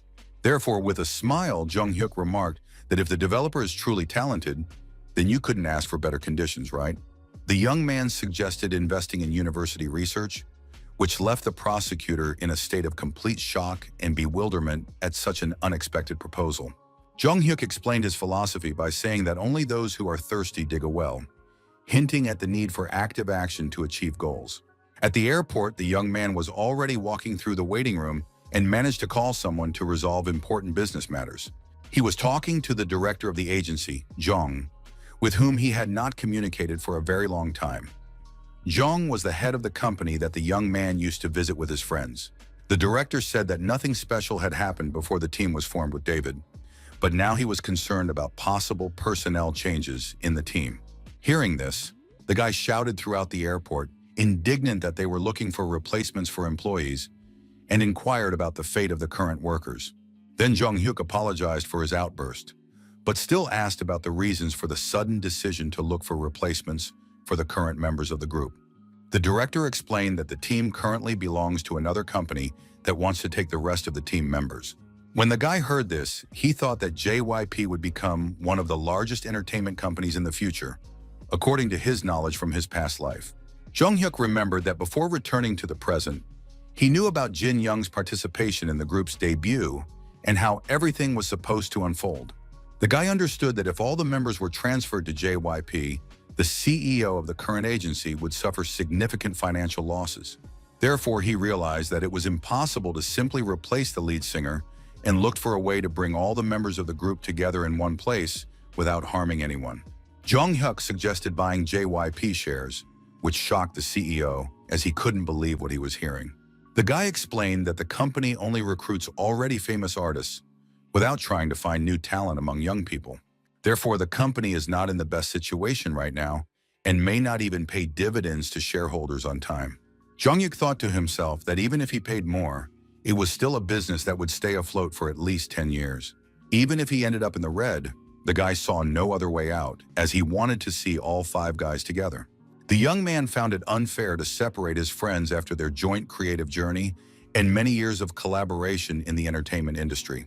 Therefore, Jong-hyuk emphasized that he had known these guys since they worked under the previous management of the agency.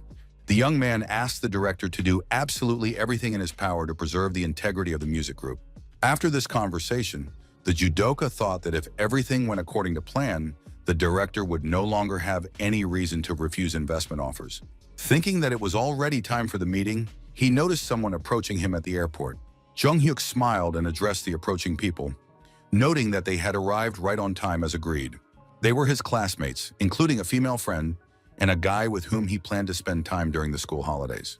Suho said that they wanted to congratulate Jung-hyuk, noting that he was truly a great guy and deserved recognition for his achievements. Jung-hyuk replied with a sincere smile on his face that he was very pleased to hear such warm words from his close friends.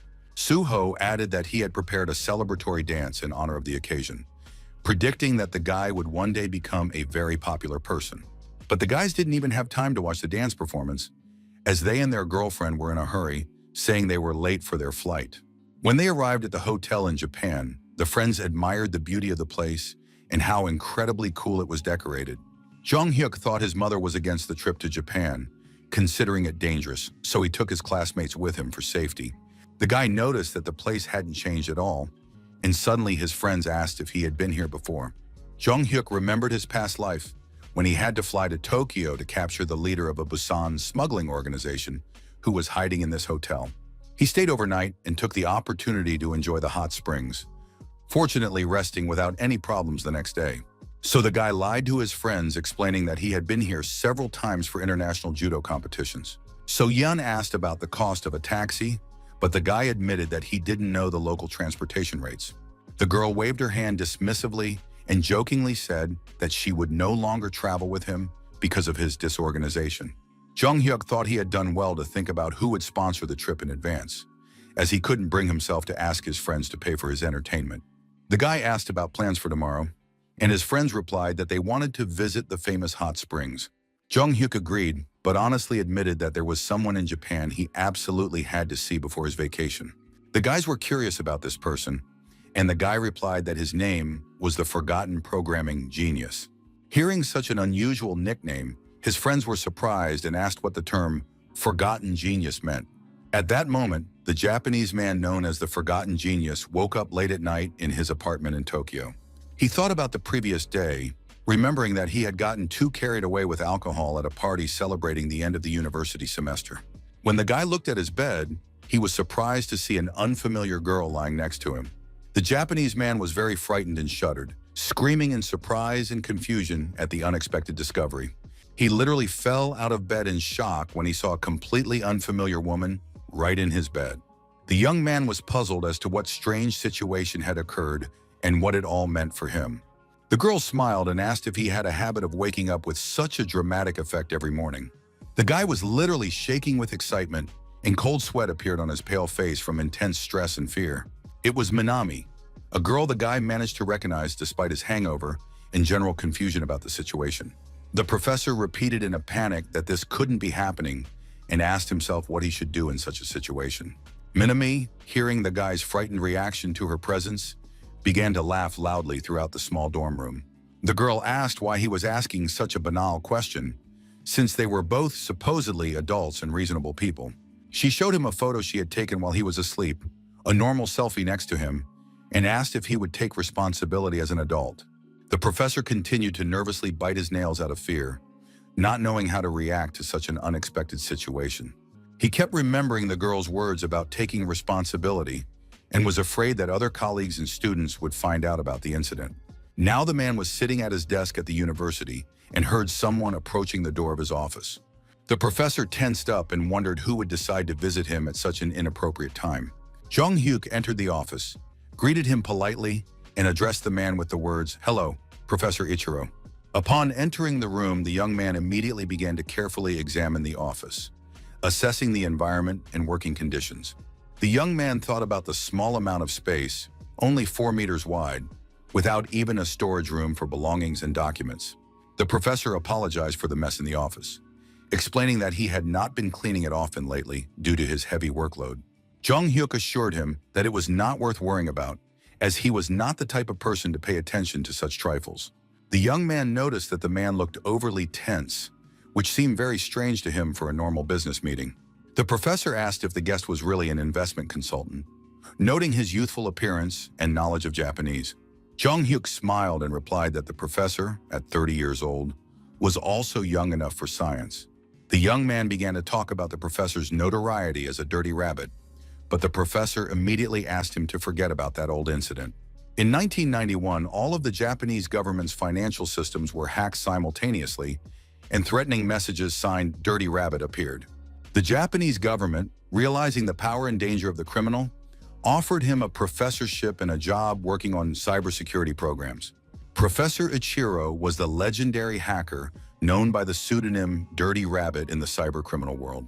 Jung-hyuk knew that the professor had developed the foundations of digital forensics at this university over the years. Except for a very small circle of people in the know, his real name is unknown to anyone, but he has left a significant mark on forensics. It was to meet this genius of programming and cybersecurity that Jung-hyuk flew to Tokyo, as he desperately needed the professor's help. The judoka noted that the Japanese government had acted in its own interests, but the position of professor for a former hacker was truly delightful. Jung-hyuk understood that professors like this are not liked in any country, be it Korea or Japan, because of their past. Someone who was famous for hacking and breaking into systems is unlikely to be able to easily read other people's feelings and emotions in normal communication.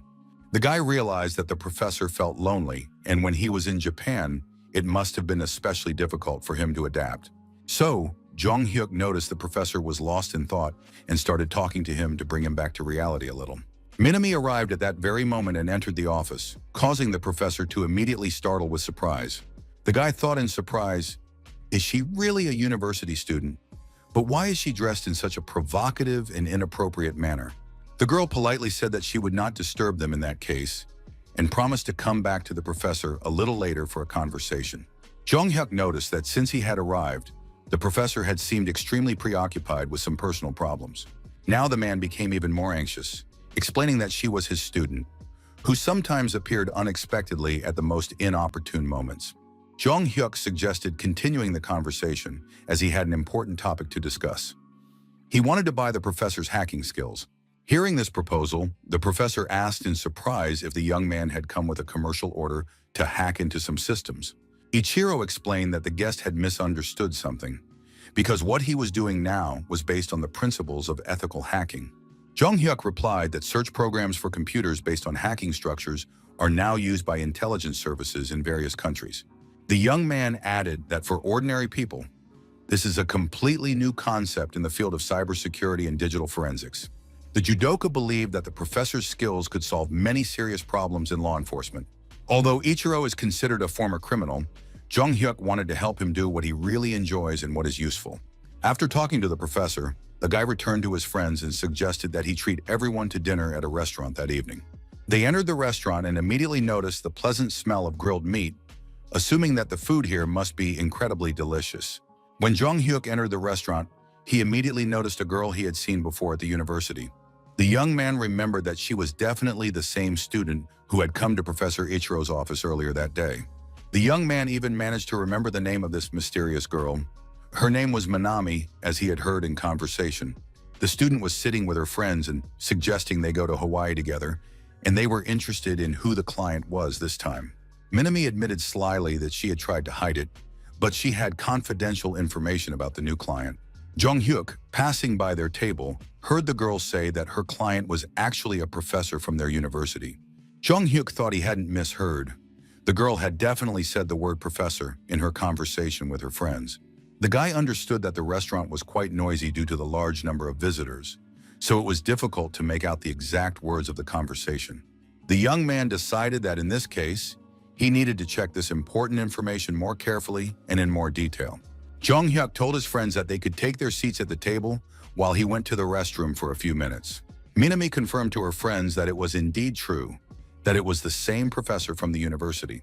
Jung-hyuk approached their table and asked if he had imagined it or if he had really heard the name Professor Ichiro. The guy turned to the other girls and asked if they were all friends of this professor from the technical university. The young man introduced himself as a student at the technical university who had happened to visit the professor's laboratory for academic matters. Minami didn't like how the situation was unfolding, so she reacted angrily to the stranger's interference in their conversation. The girl addressed the guy, noting that they were having a serious conversation about their personal affairs without any outside listeners. Jung-hyuk apologized to the girls, explaining that he was simply surprised by their appearance and wished them a good evening. As the guy walked away from their table, the girls discussed how cute he was and that they wouldn't mind getting to know him. Minami contemptuously remarked that there was nothing special about him, and besides, he was just a technical college student. She suggested that he was definitely a student of that stupid professor, which explained his interest in their conversation. The minx decided to get the most out of the professor, figuring that it shouldn't cause any serious problems. Her friends discussed that it was quite a big deal, but it was okay, at least until they graduated from university. Minami said that the funny thing was that she had been asked to completely compromise this professor by any means available. The girl explained that the client had warned her about the professor's possible dismissal, but she had signed a contract with payment until graduation. Minami decided to whisper the confidential information, warning that it should remain between them. She began to share the secret information very quietly, speaking almost inaudibly to the other restaurant patrons. Jung-hyuk staged this whole performance specifically to discreetly place a recording device under their table to record the conversation. After listening to the recording, the guy heard the girl admit that initially she was only supposed to observe the professor. It turned out that the university dean had personally asked Minami to take on this delicate matter against the professor. The funniest thing, according to the girl, was that she had absolutely nothing to do with this stupid professor in reality. Jung-hyuk brought the tape with the recording to the professor's office and played him the compromising information. The professor realized that the girl had nothing but a photo and that nothing had happened between them that day. The professor was shaking with shock and wondered what the hell was going on in his life. He was ready to cry out of despair and helplessness. Ichiro wondered why the dean had requested a meeting with Minami in the first place and admitted that he had not thought about this possibility at all beforehand. Jung-hyuk understood that the professor had been drawn into an extremely unpleasant and compromising incident that could destroy his career and reputation. Perhaps that was why the man had been so anxious during their first meeting in the university office. Or perhaps the professor had already encountered something similar before and feared a repeat of unpleasant events in his life. So, Jung-hyuk asked directly why the dean needed to follow the professor and ask a student to do such nasty things. The man admitted that he had absolutely no idea about this and did not even understand what the problem could be. The young man suggested that he think carefully and analyze the situation, as there must have been some misunderstanding or conflict between the professor and the dean. The professor sighed heavily at first, then admitted that there was indeed something going on in their relationship with the university administration. Ichiro recalled that the only thing he had asked the administration was to upgrade the lab's computers to newer and more powerful models. The man shared that the engineering department's research funding had recently been of extremely low quality and volume.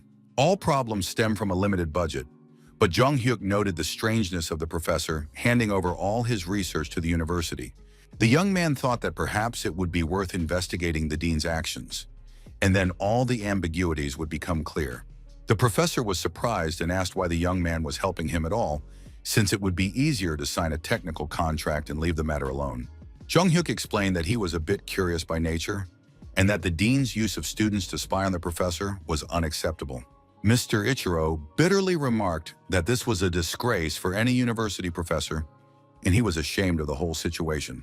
The young man objected that the professor was not to blame, and that they should not stand idly by when they had such strong evidence of illegal activity. Therefore, the professor asked hopefully if the young man had any specific ideas for solving the problem. Jung-hyuk pointed to himself and confidently stated that he was an expert in such complex and delicate matters. The next day, the young man was again walking with his friends through the beautiful streets of Tokyo, discussing the picturesque Japanese architecture and atmosphere. Suho noted the really good weather and suggested that they all go to a sushi restaurant to get acquainted with Japanese cuisine. His friends asked Jung-hyuk what he thought of the idea, and he enthusiastically supported the suggestion to spend time at the restaurant. Suddenly, a stranger appeared behind them, who had clearly been eavesdropping on their conversation, and noticed that everyone looked so happy and carefree. This man addressed Jung-hyuk directly, calling him by name, which surprised and alarmed the young Korean. Jung-hyuk was taken aback, not understanding who had addressed him on the street in Japan, as he did not expect to meet anyone he knew in a foreign country. The stranger introduced himself as Yoshida and explained the reasons for his appearance and interest in Korean tourists in this area of Tokyo. The courier handed over the documents and said that they were the materials requested by his boss, as agreed in advance. Jung-hyuk knew that before returning, he had obtained information through his acquaintance with the Japanese police, having arranged a meeting in advance. The guy used the services of a Korean courier center to obtain confidential information about this university dean. Jong-hyuk read the materials and was surprised that the detectives had managed to gather so much information in just half a day. They were true professionals. When the courier left, the young man continued to carefully study the documents and investigation materials he had received.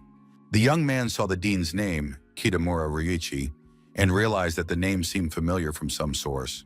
As he continued reading, the young man was surprised at how this dean could have so many hidden financial transactions. At that moment, in the office of the head of the department, the dean was on the phone saying that the professor had received $700,000 and asking for all the money to be collected. The insolent man with big cheeks demanded to know if the person on the other end of the line understood what he was talking about. The person on the phone replied that, of course, the contractor would definitely complete the task without any problems. The dean warned not to put too much pressure on the professor, as he might start to panic and make things worse. The girl on the other end of the line assured him that she would definitely do everything in the best possible way, and the conversation continued. The dean thought that the professor cost a lot of money, but thanks to this person, it was possible to earn even more. Third-rate universities have their own limits on how much you can officially earn from research. Thanks to the professor, the administration receives money it could not have dreamed of before, and the scientist is inexperienced but easily controlled. How many times had these petty studies brought truly incredible income to the university administration? The man looked at his watch and realized how quickly time was flying by. Important guests were due to arrive soon. Just then, he heard the footsteps of a man in a business suit heading for the dean's office. The dean perked up and thought he heard the arrival of his long-awaited guest for an important meeting. The man invited the visitor into the office, telling him to make himself comfortable and feel at ease. When the dean saw his guest, he was completely confused and did not expect such a turn of events. It turned out to be Professor Ichiro, whom the dean clearly did not expect to see in his office. The professor asked the dean in surprise what he was doing there at such an hour and for what reason. The dean rudely told the professor to come back later, as he was expecting a very important guest. Then the head repeated his request, asking if the professor had not heard him or if he lacked the manners to leave the office. The dean insultingly remarked that the professor did not even know the basic rules of politeness and questioned the upbringing of the scientist's parents. At that moment, another man in a light-colored suit approached the office door with documents in his hands. An elderly woman asked what had happened and why there were shouts and raised voices in the university corridor. The dean turned toward the voice and was even more surprised by who he saw standing in the doorway of his office. The elegant woman addressed the man, noting that they had not seen each other for a long time and had not communicated on work matters. It was a pretty elderly lady who had come with Jong-hyuk, looking very elegant and respectable in a business suit. Kitamura asked the woman what had brought her to the university, expressing concern about the unexpected visit. The director inquired whether there were any closed doors or similar restrictions at her own university. Jong-hyuk politely introduced himself, saying that it was a pleasure to meet her, and identified himself as a representative of Kwon and Park. Hearing this, the dean realized that he was the investor with whom the meeting had been scheduled, but did not understand the reasons for their joint arrival. The woman suggested that everyone present sit down at the negotiating table and calmly discuss the situation in a civilized manner. Professor Ichiro apologized to the dean for the disturbance and unexpected intrusion into his workday and plans. The dean was in a state of utter shock, completely unable to comprehend what was happening in his office and how all these people had ended up there. The principal explained that an investor had requested cooperation with their university, so she had personally returned to participate in the negotiations. Jong-hyuk clarified that he had originally planned to meet only with the university president to discuss business proposals. But since the meeting had already begun with this group, he suggested that everyone sit down together and discuss the prospects for cooperation. The young man thanked the woman for finding time for the meeting, despite her heavy administrative workload. The director asked if the investor wanted to gain access to the program for foreign students at their engineering faculty. Jong-hyuk explained that his company runs a shelter for runaway teenagers, and they were considering providing educational opportunities for those who aspire to a career in engineering. After listening to the explanation, the dean thought that it was understandable that the young man looked very young, but what talent had made them focus their attention on him? The principal asked what principle the investors had used to choose their university among many other educational institutions. The judoka replied that he had personal connections with Professor Ichiro, and that was why they chose this university. Ichiro talked about the development of a program capable of researching and restoring data on calls and messages that had long been deleted from mobile phones.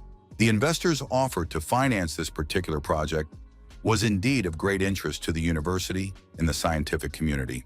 If the development was successfully completed, it would truly be a huge technological breakthrough for the entire global community. The dean thought that he also had a similar idea for commercializing research, but for some reason the professor did not tell him anything. Jong Hyuk expressed his delight that everyone was interested in the project and asked about the possibility of demonstrating the program right in the office. The director confirmed her readiness for the demonstration and noted that the developers had already prepared a file with the program to show its capabilities. Jong Hyuk politely apologized for the disturbance and asked the dean to lend him his cell phone to demonstrate the program. The young man explained that as investors and developers, they had to be as unbiased and objective as possible in their work. The dean, upon hearing the request, thought it looked suspicious but still decided to give his phone for the demonstration. Suddenly, the man's pupils narrowed as he realized the danger. The program could restore all deleted messages and calls from the device. Jong Hyuk noted that mobile phones are connected to people's personal lives, so it is probably not a good idea to use them for testing.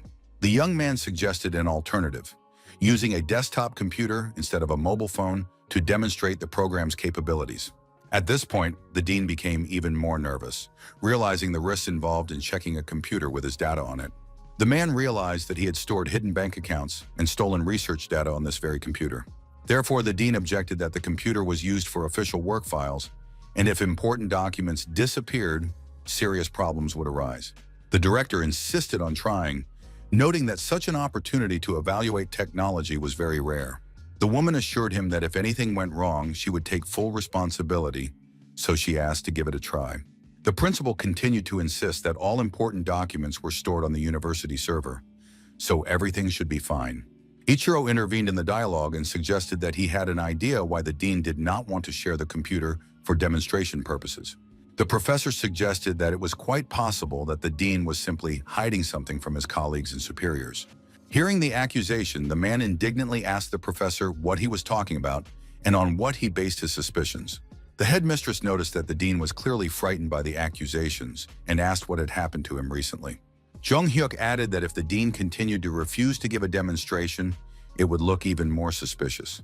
Therefore, the elderly lady resolutely suggested that, in that case, they should simply try to run the demonstration on the dean's computer. The man realized that the situation was really bad for him and that there was practically no way out. The dean reluctantly got up from his seat to go to the computer, trembling with fear of his machinations being exposed. The man hoped that the files on the computer were always completely deleted, and even if someone tried to recover them, nothing would be found. Despite all his efforts to cover his tracks, the dean understood the vulnerability of his position in the face of new technologies. Jong Hyuk sat down at the professor's computer and was surprised to find something unexpected in the device's system. The young man asked in confusion why there were so many deleted documents here, which seemed extremely suspicious.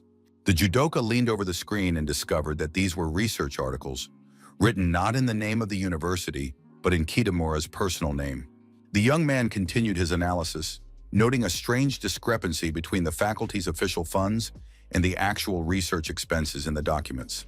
The dean tried to push the young man away from the computer, demanding that he step aside and give way to other people. Professor Ichiro finally lost his temper, as this was beyond all conceivable limits for him, and began shouting the dean's name. The scientist grabbed the scoundrel by his suit and lifted him into the air, demonstrating physical strength unexpected for his build. The professor demanded an explanation as to why the dean's name was on his research and asked for a normal, honest answer. Ichiro shouted, asking how the dean could do such a thing and how he could even have the conscience to engage in such machinations. The dean responded by asking to be released, claiming that he had no idea what was going on or what he was being accused of. Jong Hyuk tried to calm the situation down, asking everyone to calm down while he called the police to investigate what was happening. The dean, of course, did not want any police involvement, claiming that he had done nothing wrong or illegal. The professor could not forgive such an act and gritted his teeth in anger, unable to contain his pent-up rage. No one would have thought that such a small and thin man could hide so much physical strength. The professor literally pounced on the dean and knocked him to the ground, unable to control his actions out of anger. Ichiro demanded that the dean admit to what he had done and apologize for his disgraceful actions. The headmistress, tired of listening to the whole scene, simply tapped her cane to get their attention. The cane ended up right next to the dean's head, almost hitting him during the scuffle with the professor. The expression on the elderly woman's face changed dramatically, and she demanded an end to the disgraceful behavior with a malicious look. The police had already arrived at the university with their lights flashing, ready to investigate the incident. The dean was taken by the arms and dragged to the car, while he shouted that it was no sin to help the poor professor. Kitamura asked the director to stand up for him, claiming that he was not guilty of anything before the university. The man begged her to think again about how many years he had served the educational institution and its leadership honestly.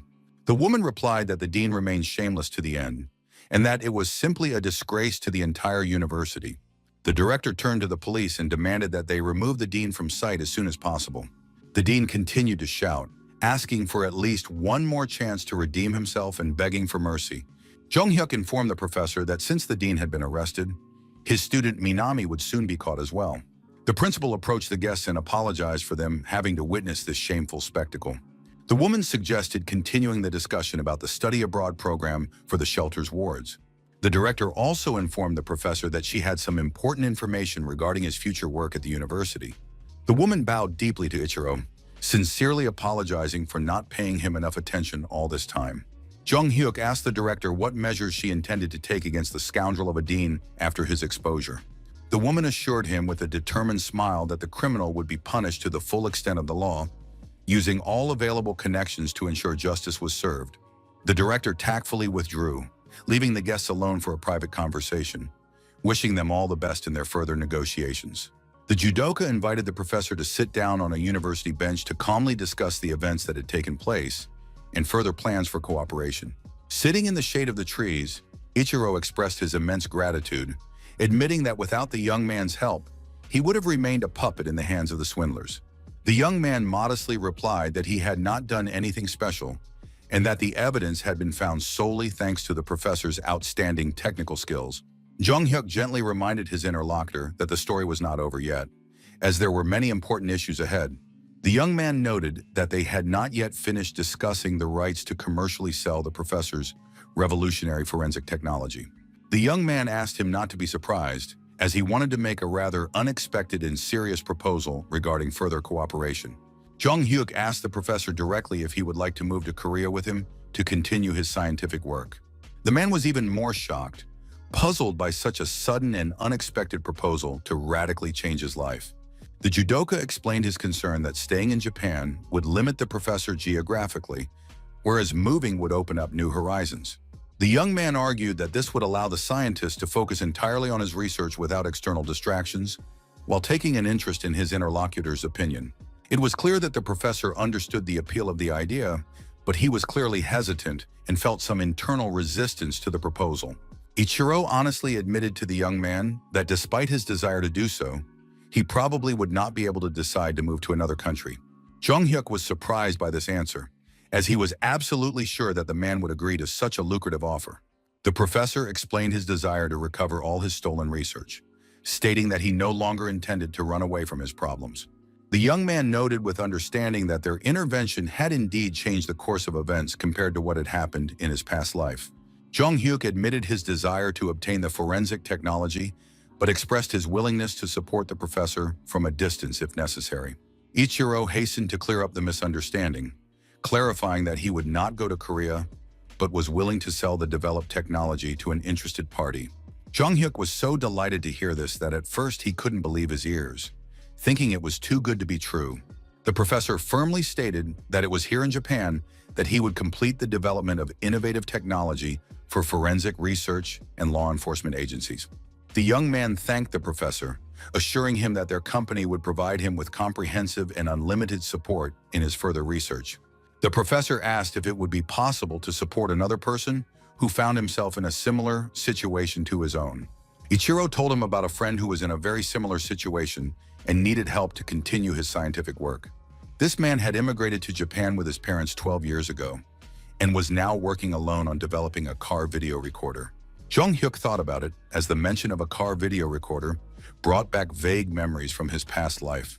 The professor noticed the young man's strange reaction and was surprised by the sudden change in his expression when the development was mentioned. The young man asked with interest where exactly the professor's friend and his laboratory were located at the moment. After receiving a tip from Ichiro, Jong-hyuk arrived at the specified location with his classmates for the meeting. So-yeon checked the address and asked the guy if this was the place he had written down on a piece of paper.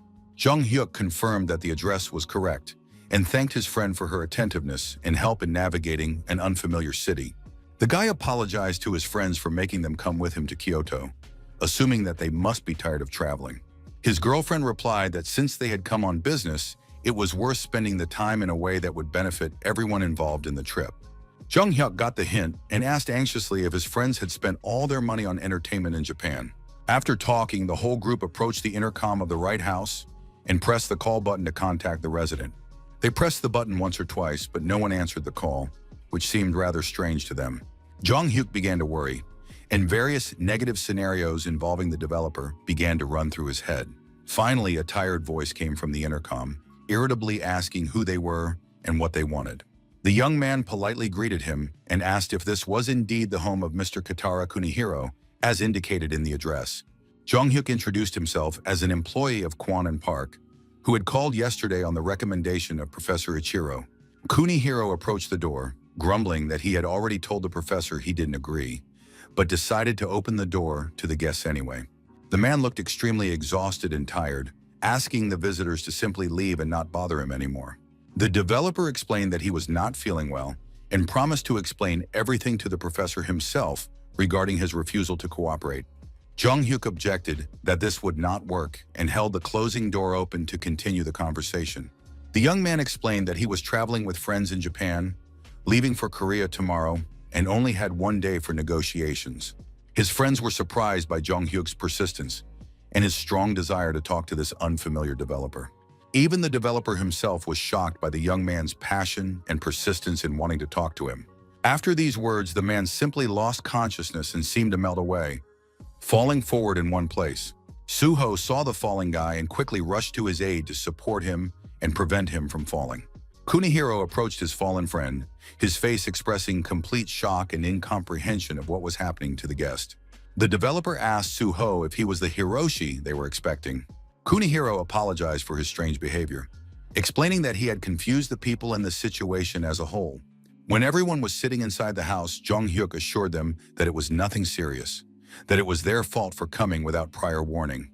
The man asked if the professor had told them about their situation and clarified whether the guest was indeed an investment consultant.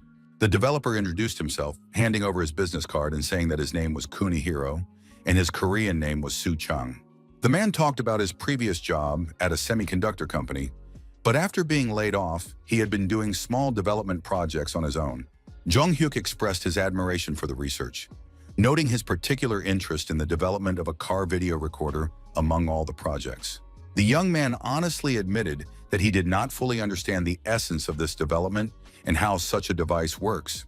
Therefore, Jong-hyuk asked the developer to explain in more detail what this technological innovation is.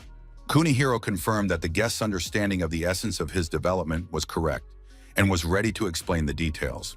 The inventor explained that this device is attached to a car and continuously records video during trips. Recording continues regardless of whether the car is moving or stationary in standby mode. Jong-hyuk thought with satisfaction that this was exactly the device he had been thinking about from his memories of his past life. The car video recorder, also known as a black box, was an extremely important invention for law enforcement agencies. In his past life, after the introduction of these video recorders, the crime detection rate increased significantly across the country. Thanks to surveillance cameras on the streets, in restaurants, and dash cams, a network was created that made it difficult for criminals to escape. The guy asked the developer to at least show him a working prototype of the device, if there was one. Kunihiro regretfully replied that there was no prototype yet, but he could show him the available drawings and development diagrams. Jong-hyuk knew he didn't understand technical drawings at all, but the shape of the device seemed to be what he expected. The guy inquired about the time frame for completing the development and was told that it would take several more years of work. Even with sufficient financial support, it would take that long to perfect the device. As can be seen from the drawings, the development is only 80% complete, but the main problem lies in the device's memory. Round-the-clock video recording requires a huge amount of memory, and modern technology does not yet allow for the creation of a compact device with sufficient capacity. Therefore, it will take at least 7 years for memory technology to develop to a level acceptable for the full functioning of a video recorder. Jung-hyuk understood that the technological limitations remain the same as in his memories of the future development of such devices. Soo-ho, sitting on the sofa, quietly chatted with his girlfriend. Noting that their business conversation had somehow dragged on for too long, So-yeon suddenly looked toward the wall, where something among the photos and documents hanging there caught her attention. The girl pointed to one of the photos, noting that the boy in it really looked a lot like Soo-ho. So-yeon insisted that her friend take a closer look, as they even had a similar aura and facial expression. Jung-hyuk became interested in his friend's conversation and also noticed the photo that had caught their attention. The guy really saw that this boy was constantly smiling with a big, sincere smile on his childish face. Jung-hyuk asked the developer who this cheerful boy in the family photo was. Kunihiro replied sadly that it was his son, who was no longer with him, but who had been incredibly dear to him. The man added with difficulty that his son had gone very far away and would never return to his father's home. The boy had died in a car accident because he loved riding his bike so much and was always riding it. The child always rode his bike to school and back home, but one day he had a terrible accident on the road. The father still cannot come to terms with the loss of his only son and is tormented by guilt over his inability to protect his child. Every time he sees a car, the man remembers the tragedy, so he even sold his own car on purpose. Kunihiro is tormented by the thought that if he had been there, things might have turned out differently, and with witnesses present, his son would have survived. These painful thoughts give the father no peace, and he constantly replays the tragic events in his head. The man lost his only son, but he does not want a similar tragedy to happen to other families. Therefore, the developer looked at Soo-ho with particular interest, noting the incredible resemblance to the deceased child. Everyone present looked at Kunihiro with deep compassion, understanding the scale of his personal tragedy and pain. The developer admitted that Soo-ho really did look a lot like his son, and if the boy had lived to high school age, he would probably have looked exactly the same. Wiping away his tears, the man apologized for showing the guests this painful side of life and asked them to forget what they had seen. Jung-hyuk now understood what personal circumstances the professor had been referring to earlier, and it became clear why the developer had reacted that way in the first place. Kunihiro was shocked to see Jung-hyuk's friend, who resembled his dead son so much in appearance and mannerisms. Jung-hyuk abruptly rose from his seat and solemnly addressed the grieving father with an important proposal. With a sincere smile, the young man suggested that the developer go with him to Korea to continue his work and start a new life. Kunihiro was very surprised by this proposal, as it sounded so abrupt and unexpected in this situation. Jung-hyuk confirmed the invitation to Korea with a sincere smile, mentioning the existence of a shelter for homeless teenagers in their country. The guy suggested that the developer continue his research there and sometimes help the children, which might help him cope with the pain of losing his son. Kunihiro looked again at Jung-hyuk's friend, who so strikingly resembled his deceased son in appearance and mannerisms. The man seriously considered the offer, realizing that such a change in his life might not be such a bad idea. After several days of reflection and inner struggle, the man decided to agree to move to Korea. The friends sat in their school classroom, reminiscing about their wonderful trip to Japan and dreaming of going there again in the future. All the students were excitedly discussing who would be their new homeroom teacher this school year. A stern-looking man entered the classroom, causing all the students to literally open their mouths in surprise and greeted the class. The new teacher wrote his name on the board and announced that he would be teaching English, assuming that they had heard of him. The teacher warned the class to be prepared for his strictness, as any mistake would be severely punished. Jung-hyuk thought that if he was not mistaken, this teacher's nickname was Viper because of his harsh character and teaching methods. The English teacher added that they shouldn't get too excited, as he had something else for the class. The man invited someone to come in, and a pair of slender legs and school shoes crossed the classroom threshold. A new classmate with beautiful red hair entered the classroom, and all the boys opened their mouths in admiration at the sight of her. The students immediately realized that they were looking at the most famous and beautiful girl, who was the subject of legends at the school. Even the judoist himself could not contain his surprise when he saw this stunning beauty in their ordinary school classroom. The girl smiled sweetly, and the teacher announced to the class that they would now have a new classmate to study with. It was the same cute girl from the winter resort who waved her hand and greeted everyone in English.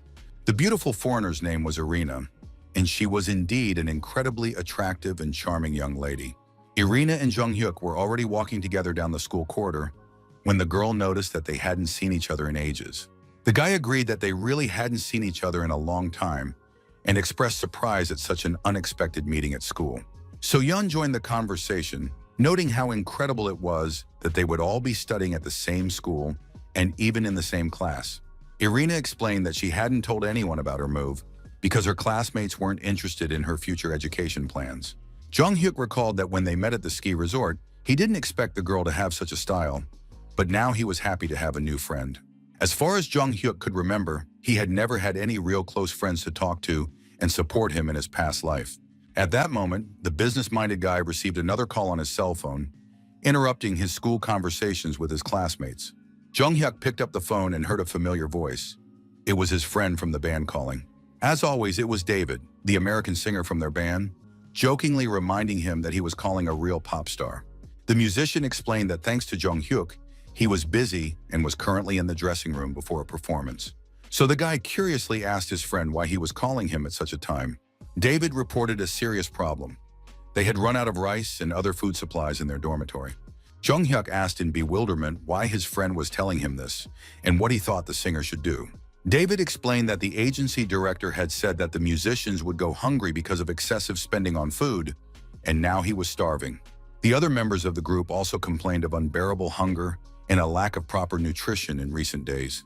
The singers said that they were indeed no longer provided with adequate meals, with their rations reduced to a minimum. However, the musicians spent over 100 million won on food in a short period of time, which was really hard to believe. Jung Hyuk was surprised by this amount, noting that 100 million won was spent on food alone, when they had been rehearsing as a group for less than 2 months. The guys explained that this was why all their bank cards had been taken away and they were forbidden from buying food on credit.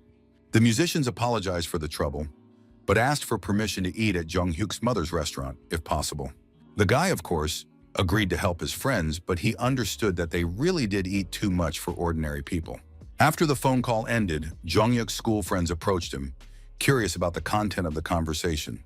His classmates asked what David had said and what they had just talked about on the phone.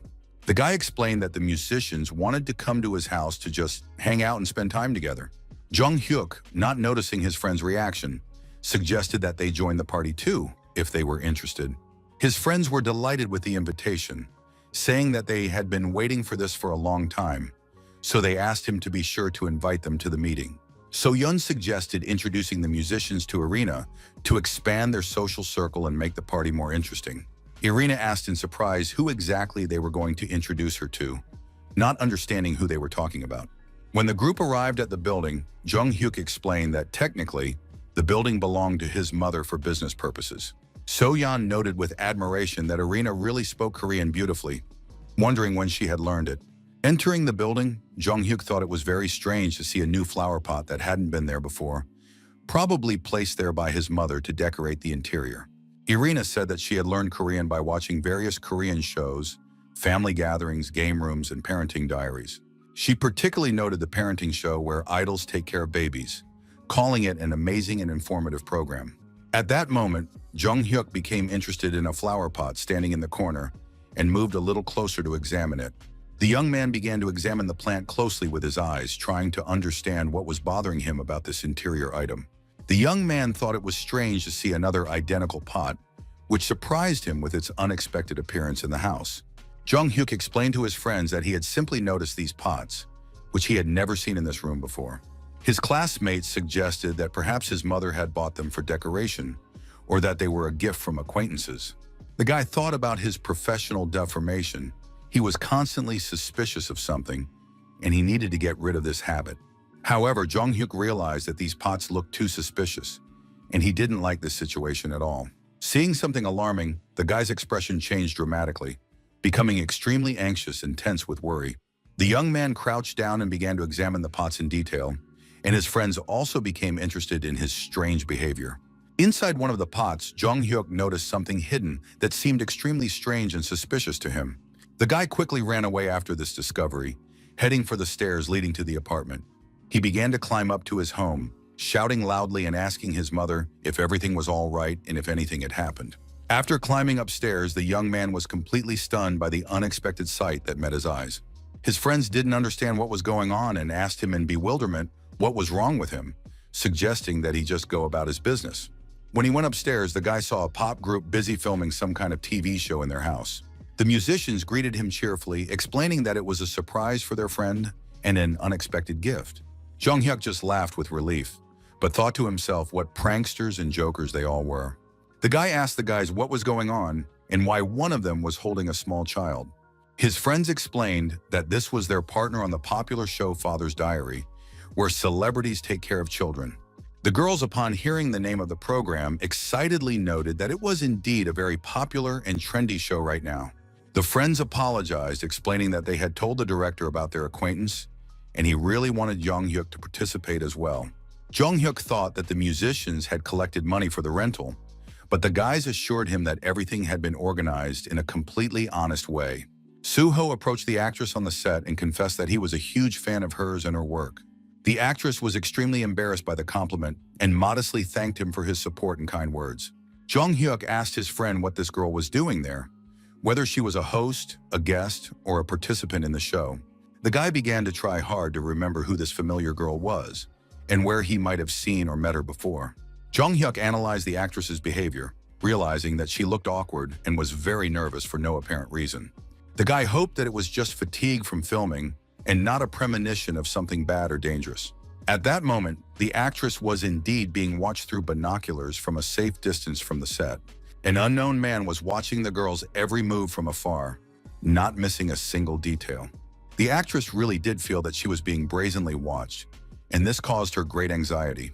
The director announced the end of filming, praising everyone for their good work, especially noting that David was on top form today. So Yeon and Soo-ho enjoyed playing with the little child, who was also participating in this interesting family show. The friends eagerly called the baby over to them, inviting him to come to his older brother or older sister.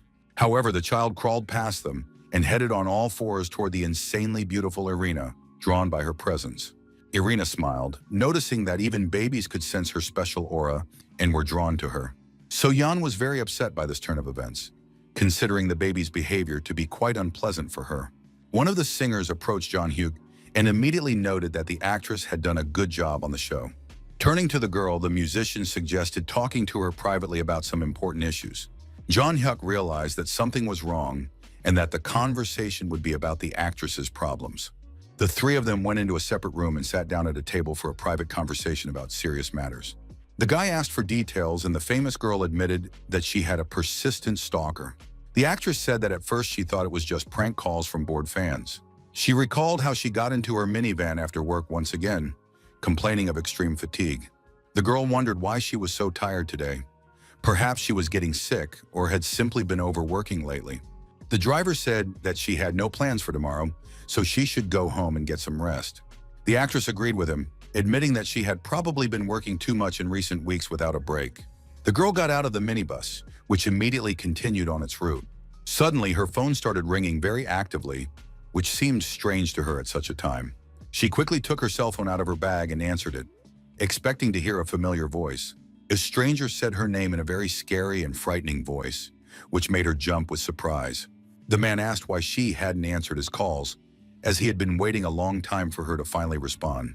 This stranger indignantly said that she should be ashamed of herself for not recognizing his voice, since they were such good friends. The stalker continued to speak in a disgusting voice, saying that he had been thinking about her all day and had been collecting unpleasant personal information for his own purposes. It was with this phone call that all the nightmarish events began to unfold in the young actress's life. Since then, the criminal has called her every single day and told her about her every little move in his disgusting voice. Every day, terrible gifts were delivered to the actress's home, even though she repeatedly asked him to stop and leave her alone. He then desperately shouted into the phone that she was not his girlfriend, and if he did this again, she would really call the police. The stalker calmly replied in a gentle tone that his dearest was very angry and asked why she was behaving this way. The criminal said that he knew how she would react, so he had prepared a special gift for today, which further angered the frightened girl.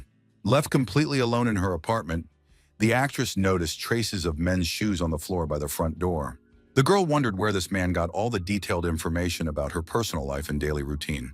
When she went into the bedroom, she was so horrified and disgusted by what she saw that she was simply speechless. Red roses were scattered across the bed as a creepy romantic gift from the stalker. The actress was extremely frightened by this invasion of her personal space in violation of the security of her own home. Her nightgown lay on the bed, surrounded by photographs of the girl taken during the secret surveillance, and all of it was strewn with rose petals. Now, she is in a constant state of high anxiety because of this whole situation and is afraid to go outside unnecessarily. Jung Hyuk first asked about the police report, and the girl said that the police had conducted covert surveillance.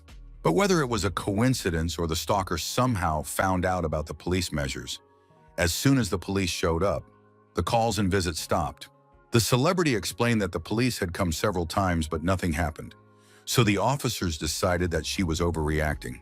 Jung Hyuk understood that stalking was not taken seriously at the time, and that breaking into a house was a truly dangerous stage. Even if all the evidence was gathered and the criminal was arrested, he would get off with a light punishment and soon be released. The judges would simply consider it overly persistent courtship, and the perpetrator would most likely be released to continue harassing the victim. So the guy stood up decisively, turned to the girl, and assured her that the most important thing was not to worry about anything. Jung Hyuk gave a 100% guarantee that they would definitely put this criminal behind bars for a long time.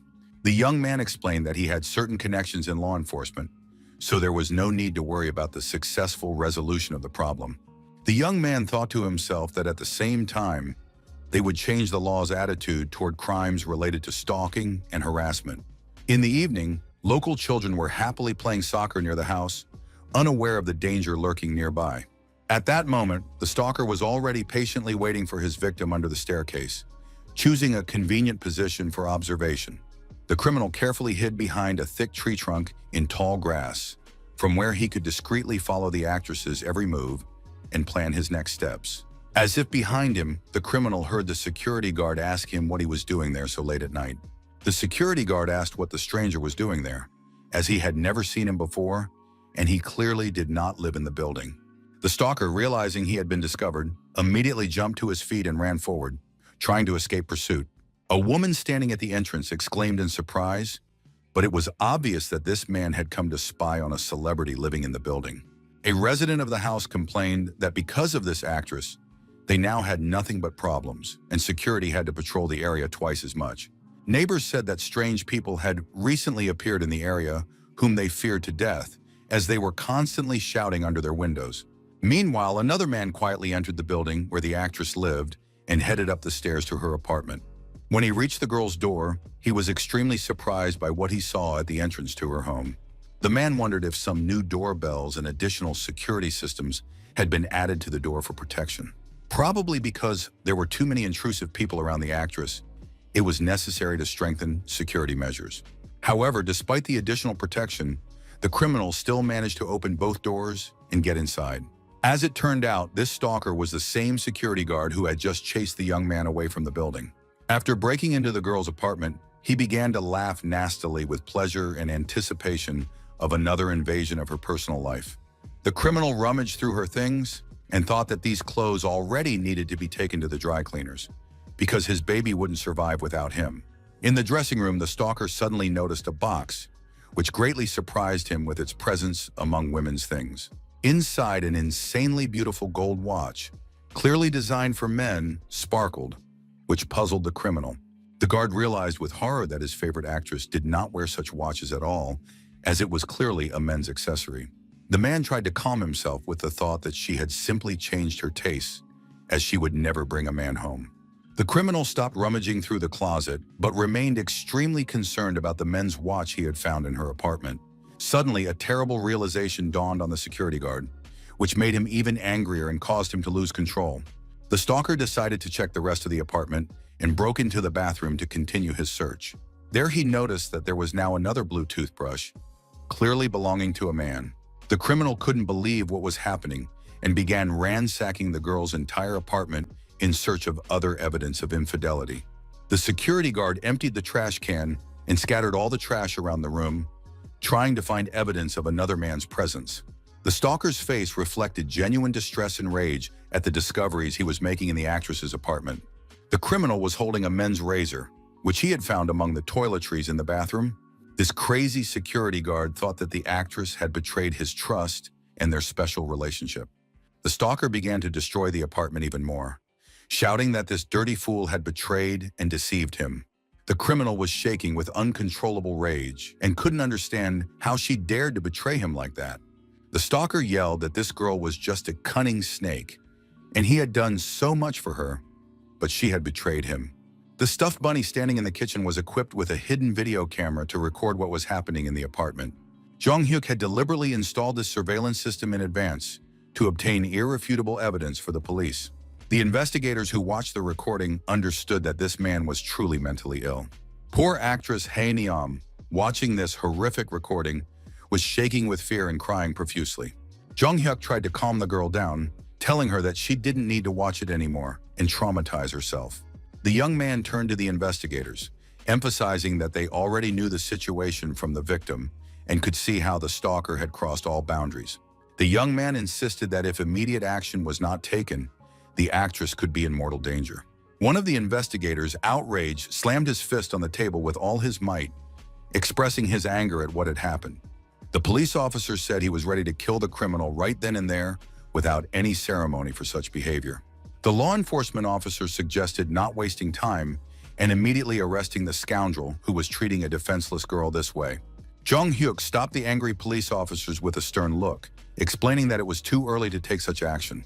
The young man explained that even if a complaint was filed for trespassing and threats, the criminal would be sentenced to a maximum of 2 years in prison. Such a punishment was too lenient to reform the criminal with his dangerous delusions of love for the actress. The senior investigators asked the young man what plan he proposed to resolve this difficult situation. A week later, a guy in the parking lot was talking on the phone, saying that he would soon go upstairs to the girl. The man reassured the woman on the phone, saying that she should not be afraid because he was there to protect her. The guy called Heenam a coward, and all this was overheard by a nasty security guard stalker lurking nearby. The young man promised the girl that he would be with her soon and that she had nothing to worry about in his presence. He assured her that tonight, no one but him would dare lay a finger on her. These words enraged the stalker, and he was determined to kill the scoundrel who dared to approach his girlfriend. So the security guard went up to the floor where the actress lived, clutching a sharp dagger in his hands for revenge. The criminal waited until late at night and quietly made his way into the apartment through the locks he had broken. The stalker approached the sleeping girl's bed and stood over her like a black, ominous shadow of death. He saw confirmation of his suspicions. The actress had indeed found herself a new lover. The guard whispered about how much he loved her and couldn't understand how she could treat him so cruelly. The criminal reminded her of his vows to love her forever, wondering if that wasn't enough to make her happy. The stalker climbed onto the bed, swung his dagger, and began shouting throughout the apartment, preparing to commit the crime. But at that moment, the police arrived and apprehended him. Suddenly, an investigator appeared from the closet and quickly and powerfully kicked the scoundrel right in the face, knocking him off his feet. The security guard stalker flew sideways from the force of the blow and lay on the floor, barely breathing from the pain and shock of the unexpected attack. The criminal, confused, asked the police officer who had appeared who he was and where he had come from. The investigator coldly replied that it didn't matter who he was, but rather that he explained what he was doing in someone else's apartment with a knife. The police officer officially announced his arrest for repeated illegal entry into a dwelling and attempted murder. The criminal was quickly restrained and handcuffed, preventing him from resisting or harming those around him. The stalker screamed in horror that it had all been set up from the beginning and that he couldn't believe the betrayal of his love. As it turned out, it wasn't even an actress lying in bed, but a male police officer who had participated in the operation to capture the criminal. Seeing this, the security guard was in complete shock, realizing that it was not his beloved actress in front of him, but a decoy. The criminal was already being led out of the building, where police cars with flashing lights had gathered to complete the operation. Many residents of the building came out onto the street and discussed the shocking fact that the security guard from their own building had been stalking the unfortunate girl. Neighbors expressed sympathy, saying that such a young girl had already endured so many terrible trials in her life. The stalker noticed the actress standing outside the building, surrounded by police officers, watching his arrest from a safe distance. The criminal began to hysterically yell at the girl, calling her a bitch and promising not to leave her alone after his release. The security guard threatened that as soon as he got out of prison, the first thing he would do would be to kill her for deceiving him.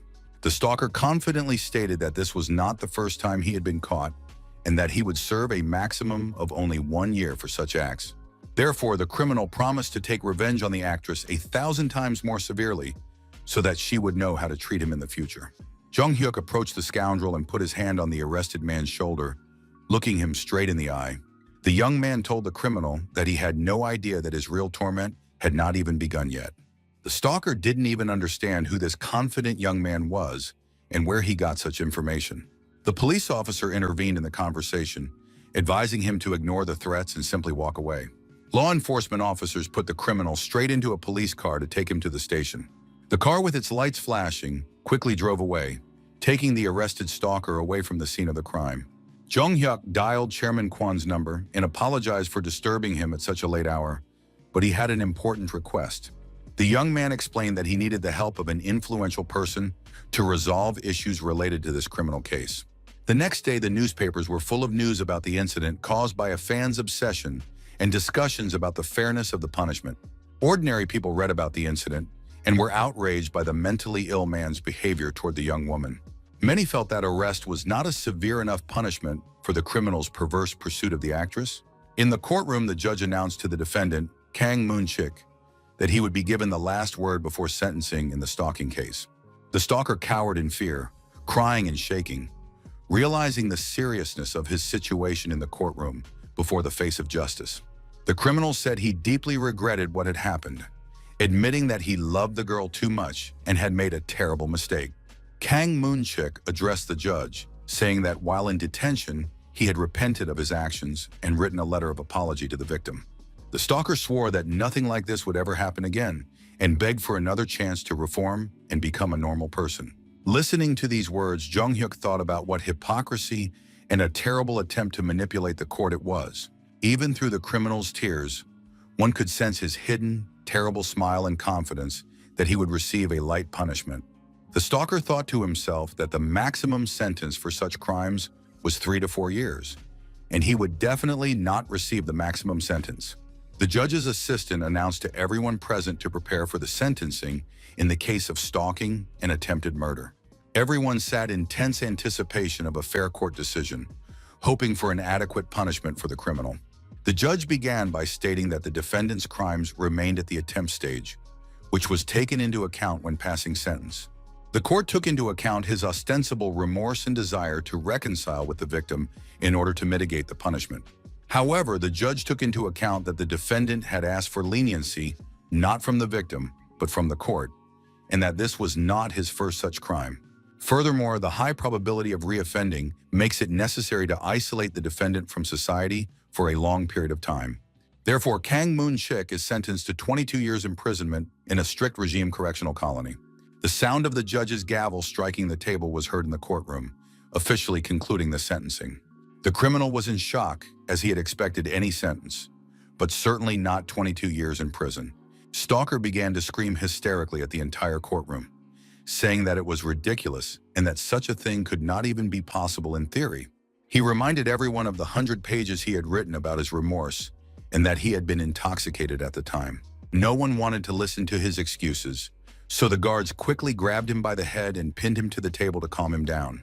The stalker continued to protest, not understanding how he could be given such a sentence for simply courting a girl. Jung Hyuk was pleased with the outcome and smiled contentedly, seeing justice prevail. The criminal was led away in handcuffs, and he continued to shout that such a sentence simply could not be real. Someone approached the young man and asked if he now felt relieved after the fair sentence had been handed down. Kwan, who was also present in the courtroom, addressed Jung Hyuk, calling him sir.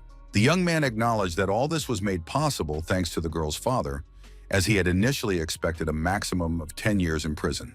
Kwan replied that his efforts should not be underestimated, as this was an important precedent and not just a routine sentence. As a woman who deeply understood the fear experienced by the actress, she noted that until now, the penalties for stalking had been too lenient. Jung Hyuk understood that now that there is a precedent of a 22-year sentence, victims who have endured similar horrors will finally have the courage to turn to law enforcement for protection, and despicable stalkers would finally begin to fear committing such crimes, knowing that they could face severe punishment for their actions. Jung Hyuk agreed that everything would work out as planned, but suggested that they now return to other important matters and projects. An inspector was standing at the police station waiting for guests to arrive for an important presentation of new technologies. Jung Hyuk happily approached him and warmly greeted this experienced law enforcement officer. The young man remarked admiringly that the inspector looked simply stunning and very respectable in his uniform. The inspector jokingly called the young man a rascal in response, and both began to laugh amiably at the joke. Jung Hyuk introduced the person accompanying him, saying that he was a professor whom the inspector was meeting in person for the first time. Ichiro from a Japanese university was supposed to talk about a revolutionary technology that would help in criminal investigations. The professor had finally completed work on the digital analysis technology, and the young man suggested that he sell the development to the Korean police. Of course, the Japanese scientist was interested in this offer and the possibility of commercializing his invention.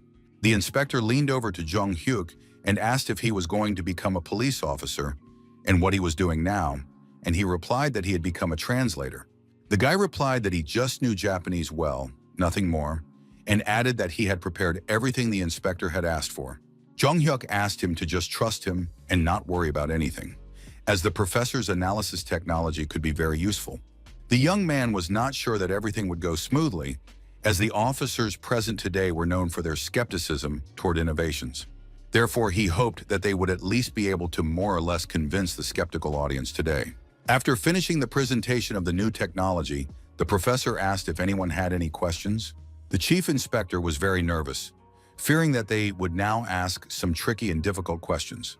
He decided to support the presentation, stating that he considered this technology to be very innovative and promising for the police. One of the managers noted that the theory was remarkable, but he was not sure about the feasibility of the technology and was skeptical. The professor explained that if the work was done on a computer, recovery was possible, and the same applied to deleted phone data.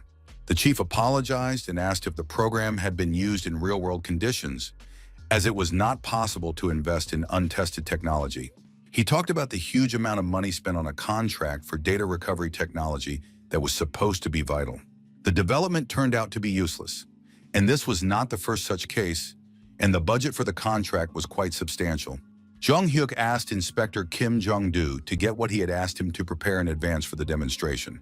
The guy reminded him that it had been said that it was impossible to invest in technology that had not been properly tested. Jung Hyuk declared his readiness to demonstrate the effectiveness of the digital forensics program right now. He promised to show the technology working in real time to convince the skeptical audience. The guy began demonstrating the program's capabilities using pre-prepared materials and equipment for a convincing presentation of the latest technologies. All the police officers immediately leaned in and began to watch the demonstration closely, literally opening their mouths in amazement at what was happening on the screen. Law enforcement officers thought with disbelief, could the technology really work as effectively as the developer promised? They exclaimed joyfully that the data had indeed been recovered, including information on the case of a serial killer who could not be stopped due to a lack of evidence. The police realized that with this revolutionary technology, they would be able to catch almost any criminal who was covering their tracks. The deputy chief cautiously noted that additional tests were needed before making a final decision on purchasing the equipment. Kim Dong-chu couldn't hold back and turned to the deputy chief, insisting that they had to get this tech for their work. The inspector explained that with this program, they would be able to convict all the criminals who could not be convicted due to lack of evidence. Therefore, all employees unanimously agreed that they definitely needed to purchase this technology to improve the department's work. After the successful presentation, Jung Hyuk walked with the professor, praising him for his excellent work and professional presentation of the material. The professor gratefully noted the sum of 200 million yen, admitting that he could not have imagined the possibility of signing a contract for such an amount. The scientist began to cry with happiness, saying that without the young man's help, he would never have had such a unique opportunity. Jung Hyuk thanked the professor for introducing him to Son Se-chan, expressing his deep gratitude for this important acquaintance. The young man noted the developer's truly great talent, so he was glad that the professor had introduced them for further cooperation. Jung Hyuk assured him that Son Se-chan was currently working on research with a team that had come from Japan specifically for this project. The young man explained that the black box the developer was working on was a technology that, once completed, would be of great help to police investigations. The professor thought that this young man was truly rare, with a desire to serve society and the ability to realize his ambitions. This is truly a unique case and a unique person, so it is worth looking forward to his future outstanding achievements. At the awards ceremony, it was announced that the winner had made a significant contribution to the capture of dangerous criminals and the solving of complex cases. The organizers noted that the award winner provided the necessary equipment for investigations and thus contributed to effective police work. His mother also came to support her son and shouted from the audience how wonderful he was and how proud she was of his achievements. Jong-hyuk thought that it had been so long since he had been in the auditorium of the main office, and this was the first time he had received an award for his service to society. The host solemnly announced that for his courage and outstanding contribution to law enforcement, the young man was being awarded the honorary title of police officer. Jong-hyuk placed his hand on his heart like a true soldier and solemnly declared that he was ready to serve the people and defend justice. Now the young man has become a senior inspector, the 6th rank in the South Korean police hierarchy, which was a significant achievement. Unexpectedly, the young man's mother also did not understand why her son was behaving so strangely, demonstrating military bearing at a civilian event. His friends laughed at him a little, saying that the senior inspector already thought of himself as a real law enforcement officer. His friends noted his high ambitions and advised him to become a detective if he was so serious about police work. Jong-hyuk realized with horror that this was a reflexive reaction from his past life, when he was indeed an experienced officer.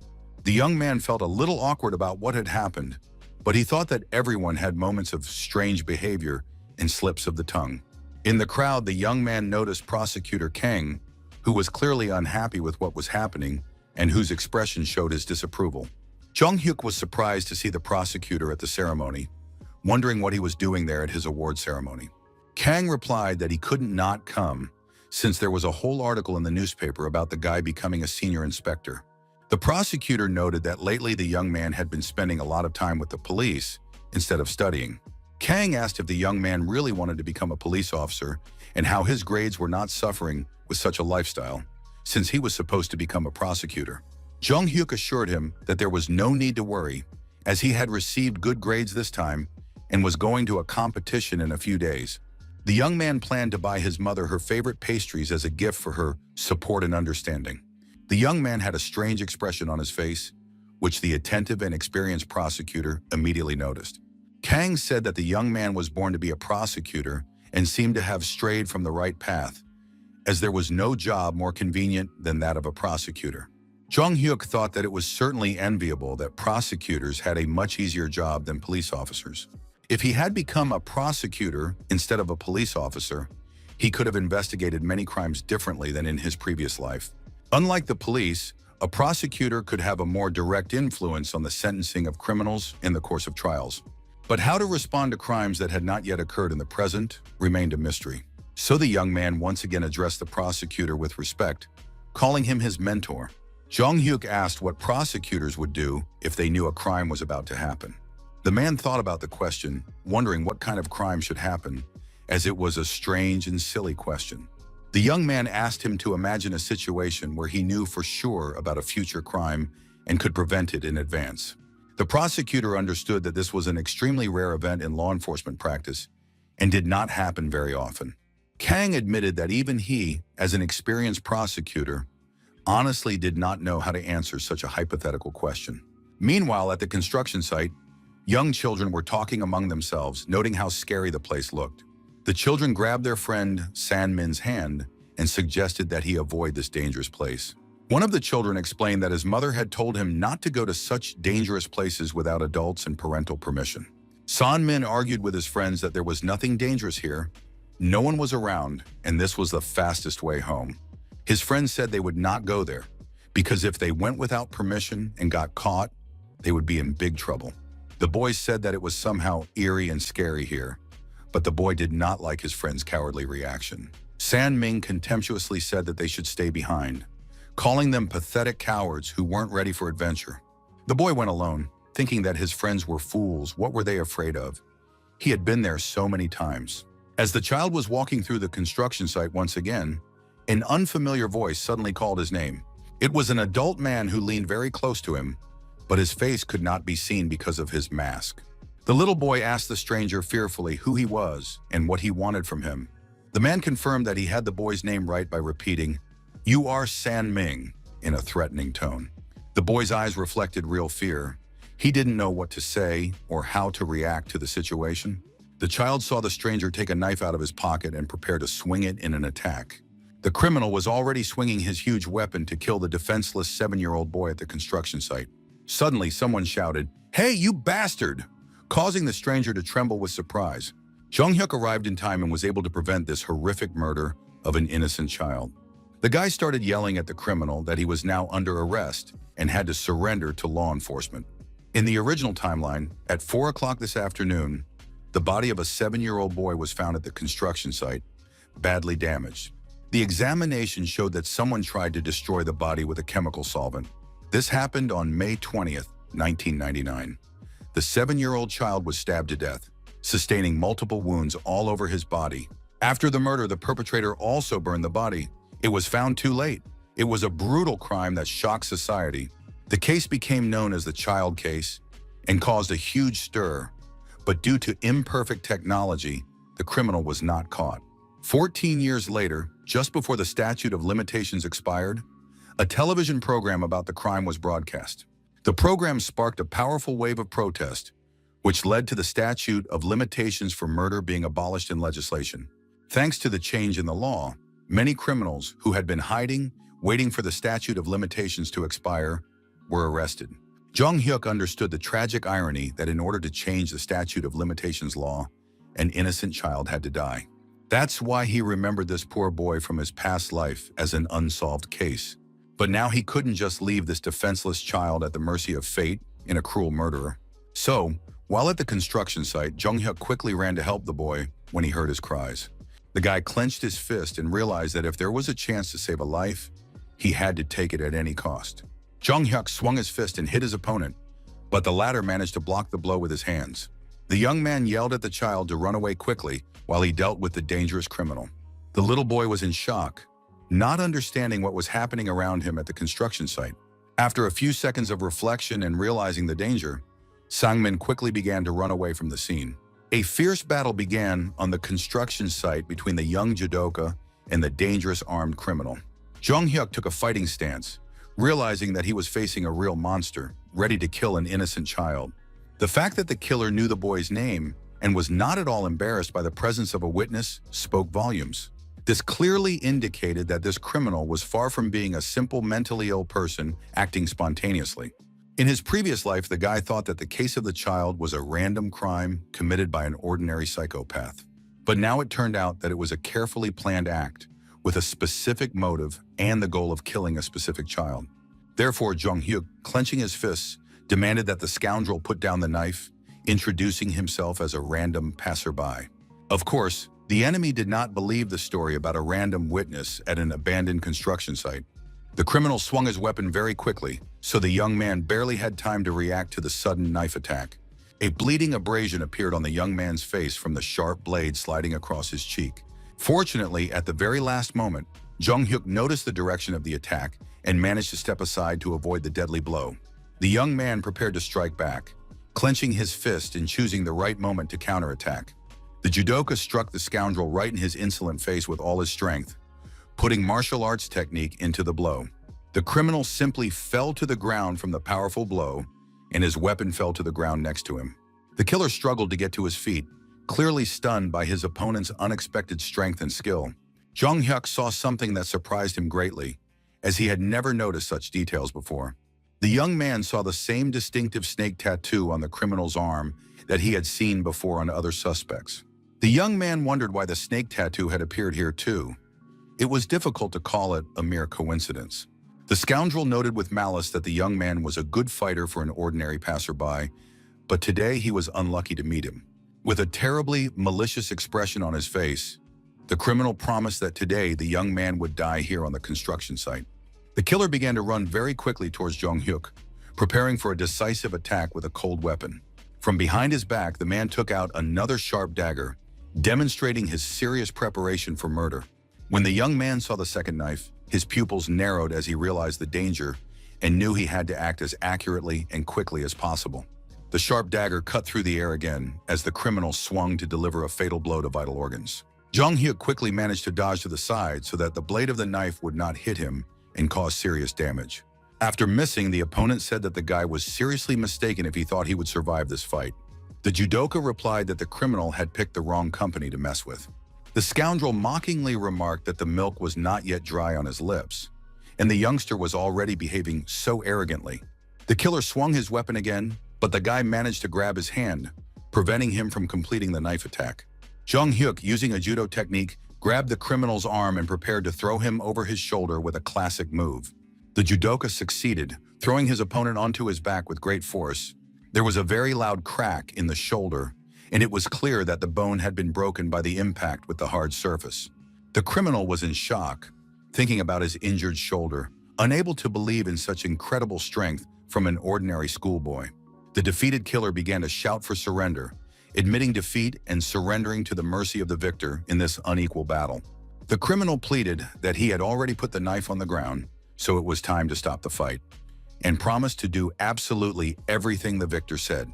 Jong-hyuk, hearing these words of surrender, realized that this was complete nonsense and an attempt to distract attention. The young man decided to take his word for it and agreed to a temporary truce, hoping to get information from the prisoner. The cunning opponent was not a fool. He grabbed a handful of sand from the ground and threw it directly into the judoka's eyes to blind him. While the criminal had a few precious seconds to think, he quickly jumped up and ran away. The judoka quickly set off in pursuit of the fleeing killer, shouting at him to stop and surrender. Unexpectedly, the criminal ahead simply fell to the ground for no apparent reason, as if he had tripped over an invisible obstacle. Two serious-looking men with pistols appeared near the defeated scoundrel and began threatening the detainee with their weapons. There was also the distinctive sound of women's heels, someone approaching the scene at a measured pace. A familiar voice addressed the young man, noting that they had not seen each other for a long time, speaking to him as if he were a dear friend. It was Natalia, the Russian Secret Service agent, who had arrived at the scene with her team. The girl asked ironically if her dramatic entrance was too dramatic for the situation. Jong-hyuk was surprised to see her there and asked her what she was doing on Korean territory. The guy noticed the guns in the hands of the special forces and how the barrels were aimed at the criminal lying on the ground. The enemy himself wondered about the identity of these professionals, not understanding what was happening, but realizing the organization of the operation. The criminal understood the need for caution so as not to accidentally reveal his criminal organization under the pressure of interrogation. The killer realized the hopelessness of the situation, so he said goodbye and took a red stone out of his ring, intending to swallow it. Natalia tried to stop the scoundrel, shouting at him to freeze in place and not take any action. The criminal still managed to swallow the poisonous substance, not wanting to fall into the hands of law enforcement alive. Jong-hyuk grabbed the dying man by his clothes and demanded an explanation for what he was doing. The judoka turned to the poisoner and demanded an answer as soon as possible, while there was still time to get information. Literally a second later, the criminal's face was covered with purple veins, and foam from the strong poison began to pour from his mouth. The killer was clearly unable to answer any of the investigators' questions, and he died in a matter of seconds. The judoka was indignant, realizing that he had missed such an important clue to uncovering the activities of the criminal organization. Natalia and the guy stood together after the incident, thinking about what had happened at the construction site. Jong-hyuk sighed heavily, realizing that he had acted too rashly at the critical moment of the criminal's arrest. The guy thought that, in theory, the police should have solved the case through interrogation, but the killer had committed suicide. Now there was a risk that the case would simply be closed, and it was definitely the work of organized crime. This organization undoubtedly uses the image of a snake as its distinctive symbol and emblem. The guy clutched the ring in his hands and thought that he had finally found the first clue that would help him find those who wanted to kill him. Natalia turned to the guy and said confidently that he shouldn't worry, because they would take care of the criminal's body and remove all traces. Even though such a serious incident had occurred, the girl still had a slight smile on her face and seemed completely confident in her actions. The KGB agent wondered if the young man would ask boring questions about the reasons for her presence, but suggested that they meet officially first. Natalia briefly explained that Russia had decided to take Jong-hyuk under state protection and patronage. The girl mentioned the artifacts provided by Victor as proof of the guy's ability to foresee future events and disasters. The agent added that considering all of the young man's other talents, it was necessary to establish a close cooperative relationship with him. When the young man heard this proposal, he literally stood and listened to the information with his mouth wide open in surprise. Still, he liked this information, so a slight smile of satisfaction appeared on Jong-hyuk's face. The judoka admitted that the offer was too generous, but protection would definitely come in handy, so why not agree to cooperate? Natalia inquired about the identity of the killer the guy had just fought at the abandoned construction site. The agent noted that the criminal had not fought by chance, and the poison for suicide indicated that this was no ordinary hired killer. The girl explained that such methods were characteristic of professional espionage, so she asked who exactly the guy was looking for. Jong-hyuk honestly admitted that he did not know exactly who was behind the attacks, but he was sure that there was an organized group. After hearing his answer, Natalia thought for a moment, realizing that the guy didn't want to tell her everything and preferred that she find out the details herself. The agent reflected on the mysterious nature of the young man. The more she learned about him, the more intriguing questions arose. The girl said that she could not allow her friend to deal with such a serious danger alone. Therefore, Natalia offered the KGB's help in solving the problems associated with the persecution of the guy by unknown criminals. Jong-hyuk agreed to the proposal and admitted that he did indeed have one small request for the Russian Special Services. Meanwhile, in the secret office of the criminal organization, they were discussing the progress of a mysterious project codenamed D. The gang leader sat at the table and rubbed his temples wearily, suffering from a headache due to the difficulties of the case. A subordinate approached the leader and inquired about the whereabouts of Park Dae-ri, who had not yet returned from his assignment. The gangster noted that the hitman had left half an hour ago and was already half an hour late, which was strange for such a responsible operative. The leader picked up the phone and asked his informants about the current situation in the controlled territory. Information came in that Kim Se-chan's son had returned home safely after the incident at the construction site. The most surprising thing was that the little boy was completely unharmed. There was no contact with Park, and the police were not taking any action. Hearing this news, the leader was shocked and asked if there had been any reports of an unidentified body in the area. The criminals thought that Park must still be alive and somewhere near the scene of the accident. In principle, killing a defenseless child is not a difficult task, so it was unlikely that an experienced killer could fail at such a simple job. But the mission failed. There is no contact with the perpetrator, and the police have not yet found his body. The gang leader realized that something was clearly wrong here, and he didn't like the way things were going at all. A disturbing thought crossed the criminal's mind. It seemed that someone outside the gang had interfered with their operation. The boss quickly got up from his seat and ordered all observers to be withdrawn so that all traces could be erased as quickly as possible. The leader demanded that the entire branch in the city be shut down within an hour, everything be packed up, and everyone moved to the training camp. Gritting his teeth aggressively, he thought that they should have taken control of Kim Se-chan himself first, not his son. The criminal remembered that a few months ago in Seoul, they had almost been caught, so they had to be much more careful. At that time, they had been accidentally discovered by some prosecutor, but now the situation was completely different, and the boss didn't know what to think, while a ring with a snake adorned his finger. At night, a man cautiously peered around the corner of a building, checking the safety of the escape route. With him was a little boy who, half asleep, asked his dad where they were going at this hour. The father turned to his son and explained that San-ming wanted to go to the sea, so now they were going to fly on an airplane to admire the water. Walking beside them was his wife with a small child who slept peacefully in her arms during their hasty departure. The woman did not understand what was happening and anxiously asked her husband why they were suddenly fleeing their hometown. Suddenly, they heard the sound of sneakers approaching on the asphalt. Someone was heading toward the frightened family in the darkness. The whole family turned around in fear and wondered in horror who could be approaching them at such a late hour. A masked stranger approached them and addressed the head of the family, identifying him as Mr. Kim Kwon-chul. The man trembled with fear, and his wife anxiously asked who this suspicious man in a mask was. Kwon-chul thought with horror that the criminals had decided to destroy his entire family and had sent a professional killer. The father began to shout at his wife to grab their son and run away from the danger as quickly as possible. As it turned out, the stranger was Jong-hyuk, who took off his mask and assured them that he was not dangerous at all. Little Sandmin pointed at the guy and excitedly shouted to his parents to look at his savior. The boy explained that this was the same guy who had driven away the scary man with a single blow and saved him from the killer. His father couldn't believe his son's words and asked again if this was really the hero who had saved him. Jong Hyuk blushed awkwardly and laughed sheepishly, unaccustomed to such gratitude for his actions. The man bowed low in respect and began to apologize for mistaking the savior for a criminal in the dark. The young man explained that the family had mistaken him for a suspicious character because his face was covered, but he simply had a bad cold and runny nose. Although in reality, Jong Hyuk understood that he was hiding his face on purpose so that he would not be recognized by members of a criminal organization.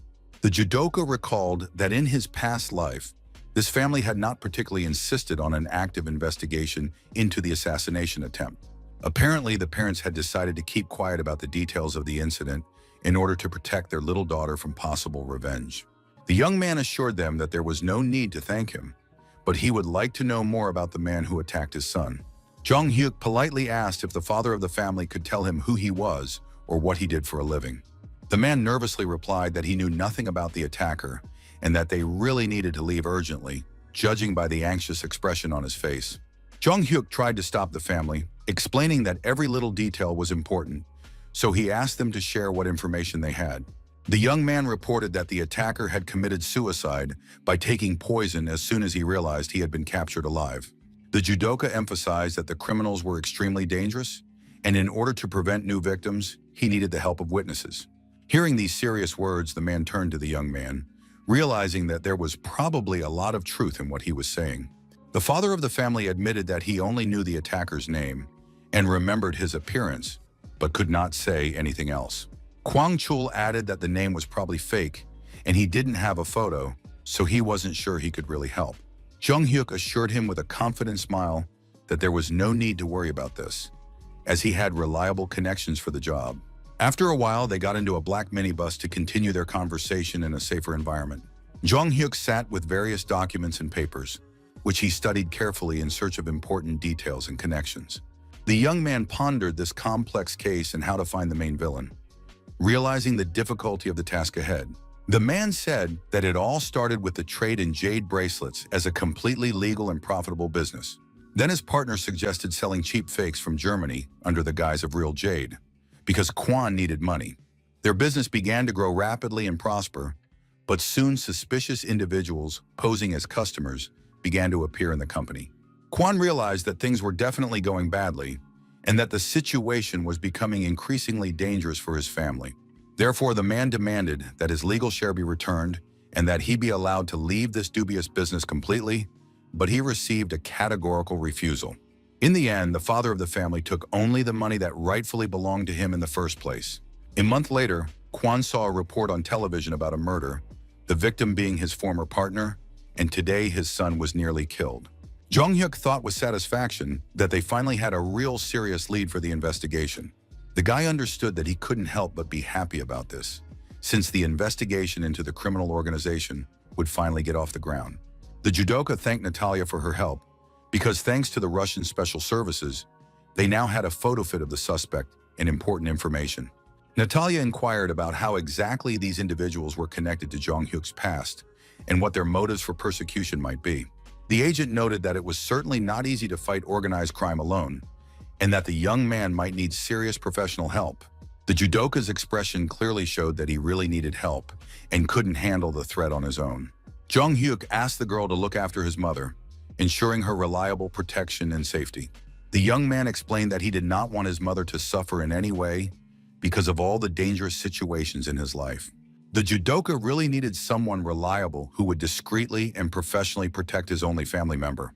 Of course, Natalia agreed to this request, assuring him that this would not be a problem at all for the Russian special services. The agent admitted that she had hoped for a completely different answer from the young man, but he turned out to be quite stubborn. The girl added regretfully that she did not think she would be so persistent in recruiting the talented young man. Natalia asked, trying one last time to change his mind, if he was sure he definitely did not want to work for the KGB. The young man had already heard this tempting offer of long-term cooperation with the Russian special services many times. Jong Hyuk thought that perhaps he should seriously consider his future, since he was only 6 months away from coming of age. He needed to make a final decision about where to study or work in order to find a criminal organization and fight it. The KGB was not an option. He had no intention of moving to Russia, and besides, intelligence work required unquestioning obedience to orders. The young man wanted to do things his own way, so he considered becoming a prosecutor, given their broad powers. Prosecutors do have a lot of power. They have access to classified information that even the regular police don't have. But there was one serious but that the young man did not like at all and still had on his mind. It was Prosecutor Kana's answer to the question of preventing crimes. Even knowing more than others, you cannot stop something that has not yet happened.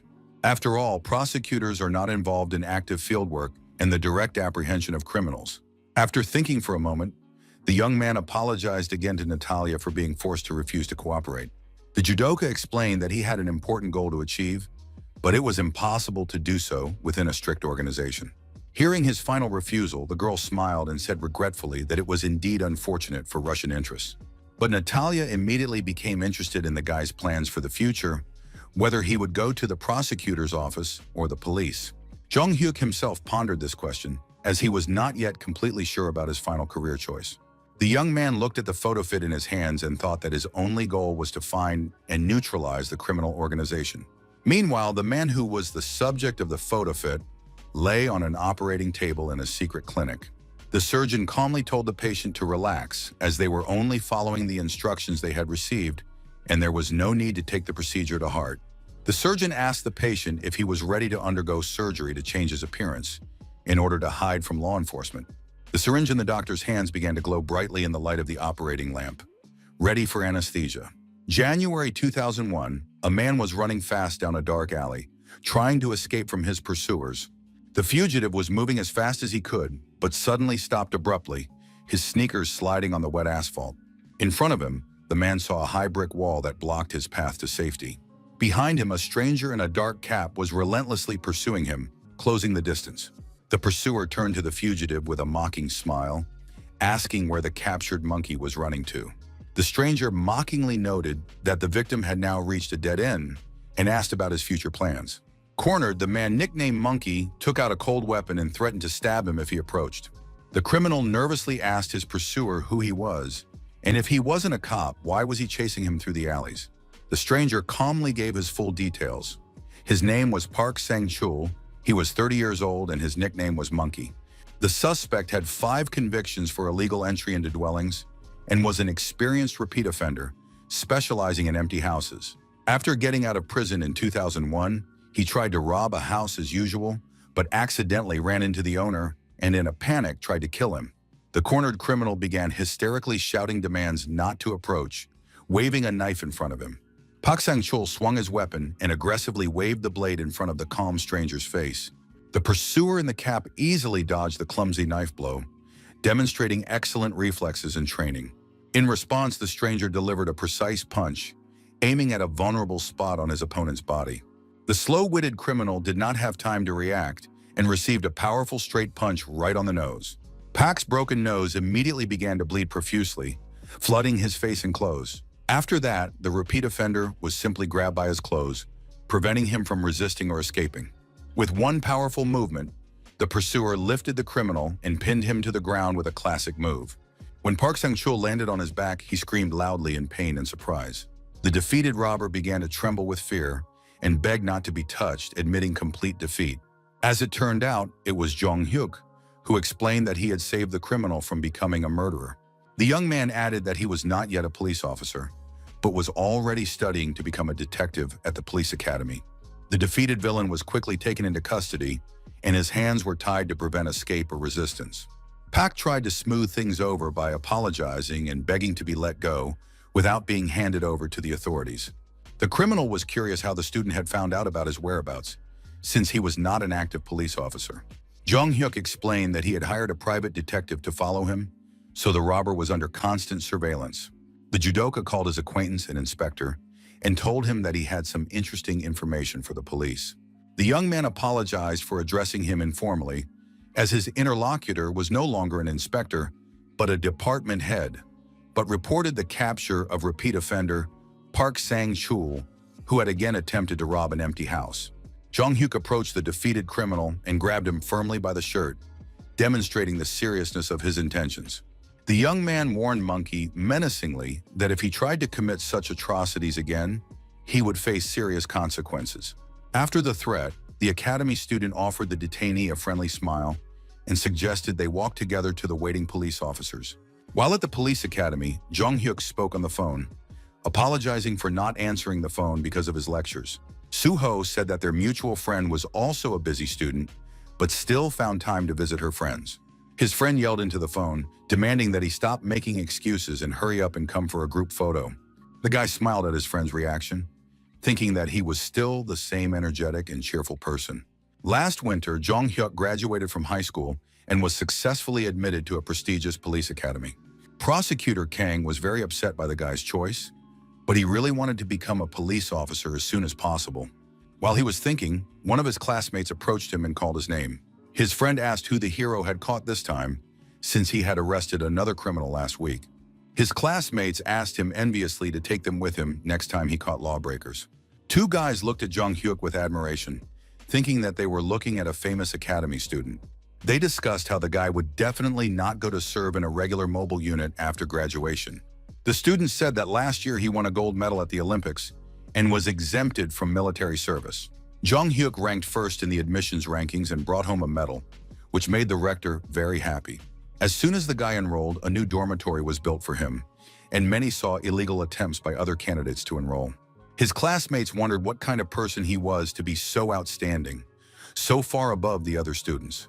In class, the teacher explained that the ultimate goal of criminal psychology is to study the peculiarities of criminals' thinking. The professor emphasized that criminal behavior is determined not only by innate traits, but also by interaction with the social structure. Therefore, an excellent investigator must take into account even the most insignificant habits and characteristics of the suspect. This was Professor Sun, who in his previous life was a member of parliament and worked hard to improve criminal investigation methods. When the lecture came to an end, the teacher announced the need to prepare for the upcoming exams. The professor gave the following assignment. One representative from each group should come forward and draw a piece of paper with an assignment. The students were surprised by the unusual method their teacher had come up with for the practical class. The students thought that since there was no way out, they had to obey the teacher's assignment and go draw the pieces of paper with the assignments. The group representatives read out the contents of the slips of paper, which contained the names of real convicted criminals for study. The professor explained the task: to find out where, how, and why the criminal committed the crime, and to analyze the motives behind his actions. It was also necessary to determine the presence of mitigating circumstances and to record everything in the form of a detailed interview with the prisoner. After reading his assignment, Jong-hyuk realized that the upcoming work would be quite difficult and responsible. His teammates were curious to know which criminal their group had been assigned to study. An announcement was made in the prison calling prisoner number 105 to quickly get up to meet with visitors. The guards approached the prisoner and informed him that students from the academy had come to visit him. Jong-hyuk and his classmates waited in the prison cafeteria for prisoner number 105 to appear. The young man thought it was his first time in prison and wondered why the meeting was taking place in the dining room rather than in a special visiting room. His friend noticed the tense expression on Jong-hyuk's face and asked why he was so nervous. The academy student admitted that he had some unpleasant memories from the past with this prisoner. His friend asked in surprise what kind of bad memories they were talking about. The guy didn't have time to answer his friend's question because at that moment, defendant number 105 appeared. It was Han Sang-won, who immediately recognized his former classmate by his distinctive facial features. It had been almost 2 years since they last met in the school corridors. The prisoner gritted his teeth in rage when he saw Jong-hyuk in front of him in his police academy uniform. Han Sang-won became extremely angry and began shouting, calling his former classmate a real monster and a traitor. The guards quickly restrained the violent prisoner, warning him that he would be sent to solitary confinement if he continued to disturb the peace. Upon hearing the threat, prisoner number 105 only laughed maliciously, making no attempt to hide his hatred for the visitor. Jong-hyuk moved closer to the prisoner's head and said ironically that he had not thought about the possibility of a new meeting. The student added that he did not expect such violent joy from his former classmate, who could not control his emotional outbursts. The young man hinted that he could break the prisoner's arms and legs in prison, and no one would object to such treatment. The criminal realized that the situation was not going in his favor and that it was better not to provoke a conflict.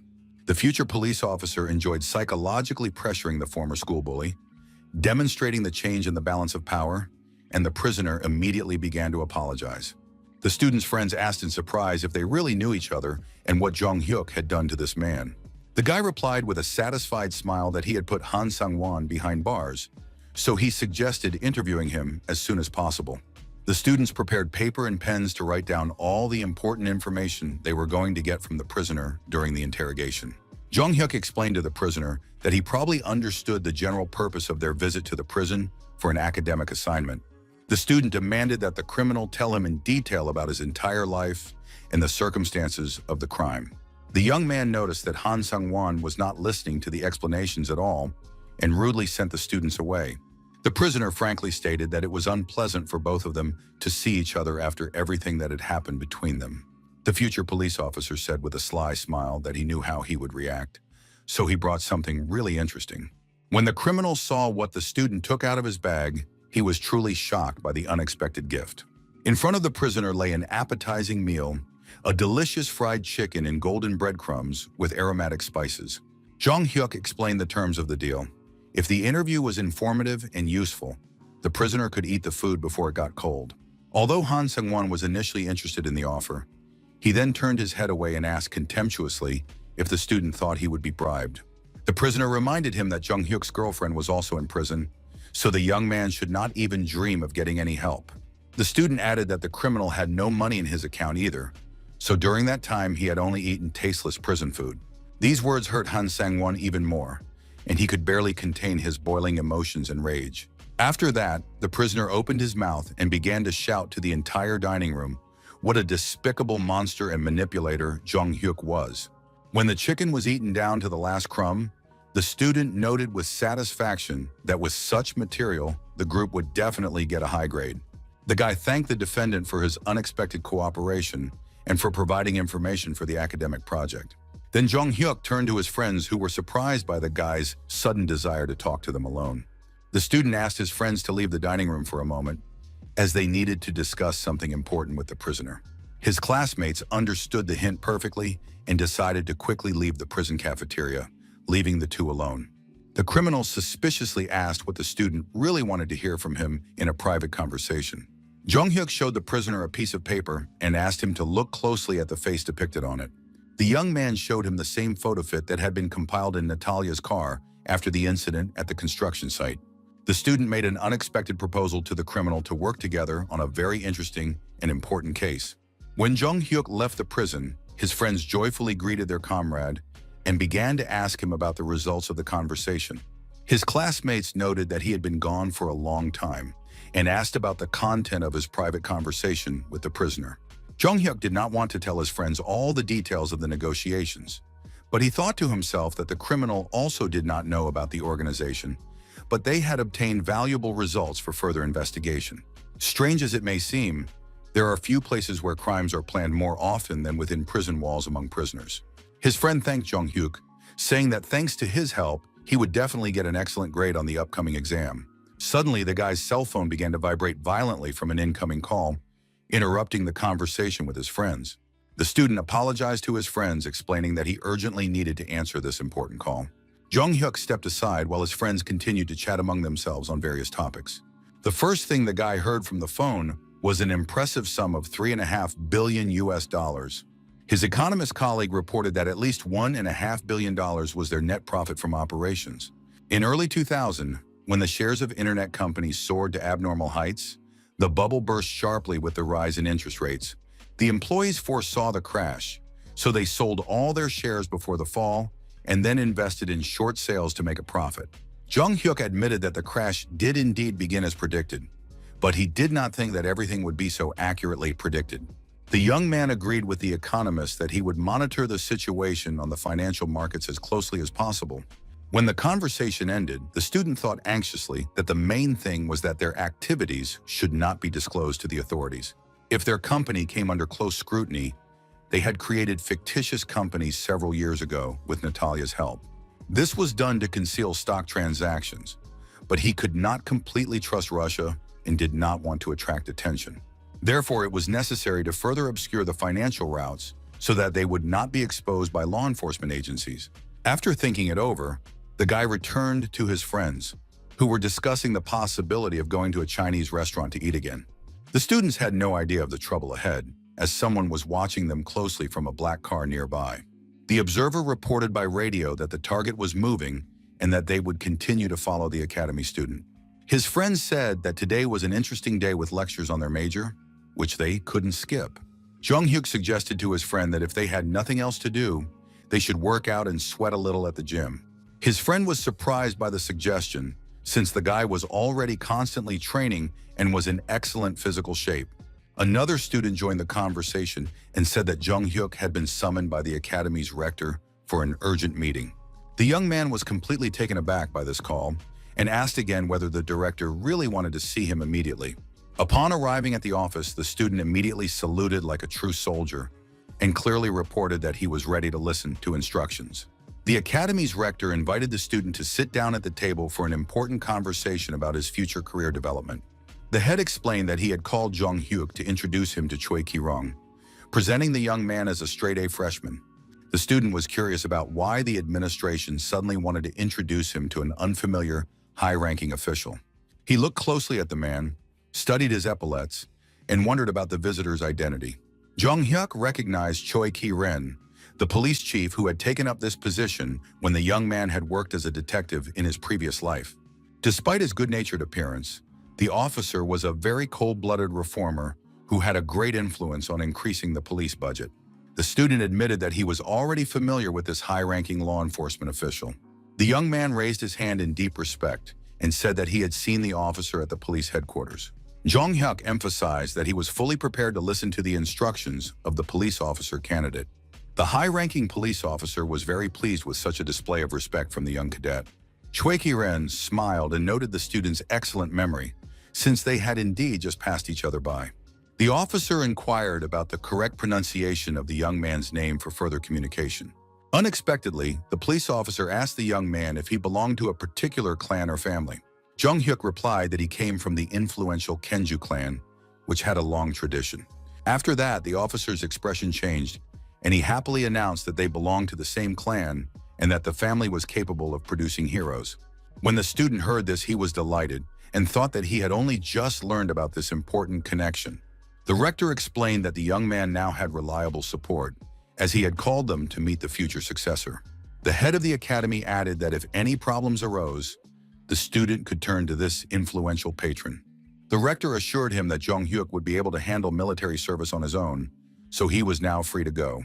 After the conversation, the student quickly left the office, moving as swiftly as he had entered. The head asked his successor to give his opinion on this worthy young man. To himself, the officer thought that he was a disobedient stallion who did not know his place and needed to be tamed. Several teenagers were walking down the street, discussing among themselves the search for a specific place in the city. The boys were looking for something, saying that what they were looking for must be somewhere nearby. Approaching one building, one of them pointed and exclaimed joyfully that it was there. Jung-hyuk approached the group of teenagers and asked their opinion about the beauty of the place they had found. The future police officer approached these kids with a very warm and friendly smile on his face, showing his openness to communication. These were the very same homeless boys who had run away from their dysfunctional families and were now happily talking about new places to relax and take refuge. The teenagers noted that they had thought about helping Jung-hyuk with the setup, but he had already built a wonderful facility for them on his own. March arrived, the cherry trees bloomed at the police academy, and a new busy school year began with many responsibilities. The student had so many important things to do that even on weekends, he had no time to rest. The first thing he had to do was check out the new children's shelter. The main feature of this new facility was that it was sponsored by a very interesting and influential person. Just then, the sponsor herself, Natalia from Russia, arrived to inspect the results of her investment. The Russian agent warmly greeted Jung-hyuk, noting how long it had been since they had seen each other and spoken in person. The girl smiled and told the guy that he had become even more handsome and looked like a real adult man. Embarrassed by the sight of the attractive woman, the teenage friends said they would take a short walk around the shelter grounds. Natalia, noticing the boy's reaction, just laughed, realizing that she was the reason for their shy behavior. Jung-hyuk explained that these boys were also residents of the shelter, and Soo-ho was the first child they had taken in. The KGB agent expressed her hope that many children would also receive reliable protection at the second orphanage they were funding. The guy understood that Natalia had decided to support their charitable foundation on behalf of the Russian government in order to strengthen ties. The official reason for the sponsorship was to create similar social institutions in Russia, like their Happiness Orphanage.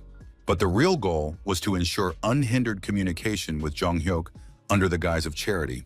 The Russian guest noted the excellent location of the building and the quality of the infrastructure, for which the chairman of the foundation deserves praise. Natalia praised the proximity of the school, library, and police station, which guarantees the safety of the shelter's residents. Suddenly, the agent interrupted her conversation with Jung-hyuk and asked him to wait a moment, taking out her cell phone. The girl immediately started calling someone, which puzzled the guy, who did not understand the reasons for the sudden change in mood. The student anxiously asked Natalia what had happened and why she was so wary of her surroundings. The agent replied that it seemed they were being followed and that someone clearly wanted to ruin their important meeting. Indeed, professional surveillance was being conducted from a nearby minibus, and conversations were being broadcast in real time. The man sitting in the surveillance vehicle realized he had been discovered and became very angry. The spy immediately recognized Natalia, thinking that she was the legendary Russian intelligence officer who had repeatedly stumped his American colleagues. The observer wondered what such a high-ranking person was doing in Korea and why she was involved in local affairs. The stalker wondered why this Korean schoolboy had gotten involved with a dangerous Russian spy and what interests they might have in common. Another agent suggested that the Russian intelligence representative had come to study the workings of the Happiness Orphanage in order to implement it in Russia. The observer dismissed his colleague's explanation with disbelief, saying that he did not believe such nonsense and considered it to be clearly untrue. Suddenly, the listening system's headphones began to emit very loud interference, disrupting the sound quality. The agent quickly ripped the headphones off his head and threw them aside, nearly deafened by the sharp sound. Natalia resolutely approached the surveillance van and began knocking, asking what was going on inside. The Russian agent suggested that the observers join her for a cup of coffee, since they were watching her so closely. In fact, the group did not go to a coffee shop at all, but to some abandoned construction site for a confidential conversation. The stalker noticed that this place was not very suitable for a friendly conversation over a cup of coffee in a relaxed atmosphere. Natalia apologized and explained that she was only interested in quiet places without outside observers. The agent added that it was also more comfortable for the interlocutors to communicate when there were no extra eyes watching their every move. The man suggested skipping the preliminary conversation and getting straight to the point to save time. The stalker immediately asked a direct question about what Natalia had forgotten in Korea and what the goals of her mission were. The Russian agent replied that it was cherry blossom season, so she was just a regular office worker on a business trip. Natalia explained that she had been sent by Russia to support the Happiness Orphanage, as Russia had similar problems with young people. According to the agent, the president had instructed her to take care of these children and study the experience of her Korean colleagues. Of course, the stalker did not believe this version and advised her to tell such stories to someone else. The observer turned to Natalia with a proposal to be honest with each other, as he understood her real profession. The Russian agent realized that she had encountered a person who was far from stupid and who was well aware of her true activities. Natalia's bodyguards simply stood and waited tensely to see how this dangerous situation would unfold. One of the guards reached behind his back to be ready for a possible violent turn of events.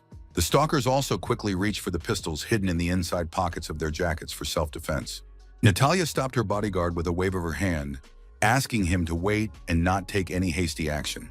The agent agreed to speak as honestly and openly as possible, without diplomatic evasions or official versions. Natalia began to admit that she actually had a completely different secret mission in Korea. The Russian side wanted to get hold of Jung-hyuk and convince him to move to Russia to cooperate. Hearing this confession, the stalker was shocked and asked her to repeat the information he had heard to be sure. The observer was surprised that the Russians were really interested in this young athlete, considering such interest very strange. Natalia laughed and noted that even if the Koreans learned of Russia's true intentions, they would not be able to effectively counteract them. The agent added that Russia does not consider the resources expended when it needs to take something that is of strategic interest. After these words, Natalia simply turned around and headed back, demonstrating confidence in her actions. The stalker was puzzled by Natalia's words about the Russians simply coming and taking what they needed. The agents returned to their office and quickly began typing on their keyboards, gathering information about the mysterious young man. They tried to find detailed information about the young man who had attracted the attention of Russian intelligence to such an extent. All the scoundrels could find was his name, 2 gold Olympic medals, and his status as the best student at the police university. Jong Hyuk had a very impressive track record, but that wasn't enough to understand why Natalia was so interested in him. Even the support of the influential Kwan and Park for the Foundation did not seem like something to be afraid of or wary of. The stalker understood that there must be some deeper scale of this guy's enormous potential, hidden from prying eyes. The man realized that there must be something very special and unique about the academy student's personality or abilities. The agent then found additional information and ordered his subordinates to contact the Judo Association for data. His subordinates immediately obeyed their boss's instructions and assured him that everything would be done immediately and as quickly as possible. Stalker understood that if Russia's intentions were so serious, then in that case, Jong Hyuk should cooperate with them. Meanwhile, the young man himself was on his way to training, talking on his cell phone with someone he knew. The person on the other end of the line asked why Jong Hyuk said they were going to teach him to work late at the academy. During the phone call on the street, someone called out to the student, interrupting his conversation with his friend. It was the same stalker from intelligence who appeared right in front of the guy in a crowded place. Jong Hyuk didn't even understand who it was, so his first question was about the stranger's identity. The agent apologized for his unexpected appearance and politely asked for a chance to talk to the young man. The student asked in confusion who this man was and what he wanted to know from him. The stranger showed him a photograph, and the young man was completely shocked by what he saw. As it turned out, the man's name was Han Sang-jin, and he worked for the National Intelligence Service of Korea. They went to the nearest coffee shop to discuss important matters and questions in a calm atmosphere. Jong Hyuk wondered why representatives of the National Intelligence Service had suddenly started following him and had come to see him. Perhaps he had come under suspicion or attracted attention because of his unusually high income at such a young age. The young man thought that this was clearly not something that should arouse the suspicion of the special services. He had literally created thousands of shell companies, and Director Park had confused the financial routes several times. The agent put his cup of coffee on the table and said he would ask a direct question without beating around the bush. Han Seung-jin asked if the student knew a woman named Natalia and who she really was. The young man did not expect such a direct question from a representative of the intelligence service. Jong Hyuk replied that yes, she was a diplomat at the Russian embassy who supported their shelter, happiness, with charitable donations. Jong Hyuk asked in bewilderment why the intelligence agents had suddenly decided to question him about this particular woman. Han Sang-jin explained that although this woman presented herself as a diplomat, she was in fact a dangerous Russian agent. The intelligence officer added that they were not even sure that Natalia was her real name, as used in documents.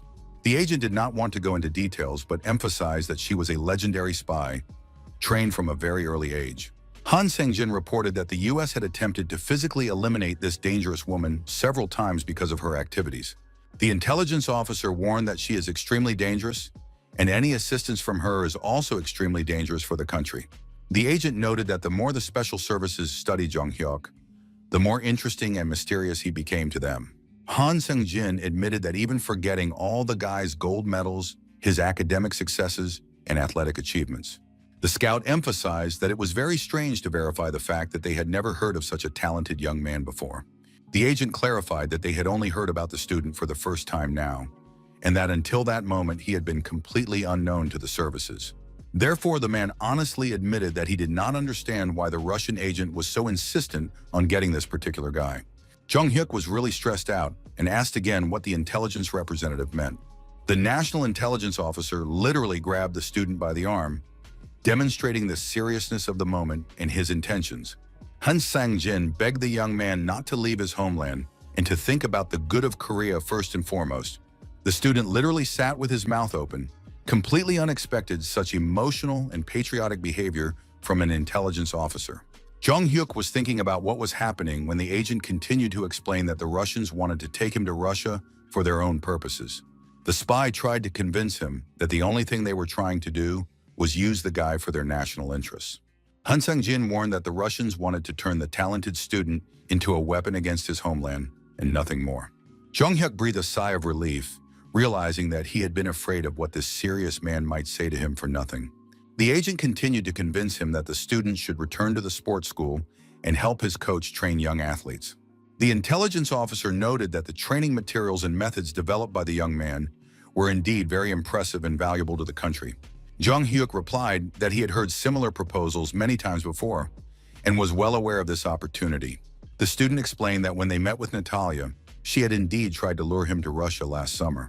The young man emphasized that, understandably, he simply declined this tempting offer to move and collaborate. Jung-hyuk assured her that he had absolutely no intention of leaving Korea, so the agent need not worry. The man was literally delighted and relaxed when he heard these patriotic words from the talented young man. After the conversation ended, the young man quickly ran off to attend to his academic affairs, and the scouts shouted after him that he was a hero of the Republic of Korea. Jung-hyuk continued on his way, thinking gratefully that nothing serious had happened, and that Director Park had indeed covered up the financial fraud well. Jung-hyuk honestly admitted to himself that he was already sure that he had been caught red-handed in financial fraud. Once again, as the guy was thinking aloud about what had happened, he received an unexpected call on his cell phone. The person on the other end of the line literally started yelling at him, asking why he wasn't at the meeting place with his friends yet. The student started running to his destination, apologizing and promising to arrive in 5 minutes at the most. A new semester had begun at the academy, and the guy had promised to meet his classmates over the weekend for joint training. It was the last semester he was helping his old coach, but the new coach had also asked for his support, so the student came. When Jung-hyuk arrived at the gym, he greeted everyone and energetically suggested starting the training without delay. The guy announced the program, suggesting that they first run a lap, warning that those who lagged behind would be punished. All the guys quickly got on the treadmills and began to run intensely, following their comrades' instructions. A man approached the group and asked if these energetic clients were students at a sports university. The comrade replied that no, they were studying at the police academy, where all students maintained excellent physical shape. The stranger assessed that the guy's figures were quite good, but there were problems with muscle lines and technique. The self-proclaimed coach suggested that they work with a personal trainer to improve their results and exercise technique. Jung-hyuk did not like such unsolicited comments and advice from a stranger in the gym. The guy looked at the man and thought that it was obvious that he was just a charlatan and a fraud. The student noticed the stranger's unnatural muscles and smelled an unpleasant chemical odor coming from his body. Jung-hyuk politely declined the offer, saying that they preferred to train on their own without outside help. The persistent coach insisted that the students were training incorrectly and warned them that they would regret not taking his advice. The young man's protege were already barely breathing from the intense cardio workout on the treadmills, but they continued to do the exercises. Jung-hyuk announced to his friends that he was ready to move on to lower body training for a comprehensive muscle workout. The annoying coach continued to criticize the students' technique, claiming that they were doing the exercises completely wrong. The man intervened in the training again, saying that the guys had been taught incorrectly and offered his professional help. Jung-hyuk was already completely fed up with such intrusive behavior from a stranger. The pseudo-trainer continued to insist that they sign up for personal training sessions with him, claiming that he rarely offered such an opportunity to anyone. The young man asked his friends to leave their sports equipment behind and finish their workout in this gym. The intrusive instructor inquired about the cost of their monthly membership, continuing to pursue potential clients. The personal trainer continued to smile and insist, calling the students his future clients. Jung-hyuk said that today would be his last workout and that he would no longer be attending this gym, demanding a refund. Hearing the demand for a refund, the male athlete was shocked and began to explain the rules for refunds. Jung-hyuk calmly told the owners that he was not going to cause any trouble. Suddenly, another muscular man entered the gym and aggressively inquired about the cause of the noise and commotion in his establishment. The voice of this new character immediately betrayed his outright hostility. The huge, bald thug with tattoos indignantly asked why there was so much noise when there were other paying customers in the gym.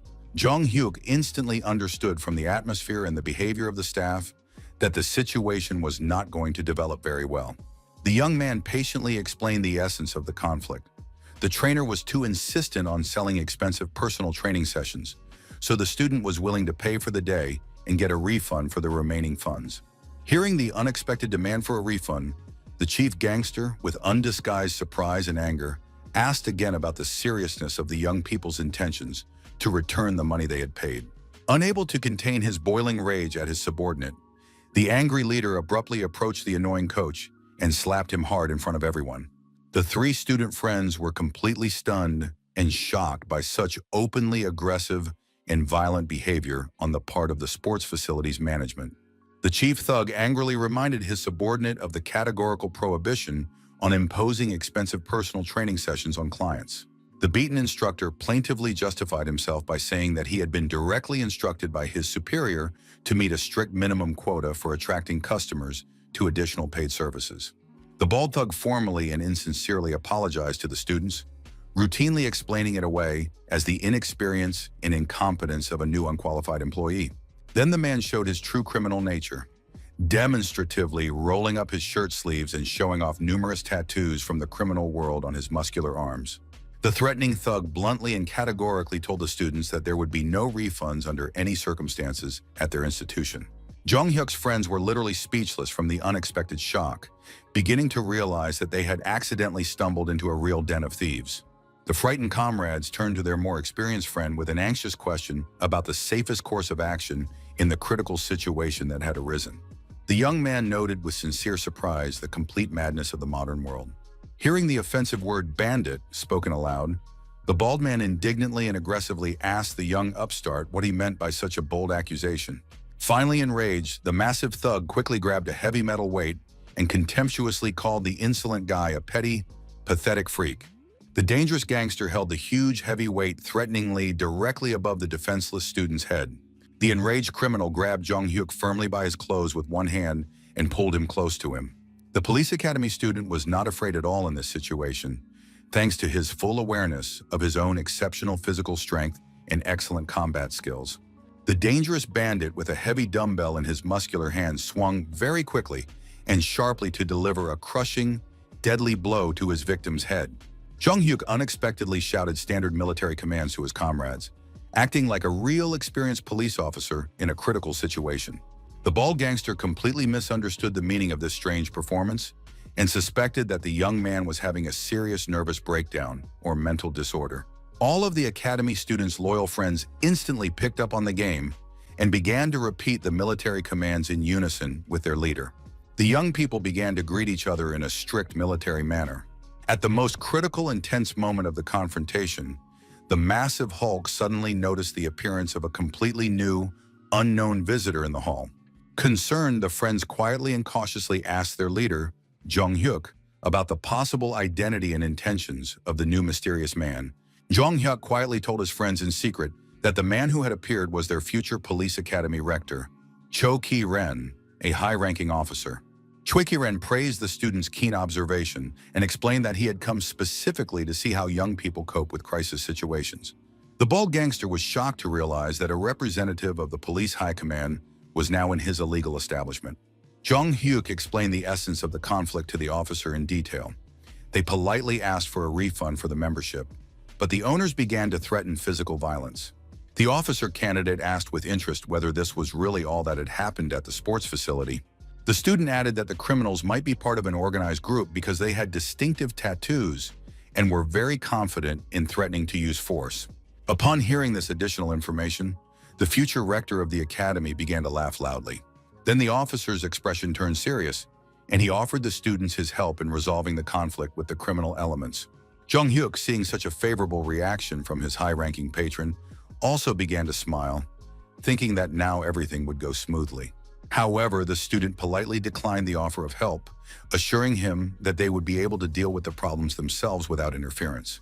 The officer candidate was pleasantly surprised by the young people's independence and confidence in their own abilities. Choi Ki-ren agreed that in this case, the young people should deal with the situation themselves in order to gain experience. The high-ranking man said that he would go take a shower after training and see them later in a more relaxed atmosphere. The bald gangster watched with disbelief as the influential man calmly left the hall, leaving the students alone with the criminals. With an ironic smile on his face, Jung Hyuk reminded the gangsters that he had heard about the no-refund policy at their wonderful establishment. The leader hissed viciously with irritation, realizing that this insolent young man was not as simple as he initially seemed. The student continued to taunt them, suggesting that the gangsters find other visitors and beg them on their knees to return the money for their services. Hearing such insolence, the criminal began to smile maliciously, noticing that the youngster did not even fully understand how dangerous the situation was. The enraged thug turned to his subordinates, declaring that this insolent youngster needed to be taught a harsh and painful lesson that would last a lifetime. The leader called two of his assistants and ordered them to come out of the back room to help deal with the insolent customers by force. The subordinates quickly came to the rescue and were told that these customers were now causing a disturbance in the establishment, so they needed to be shown their place. Jong Hyuk assessed the thugs who had appeared. They were quite large and unrealistically serious men with criminal experience. The gangsters who had arrived asked the students to go to the back room quietly, without making any unnecessary noise, so as not to disturb the other customers who were training peacefully. The criminals approached each of the friends and warned them that if they continued to resist, they could be seriously injured. One of Jong Hyuk's friends indignantly asked who gave these jerks the right to kick people out, thinking that he didn't know how to fight. Jong Hyuk reminded his friend that they were not police officers yet, so they could not get involved in fights. However, the student assured his friend not to worry, as he had a very interesting and effective plan to get out of the situation. Jong Hyuk did not explain his plan when the bald thug approached and grabbed another heavy dumbbell to intimidate the students. The criminal raised the sports equipment into the air again and aggressively asked the young men why they were still standing there and not listening to his commands. Suddenly, the bald thug was very surprised by the unexpected sight he saw right in front of him at that moment.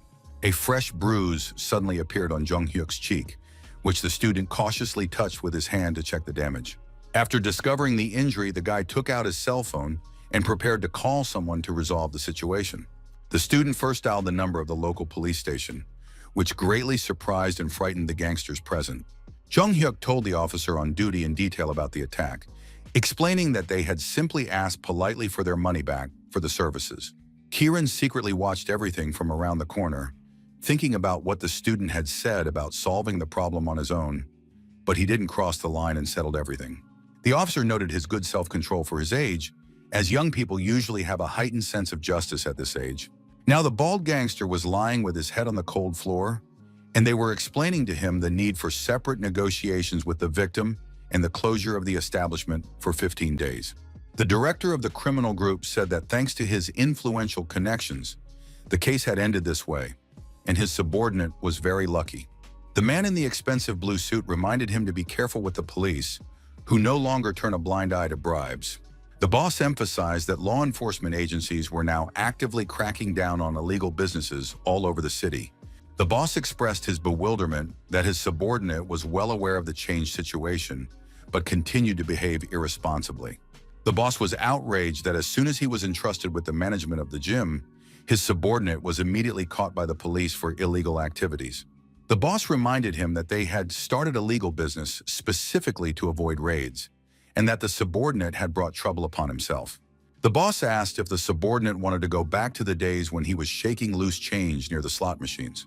The boss threatened to kill him if he couldn't make up for the financial losses the organization had suffered from the incident. A brutal showdown took place in the gym with all the employees, and a bald thug handed out painful slaps to each trainer.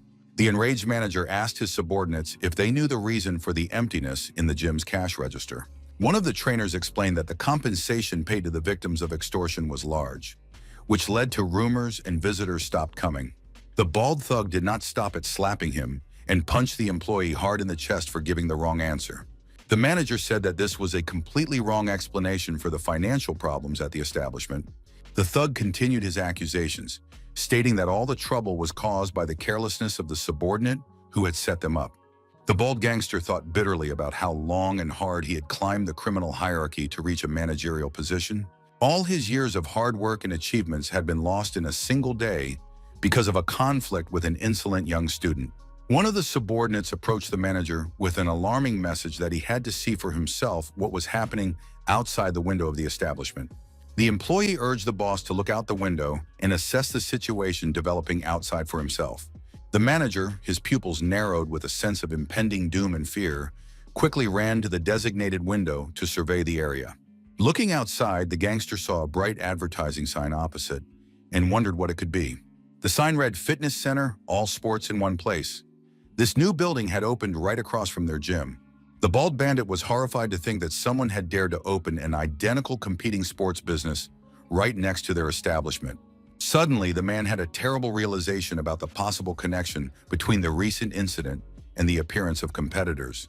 The manager saw Jung Hyuk standing under the neighboring building, happily handing out flyers to passers-by.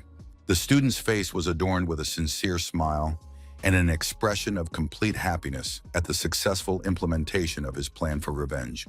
The conflict resulted in a 15-day suspension of the establishment's activities and separate agreements with the victims on compensation. Jung Hyuk's friends walked with him after the gym and were surprised that the thugs had threatened and tried to attack them, yet received such a lenient punishment. His friends understood that the criminal's source of income was clearly illegal, but law enforcement simply turned a blind eye to it. Jung Hyuk listened to his friends' opinions and agreed that there might indeed be some truth in their reasoning. The guy casually mentioned that there was a nice vacant building across from the ill-fated fitness center. The student turned to his friends and said that they needed to come up with something truly grand and ambitious. The girl asked what else he had in mind, considering that the gangsters had already been sentenced by the court. Jung Hyuk explained that he just wanted to start another profitable business. The guy bought the building opposite his competitors, which greatly surprised his perplexed friends. The student understood that if there was no good gym in the area, he would create his own and kill two birds with one stone. Despite the high cost of the project, he spared no expense on the most modern and high-quality sports equipment. Jung Hyuk realized that the most important thing in this case was not money at all, but the principle of fair retribution. On the day of the grand opening of his gym, the young man saw a huge crowd of interested people in front of the entrance. Potential customers were eagerly waiting for the owner to arrive and open the doors. Visitors thanked Jung Hyuk for giving them a decent place to train in the area. The student admitted with embarrassment that he was surprised by the number of people, as he had set a fairly high price and did not expect it to be so popular. A female customer explained that nowhere else could you find such service, the latest equipment, and perfect cleanliness. Suddenly, a muscular gym employee ran up to the owner and excitedly told him that he needed to talk to him urgently. The gym employee reported a suspicious visitor wearing strange clothes who was not training, but was constantly looking around.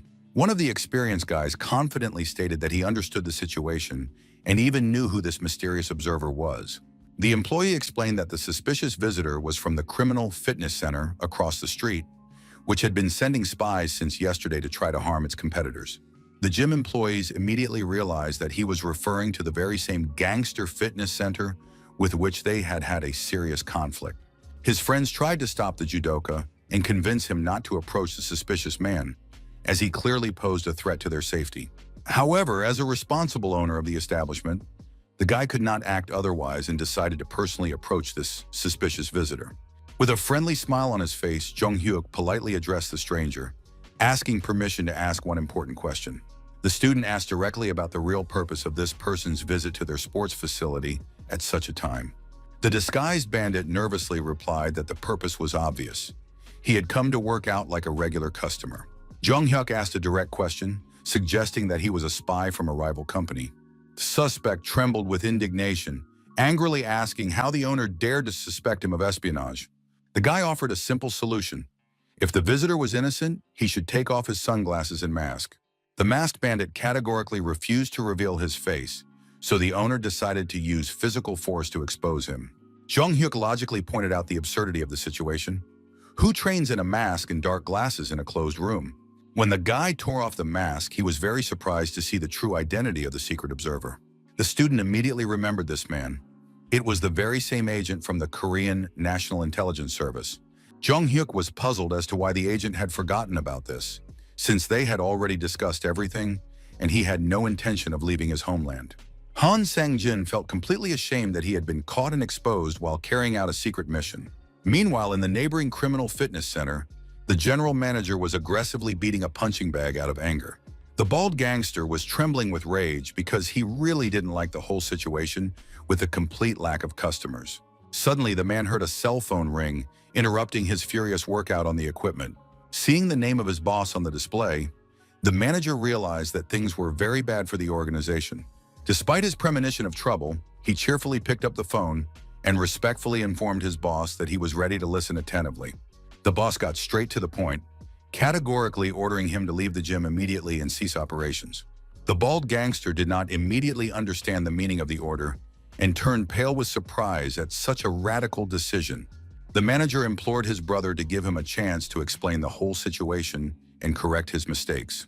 However, the boss did not even want to hear any excuses and immediately hung up rudely, ending the conversation. The rejected subordinate was in a state of deep shock from the unexpected turn of events, completely not expecting such an outcome. The bald gangster thought bitterly about how he had worked loyally for this organization for 20 years like a faithful dog.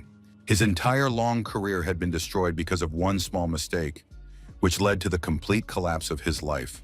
In a fit of uncontrollable rage, the man smashed his cell phone against the wall, unable to come to terms with the injustice. The former manager could not accept the fact that circumstances had turned out so disastrously for his future. Therefore, with a malicious and vengeful look, the enraged gangster slowly turned around and stared intently at the neighboring, prosperous building. The rejected manager decided that he would now take a completely different approach, using radical methods, and sat down at his computer to make plans. The bald gangster thought about his first steps, starting with selling all his shares and his stake in the gym to get some cash. The man planned to buy plane tickets to another country and disappear forever. A subordinate trainer entered the office and reported that another client was demanding a refund for services not rendered. The bald man irritably replied to his subordinate that the client was a brainless idiot and simply ordered him to take the money and give it back to the man. However, immediately after saying this, the man stopped abruptly, as if something important had suddenly dawned on him. The manager stopped the departing coach and asked him to wait, as he had a new plan of action. The gangster said that tomorrow one building would have to be demolished, so he needed to gather all the most reliable and trusted guys. The subordinate was shocked by the order to demolish the building and could not believe the seriousness of his boss's intentions. The leader ordered him to get ready and stock up on as many cans of gasoline as possible, because the premium fitness club had to be burned to the ground. Late at night, a black minibus silently pulled up to the premium gym building to carry out the criminal task. Serious muscular guys, led by the former manager, got out of the car, ready to commit arson. The criminals approached the entrance doors as closely as possible and discovered that the entrance was locked with a massive metal chain. The gangsters had prepared for the situation in advance and brought special powerful bolt cutters to cut through the locks. The arsonist's arsenal also included lighters and other tools to effectively destroy the entire building. The bald manager was already mentally picturing the ideal scene of his competitors building in flames, relishing the anticipation of revenge. The criminals quickly broke the lock with their professional tools and gained access to the building. As they climbed the stairs, the subordinates began to have doubts and asked the director if he was really sure that what he had planned was right. The enraged man sharply cut off their doubts, saying that they should not ask him anything because he had thought everything through. The leader emphasized that he was not afraid of going to prison for the crime he had committed in order to achieve his goal. With a cynical smile on his face, the gangster said that he did not want to frame his subordinates, so in the worst case, he would take responsibility himself. The bald man added that if the organization was exposed, he would not turn anyone into law enforcement. The cunning man thought contemptuously to himself that his subordinates were idiots for falling for this primitive ploy of nobility. A huge number of pumped-up guys followed their leader straight into the building to carry out a large-scale arson attack. The manager ordered them to evenly douse all the rooms with gasoline so that absolutely nothing would remain of the building after the fire. His henchmen eagerly carried out the order, pouring the flammable liquid throughout the building without leaving a drop behind. The arsonists spared no gasoline, pouring it into every corner of the room and onto every expensive piece of equipment. The bald gangster noted with satisfaction that the plan was going perfectly and that there was very little left to do before the preparations were complete. The vengeful manager thought triumphantly that all those who had set him up and betrayed him would soon meet their deserved end. Suddenly, a bright electric light came on in the dark room. Someone had turned on the lights at the most inopportune moment. The criminals looked around in fear, thinking that the building was surrounded by the police or other law enforcement agencies. All the gangsters began to panic and shout to each other that the building was indeed surrounded and that this was a real police operation. The chief police inspector suddenly appeared on the floor with a group of operatives ready to arrest the criminals. The experienced officer addressed the bald gangster with an ironic greeting, noting that they had not seen this repeat offender for a long time. The police really did surround all these armed gangsters in a tight circle, depriving them of any possibility of retreat. The bald leader thought desperately, cursing what kind of monsters these were and why all these misfortunes had befallen him. The chief inspector calmly advised the criminals not to waste their energy resisting and to simply surrender without unnecessary bloodshed.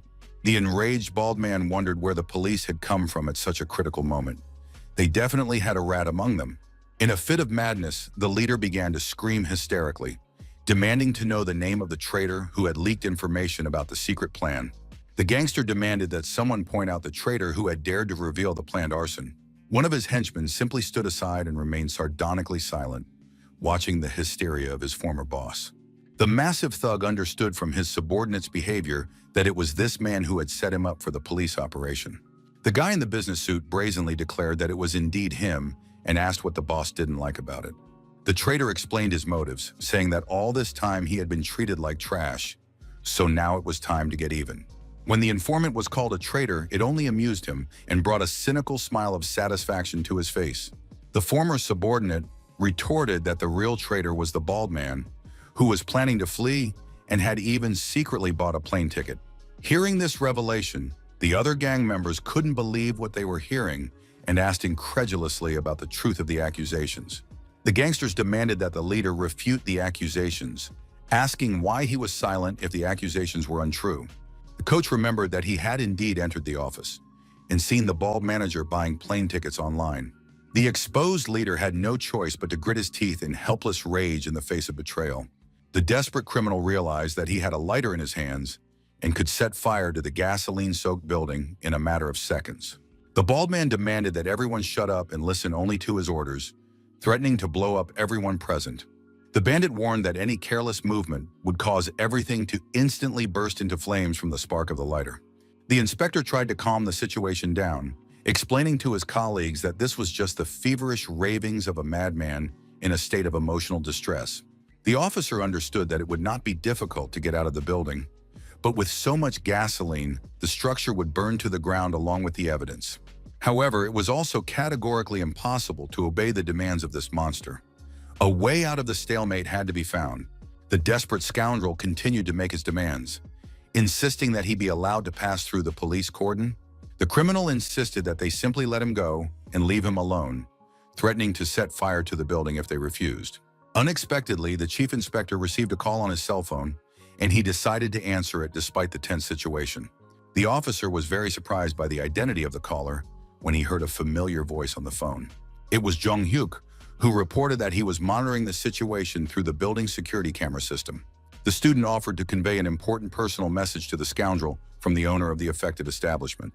The chief inspector, of course, readily agreed to act as a mediator in the exchange of information between the parties to the conflict. The bald man began to lose his mind even more, hysterically demanding that the phone be hung up immediately and the negotiations be stopped. The policeman calmly explained that he had just received a call from the owner of the building, who had unexpectedly allowed his property to be burned to the ground, which radically changed the balance of power in the confrontation. The owner explained that the building was fully insured against fire. So what kind of crime was it? A serious attempt at arson or the actual act of arson itself? The bald thug began to smile maliciously and ominously, realizing that the situation was not going in his favor. His subordinates tried to stop the crazed leader, begging the director not to do anything stupid or rash. The desperate man thought only of getting to the airport at any cost and leaving the country. The only thought running through the criminal's head was to avoid falling into the hands of justice. Suddenly, the crazed bandit rushed towards a large window, trying to make a desperate escape. The chief inspector shouted to his subordinates to quickly stop the fugitive, as there was no time to waste. The mentally ill bandit fell out of a second-story window and lay on the asphalt with multiple fractures and severe injuries. The evening news reported that the organized crime department had declared gangs to be a form of fascism. While this news was being broadcast on television, someone from the leadership approached a subordinate and demanded that he come out to talk. Jong-hyuk quietly opened the office door, fearing what he would hear from his superiors. The latest news reported that the further development of events in the organized crime case remains unknown. Senior management summoned the academy student for a serious conversation to clarify all the circumstances of what had happened. With a meaningful smile on his face, the chief asked if the young man knew the real reason for his summons to the office. With an understanding smile, Jong-hyuk thought that this was indeed the case, that his activities had been fully exposed. The head informed him about the investigation into the criminal gym owned by organized crime. During the investigation, it was discovered that a competing gym had been opened nearby by this very police academy student. The chief asked seriously if the young man wanted to take the law into his own hands, or if he thought he was a real police officer. The young man honestly replied that he had not acted like a future police officer at all, but had been guided by other motives. The student explained that he had first tried to seek justice through the official police, but had suffered a huge setback due to the lenient punishment. The rector asked if the young man thought that this somehow justified his arbitrary actions against the criminals. Jung Hyuk replied that in a civilized society, there is a moral line that cannot be crossed under any circumstances. The student emphasized that he could not allow those who cross that line to escape punishment because of the limitations of the investigation. The young man explained that he could not remain inactive, as he was not only a future police officer, but first and foremost, a person with a conscience. Jung Hyuk told his superiors that he was ready to be punished and promised to accept any fair punishment peacefully. Upon hearing these words, the chief slightly opened his mouth in surprise and began to smile understandingly. After a pause, the chief began to laugh very loudly and sincerely, noting what an honest and straightforward answer he had heard. The boss asked how many people would be willing to spend tens of millions of dollars solely for moral reasons. The boss said that in that case, he would simply turn a blind eye to this unusual case involving the student. The young man expressed surprise at the unexpected reaction and asked about the reasons for such a lenient attitude towards his actions. The manager replied that the reason lay elsewhere and asked why the student had set such high prices at his gym. Jung Hyuk explained the logic behind the pricing. If he wanted to lure away competitors' customers, he would have to set prices significantly lower so as not to give his rivals any chance. The young man pointed to strategic considerations, as there were other fitness centers with honest business practices a little further away in the area. The student explained that if he started an aggressive price war, it would ultimately cause serious damage to his reputable competitors. The academy director approvingly noted that this was precisely why he would not punish such a far-sighted student, asking if the young man was satisfied with this outcome. Relieved, Jung Hyuk beamed with joy, and a slight blush of embarrassment appeared on his satisfied face. Left alone in his office, the academy's rector sipped hot tea and mentally digested all the events of the day. The headmaster reflected that if there was a chance to prevent a crime, this student would even buy a building and open a gym for the sake of justice. The director understood that this was one of the most outstanding examples of moral behavior he had encountered in his recent work. Even more surprising was the realization that something more valuable than they had initially thought about the student's abilities had come to their academy. While the man was deep in thought about the young man's future, someone knocked politely on his office door. A subordinate entered the office and reported that an official letter had been received from the Japanese National Police University. The subordinate handed the document to the rector, who noted that, by all indications, the time had come for important decisions. It concerned a special cadet training program in which the 9 best students of the academy were to participate this time. The administration had already prepared a list of 9 candidates selected from among the students with the highest academic grades. The rector decided to carefully review who exactly had been selected to participate in the prestigious international program. The director noted that when it came to training, all participants should be 4th-year students. However, his subordinate explained that there were no strict regulations, recalling that even last year, 3rd-year students participated. The head asked about the theoretical possibility of sending a talented sophomore to Japan. The employee gave an evasive answer, saying that there had simply been no such precedence with 2nd-year students in the history of the program. Meanwhile, at the airport, a group of students who were supposed to fly to Japan for training were getting ready. Jung Hyuk stood with his luggage and thought that it had been a long time since he had been at the airport for international travel. The guy wasn't sure if he would be accepted into the program as a 2nd-year student, but in any case, it seemed like an interesting opportunity. Suddenly, one of the senior students' huge, heavy backpack literally flew into the student's face. The guy addressed Jung Hyuk with contempt, asking what a sophomore was doing among the chosen ones. The senior arrogantly declared that if the younger student was already in their group, then he should at least carry their heavy things. Jung Hyuk reluctantly agreed to carry out the orders, understanding the need to avoid conflict before an important trip. The chief rector of the academy approached the group of students and asked if everyone was ready to fly to Japan to begin the training program. Another student approached Jung Hyuk and suggested that he was the one everyone at the academy was talking about after recent events. His friend advised him not to pay attention to the envy of those around him, as the sophomore had become the center of attention of the entire educational institution thanks to his actions. A top student named Kang Ik-woon expressed the opinion that the Japanese would most likely admit the young man to the program because they would fear him. At that moment, the latest news about the criminal situation in the region was being broadcast on television at the airport. The announcer reported that 5 days had passed since the Yamada gang of criminals had made their daring escape from a maximum security prison. The news emphasized that the police had not yet achieved any positive results in their search for the fugitives. Meanwhile, a suspicious man was walking quickly down a deserted city street in the pouring rain. Ahead of him, a woman was running with her dog, which kept breaking free from its owner's grasp and pulling on the leash. The tired lady complained to her pet that if it continued to pull like that, she would get very tired from the walk. The woman with the dog noticed the suspicious stranger approaching and felt an instinctive sense of alarm. She tried to call her pet back, suggesting that they quickly leave the area to get away from the potential danger. The suspicious man in the hood showed an unhealthy interest in this woman and began to follow her. The stranger's face was thin and emaciated, and his features were completely hidden by his deep hood. At the Japanese Police Academy, the new students were met by a guide who introduced himself as Saito and promised to be their mentor. The chief representative of the Korean side, Song Won-so, asked his Japanese colleagues to take care of their students during their training.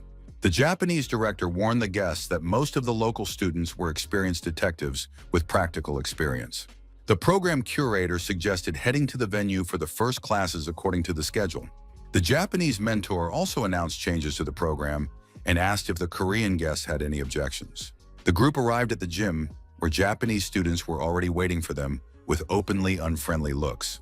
The organizers explained that in order to strengthen friendly relations between the students, the schedule had been changed to something more interesting. Instead of lectures, it was decided to hold a friendly judo tournament between representatives of the two academies. The Japanese students stood waiting for the opportunity to test their strength against the Koreans, casting openly provocative glances at them. Jung-hyuk reflected that although they were called experienced detectives, the Japanese had an animalistic look in their eyes, and he had a guess as to why. One of the Korean students asked the organizers about the real reason for such a sudden change in the academic schedule. The Japanese instructor explained that there was one Korean student who had particularly attracted the attention of their university and teaching staff. Therefore, after receiving news of the Olympic champions' visit, Japanese students literally flooded the organizers with requests to spar with the medalist. Jung-hyuk understood that the Japanese still wanted revenge on the Koreans for taking Japan's gold medals at the last Olympics. The program guide, now acting as the referee for the matches, announced to both sides that they needed to prepare for the competition. The first to be called was a representative of the Japanese team, a fourth-year student and top student at their police academy. Kang Ik-woon stepped onto the tatami mat against this huge Japanese man, who defiantly asked about his Korean opponent's readiness. The Japanese judoka said that the Korean had nothing to worry about and suggested that he simply call his famous friend Yong for a real fight. The top Korean student did not immediately understand what his self-confident Japanese opponent meant by his words. The sparring referee gave the command start, and an intense fight between the representatives of the two academies began instantly. The Japanese guy literally grabbed the Korean guy and in a second flipped him onto his back with a masterful technical move. Kang Ik-woon did not even have time to fully comprehend what was happening due to the lightning speed of his opponent's attack. A second later, the Korean student was thrown into the air, and a moment later, he was lying on his back on the tatami mat. His teammates quickly approached their defeated friend, trying to revive him and asking how he was feeling. Ryunosuke, the Japanese judo champion, confidently declared that he had not even shown his true strength in this match. Jung-hyuk carefully analyzed his opponents, wondering who they were and why they looked like such formidable rivals. The referee called the next player from the Korean team to continue the tournament between the academies. Jung-hyuk said he would go out himself, asking his seniors not to worry about the outcome of the match. With a confident smile, he promised his comrades that he would do everything in his power to win. The second-year student faced an experienced fourth-year student from the Japanese Police Academy. Ryunosuke immediately recognized the Korean guy, as he had heard a lot of talk and rumors about him. The Japanese man stated outright that he had heard many rumors that this was the very same guy who had become famous at the Japanese Olympic Games. The referee asked the fighters if they were ready and asked them to raise their hands in confirmation. After checking their readiness, the referee abruptly lowered his hand and announced that the match had officially begun. The confident Japanese fighter promised his Korean opponent that he would show him what real traditional Japanese judo was all about. However, immediately after these boastful words, the gold medalist simply took hold of the Japanese fighter and instantly threw him to the ground. Jung Hyuk masterfully defeated his opponent in a second, pinning him to the mat with a classic technical move. Seeing the result of the match, the referee was in complete shock and began to slowly count to the winning score.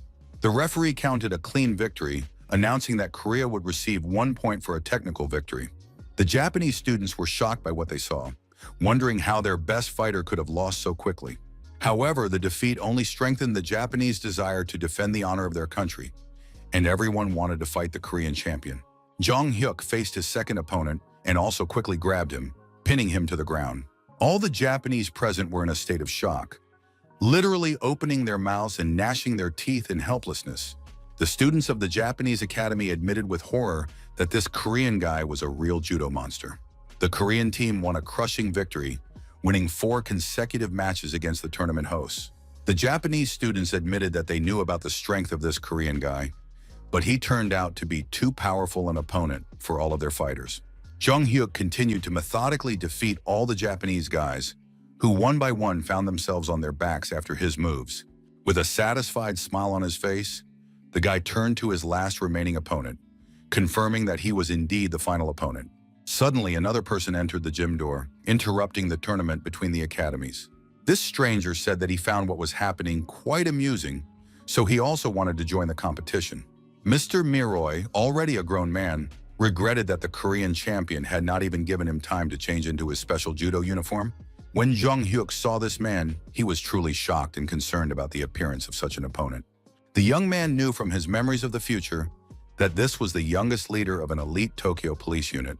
Miroy had worked with Jung Hyuk on an investigation in his past life, and now he had returned to participate in the tournament. The Japanese officer asked if the Korean champion would mind fighting him as the final and strongest opponent. Jung Hyuk agreed to the duel with a confident smile, saying that if his opponent so desired, he would of course accept the challenge. The Japanese man also smiled slyly, realizing that a truly interesting and exciting high-level match was about to take place. The referee gave the command to start, and the young Olympic champion began to attack his opponent very quickly. The Korean quickly closed in on his opponent and grabbed the Japanese man by the collar of his kimono to throw him. Jung Hyuk thought he could easily pin his opponent with his signature move. However, unexpectedly, the young man saw the Japanese athlete's hand in front of his face, reaching for his throat to grab him. Miroy grabbed the Korean by the collar, which he did not expect at all from a seemingly ordinary instructor. Jung Hyuk saw a serious Japanese opponent in front of him, who really grabbed his kimono tightly. The young man realized that this fight would not be as easy as he had expected, and his face showed his surprise. The Korean champion tried to stay on his feet and make his stance more stable in order to resist. The Japanese officer was surprised that his young opponent was able to effectively counter his technical moves. Jung Hyuk realized that this Japanese guy was his final boss after all his previous easy wins. Miroy advised the Korean to gather his strength and not embarrass himself. But another person suddenly ran into the gym with urgent news. The stranger moved so quickly that even the experienced tournament referee was surprised by his speed. The messenger approached the referee and began to quickly whisper some extremely important information into his ear. After receiving the message, the referee began shouting at the participants to stop the fight immediately. The organizer explained that very urgent information had been received, requiring the immediate cessation of the competition. All participants were asked to quickly change into their regular clothes and gather in 10 minutes to receive instructions. The judokas were completely baffled as to what was going on and why the tournament had been interrupted. Japanese officer Miroy asked the organizers what had happened so suddenly and seriously. Jung Hyuk overheard someone talking about receiving an important tip regarding the Yamada gang, which had been spotted near the academy. During lunch, as the boy was walking through the cafeteria with a tray of food, he heard one of the Japanese students ask him to come to their table for a chat. A friend approached Jung Hyuk and kindly advised him to eat much more in order to continue growing and gaining weight for sports. Sang Won-so smiled contentedly and remarked that it would have been even better if the guy had saved their faces yesterday by standing up for the seniors. The older students admired how coolly Jung Hyuk had methodically pinned all of his Japanese opponents to the mat. His Korean comrades suggested that the Japanese had probably decided to leave in disgrace and had made up the story about Yamada, even though it was clearly untrue. Jung Hyuk thought that Yamada really existed. He remembered from his past life that this criminal had been convicted of kidnapping and looting. The guy remembered that in the past Yamada had not been caught as quickly as he would have liked, and wondered if the future had changed. Someone approached and demonstratively placed their tray of food on the table, attracting the attention of the Korean students. They were Japanese students who explained that the tip about Yamada had indeed turned out to be false information. One of the Japanese students admitted that some drunkard had told him all this, but he himself had not believed the information to be true from the very beginning. Sang Won-so asked Jung Hyuk for his opinion on the Japanese student's claim that the suspected fugitive was a fabrication. The chief Korean representative realized that there would likely be too many problems if the case turned out to be serious. Jung Hyuk agreed that the Japanese must be right, and that this was most likely the case, after which he paused to think for a moment. The young man suggested that Yamada had probably already left the island and was safe. Sang Won-so asked in surprise how a second-year student could have such detailed information about the criminal. The Japanese, who had been eavesdropping on the conversation, came closer and asked if this was really the true version of events. They politely asked the guy to explain his reasoning in Japanese for better understanding. Jung Hyuk noticed that among the Japanese was Miroy, who spoke Korean surprisingly well. The student explained that the island where Yamada was hiding was not that small, but the police had searched it thoroughly without success. The young man logically concluded that it was highly likely that the criminal had simply escaped from the island by any means available. The Japanese objected that all routes to the mainland were blocked, but agreed that he could have escaped somehow. Someone present suggested that if this was true, the criminal was most likely a professional swimmer. The students discussed that the closest distance from the island to the mainland was only 250 meters, which even children who could swim could cover. A Japanese student objected that in that case, there would already have been reports about Yamada, since his identity had been revealed in the media throughout the country. Jung Hyuk explained that in Japan, there is a culture that took root after the economic crisis of the late 1980s, when individualism became much stronger. The student noted that this is part of the unique Japanese culture, where people are especially careful not to cause inconvenience to others in society. Therefore, citizens who strictly respect each other's personal space create ideal conditions where a skilled criminal could easily hide from prying eyes. Jung Hyuk emphasized that Yamada had decided to remain in the shadows and not attract the attention of the authorities. When Japanese students heard this analysis, they were truly amazed at such a deep understanding of their culture. One of the Japanese students remarked admiringly that such a multifaceted approach to analysis showed that the young man was indeed a born detective. The main character thought to himself that he had simply recounted what he remembered from his past life and added a little logic. One Japanese student approached Jung Hyuk and said seriously that his point of view was extremely interesting and valuable.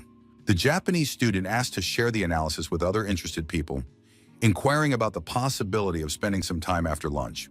Jung Hyuk agreed to meet a little later and share all the necessary information with the interested audience. The guy thought to himself, who would have thought that he would have to do such things in Japan? The student understood the need to explain the theory to a few more people, but this was not a particular problem for him. When he arrived at the designated room, Jung Hyuk saw a group of serious-looking adult men in business suits in front of him. The young man clearly did not expect such a distinguished audience, thinking that only teenage students would be present. Jung Hyuk wondered why no one had told him that it would turn into such a large-scale and formal event. The student wondered how this man, still a candidate for leadership, had managed to gather all the top officials together. Miroy gave a thumbs up in approval, and the guy thought to himself that it wasn't even worth laughing at the situation. One of the officials present inquired about the possibility of starting the presentation as soon as possible. The government representative emphasized the urgency of the matter, noting that this was a critical moment when even the slightest comments should be listened to. Hearing this, Jung Hyuk thought that this was not the first time he had found himself in such a serious and responsible situation.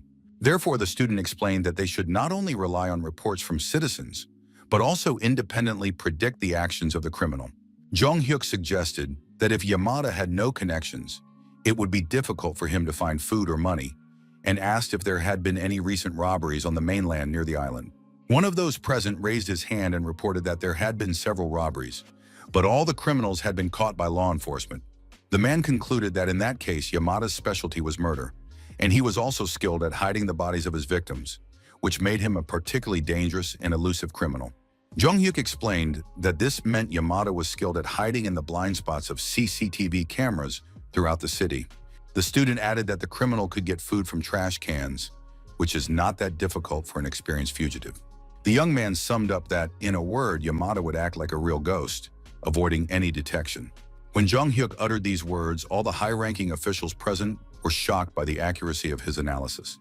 Miroy raised his hand and asked how best to conduct the investigation under the circumstances. The student replied that there is a saying in Korea that to catch a tiger, you must first find its lair. So Jung-hyuk hinted with a sly smile that he hoped everyone understood what he was getting at.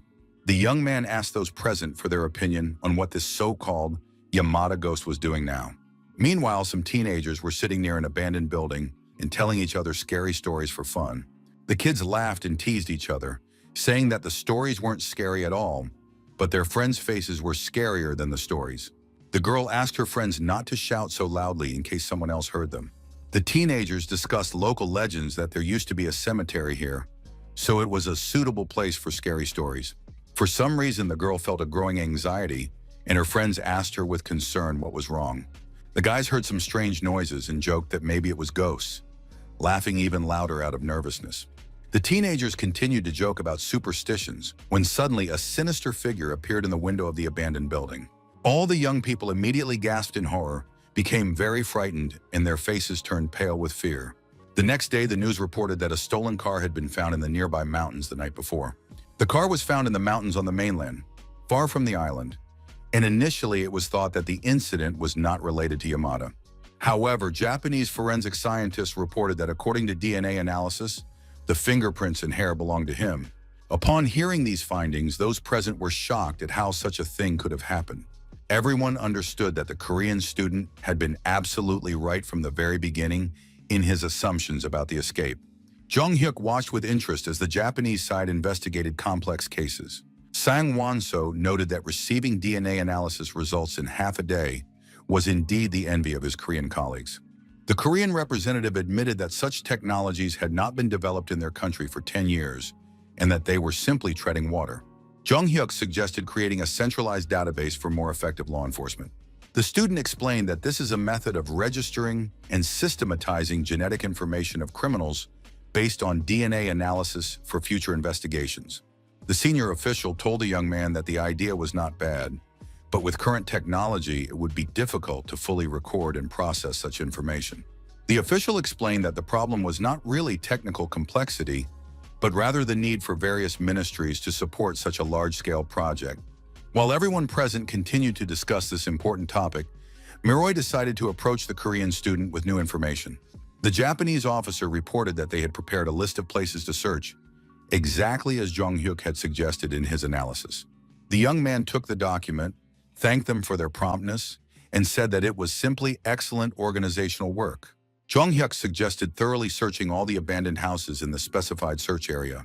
There were many suspicious objects within a 10-kilometer radius of the location where the stolen car was found. There were 12 abandoned houses there, which were thoroughly checked, but nothing suspicious was found during the search. The chief Korean representative admitted that, for the first time in his life, he had not found even a trace of anyone's presence in the abandoned buildings. Miroy reported that no one else had found anything, not even a hint that someone had recently stayed there. The Japanese investigators began to wonder if they had wasted their time and if the idea of hiding in abandoned houses had been premature. Jung-hyuk thought it was strange that they had searched all the abandoned houses in the area, which meant that either Yamada was not hiding in empty buildings or had already left. The student suggested that his colleagues carefully review all the collected materials and evidence once again. Meanwhile, the teenagers who had been sitting in the abandoned building came over and complained about the rain that had started and the possibility of catching a cold. The guys remembered someone's umbrella and discussed that there really was a real ghost outside the window that they had seen. The teenagers admitted that adults had always forbidden them from going there, and now they understood why. Jung-hyuk approached the teenagers and asked them where exactly they had seen this so-called ghost. The guy asked them to specify exactly which abandoned house they had seen the suspicious figure in. The teenager unexpectedly clarified that it was not an abandoned house, but some other hiding place. At that moment, the man in the cap and hooded jacket was cautiously moving through the narrow and hidden places of the city. Yamada thought irritably about what insolent brats had interfered with his plans for the night. Because of these teenagers, he almost had to sleep outside in the cold and rain. The criminal reasoned that the boys were drunk, so they would hardly be able to remember anything clearly about what had happened. Yamada thought contemptuously. Who would have thought that the police were still uselessly spinning their wheels on that tiny island? The fugitive considered the cops useless because they couldn't even imagine what he was capable of doing to survive. Escaping from the island by swimming, risking his life in the cold water, was nothing compared to prison for him. The criminal was willing to drink dirty water and sleep in a landfill just to survive and remain free, provocatively challenging them to try to find him. Yamada smugly thought he was hiding where investigators couldn't even imagine, when suddenly bright spotlights began to unexpectedly illuminate his hiding place. A man with a powerful flashlight loudly asked who was in this place at such a late hour. The Japanese police reported via radio that a suspicious person had been found and relayed his current location to the task force. Yamada immediately became angry at the surprise and gritted his teeth viciously, realizing that his hiding place had been discovered. The criminal realized that the only thing left for him to do in this situation was to try to escape from his pursuers. The fugitive was puzzled as to how the police had been able to find him and discover the exact location of his secret hideout. Yamada understood that he could not simply give up without a fight and had to break away from the law enforcement officers pursuing him at all costs. Suddenly, another police officer appeared right in front of him, completely blocking his path of retreat. Desperate, Yamada quickly grabbed his heavy backpack and threw it with all his might at the police officer. The criminal knocked the officer down like a bowling pin and laughed maliciously, calling all the police officers complete idiots. Yamada mockingly challenged the law enforcement officers to try to catch him if they were able, when suddenly someone's fist appeared. A powerful punch struck him unexpectedly right in the face, something the criminal did not expect from his opponent. Blood began to flow from his broken nose, and Yamada tried to see who had dared to hit him. The criminal lost his footing and fell hard to the ground from the powerful blow. Jung-hyuk told the defeated man that he had not expected to find him hiding in an abandoned factory building, but had thought he would be in an abandoned house. The student added that they had run around the neighborhood a lot today to find this dangerous scoundrel. Yamada quickly grabbed a sharp piece of glass instead of a knife and swung it, threatening to kill his opponent if he didn't back off. The other students ran to help their friend, shouting that the dangerous criminal was there. However, the Japanese students stopped abruptly, froze with their mouths open, and began to watch the events unfold. With a single swift movement, Jung-hyuk knocked the armed opponent to the ground. With a malicious expression on his face, the student told the defeated criminal that it was the end for him. The captured criminal, his eyes rolled back, was put in a police car to be taken to the station. The Japanese colleagues apologized to their Korean guests for not only involving them in the investigation, but also asking for their help in the arrest. The Japanese representatives emphasized that even the hint about the direction of the investigation was actually a great help. Jung-hyuk thought that they were thanking him so much that he himself felt uncomfortable with such attention. Therefore, the student suggested that instead of expressing gratitude, he would do something truly useful for the Korean police. His Japanese colleagues thought about what exactly they could do for the Korean law enforcement agencies. Jung-hyuk suggested reporting the whereabouts of Korean criminals in Japan or organizing technology exchange between the countries. Sang-won-so reminded the young man that he was only a candidate for leadership and did not have such broad powers. The Japanese representative began to speak enthusiastically about the prospects for cooperation between the academies. Miroy respectfully noted that if the Korean Police Academy had such talented students, it was indeed a reason for deep professional respect and further cooperation. Jung-hyuk concluded that he had done absolutely everything in his power to bring the matter to a successful conclusion, so all that remained was to see what the results would be. His Japanese colleague said that he also had a personal request for the Korean student. Miroy explained that there was a person who would very much like to meet Jung-hyuk in person and asked if he could spare some time for a meeting. The young man agreed that there was nothing complicated about it, but asked curiously who exactly wanted to see him. The Japanese officer explained that it was a relative of the victim who was insisting on meeting the person who had helped catch the criminal. It was a relative of the young girl who had been brutally murdered by the dangerous maniac Yamada during his escape. Jung-hyuk put on a business suit, realizing that he hadn't worn formal attire for important meetings in a long time. The student reflected that he couldn't say it was easy for him, As a future police officer, he had to get used to such situations. Meetings with relatives of crime victims are always an extremely difficult ordeal for law enforcement officers. Miroy noticed that the Korean guest spoke as if he had already gone through such painful meetings many times before. The Japanese man added that the relative he is going to meet is a close acquaintance of his father. Therefore, it is possible that Miroy's father will also be present at this important meeting with the victims. Deputy Chief of the 2nd Criminal Investigation Division of the Police Department, Commissioner Kentaro, is Miroy's father. While inside the building, Miroy inquired about the whereabouts of Mr. Nijimura, whom they were expecting. The son introduced his father to the Korean guest, explaining that he was a high-ranking police commissioner. Jung Hyuk thought that now he understood why this young man had such broad powers in the investigation. The commissioner told the student that he had noticed his outstanding personality and analytical abilities during the briefing. The high-ranking officer emphasized that the Japanese police owed a great deal to the Korean guest, who had truly proven himself to be a great asset. Jung Hyuk noted that as far as he knew, the relatives of the victims they were expecting today were personally acquainted with the commissioner. Kentaro confirmed that he was a close friend, although they initially met in a working relationship, as he was a suspect and the commissioner was investigating the case. Upon hearing this information, Jung Hyuk was very surprised by such an unexpected background to their acquaintance. An employee approached the group and announced that the visitors they were expecting had arrived.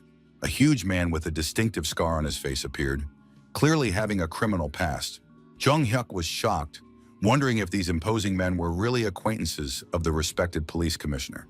The visitors approached, bowed politely, and expressed their delight at meeting the Korean student. The man with glasses apologized for being late and introduced himself as Nijura, thanking them for their patience. The commissioner warmly greeted his old acquaintance, expressing his joy at meeting him after such a long time.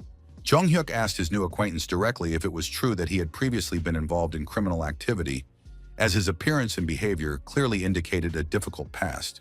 Nijimura asked not to be misunderstood, but admitted that he had indeed once been involved in fraudulent activities, although he had long since given up this activity. The former criminal introduced his burly companion, explaining that this guy was his younger friend, who had also given up crime and now helped out at the bar. Hearing this story, Jung Hyuk felt relieved and glad to see people who had severed all ties with the criminal world.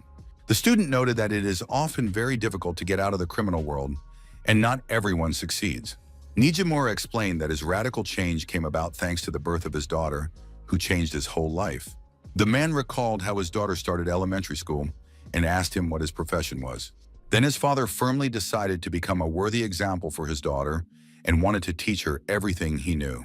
Nijimura wanted to provide his child with a good education and believed that he was doing everything right for her future.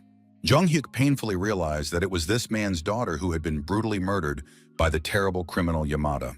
The commissioner's son could not withstand the emotional strain and burst into tears at this heartbreaking story of a father's love. With tears in his eyes, Miroy apologized, saying that if they had arrived at the crime scene earlier, everything could have turned out differently. The commissioner apologized and took his emotionally shaken son away, explaining that he simply couldn't cope with his feelings. Jung Hyuk and Nijimura remained alone together at the bar for a private conversation. The father of the deceased girl expressed his desire to thank the Korean student for his help in catching his daughter's killer. Nijimura said he had a special gift he would like to give as a token of his gratitude. Jung Hyuk politely declined, assuring him that there was no need and that it was not necessary. The man explained that he had heard from his friend, the police commissioner, that the guest was a student at the police academy. Nijimura wanted to thank him financially, but understood that the young man would not accept money on principle. Therefore, he offered materials that might help the student in some important future case or investigation. Jung Hyuk realized that these were descriptions of fraudulent schemes that this man had used in the past, including methods that would be used in the future.